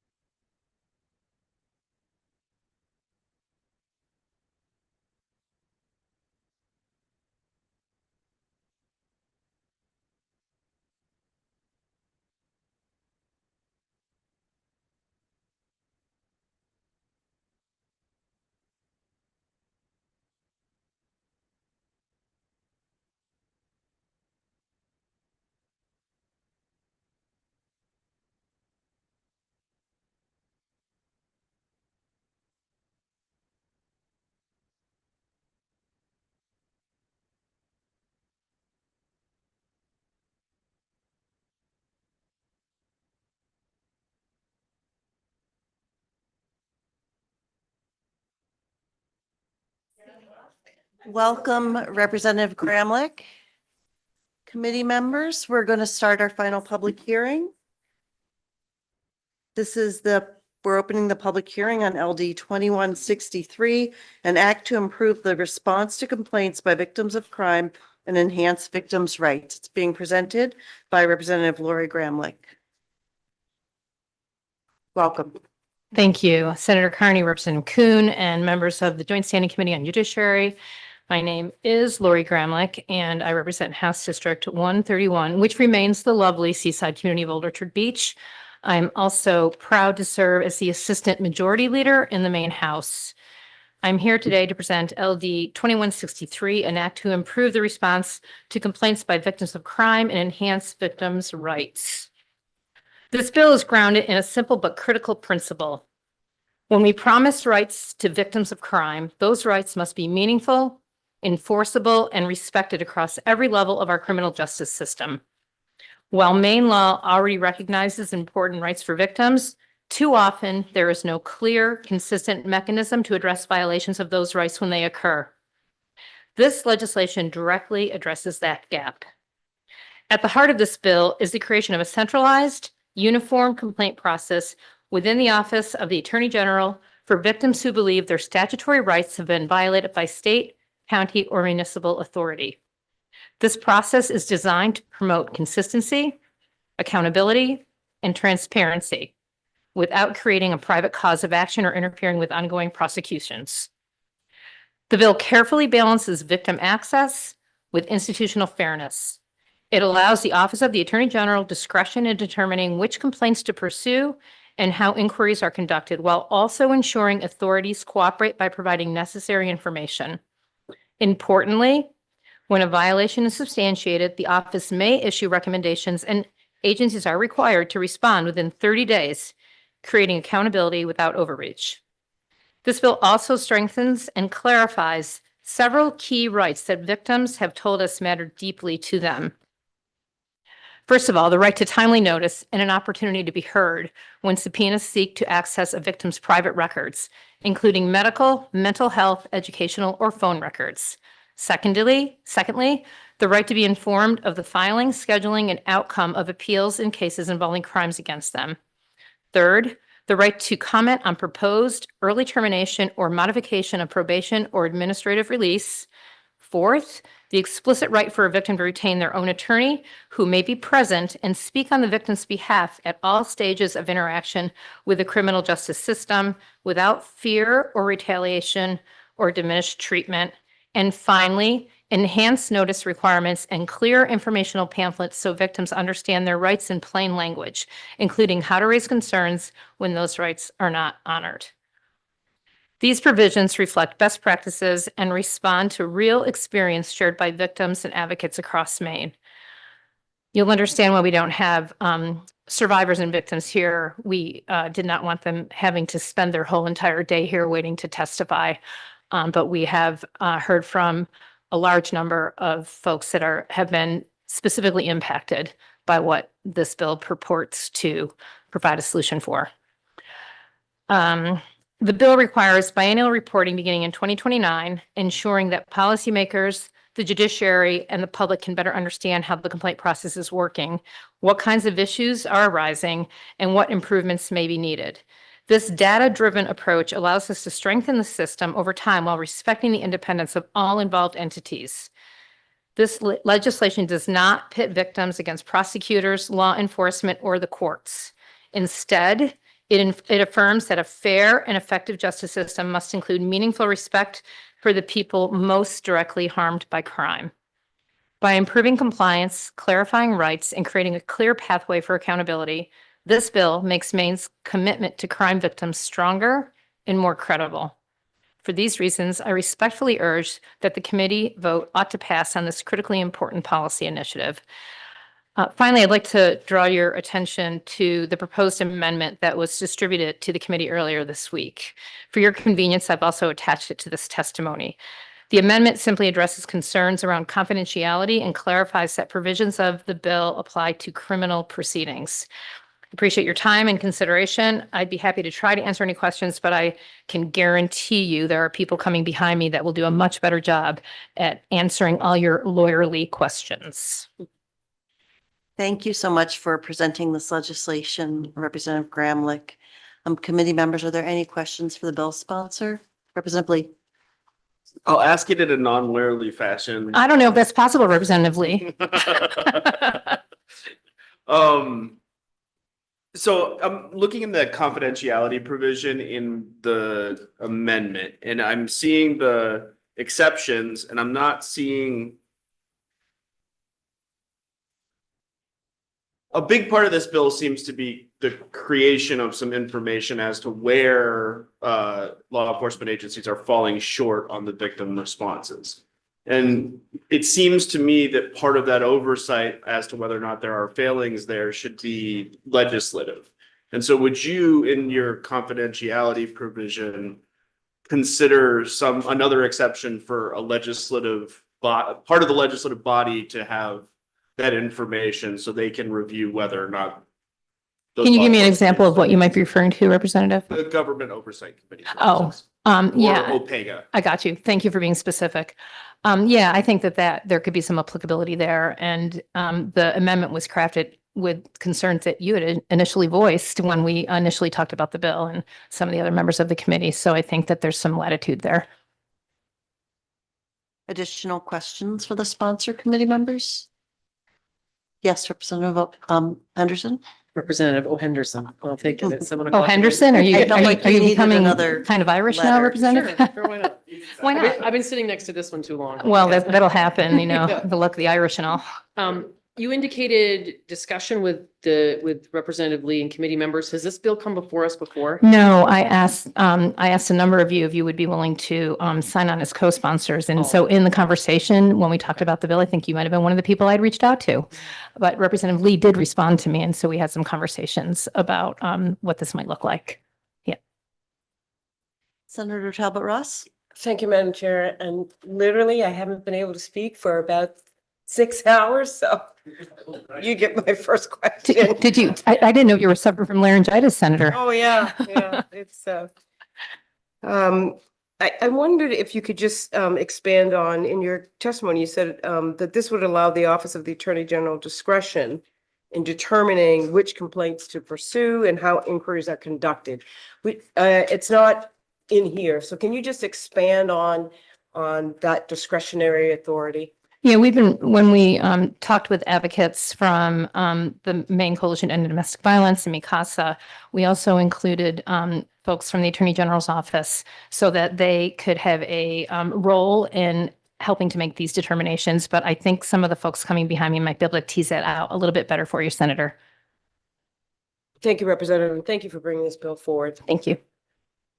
Are there additional questions for the bill sponsor? Representative Henderson. Thank you, Madam Chair. So just really briefly, I'm assuming that this is your amendment, a strike and replace of the original text. Is that correct? Is that how we want? Yeah, yes, please. Sorry. So just like you all, I'm tired. no, that's fair. Just getting my eyes on it right now, reading down through it, it seems as though obviously you're wanting to create a hub where people can make complaints.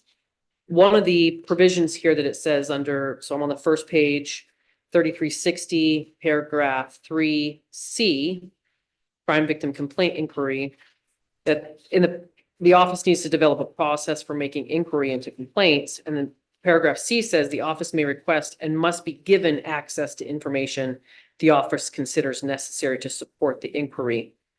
I'm assuming that this was designed to just ensure compliance with who they're reaching out to, but not to require them to provide information that may be subject to confidentiality laws. Is that correct? Yes, Representative, what we had found was and again, folks can elaborate on this when they come behind me and provide their testimony, but what we had found was that there were a number of instances within certain counties within the state where victims of crime were not informed or alerted to proceedings, although folks who were perpetrating those crimes and their attorneys were. And so this is an opportunity to provide some parity so that the victims are also given that same opportunity. Did you have a follow-up? Yes, just, I think, I don't know if the last part of my question was lost. Oh, it might have been. I'm Um, sorry. No, that's okay. But just to ensure that this is designed to make it sure that there's compliance with the entity that's being quote unquote investigated, but not to force them to give information that would otherwise be confidential. Correct. Okay, thank you. Additional questions, committee members? Seeing none, thank you. Oh, yes, Representative Sinclair. Sorry, Madam Chair, it took me an extra moment to formulate it. So everybody always has the right to retain their own counsel. So there's nothing new by our potentially saying that the victim has the right to do that. My question goes to the suggestion that the victim have a right to be heard through counsel at every stage of a criminal proceeding. Do you have any concern that given the current backlog we already have with two parties in the case, that adding in a third who potentially would also be able to file motions for continuance if, oh, I can't show up on Thursday, any concern at all that this is going to slow down an already too slow process? I suppose, Representative, there might always be that concern, but I would kind of push back a little bit that if defense attorneys are given that opportunity, I think that the attorneys for victims should also be given the same opportunity. You may ask a follow-up. So I certainly understand that perspective. Again, are you looking to have victims made an actual party to the case such that they could file substantive pleadings? I'm going to let the attorneys coming behind me answer that question for you. Thank you. Anything else, committee members? Seeing none, thank you.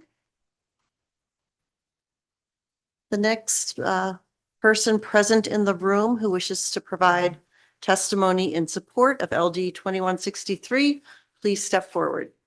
Thank you.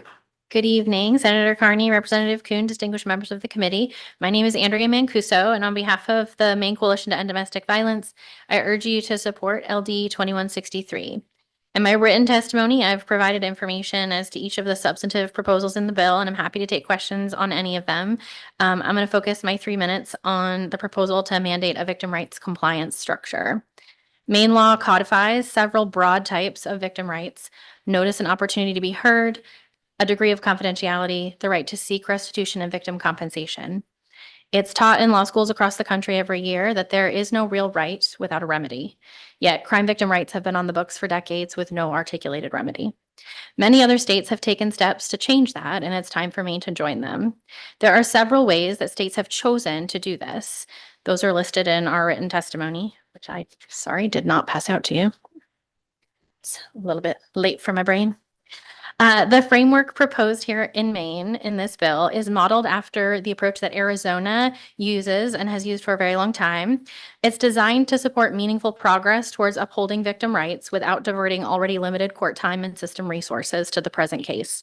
This approach focuses on providing support to agencies in our state who are responsible for carrying out victim rights, providing a clear place for victims to be heard, and ensuring policymakers have quality information on whether and how enacted victim rights laws are implemented and followed. To be clear, there is nothing in this bill that creates a right for victims to unwind criminal court processes that have already happened. This structure is intended to create a process for better understanding of where practice changes are needed and provide a level of oversight and support for those changes occurring to prevent future violations. Earlier this year, 2 domestic violence cases involving high-risk offenders, each with 2 separate criminal case files, had dispositions entered by the court without either victim being notified of the court date, without being given an opportunity to be heard by the court, without having the court ask, as it is statutorily required to, whether either of these victims was seeking restitution. Both cases had been transferred from one district to another, with one of those victims not even knowing about the transfer, and without the initial prosecutorial district even knowing about the transfer of one of the cases. Dispositions entered were then sua sponte changed by the court at a later court date. Neither victim was provided notice of that court date or given an opportunity to be heard on the change in the case disposition. That's at least 10 victim rights violations in 2 cases in just one prosecutorial district.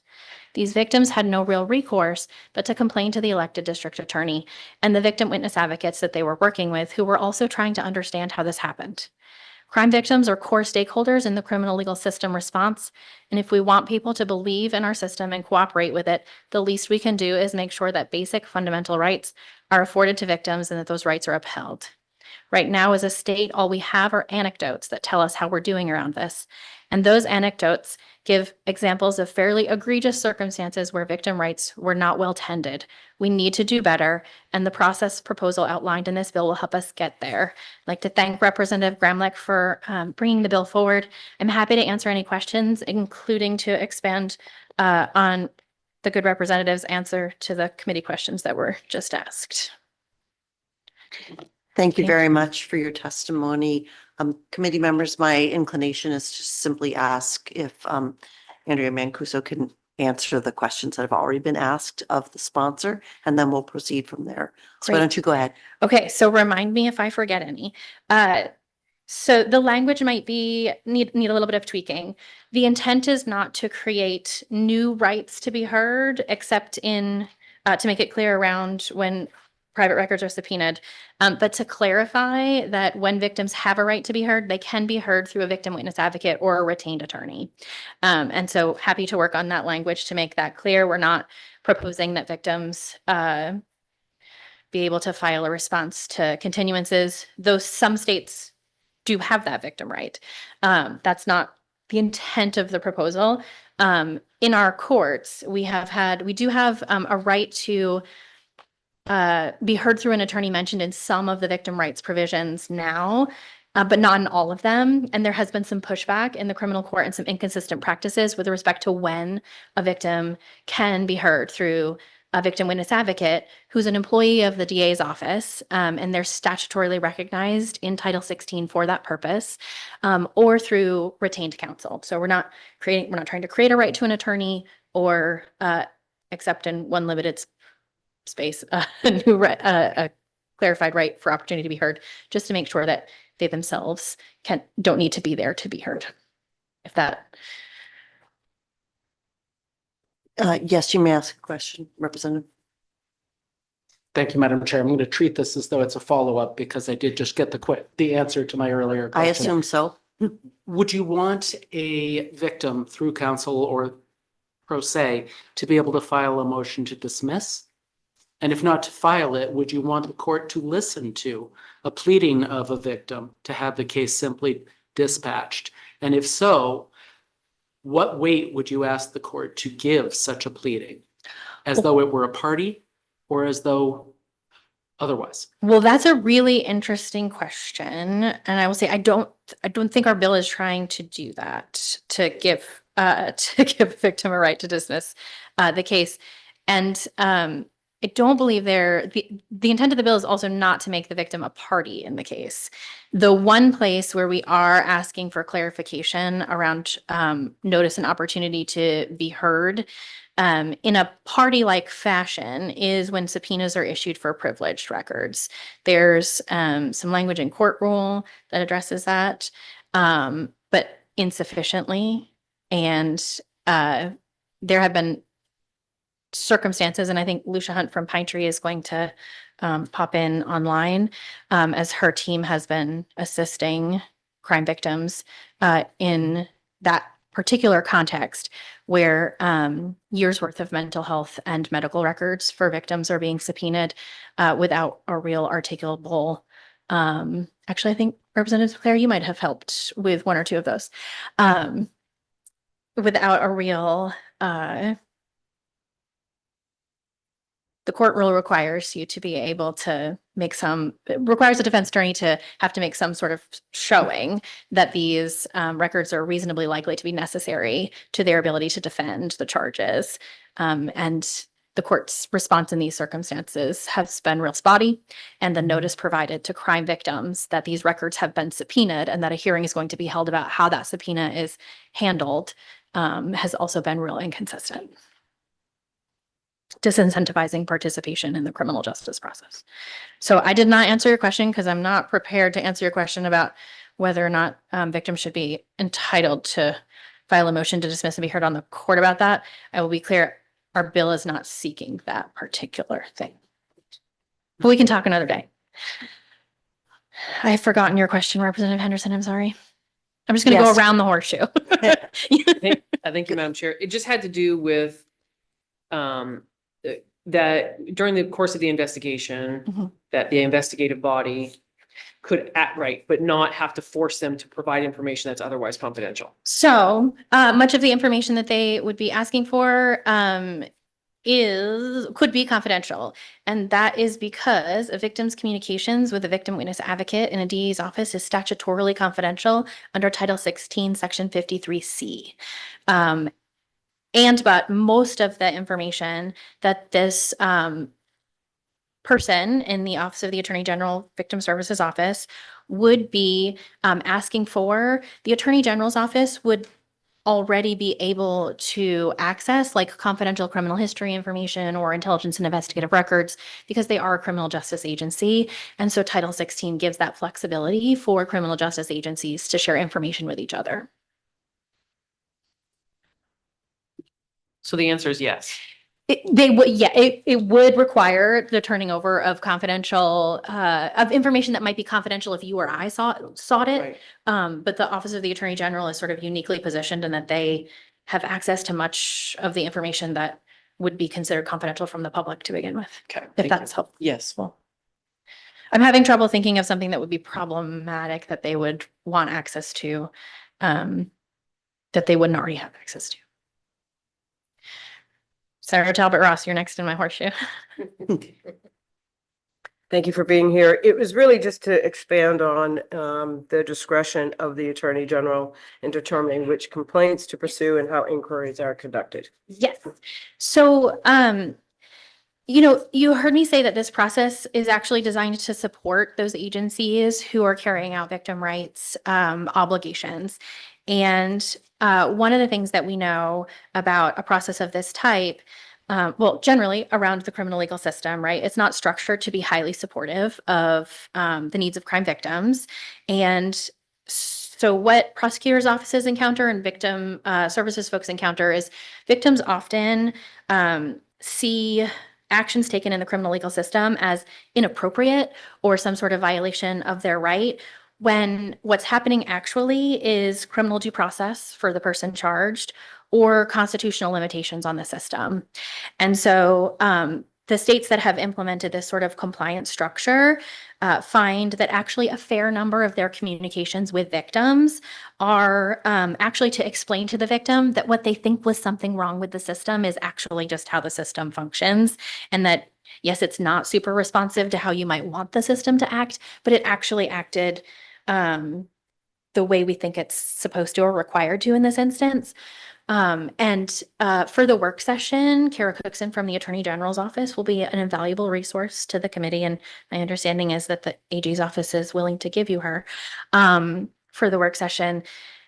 Her perspective in talking to other state agencies that have this is a high number of the complaints that they receive from victims, they're actually able to resolve without opening an inquiry just by sort of being that backup to the prosecutor's office to say, yeah, I hear what you're saying, but it's actually just a limitation on the criminal legal system. So it's important for them to have discretion in which complaints they open because you wouldn't want them to waste a lot of time opening complaints that they can kind of tell by that initial conversation are not really things that they really need to be in touch with the prosecutor's office about.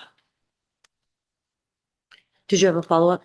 Just a minor one. So there would be no appeal No. component to any of this at all? No, it's designed so that if a victim, in its simplest terms, if I'm a victim and I am going through the process and a disposition was entered without me knowing about the court date or having an opportunity to be heard, I can call you at the Attorney General's office and say, I think this went wrong.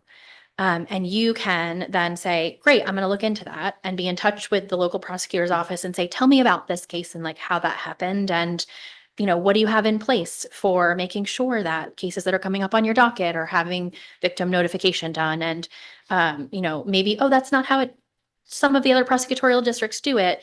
We're going to make a recommendation that you actually do that in a more best practice way. And then requiring the office to say, okay, we've thought about that and we've taken these steps, or we've thought about that and we've decided not to take those steps. But there's not a right of action or a right of appeal for whatever decisions the office is making on that. I thank you for that great explanation. Long-winded at 8 o'clock. And I have completely forgotten your question, Representative Lee, if you could re-ask it. I'm asking a slightly different way to you. That darn law degree. I think you and I had a conversation about this bill. I had some initial reservations about it because it didn't have like an actual remedy, like an appeal or some sort of mechanism for enforcing it. And I appreciated your response, which is a big part of its necessity, its remedy is the information being out there, that there is somewhere where a victim can go and have a response. And so I think part of that from my perspective is oversight, the need for oversight of when these law enforcement departments are not effectively serving victims' rights. And my question was in the confidentiality provision, shouldn't there be some element of legislative oversight over the effectiveness of the response of victims? So I think there's a balance to be had in understanding that what we're trying to do really is to structure a collaborative, cooperative process where folks will come to a table and talk about what happened and how we might do it better. I think the purpose of a biennial report, which is standard in other states that have this, is to be able to provide some level of detail, but mostly aggregate information around, like, we received these complaints of this type. You could theoretically say, which prosecutorial districts or regions of the state or counties were involved with these complaints, what types of recommendations were made, were they adopted, what's some pushback. I anticipate some pushback to implementation of recommendations might be resource and capacity constraints in the counties.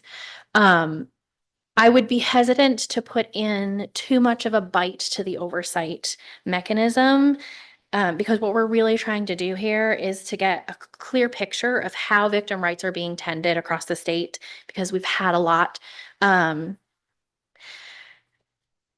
I will say just MCDV and Maine's regional domestic violence resource centers have increasingly worked with victims in the last handful of years where it was clear that victim rights were not being well tended. And while sometimes the response is what you hope it would be, sometimes the response is reflects a greater level of apathy than one would hope. And I understand this is a system under significant constraints. I think you all have been deeply involved in trying to make that system functional. Pressure on the system from insufficient resources, high caseloads, other very real challenges that we don't want to discount, doesn't negate statutory obligations to crime victims. And I think we've hit a point at which we all really need to be interested in understanding what's working and what's not, and where it's working and where it's not, so that we can look at what are systemic fixes to make sure that crime victim rights are well tended. I have a follow-up, but I think it's better done at the work session with the AG's office. Thank you. Okay. Anything else, committee members? Seeing none, thank you. Thank you. Would the next person in the committee room who wishes to speak in support of 2163, please step forward. Hi. Good evening.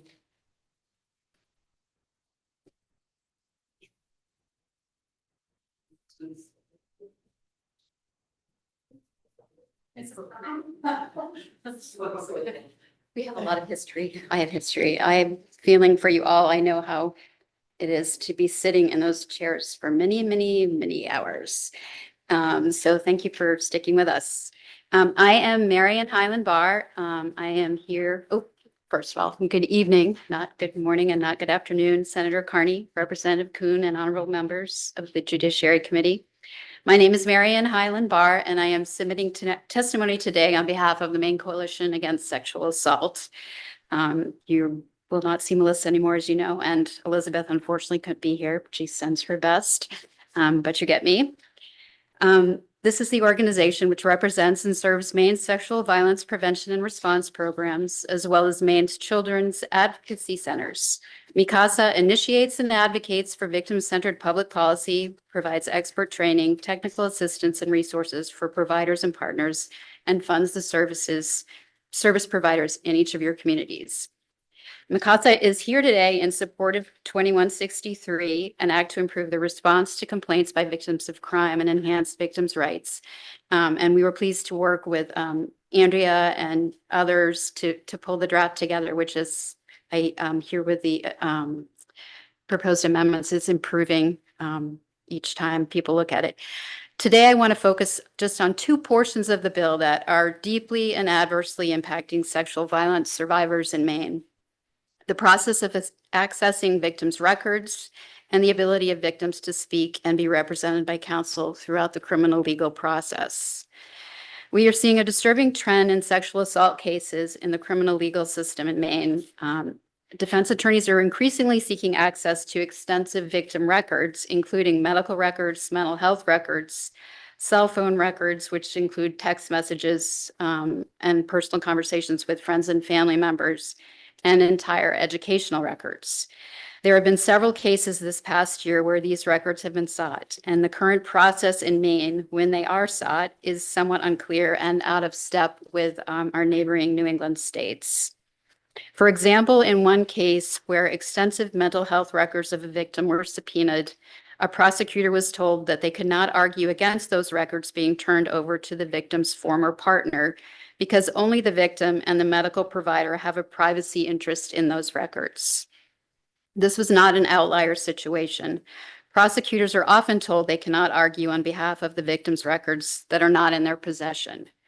Therefore, it's essential that the victims are provided the notice from the court, the state, the attorney, and an opportunity to be heard when their records are sought in a criminal proceeding. Furthermore, it is essential that the victims have the right to be represented by an attorney when the records are sought. In the example I just noted, the victim was a very young adult, and it would have been extremely challenging for her without an attorney to present the relevant law related to the medical records or to even know what was contained in those medical records. In other New England states, Massachusetts and New Hampshire, both, the courts have acknowledged full and detailed processes that should be followed when a criminal defendant requests a victim's personal records. We must ensure that we are offering sexual assault survivors the same protections here in Maine, and if we do not, we are further discouraging survivors from reporting crimes that already go unreported, as you know, in many, many cases. For these reasons, we support 2163. Thank you very much for your consideration, and we'd be happy to try to answer any questions. I will say MICASA is aware of the amendments that people have been talking to you about, and I'm in full support of those. So if there's anything else that we can do to help move the bill along, I'd be happy to do it. Thank you very much. Thank Committee you. members, are there any questions? Yes, Representative Sinclair. Good evening. Good evening. So at one point in your testimony, I heard you speak of the need for victims to have the opportunity to address the court when any of their confidential records are being sought by subpoena. But then later you narrowed that to say that you thought that that was necessary, or your organization thought that was necessary only when a criminal defendant is seeking those records. Are you suggesting that the victims should or should not be heard by the court in the event that the prosecutor is looking to subpoena those exact same records, either through a hospital or directly through the carrier of their cell service? That's a very good question. I'm assuming yes, but I'm gonna look over my shoulder. Both, yes. That would be what we would assume. You're welcome. Thank you for reading it so carefully. I know. Any additional questions, committee members? Not seeing any. Thank you very much. Thank for you. your It's nice to testimony. see you again. Is there anyone else in the committee room who wishes to speak in support of this legislation? If you are online and you wish to speak in support of this legislation, please raise your electronic hand and keep it raised until you've been brought on to the panel to provide your testimony. We are going to hear from Lucia Hunt, committee members. Welcome. Good evening. Senator Carney, Representative Kuhn, and members of the Joint Standing Committee on Judiciary. My name is Lucia Hunt. I'm the Directing Attorney of Family Law and Victim Rights at Pine Tree Legal Assistance, and I'm speaking to you today in support of LD 2163, an act to improve the response to complaints by victims of crime and enhance victims' rights. Attorneys at Pine Tree's statewide Family Law and Victim Rights Unit represent survivors of domestic violence, sexual assault, and stalking. And although we focus on civil legal representation, our clients are primarily victims of crime. And during our representation, we hear about their experiences, which are often happening at the same time as their civil legal cases, their experiences with the criminal justice system. For those reasons, we support this bill's creation of a centralized process for crime victims to express their concerns. It's important for individual victims of crimes, but also to identify any patterns and to address those issues systemically. This bill will improve the overall response to crime victims by creating a process for receiving and responding to those concerns. As advertised, I am focusing my testimony on subpoenas of victim records. In addition to our civil legal representation, Pine Tree attorneys also have a limited role representing the victims of crime in criminal cases when their personal records are being subpoenaed as part of those cases. We receive referrals from victim witness advocates at the district attorney's office or the attorney general's office when they become aware of a case where a crime victim's information is subpoenaed as a part of the criminal case. In the cases that we've handled, these subpoenas, as Marion Highlandbar mentioned, are often for medical records, mental health treatment records, or cell phone records. They're often very broad requests, asking for records that are comprehensive or span a significant period of time. One example is a case where a sexual assault survivor's cell phone records were subpoenaed for 3 years, going back 3 years in time and including every phone call or text message she had sent during that time period.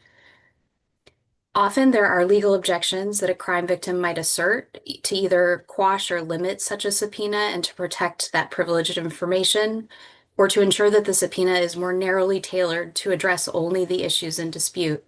But often crime victims are not aware that the subpoena has even been issued. In some cases that we've had, until determinations have already been made by the court. This bill would help address those gaps and ensure victims have timely notice and the opportunity to be heard when a subpoena is issued for any record about or concerning that victim. In response to Representative Sinclair's question, I believe that the Section 8 of the bill is written in a broad way that would address a subpoena by any party in the criminal case. So thank you so much for the opportunity to talk about this bill. I urge you to support it, and thanks also to Representative Gramlich for introducing the legislation. I'd be happy to answer any questions. Thank you very much for your testimony. Committee members, are there any questions for Lucia Hunt? I am not seeing any. Many thanks. Thank you.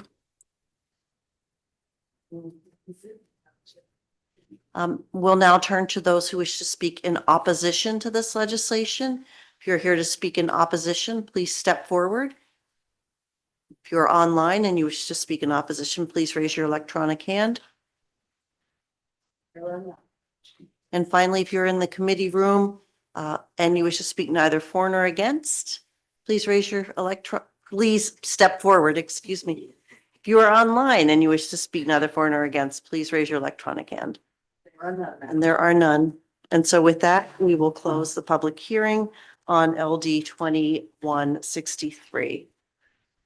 Thank you, everyone, for your patience with our earlier hearing and for being with us this evening. And committee members, is there any announcements, anything people need to know about before we leave? Yes, we do. Is there a motion? Representative Pugh. Move to adjourn. Is there a second? All those in favor? We are adjourned, committee.